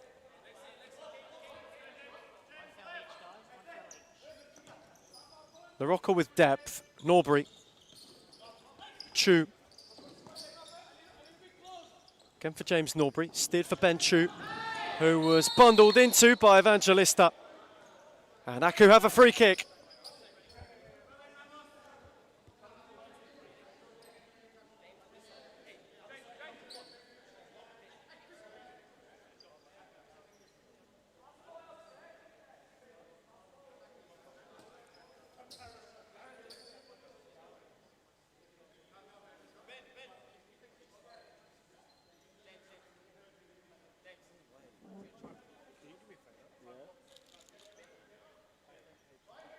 Opportunities have not been plentiful for Aku, though they have settled following a bright Pascoval start. Marcus Fernandez from the free kick once more. Aaron Yu will make the save. Fernandez, Peluso. Shout for handball is turned away. Evangelista. Kevin Lamb. Or can Robocop conjure? Christian Peluso closely watching him, moved on for Kuradate. Way beyond Chu at the first time. Greg will come through to claim the second. 8.5 minutes of stop clock futsal elapsed in Darabin. No way through for Peluso. Chu wore the contact. Fernandez flourished from it. Norbury looked to guide it for Fernandez, though with too much.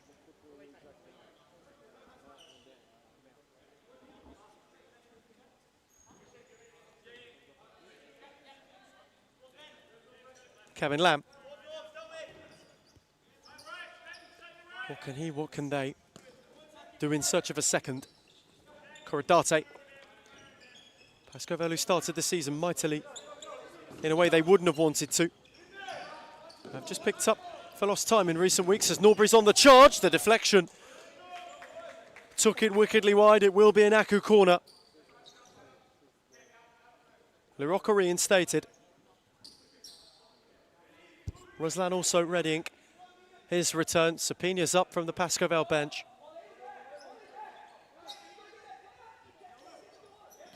LaRocca's take, good effort from Chu, and Yu was equal to it. Quick to release Evangelista. Lamb up with him. Kuradate likewise. Lovely from Evangelista. Kuradate crashing through was LaRocca. Evangelista shifted for Robocop, who's got Norbury to go at. Wanted to work a yard, James Norbury slide, a good one.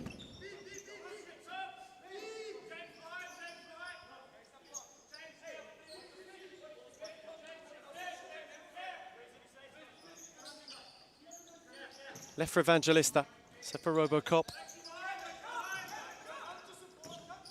who has again got a problem with Ruslan. Kuradate. Lamb, no, way beyond Norbury, won by Chu, who was a bit too eager and impeded Kazuma Kuradate. Evangelista to make way, a quartet of Pascoval changes. All who were on make way. Flores, quick to return for Andre Caro. Kademi into LaRocca, on for Ruslan, who gave it a poke and poked it wide. Fernandez in discussion with Kuimu. Halfway stage of this first half. Still the early goal, the difference. Pascoval, thanks to Kevin Lamb ahead. Sapina, Caro. Again for Jonathan Sapina. Luis Flores. Kademi stung the palms of Grigg. Recovered by Ruslan, on for Norbury. Ruslan with whip, Chu got there ahead, Kademi got a foot in, it fell for Flores, who was taken out by James Norbury.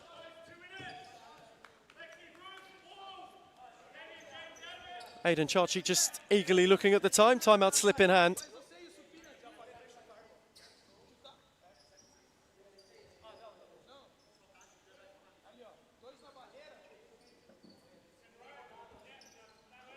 Martinovak, Andre Caro in conversation.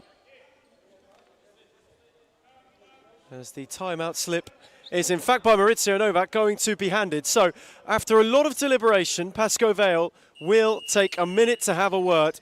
It is currently Kevin Lamb who is the difference maker. As we go to a timeout, it's Pascoe Vale 1, Melbourne Aku 0.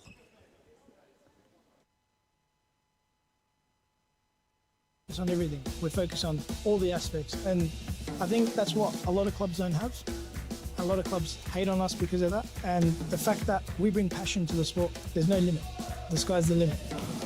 When you have teams like Fitzroy who's been up there and played the nationals, or you have teams like Moreland who played national tournaments as well, if they can do it, why can't we?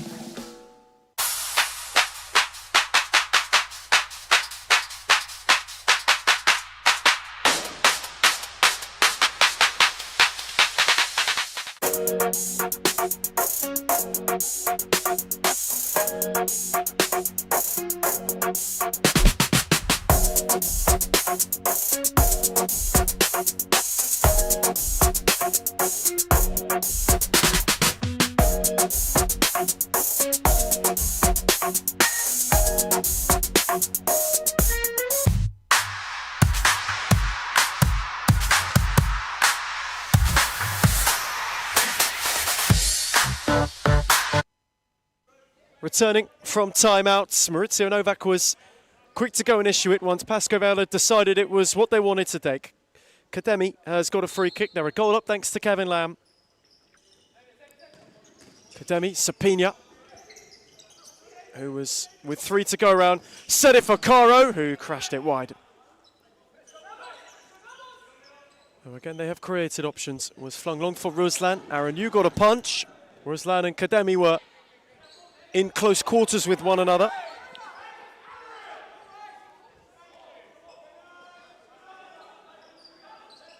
Aku will keep it. Ruslan wanting to set something.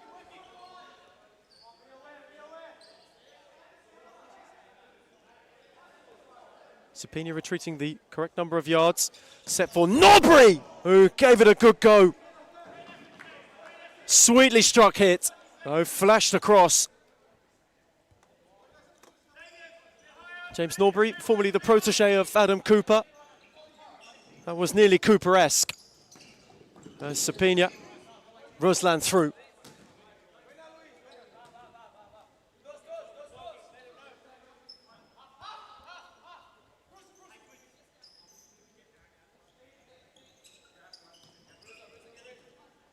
Aaron, you allowed to venture once again.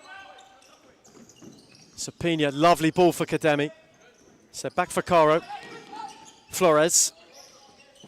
Andre Caro. Sapina. Can the Spaniard find something? He found Kademi on the switch. Caro. Very patient Pascoe Vale approach. Sapina looked to guide it. Flores took over.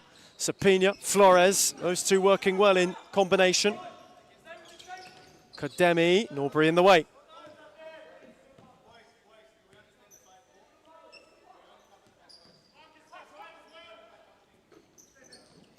Caro to take it, Kademi, Sapina. Looked to steer it round the corner inventively. Caro, Flores. Tried to work a yard for himself. Ball was shot by Ruslan. On was Kademi!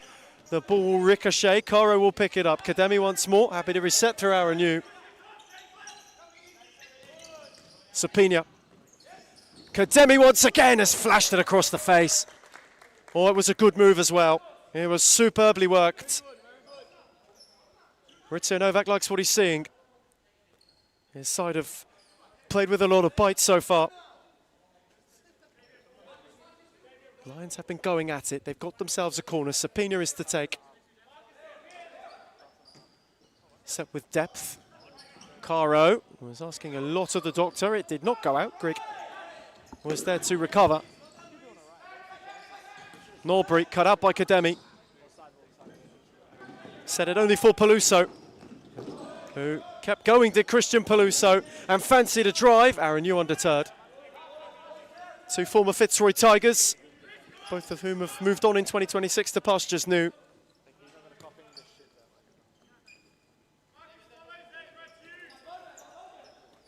Though looking always to resume battle. Sapina, Caro. Kademi. Again, Andre Caro on for Flores. Sapina, lovely return. Flores left it behind. Caro took over and couldn't find Kademi.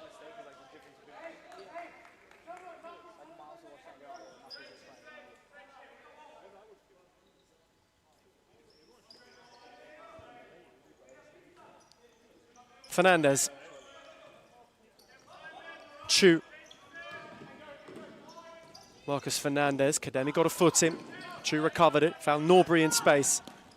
Down the line was Fernandez. Aku will have a corner.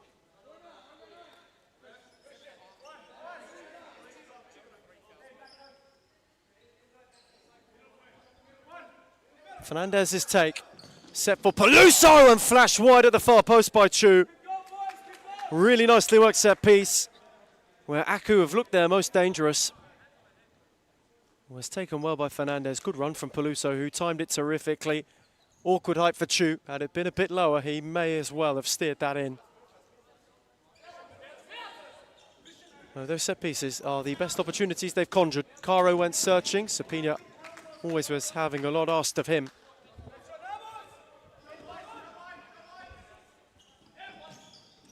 Aku just created a couple of looks, and now Chu might get a good one. Entangled with Kademi, whose challenge was a good one too.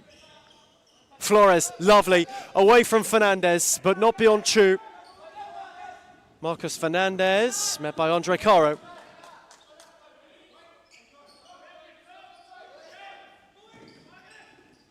Quick to steer for Sapina. Spaniard warding off. Caro. Kademi. Flores. Set for Kademi, on for Sapina. Kademi kept it moving. Was seen over the line.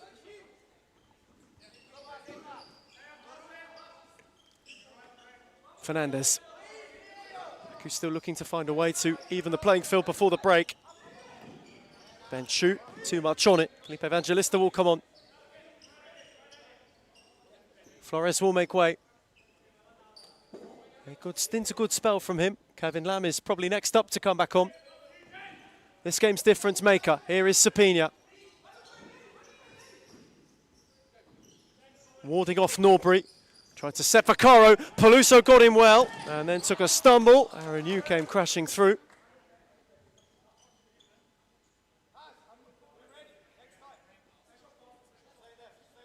Who wants a free kick, which they won't get.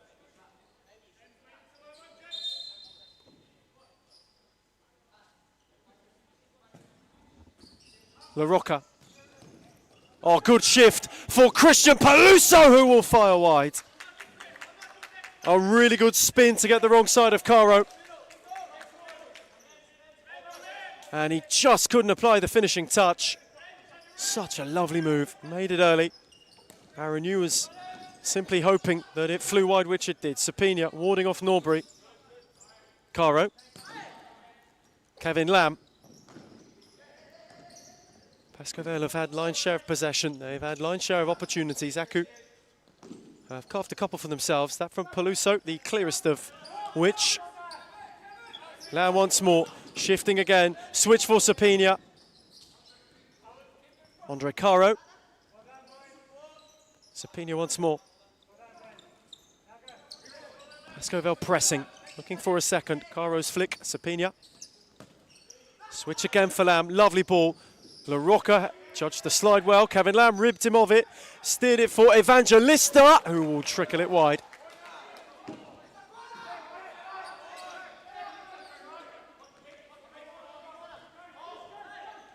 Pescovale wanted a corner. That'll be waved away. 5.5 to half time here in Darabin for the closing show of the night.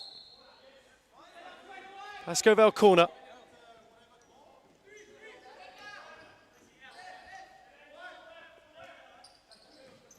Evangelista's take. Caro. Kevin Lamb. Looking to conjure something from the set piece. Sapina. Spaniard has been active. Caro. Lamb. Evangelista, the return for Lamb, and a good lunge from Norbury.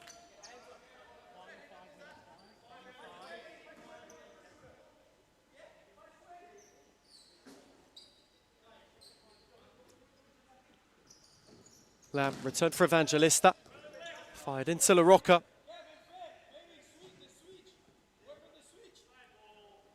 Mateo Novak wanting more movement with pace.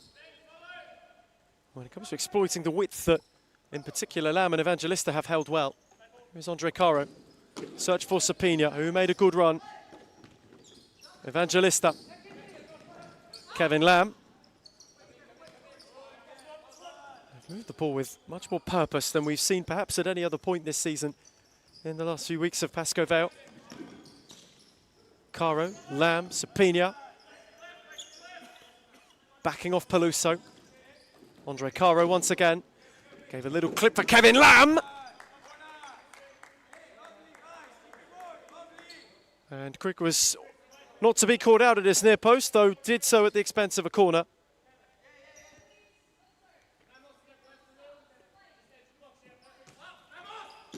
Lamb's take, Caro, Evangelista, blocked by Norbury. Caro once more. Felipe Evangelista. Mamos scored a foot into really good effect. And now the counter for La Rocca. Away from Sapina, though not Andre Caro. Mamos took over. And ran into Jonathan Sapina. Kevin Lamb carrying, and slowly. Sizing up Norbury, set for Caro. Evangelista. Amos was dropping off, the space open for Caro on the near side. Sapina, again, warding off Peluso. Caro. Evangelista on the switch. It's been a really controlled half from Pascoe Vale. Kevin Lamb. Andre Caro! Oh my word, it was close. Nearly with late whip. Did Caro crash in a second. It flew wide of the post, but not by much. Sapina took a tumble. La Rocca continued. Peluso. Threaded for Mamos. You intervened. Recovered by Lamb. Sapina. Pascoe Vale wanting to tick the seconds down to the half. Sapina. Can Robocop get to work? He's got Mamos to go at. Looked to thread it across. Greg got a leg down. And recovered for Peluso, who's got space on the far side with Mamos. La Rocca. It was just too long for Anthony Mamos. Belatedly, there will be a free kick. Evangelista left one in on Peluso. Kevin Lamb for Kademi. Aku have a free kick in promising territory again.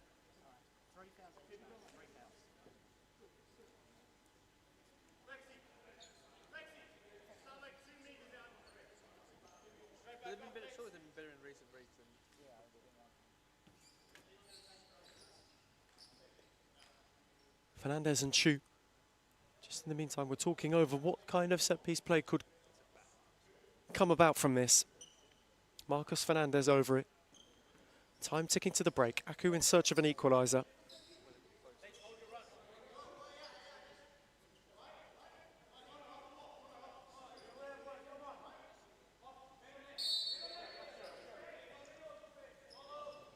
Fernandez fizzed dangerously. La Rocca got in. It needed intervention. Aku have a corner.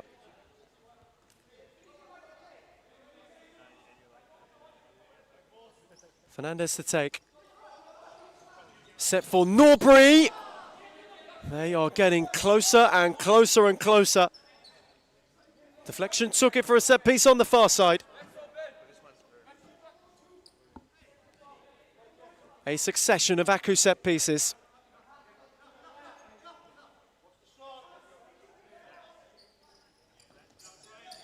Then he choose take. Cut up by Kademi, recovered by La Rocca.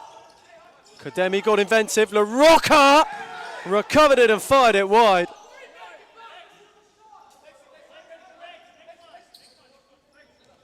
Aku were not best pleased about a lot in that passage.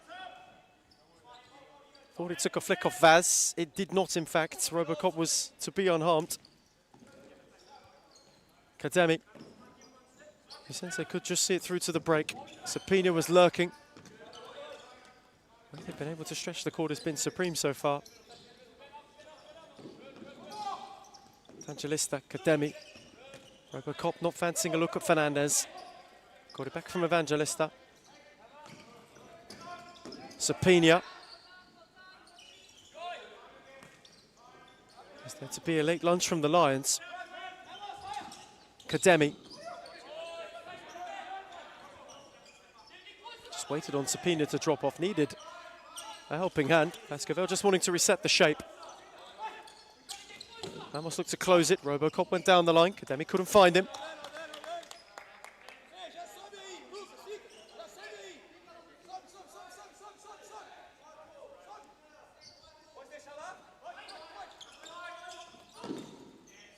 Fernandez found the room well and was found well by Norbury. Not beyond Evangelista. Sapina.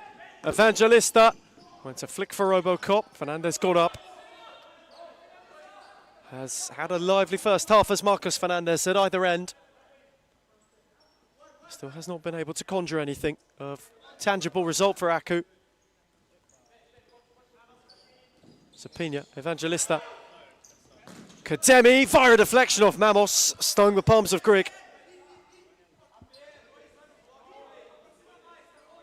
Pascovel wanting to pounce late in the half. Set for Mamos, Kademi recovered it. Aranu. Kademi. Robocop with two, couldn't steer it for Sapina.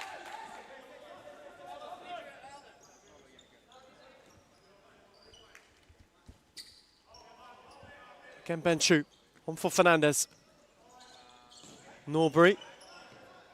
Only stiff for Aranu to go and gather. Pascovel doing their bit to see this half out. It is still Kevin Lamb quite early doors who is the difference maker. Sapina. Through the legs of Fernandez. Sapina and a big block by Chu. Jonathan Sapina, the first opportunity he's had to really craft and create.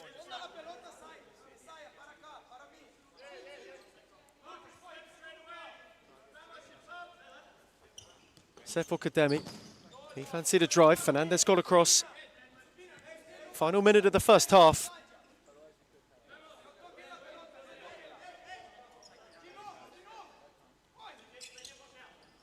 Kademi, Evangelista made the move.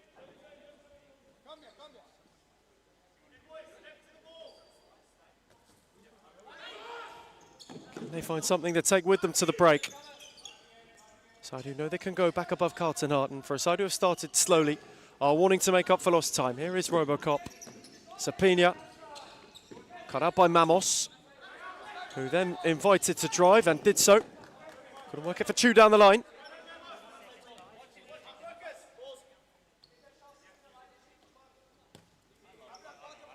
Kademi, Aranu. Who can travel? Kademi. Looked to fizz it to the near post. Grigg went and gathered. Rolled on for Ben Chu. Norbury had surged. Chu's ball to find him. Was blazed away. 25 seconds to the break in Darabin. The closing show on a Sunday. Aranu long. Fernandez marshalled Sapina. Picked off by Norbury. On by Kademi. Jonathan Sapina on the swivel. Away from Fernandez, who left one in on him. And so with 16 seconds, there'll be a free kick.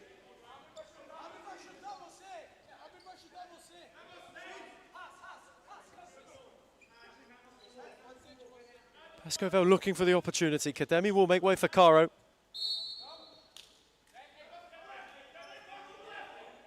Set for Sapina. Robocop had the space open. Mamos caught the block in. Chu couldn't go the other way. Norbury. Hooked up for Sapina. Caro, Jonathan Sapina had worked a yard in behind. Norbury got to him and kept close quarters. The clock will beat all comers as the Spaniard continues to twist and turn and tango, though Kevin Lamb is the difference maker at the moment. Half-time in Darabin from the closer. It's Pascovel 1, Melbourne Aku 0.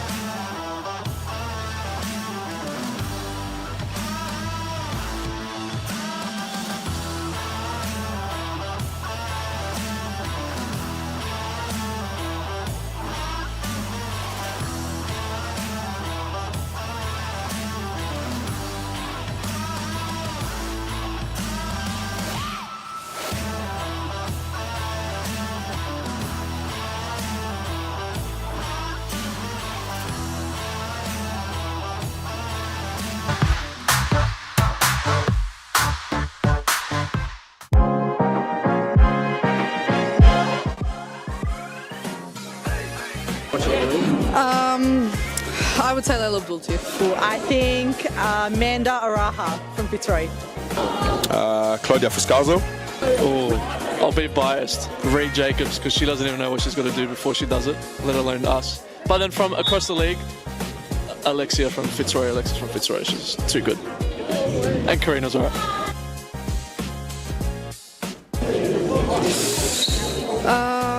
Let me actually think. Fitzroy's white kid. Which team has the best kid in the league?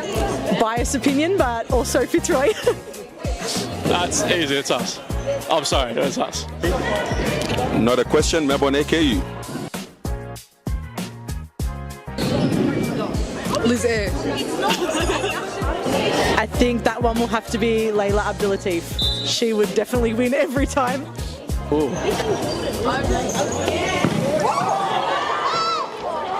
Layla Abdulatif. Baller. If I was a girl, probably not Layla. The most clutch player in the competition is definitely Claudia Friscalzo. She is number one for sure. Sarah Easthope.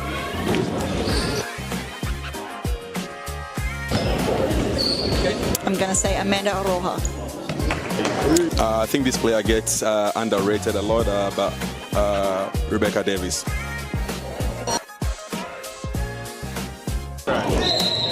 Claudia Friscalzo. Gisela Pepino.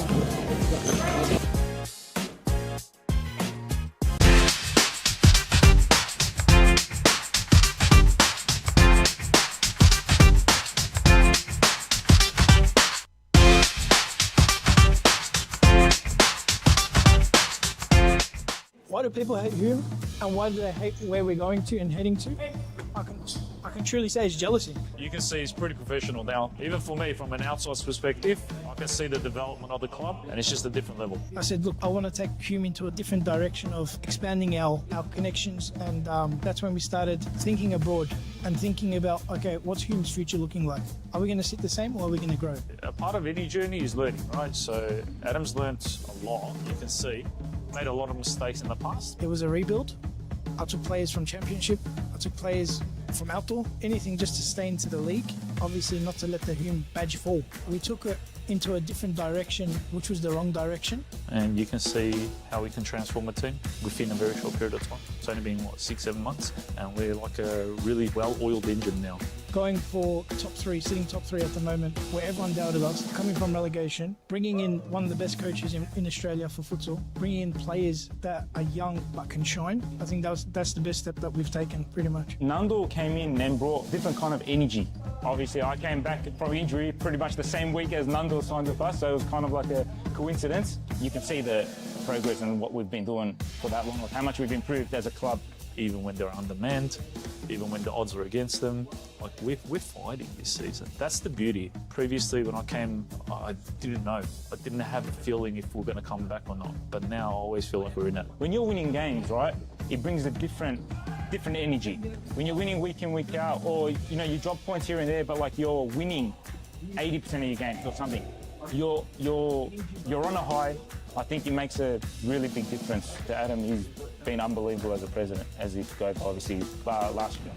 So he's obviously been a big part of all of this, and he's been doing unbelievable. Big credit to everyone, to be honest. We're on the right track, I believe, and hopefully we just get better from here. It's all about the brotherhood. It's all about passion. It's all about, if my brother's falling down, what can I do to pick him up? Or how can I pick him up? It doesn't matter what you do at a club. If you're there long enough, it becomes like your property kind of thing. It feels like you have a piece. You want to stand up and protect it. So I'll always want to protect this club, no matter what. We focus on everything. We focus on all the aspects. And I think that's what a lot of clubs don't have. A lot of clubs hate on us because of that. And the fact that we bring passion to the sport, there's no limit. The sky's the limit. When you have teams like Fitzroy, who's been up there and played the nationals, or you have teams like Moreland who played national tournaments as well, if they can do it, why can't we?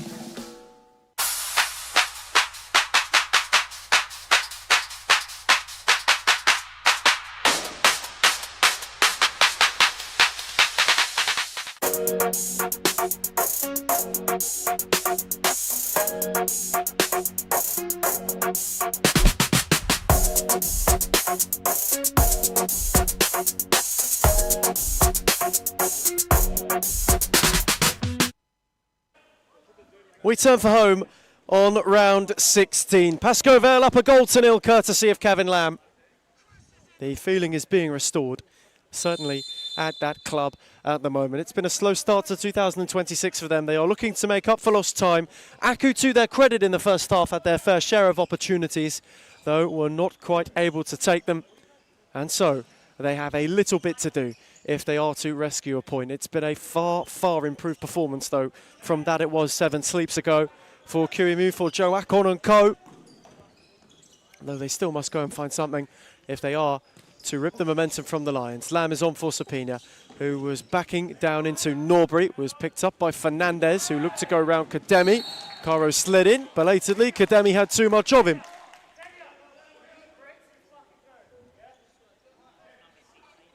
Early free kick for Aku. So I do have been chasing the game. For them, this is a really important match day.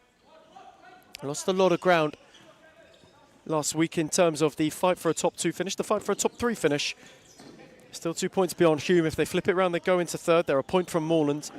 For Pascoe Vale, a win tonight gets them back above Carlton Heart. And it puts the gap to Aku at 10 points if it is to be a late relegation lunge. From the Lions in the second half of the season, we are now well and truly beyond the halfway point of the series futsal campaign. That has come and gone in some style. We're already well into the second half of the year, which you cannot really quite believe. 2026 has gone by at a canter. Lamb down the line, look for Sapina.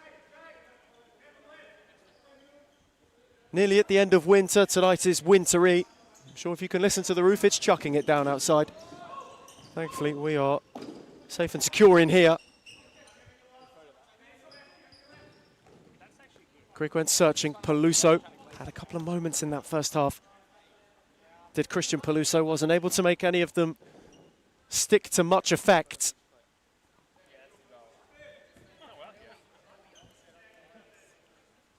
Pascoe Vale side, who know how important the forthcoming fixtures are for them.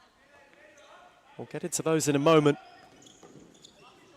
It's a side that are just getting their groove back. Not at a bad time. There never is truly a wrong time, though. You sense it may be too little too late in terms of their ability to climb too far up the table. Sapina gave it away, then won it from Peluso. And away from Norbury is Jonathan Sapina, who steered his effort wide. Norbury got a ricochet. Pascoe Vale corner. Taken with depth. Caro on the volley! Didn't catch it how he would have liked it. Just dipped awkwardly for him. Fernandez's touch was heavy. Lucas Grigg's distribution this season is something that's really come quite a long way. Especially tonight, it's been on display. It's had many a good find for Fernandez. Mamos too when he's got forward. Aaron New on a venture as a potentially temporary makeshift fifth man. Andre Caro. Pascoe Vale wanting to control proceedings. They did so in the first half for a good portion of it. Only gave up a couple of glimpses late. Half that was not one of attrition. As Aaron New patiently forward. Andre Caro returns it for him. Those two are just happily ticking Aku about. Now Kevin Lamb gets involved. Test of how Aku could shift the shape. Didn't face the Fitzroy fifth for long last week. It wasn't necessarily needed.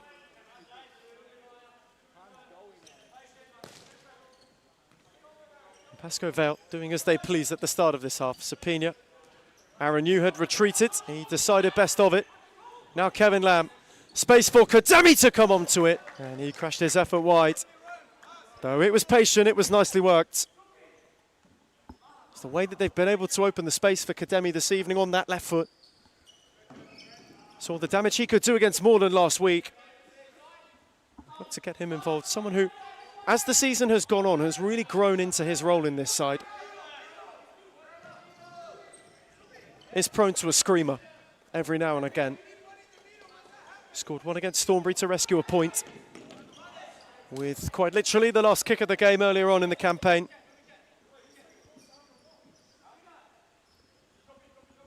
Last week was the latest in that catalogue.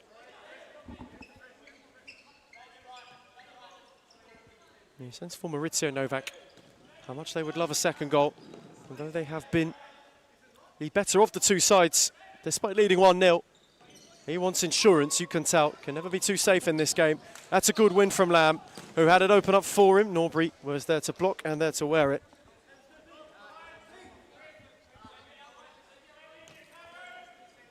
Aaron Yu, again invited to come forward. Sapina looked to guide it for Caro, who just couldn't quite get in time. Looked to play with much more tempo, though. There's been a real pace about Pascoe Vale, as this evening has transpired. Here is Peluso, looking to apply pace of his own. Steered the shot wide. He thought it took a flick, and belatedly wins the corner.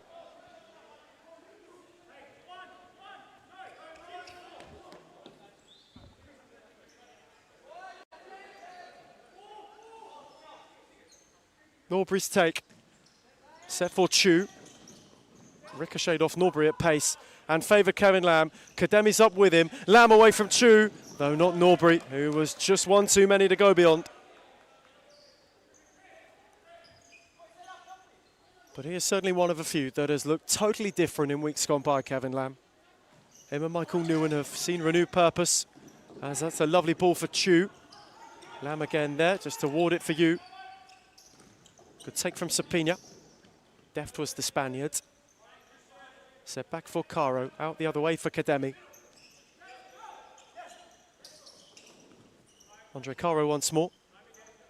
The way that they've just been able to shift through the gears tonight, Pascoe Vale, has been mightily impressive. It's similar, really, to what we saw from them this time 12 months ago, when they were trying to prove their weight in taking it up to the big boys. First season at Pascoe Vale, that was for Kevin Lamb, for Michael Nguyen. Caro couldn't steer it, though could win a corner.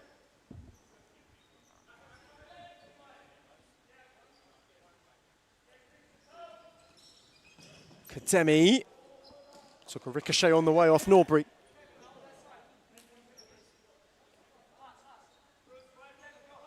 Jonathan Sapina just sauntering over in order to go and take that corner. It's a second half that's begun at a good pace. Peluso, Caro came crashing through. Aku wanted a foul. Christian Peluso certainly thought he was impeded. Joe Akon is not best pleased.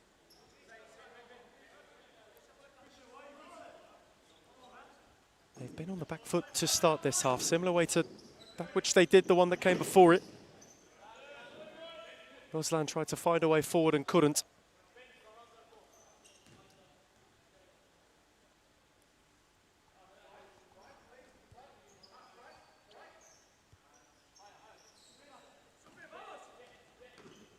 Again for Chu, set on for Peluso. It was an inviting ball. It was teasing from Christian Peluso. Chu had made the run. Kevin Lamb will make way. Felipe Evangelista ball back into the fold.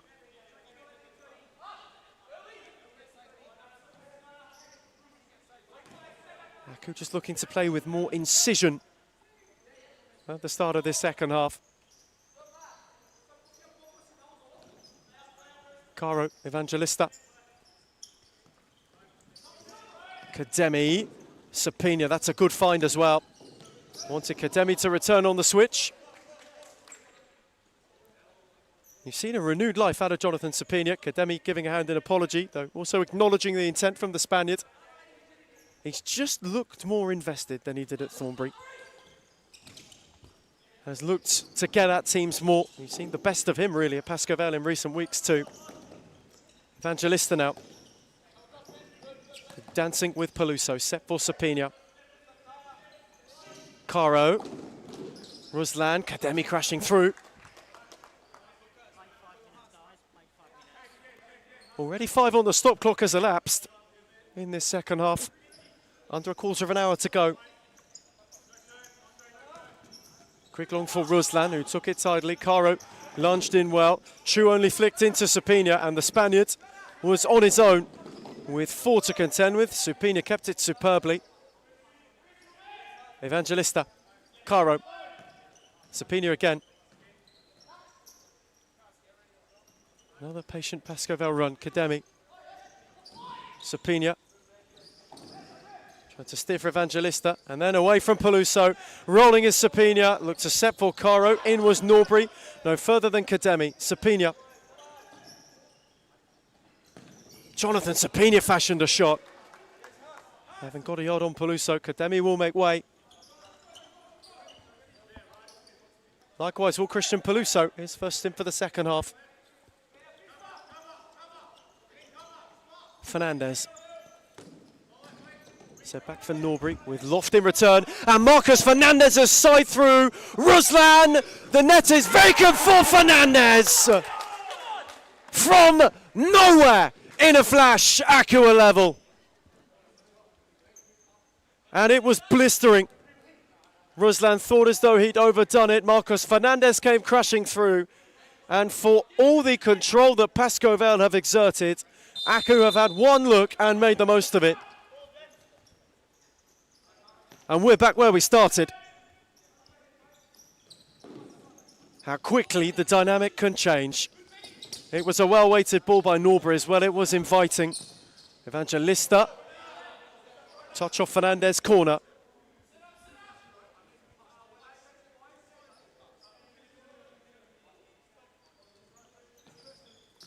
Robocop tried to work a yard for a shot. Supina rekindled it. Switch for Evangelista, who's sizing up Chu. Felipe Evangelista wrestled with Chu and impeded him.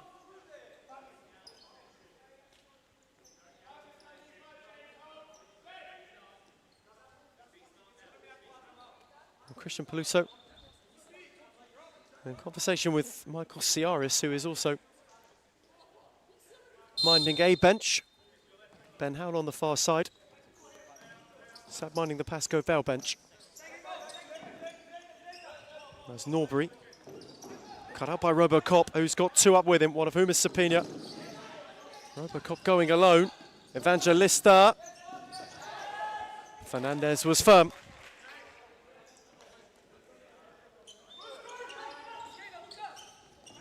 Work our way through the night.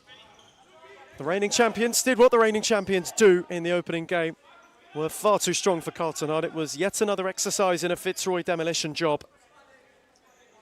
Courtesy of stellar displays from, in particular, Scott Rogan, Cosi Russo. Tyler Garner was reintroduced to series futsal here in Victoria. Second edition. Moreland made it tricky for themselves and were given an almighty fright. But got the job done in the end. Cooper with 26 seconds to go. Thrashed in a winner as they knocked off Thornbury. And in the closing encounter, we are locked level. Marcus Fernandez got Aku level. Kevin Lamb put Pascoval ahead in the first half, quite early doors. Evangelista, Caro. He may have wanted Aaron Yu to stay further forward. There's Evangelista, going away through Fernandez.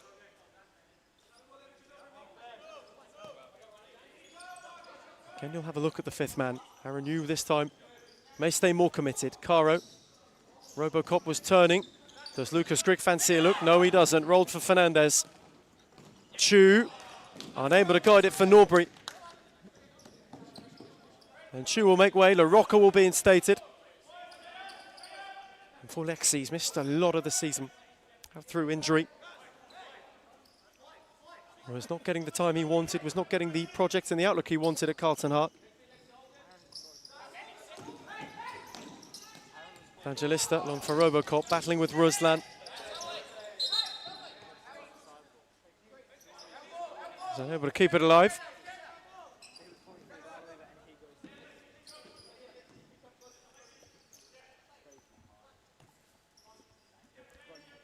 La Rocca.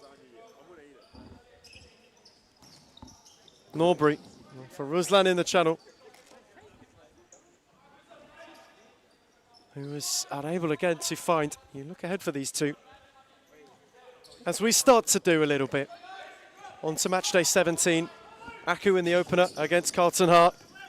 Pascoe Vale, it's the Big Cats Cup against Fitzroy. I imagine Tyler Garner will be sticking around for that. As Evangelista.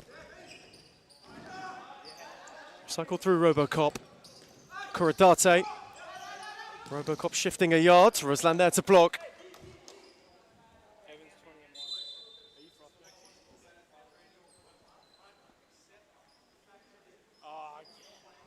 And beyond into the end of August, as Palusa's got a bit of a problem.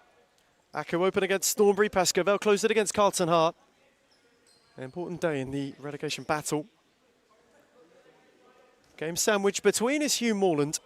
Third edition of the Turkish Derby, which promises to be most explosive.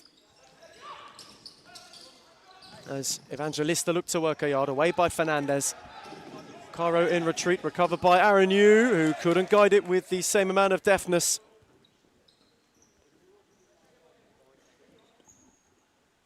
Ritchie Novak looking pensive. Anthony Mamos getting readied on the Melbourne Aku sideline. Christian Peluso. Ruslan. Away from Caro was Ruslan. Kuradate knew not. Fernandez on the follow-in. Good save from you, who came up big.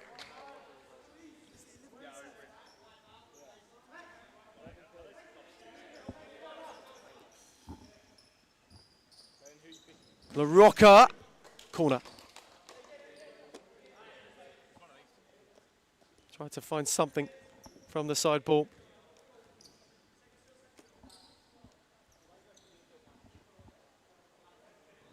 Fernandez's corner. La Rocca again.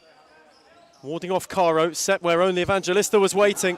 He got away from one, was lunged in on by Fernandez. Peluso took a tumble. And Marcus Fernandez as well will find himself with a yellow card.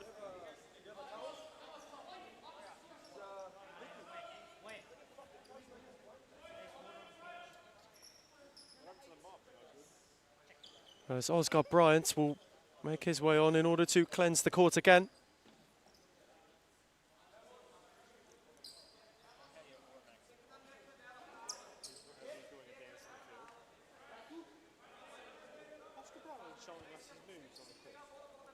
And a moonwalk to make his way off. Man of many talents is OB3. As Evangelista away from La Rocca, steered for Kuradate at the back post, who just couldn't find the finishing touch.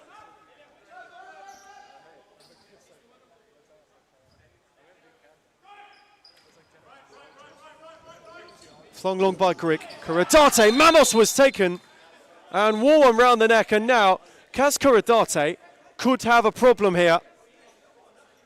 Having already been booked, Kuradate will walk.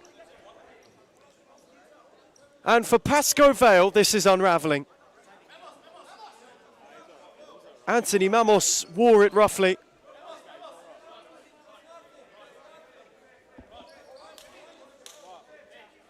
Kuradate will see a second yellow and he will be sent off.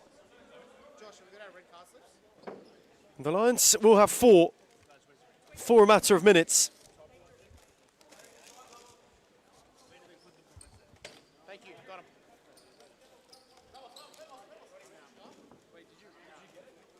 Pascoe Vale a man down. Anthony Mamos is all right, though he did wear one quite high. Kui Mew will take him off as precaution.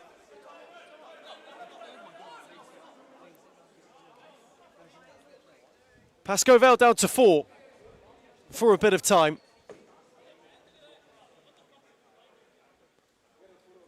And it has to be said, the imprint of a boot is quite visible right around the neck of Anthony Mamos.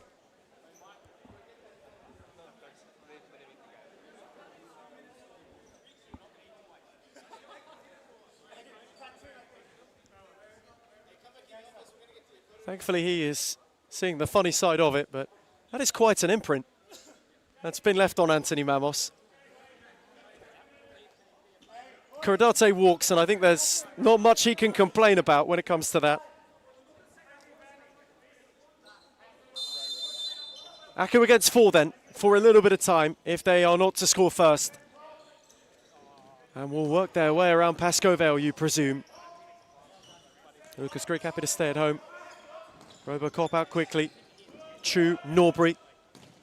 Space was for Peluso. Good save from Aranu.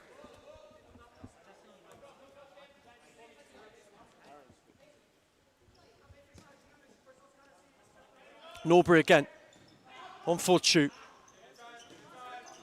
Shouters, take your time. It was time wasted, and they've given possession away.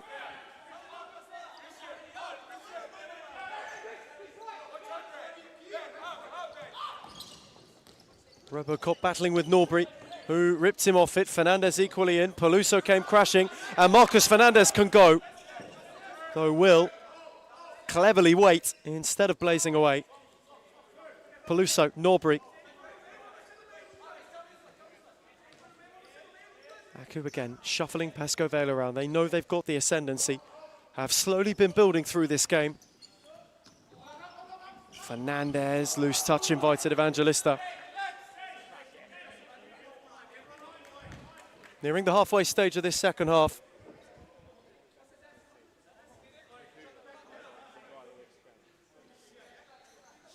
Aidan Chachi is eagerly awaiting word from Ben Howlers to when they can be reinstalled to the full five. Still quite some time until that's a possibility. Fernandez, again, couldn't quite squeeze it through for Norbury. Pascoe Vale are doing their bit. Defensively have been diligent. Norbury again invited forward. On for Peluso. Norbury. Fernandez. Chu. They are creeping closer. Norbury. Peluso. Norbury. Blocked by Robocop. Recovered by Chu. Fell for Aranu, who gave it a go from his own area. Lucas Grigg was unbothered. 30 seconds for Pascoe Vale to be a man down. Norbury, Peluso. Can they survive what may be a final wave? Up was Evangelista. And again they had to clear. Kevin Lamb is eagerly waiting.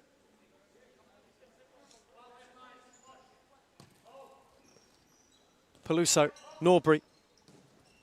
Can they find something? Fernandez, corner.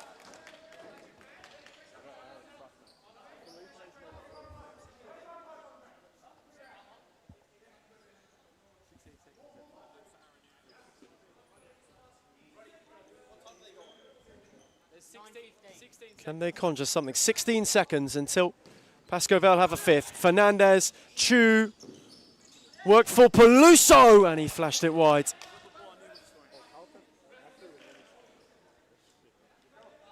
And Pascoe Vale may have done enough to survive and to hang in there. Long from Aranu, up by Peluso.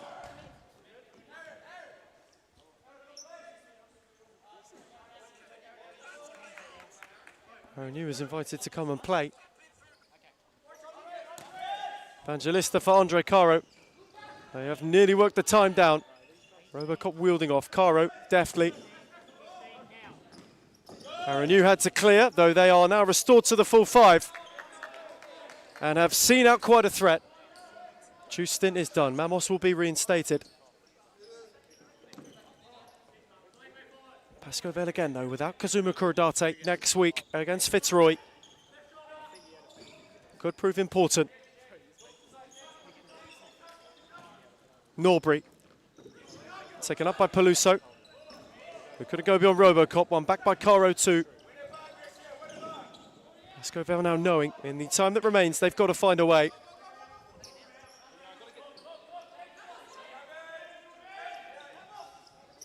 Flick for Lamb, who got away from Norbury. Couldn't set for Robocop, and Mamos now can go. Peluso's with him. Caro was too firm. Pascoe Vale could counter the other way. Looking to work a yard is Robocop, blocked by Norbury.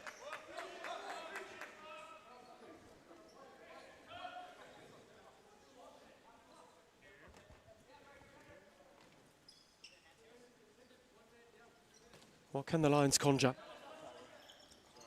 They've withstood an Aku storm. Is it time to fire on their own? Evangelista, Peluso stood him up. Switch for Caro. Evangelista. Look to loft it. Caro, Evangelista, Peluso, and then away from Norbury. Fernandez cleared no further than Lamb. Away by Mamos. Lamb continued. Twisting and turning was Kevin Lamb, who ultimately was out of room.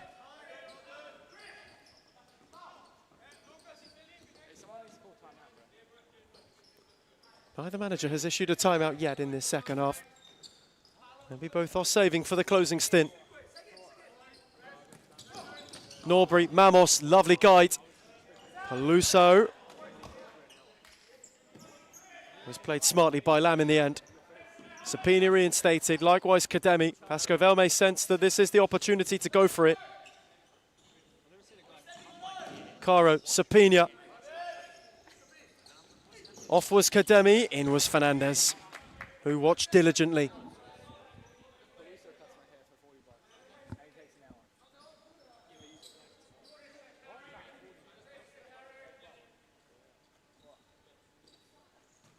Kademi's take, Kevin Lamb, Sapina.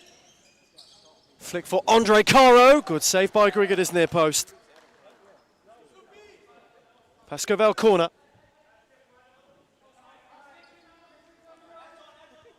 Caro's take. Set for Sapina, away by Norbury. Only as far as Lamb. Sapina, not quite beyond Mamos. With love for Caro. Had a look at Norbury. Lamb left it behind and Fernandez flourished because of it. 3-on-2 in a moment. Marcus Fernandez twisting and turning and firing just wide.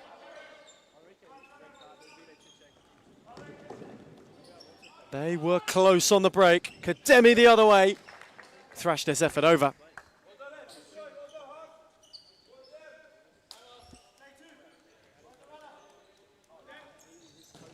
Chu reinstated, given away by Norbury.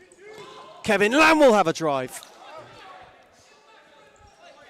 And just again could not find the corner.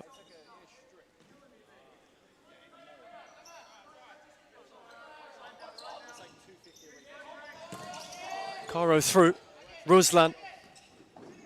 Xavier Fernandez. Kevin Lamb with 2 to contend with. Ruslan sat Kademi down and hit the outside of the post. And now, there is something forthcoming. Kademi's in the book. Aku free kick right on the edge of the area.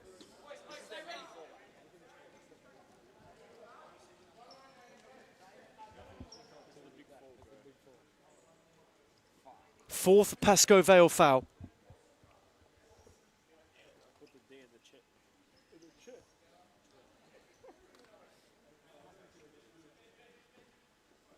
Score lock level, 7 to go. Norbury over the free kick. Fizz to the near post, got a touch. Melbourne Aku corner. They've really ripped the momentum this second half. Norbury's take, out for Chu. Norbury, Peluso. Sizing up Kademi. Christian Peluso on the charge. Could save Aranu. Firm fingertips at the expense of a corner. It's true. I always watch with Chris.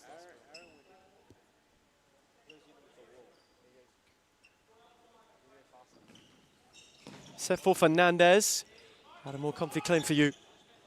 Who is looking to release Kevin Lamb quickly. He was not quite able to. Couple of Aku changes. Peluso in his races run. Marcus Fernandez for Xavier Fernandez. Anthony Mamos 2 back on. Ruslan is awaiting. Norbury.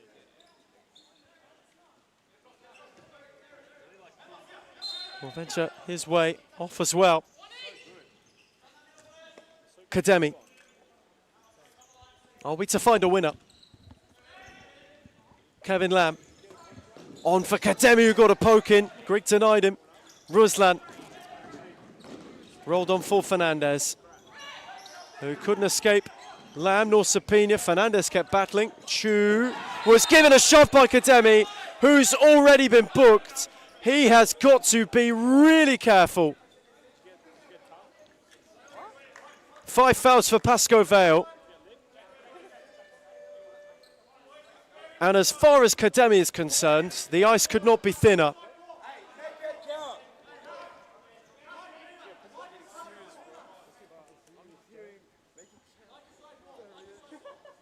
Five fouls for Pascoe Vale. They've got to be really cautious to the close.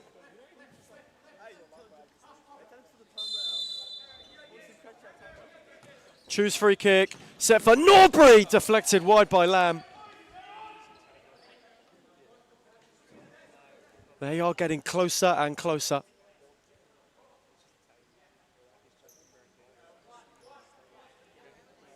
Aku knocking on the door with increasing force and volume. Norbury's take, Peluso whips it, Aranu gathered it. And then looked to go for Lamb. He has been the outlet tonight at many a time. As Kevin Lamb. Norbury, Fernandez. James Norbury again. Ben Chu invited to take the space for him. Xavier Fernandez gave him an outball. Sapina went to press. Norbury. Oh, wonderful. Away from Lamb as well. Look to steer it through for Mamos, who will still get there. Well, Anthony Mamos, who crashed it not far from the post. Where's his timeout? Where's his timeout, I think? Where's his timeout? Caro for Kevin Lamb. Still not a timeout issued. Saving for the stretch, perhaps. Caro, Sapina. Set for Andre Caro. On the follow-in, denied again by Grigg. That is supremely good. And Joe Akon wants timeout. Whenever Aku next can, it opened up for Caro. Grigg might have just kept them in it.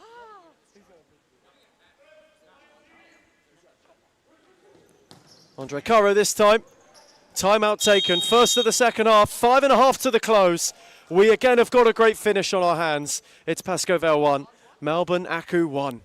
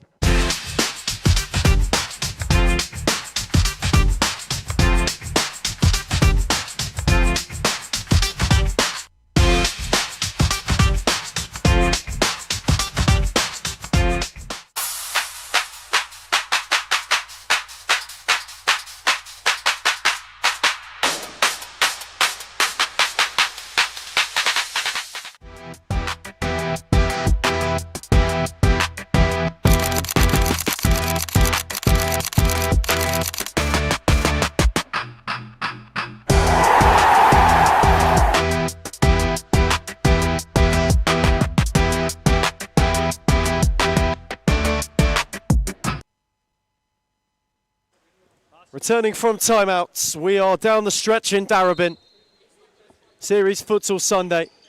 Pascoe Vale in 5 foul territory. Melbourne Aku are charging quicker towards the finish line. 5.5 to find a winner in a game that has been closely contested, that has been locked level. You get the feeling one more snatches it either way here. Is Evangelista. He's looking to go at Xavier Fernandez. On the switch was Andre Caro. Move for Kademi. Caro. Again, Kademi invited forward. Patient approach. Side in excess of 5 fouls. They must now not go on to 6. And in fact, Jonathan Sapina has just given Aku a gift. Let's have a look here. Off the ball, was grappling too much.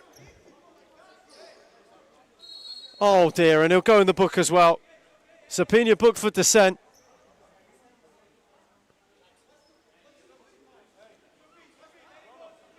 Sapina is still arguing. Evangelista talking. with Maria Patricas. Adrian Attard has issued the booking. James Norbury will now get a look from the spot.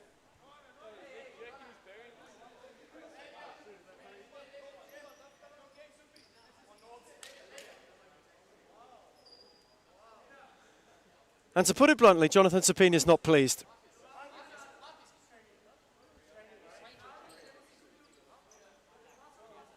Norbury against Darren Yu, a massive moment in this game.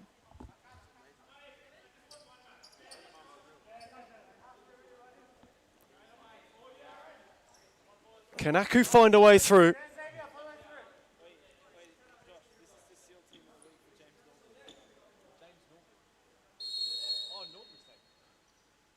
Norbury against Yu. Denied by the keeper. And he might have got a hand from Sapina, who gave a little point. You could see him lurking by the halfway line. Sapina was pointing for Aaron Yu to go to his right. Norbury went that way, and the save was made. Kademi came under it. And was then there to clear. Xavier Fernandez to make way. La Roca.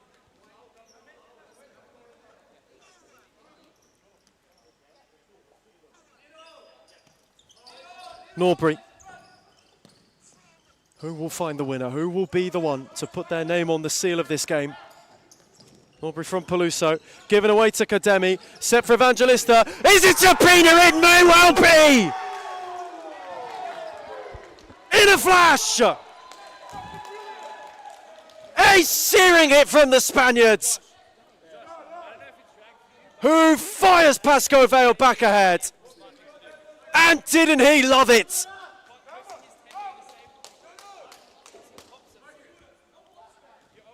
Feeling frustration in a release. Sapina is the man. And Pasco Vale have got the lead back. What about it from Sapina? Peluso rolling, Aaron Yu saving massively.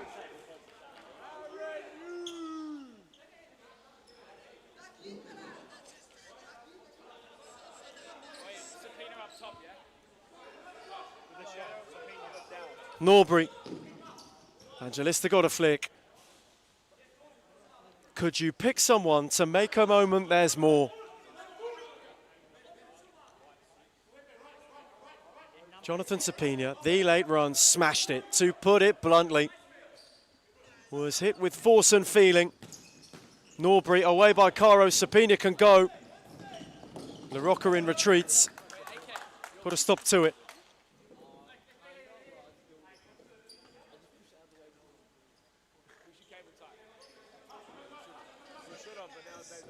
Caro, Aaron Yu will venture. Only one further forward was Kademi. Norbury escorted it out of play. Peluso. Ruslan readying for his reintroduction. Norbury. Fernandez. Christian Peluso once more. Fernandez. Norbury patient. Aku patient. So they've got to find something. Aaron Yu was there. Fernandez was lurking though. Getting closer to a first win in the league over Aku this season. Evangelista. Andre Caro stung the palms of Grieg. And La Roca had to launch it.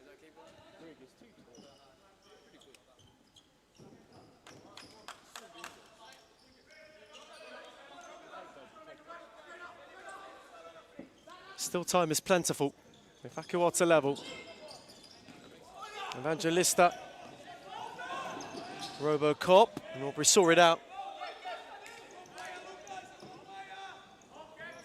Peluso. Could he be the one to pick them back up again? To conjure one last thing. Chu, Norbury. Marcus Fernandez has got the flykeeper kit on. Aku are going to go fifth man. Chu. Norbury. Grieg still cannot make way. And Ruslan cannot keep it, and Fernandez is frustrated. And Maurizio Novak wants timeout. So both are enacted. 3 minutes and 14 seconds to the close of your Sunday. Jonathan Sapina is the difference maker once again. It's Pascoe Vale 2, Melbourne Aku 1.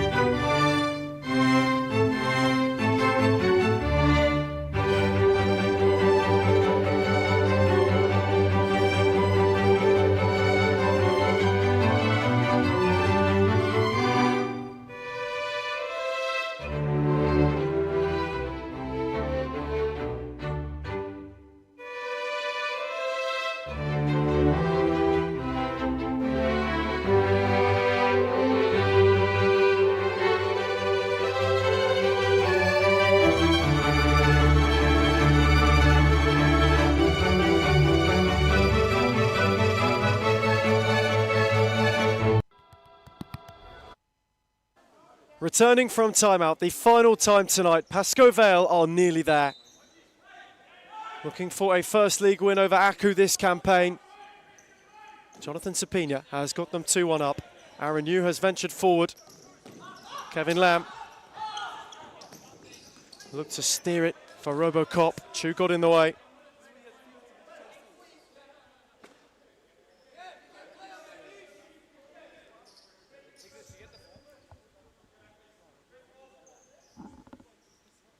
Now edging closer and closer and closer. Pascoe Vale, who themselves have not won in the league for a while. Picking up only a third win of the season if it is to stay like this. Long for Lamb, up into the palms of Grigg, who flung it long. Aaron Yu got a punch. Ruslan was lurking. Aaron Yu was then fouled.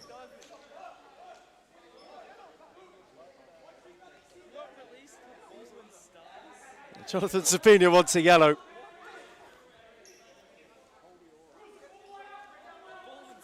In the closing stages of Sunday's final fixture. 2 minutes 44. Pascoe Vale to hold on. Aku to find something. Evangelista long, up by Peluso. One back by Caro. Evangelista. Caro. Robocop's played his part tonight. Chu got in the way.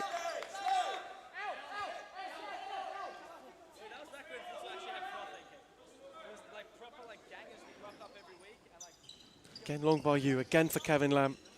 Ruslan. Peluso. Ruslan. Good read from Kevin Lamb. Caro went with height. Lamb wanted to keep it rolling. Cut out by Norbury. Shout of no foul from Aaron Yu. Pascoe Vale trying to keep their cool. They are already beyond 5 fouls and have given away one. Norbury, Chu, Peluso. Norbury, finally they'll get to go fifth man, will Aku. Fernandez has had to wait a while. 2 to go at DCSS. Can they find one last look? Can they open Pascoe Vale? Can they find the key to turn the lock? Peluso. Norbury. Ruslan. Again, they're warded off. Set for Christian Peluso. And Ruslan will steer in! And they will find a leveller. Set up superbly by Peluso. Ruslan rolled in and found the finish from a place he could hardly miss. Aku have wrestled it back again. Pascoe Vale must go again. Sapina looking to wheel away from Norbury. Sapina fashioned a ball in. Through was Ruslan.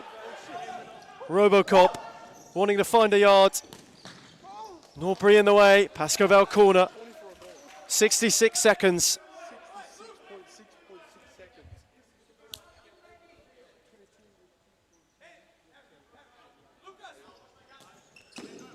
Set for Andre Caro. Is he to be the one? Caro caught it sweetly, though steered it over.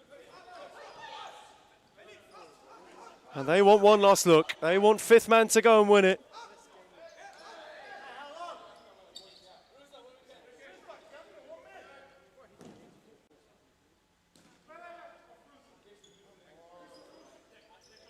Grigg will go long. Sapina providing menace. Up was Caro. Now Lucas Grigg can make his way. One final flurry. Kevin Lammers, in reply, got the flight kit on for Pascoe Vale. If they get one last look, you know what will happen. Peluso. Are they going to soak the time? Are they going to set up one last perfect little look? Fernandez, Peluso, 50 seconds. Marcus Fernandez, Chu. It was nearly set where Norbury was lurking. Fernandez has got to go. And took out his keeper in an act of friendly fire. And now it's Kevin Land's turn. He will go fifth man. It's Pascoe Vale now who could push for the win. Robocop, Caro, Sapina. Spinning is Sapina. Holding off Norbury, set for Caro. Robocop, is he to have a say? Sapina! It'll trickle agonisingly wide. And it will be a late Pascoe Vale corner with 20 seconds on the clock. With depth for Caro, Evangelista. Robocop. Went the effort himself, yet another corner. 12 seconds. Robocop got free, Norbury got in the way. Sapina's take, Caro, late in the piece, one last look. Sapina, steered, Lamb, lurking, Grigg was there to deny, in the scrap in the chaos.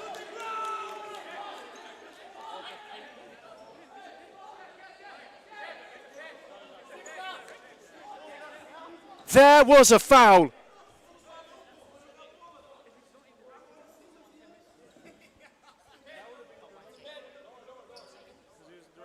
This is to be foul number 7 in the scrap.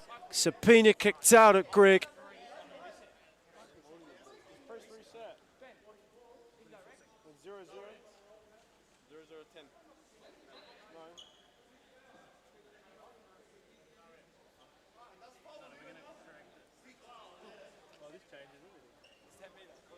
And so, with 4 seconds to go,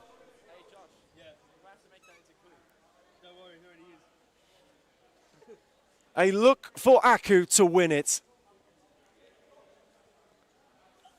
And Christian Peluso is the man to step up.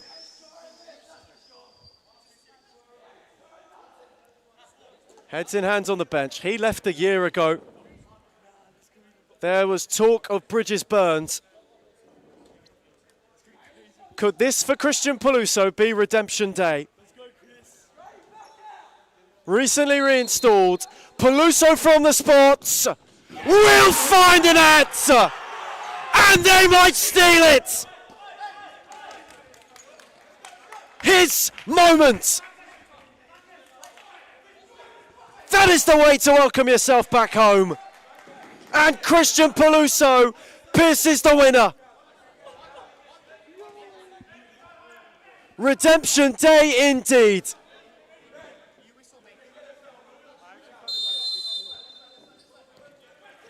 Is their time. Evangelista, they are there. Aku are going to steal it. 3 in a row. Peluso is the hero. In the dying seconds, they spun it round. He set up the equaliser and then went and scored the winner. Aku into the top 3 in the most dramatic of fashions to finish Sunday. Full time in Darabin. It's Pascoe Vale 2, Melbourne Aku 3. And we will see you next week. Keep it on, just keep it on.